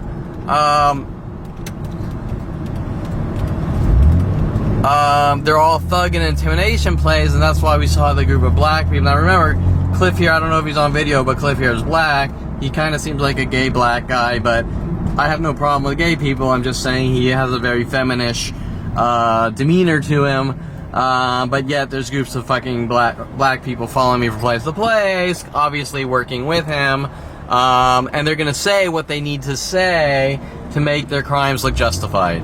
And one of the things they're saying is I'm a white supremacist or a racist or whatever, right? And so,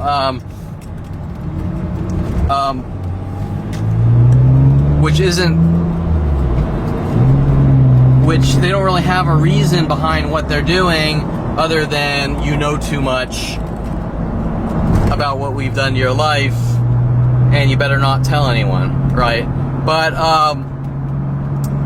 anyways, you get the idea. So not only is their insurance policy going to cover theft from their employees, I don't know, there wasn't really much in my car to take out, you know, other than a car DVR, really, and, you know, the stupid things like some fold-up chairs, whatever, I left because who cares,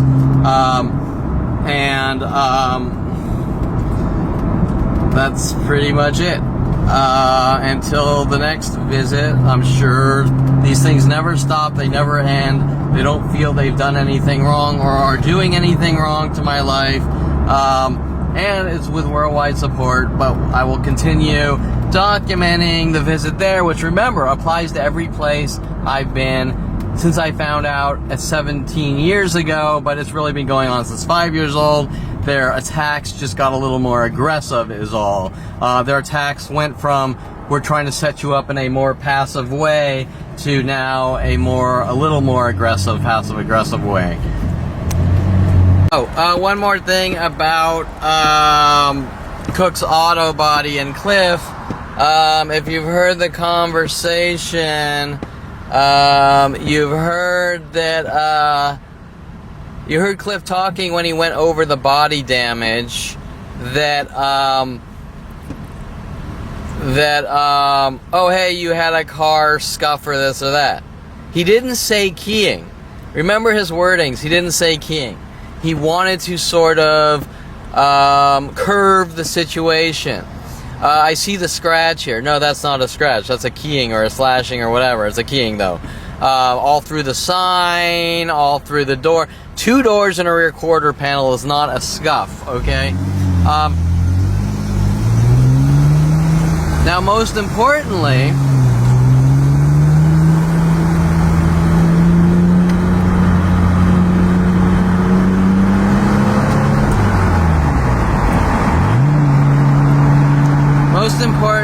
is when he got to the rear quarter panel, he said, we'll buff that out. Well, why? Why? Doesn't he want to make money? Doesn't he, as an auto body shop who's repairing a car covered by insurance, want to make as much money as he can? And I'm not saying you should try to milk people, but what I am saying is, what reasoning would he want to do the opposite of what's normal to go in and fix a car, right? Well, I'll just try to buff out the rear quarter. Well, the rear quarter is the most expensive part of the damages, okay? So, the door, you pop it off. The front door, you pop it off and repaint it. The back door, you pop it off and you repaint it. Now remember, this is all being covered by insurance. You pop the front door off, you paint it. You pop the back door off, you paint it. That's simple. The rear quarter panel can't be popped off. In other words, the rear quarter panel is the most amount of work. And a harder to repaint.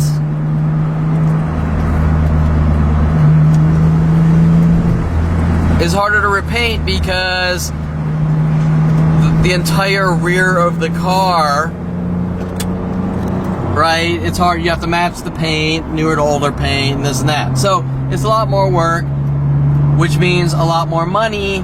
But it's all covered by insurance, and they know that because there's police reports. And remember, I specifically said to them, the detectives have it to show it's a felony and this and that, right? Now, you know that he's sort of trying to thug me like, forget about it, right? Nothing ever happened. You scuffed your car, whatever, we'll fix it. But that's not what happened. I have endless death threats. You're a snitch, you're dead. Working with a lot of these people in the black community, and Cliff is black, and it's, you know, you don't say anything, and we're gonna do what's always been done your entire life. We're gonna dumb things down and take the important things out that matter, to make it look like they're just simple, normal, daily things. Now, remember, you've heard Cliff on camera showing his true colors, mimicking me, working with the people at Starbucks 15 minutes before, and their little cryptic, provoking tactics, and then pretending like it's just a little scuff, which are flat out across the entire side of the car. I mean, it's a Jeep Envoy. The front door, it starts through the sign, Kevin Perlman Target, and goes all the way from the first door to the second door, all the way across to the rear of the car. Right? The entire side was keyed.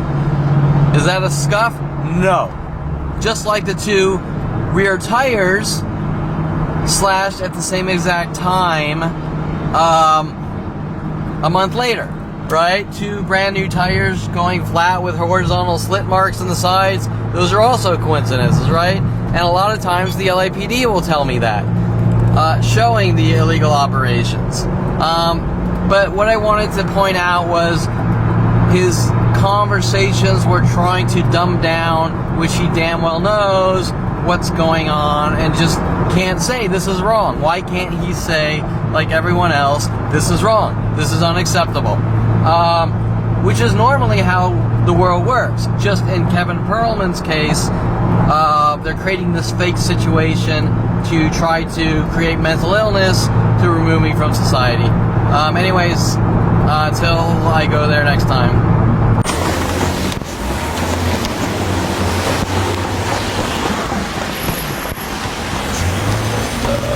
Okay, so we're back here to pick up the car.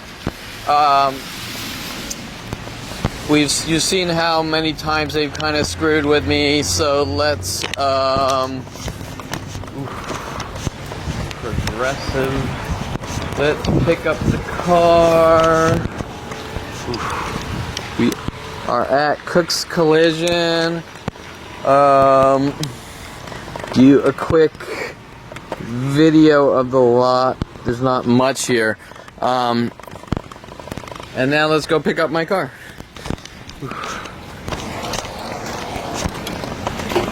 So, rainy days. Hey, Cliff.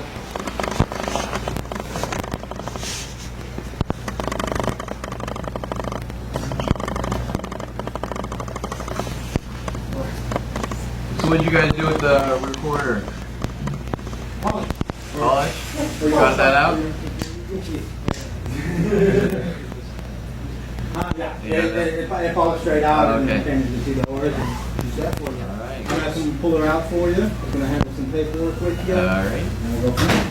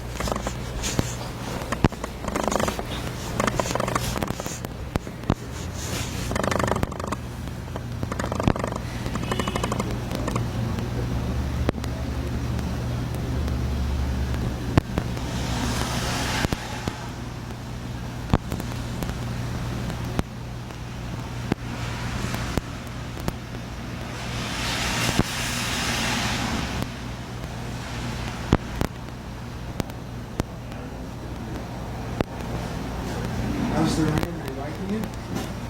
Everyone knows I love the rain, but...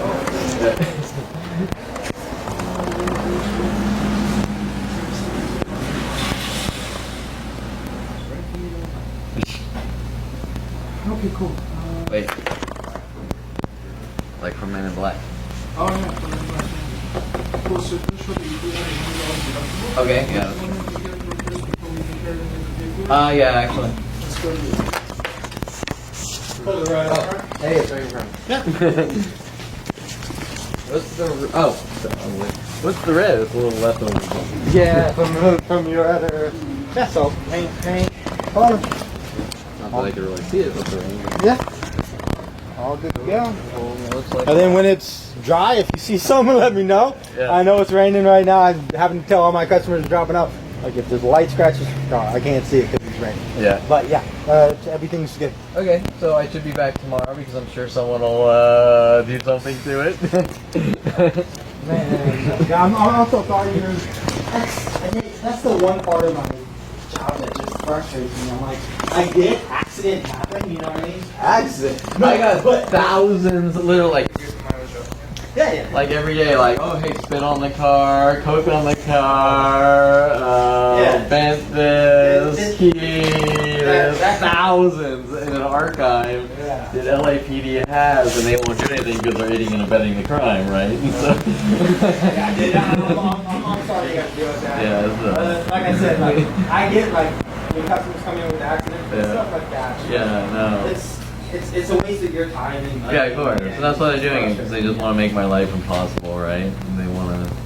Yeah, I'm sorry you had to deal with that.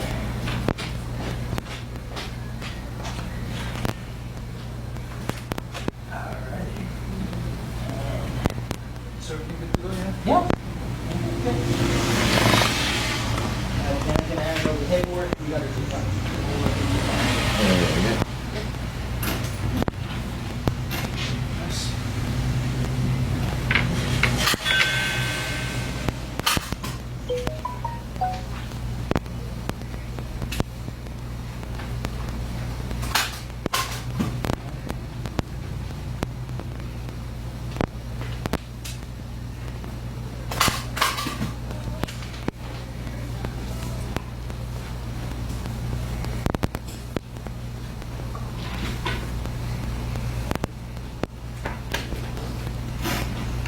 So it's going to be on the books.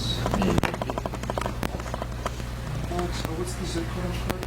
91367. 91367. I think that's what it was. The guy stole it from me.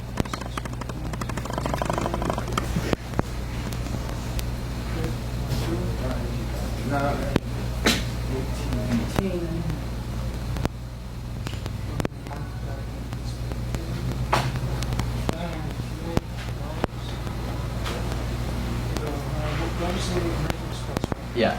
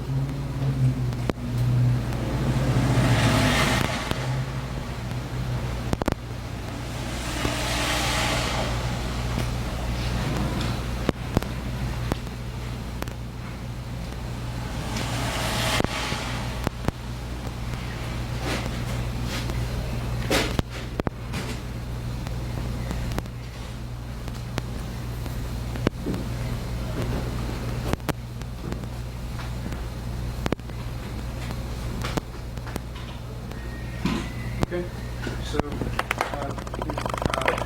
first 2 pages is basically just a complete breakdown of everything we did on your car.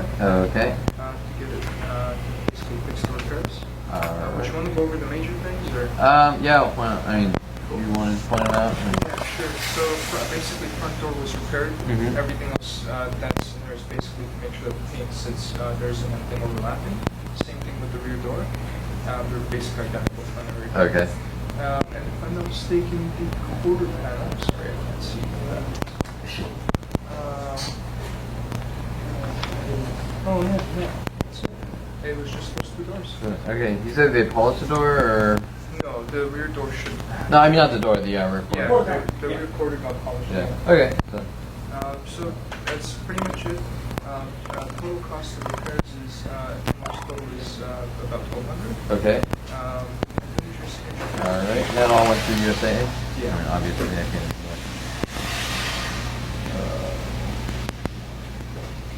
Tiffany is the fourth. We did this at first, so sometimes we do verbally change your signature number as well.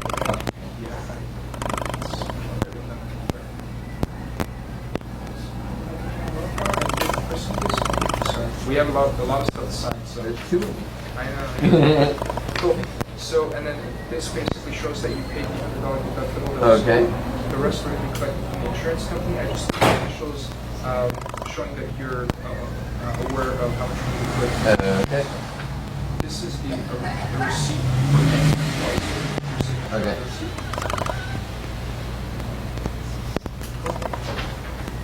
This shows that you have a $100 deductible and it's going to be covered from collecting from insurance. I just need your initials showing both the difference. And this is a statement of warranty that we basically provide lifetime warranty on all our work, as long as you don't get in the same spot. And if the ownership changes, of course, okay. The warranty does not fall. Just please don't wash your car for 30 days. Oh, really? That's good enough. Yeah, being sensitive. But what about putting, like, redoing the signage? It's a vinyl wrap. No, it's not an issue.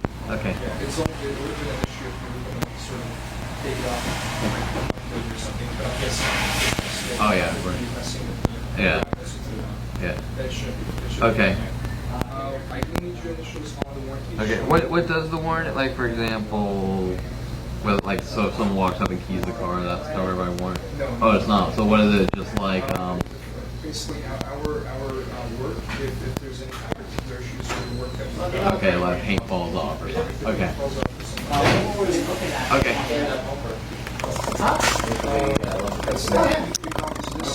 Okay. Where's your keys?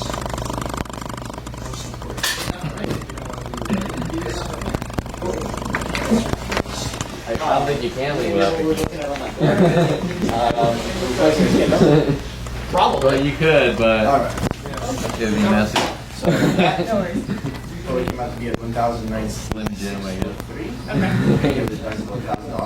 The insurance will pay $986. Okay. We pay that in the end, of course. But this is to replace the skin. Now, if at any point you come in and the car is assembled and we know that that beam is damaged, we have to replace the door. The repair process will be exactly the same. Nothing changes. Still repair that side, still bring that back. Will never change. It's just a matter of the door. Is it a full door or just a skin? Okay. So it's a good possibility that it is a beam. It is damaged. Just by me seeing the beams breaking down like that, you already can tell I have an idea. Okay. And check out the recent update. So we have to actually take it off. How we going? It's damaged. Clifford. First you and the handshake. All right. Have a good one. You too. $400 up to $1,200. Which depends what we. Okay, so you saw the amount of mimics. The perfect, alrighty, things in threes, the enjoy,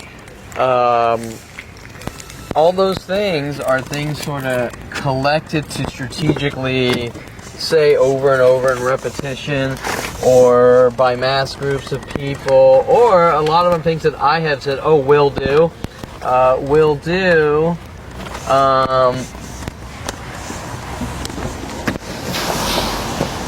Will do was pretty much said by me, my father, which my father got mad, right?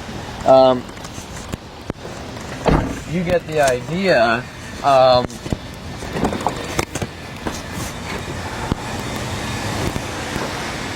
Why are they doing it? Well, they're doing it to try to provoke me into those reactions, right? It's I don't know you, and then we keep provoking you. over and over. We work with mass groups. Enjoy is what I said to a programmer that got my account suspended last night at Upwork, which was working with Upwork, and these same colors of Upwork are this green and white like their logo. And you would normally say that's a coincidence, but it's not in this case, because they're all about psychological warfare and mental illness operations, which now go on since 5 with the government to hunt me down and have me killed. Now, there's a question of why this is going on, and there's worldwide support to do it. Well, I can't answer that question other than Mike Huntley putting weird papers on my desk stating, hinting to they're creating mental illness to control me, but there's no such thing. That's like saying I'm pounding nails in your head to control you, right?